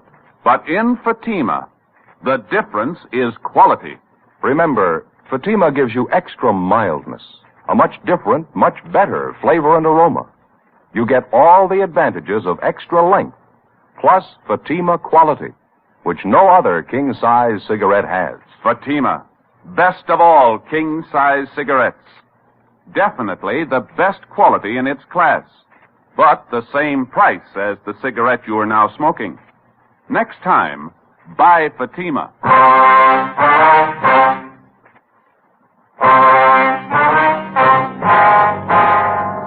Tuesday, December 10th, 2:15 p.m. The pair of goggles found in the automobile registered to Walter R. Perry were the same brand and style as the goggles used to black out the truck drivers in all the previous hijackings. Ben and I searched the car, but we failed to come up with any additional physical evidence. We left the garage, checked the house again to make sure that there was nobody at home. Then we went down the street, close to the house, to where we'd parked our car. We put in a call to R&I and requested a make on Walter R. Perry. He had no previous criminal record. A few minutes later, we spotted two women loaded with grocery bags come down the street, go up the stairs of the Perry house, and let themselves in with a key. We went up to the front door, rang the bell, and the younger of the two women answered. Dark brown hair, blue eyes, about 5'6", 28, 29 years old. We identified ourselves, and she showed us into the living room. She told us her name was Leona Perry, and that Walter Perry was her husband. They'd been married 11 years, no children. We asked her where her husband was, and she said he was out of town on a business trip up north to Monte Vista, California. We asked her what line of business he was in. Well, right now, Walter's a jewelry salesman. He works for himself. Has to do quite a bit of traveling. Your husband's blonde, about 5'9", 160 pounds, is that right? Yes, that's right. How'd he go up north, ma'am, do you know? Well, I think he went up by train. I'm not sure. You have any idea how we might contact your husband up north? No, I'm afraid I don't. He said he had a couple of business appointments in different towns in that area up there. He didn't tell me where he'd be staying. What's it about, Sergeant? Just a routine check, Miss Perry. Is that a photograph of your husband over there on the piano? Yes. Mm-hmm. When's he expected back, do you know? Well, let's see. This is Tuesday. He should be home sometime Thursday. I see. A minute ago, you said right now your husband's a jewelry salesman. Is that his usual line of work? No, Walter's a truck driver. You work here in Los Angeles? No, he drove for a company up north in the Bay Area, Oakland, Berkeley. He had that job for 10 years, almost from the day we were married. Mm-hmm. And then last December, he had a fight with the boss and he quit. We moved down here to find work, but he just couldn't seem to get placed. How long has he been selling jewelry, ma'am? Oh, about 8 months, I'd say. He's doing very good at it. We have more now than when he was driving a truck. A lot of money in the jewelry business. Well, it's just you and your husband living here, is that right? No, my mother lives with us, too. We just got back from doing the shopping. I guess she's busy putting the groceries away. I see. Mom? Ma? Oh, say that's all right, ma'am. I think you can give us the information we need. Well, I'd like to know what this is about. I'd appreciate it if you'd tell me. Walter isn't in any kind of trouble, is he? Just a routine investigation, Miss Perry. Doesn't necessarily mean your husband's involved. I can tell you right now, my husband isn't involved in anything. Walter's never had trouble with the police in his life. Walter has trouble with the police? What is it, Leona? It's nothing, Ma. These policemen want to talk to Walter. They just want to ask him a few questions, that's all. This is my mother, Mrs. Burt. Ma, this is Mr. Friday, Mr. Romero. I told you, Leona. I felt it all day. Something's wrong. Walter's done something, hasn't he? Now, don't start on that again, Ma, please. The officers told me they want to talk to Walter, that's all. What for? If he hasn't done anything, why do they want to talk to him? Routine duty, ma'am. There's nothing to get excited about. I knew it would happen. I felt it all the time. That funny job he has, selling jewelry, going out at all hours. Couldn't fool me. I knew it wasn't right. What's he done? We're his relatives. We got a right to know. Well, there's nothing we can tell you definitely, ma'am. How about these odd working hours your husband has, Miss Perry? What's the reason for that? Could you tell us? Well, I don't know. Walter works for himself. He just has to make business contacts when he can, that's all. Sometimes it's late at night, sometimes early in the morning. Why don't you stay out of it, Ma? After all, it's our business. Walter's and mine. You just mark my word, Leona. Find out about this. That husband of yours has done something, and these policemen are after him. I knew it wasn't right. I felt it all along. Please stay Him out. and his jewelry business, his big money. I should have left and taken you with me the day it started. Walter's a truck driver. It's all he'll ever be. It's where he should have stayed. Why are you always picking on Walter? Why? Because I told you in the first place you never should have married him. 11 years ago, I told you. I never should have come to stay with you. You couldn't go and marry one of those nice boys you met at school. It had to be Walter Perry. Well, maybe you'll see now. Trouble with the police. Now you'll see what kind of a man you married. Shut up, Ma. Sorry, officer. Well, I'm afraid that isn't helping much, Miss Burt. I suppose not. What is it that can help? You have kids, you try to tell them something, make it easy for them, they never listen. Now, that gray sedan back in the garage, ma'am, does anyone else drive it besides Mr. Perry, do you know? No, Leona doesn't drive. Walter's the only one who runs it. He drives it to all these business appointments he has at odd hours? That's right. Only times he doesn't take it's when he's out of town. You ever seen this pair of goggles before, ma'am?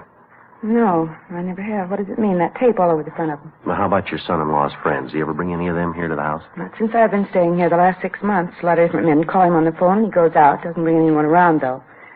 Oh, I'm just sick of it. Well, can you tell us anything about this jewelry business Mr. Perry's working in? I don't even want to think about it. I raised 4 daughters, nice girls, every one of them, attractive. You make plans for them, and you want them to be happy and marry some nice fella, have a nice, comfortable home. You try to tell them, and they never listen. About the car, ma'am. They get to be 17, and they know everything. My girls could have married wealthy if they were smart. A lot of other girls have done it. They had nice clothes, they got through business school, good home training, all this talk about love. They're all so smart. They know everything, and they know nothing. This is what happens. They wake up and find out. Would you finish putting the groceries away, Ma? I'll talk to the officers. Anything you want, Leona. Didn't mean to upset you. Maybe things will be all right. And just a few more questions, Miss Perry, that's all. Well, whatever it is, I know Walter hasn't done anything wrong. He wouldn't do anything wrong. It doesn't make sense. There's just no reason for it. I remember your father, Leona. 16 years we were married. One night he packed up and left me. There wasn't any reason for that either. Wasn't there, Mom? We continued questioning the wife and the mother-in-law of the suspect, Walter Perry. From the wife, we got the names and addresses of 4 close friends of Perry's who were supposed to be associates of his in the jewelry business. In the basement and in a loft over the garage, we found more than a dozen cases of high-grade Scotch whiskey, cases of expensive furs, and other loot taken in the hijackings. Mrs. Perry said her husband told her he was storing the stuff for some friends. It was only a small portion of the take. We called the office and got out a broadcast and an APB on the suspect and arranged for an immediate stakeout on the Perry house. And then, together with Matthews and Gonzalez from robbery detail, we began checking out the 4 close friends of the suspect. We could locate only 2 of them, but those 2 paid off. In the basements and garages of their homes, we found another portion of the loot, along with evidence that showed that both men had taken active parts in the hijackings. They were booked at the main jail on suspicion of 211 PC. A full week went by. The stakeout continued on the Perry house. Still no sign of him. Saturday, December 20th, 4:45 p.m. We checked back in at the office. This thing's sure dragging out, huh? Yeah, it'd be nice to wrap it up before Christmas, wouldn't it? Get it out of the way. Might work into a couple of days off. I don't know if I'm too interested, Joe. What? The days off, I mean. We got visitors on the way again. What do you mean, for the holidays? Who's coming? Same old bunch. My brother-in-law and his wife and his kids and that little dog over there. Well, they were just with you for 3 weeks, weren't they? What's the deal? Oh, brother-in-law got home, found a notice from his company. He's been transferred out here. Oh. They're going to stay with us all through the holidays, and then they'll start house hunting. How about that? We've got a problem. Just got a new rug in the living room. I'll bet 20 to 1 on it, Joe. What's that? That little fox terrier. Oh, hi, Skipper. Anything before we check out? Decent news for you. Just talked to the Ventura Sheriff's Office. We owe them a favor. What do you mean? They grabbed Walter Perry half an hour ago. Monday, December 22nd. Suspect Walter Perry was returned to Los Angeles. He was taken to the interrogation room where Captain Didion, Ben, and I questioned him for almost 2 hours. He was confronted with the evidence and testimony against him, and after another hour and a half of interrogation, he broke. He gave us a full signed statement describing his part in the campaign of hijackings. He also gave us the names of everyone in the gang, how they participated, and to what extent. He said most of the property looted from the hijacked trucks was stored in a rented barn located at the north end of the San Fernando Valley. A detail of men checked it and confirmed the information. The suspect's wife, Leona, was notified of her husband's arrest. 1:35 p.m. We completed our interrogation. That's it, Perry. Let's go. You asked me a lot of questions. How about it? Can I ask you one? What's that? Well, why do you think I did it? Why I got mixed up in this? Well, according to your statement, you wanted the money, admit it. Well, you've been out to my house, haven't you? You met my wife? Yeah, that's right. I guess you met her mother, too. Yeah. Well, then you got it. Nobody in the world could make me go for a hijack deal, but she could. I even remember the morning I'd made up my mind to do it. I was out in the kitchen. I could hear yapping at Leona in the other room, same old roasting. Mm-hmm. A lousy truck driver, that was me. 11 years the wife and I had been married. Her mother lived with us, 9 of them. Didn't get any better, didn't get any worse, just the same old yapping. Her and her 4 girls. Why couldn't they listen to her? They were the best girls in the world. Why couldn't they marry money? Why did it have to be guys like truck drivers, stupid truck drivers? Same thing every day, always the same. 9 years of it. So I went out to get enough money to rub in her face, enough to make her choke on you. You can hate somebody for that. I don't know how many years they'll give me, but I'm going to hate her, every one. Matt? Oh, hi, Olson. Want to remain jail? This one ready to go? Only be a minute, Rex. Right. Thank you. All right, Frank. Yeah. Sergeant, my wife's been told, huh? She knows about it? She's waiting outside in the hall with her mother. You can see him on the way out. Oh, thanks.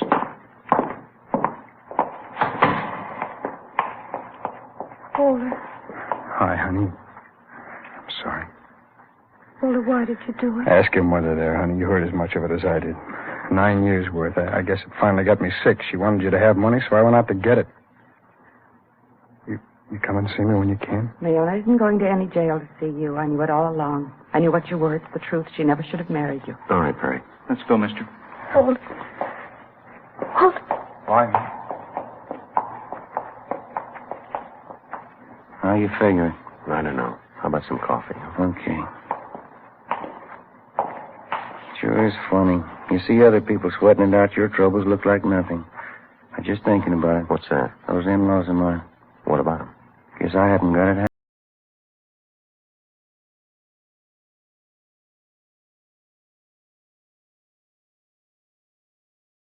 Just heard was true. Only the names were changed to protect the innocent. On March 5th, trial was held in Superior Court, Department 87, City and County of Los Angeles, State of California. In a moment, the results of that trial. And now, here is our star, Jack Webb. Thank you. Friends, from our many talks with law enforcement agencies and letters from police officers, we're especially gratified to know that a great number of these men agree with us, that Fatima is the best of all long cigarettes. Now, our latest sales figures back that up.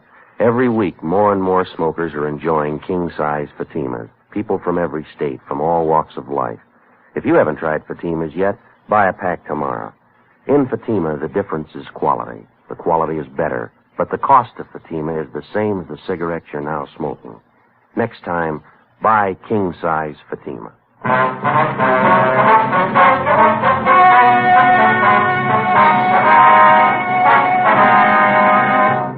Walter Richard Perry was tried and convicted on several counts of robbery in the first degree.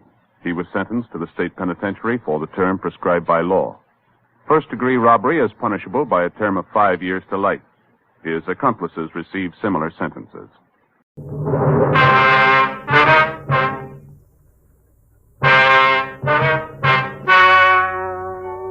Ladies and gentlemen, the story you are about to hear is true. The names have been changed to protect the innocent.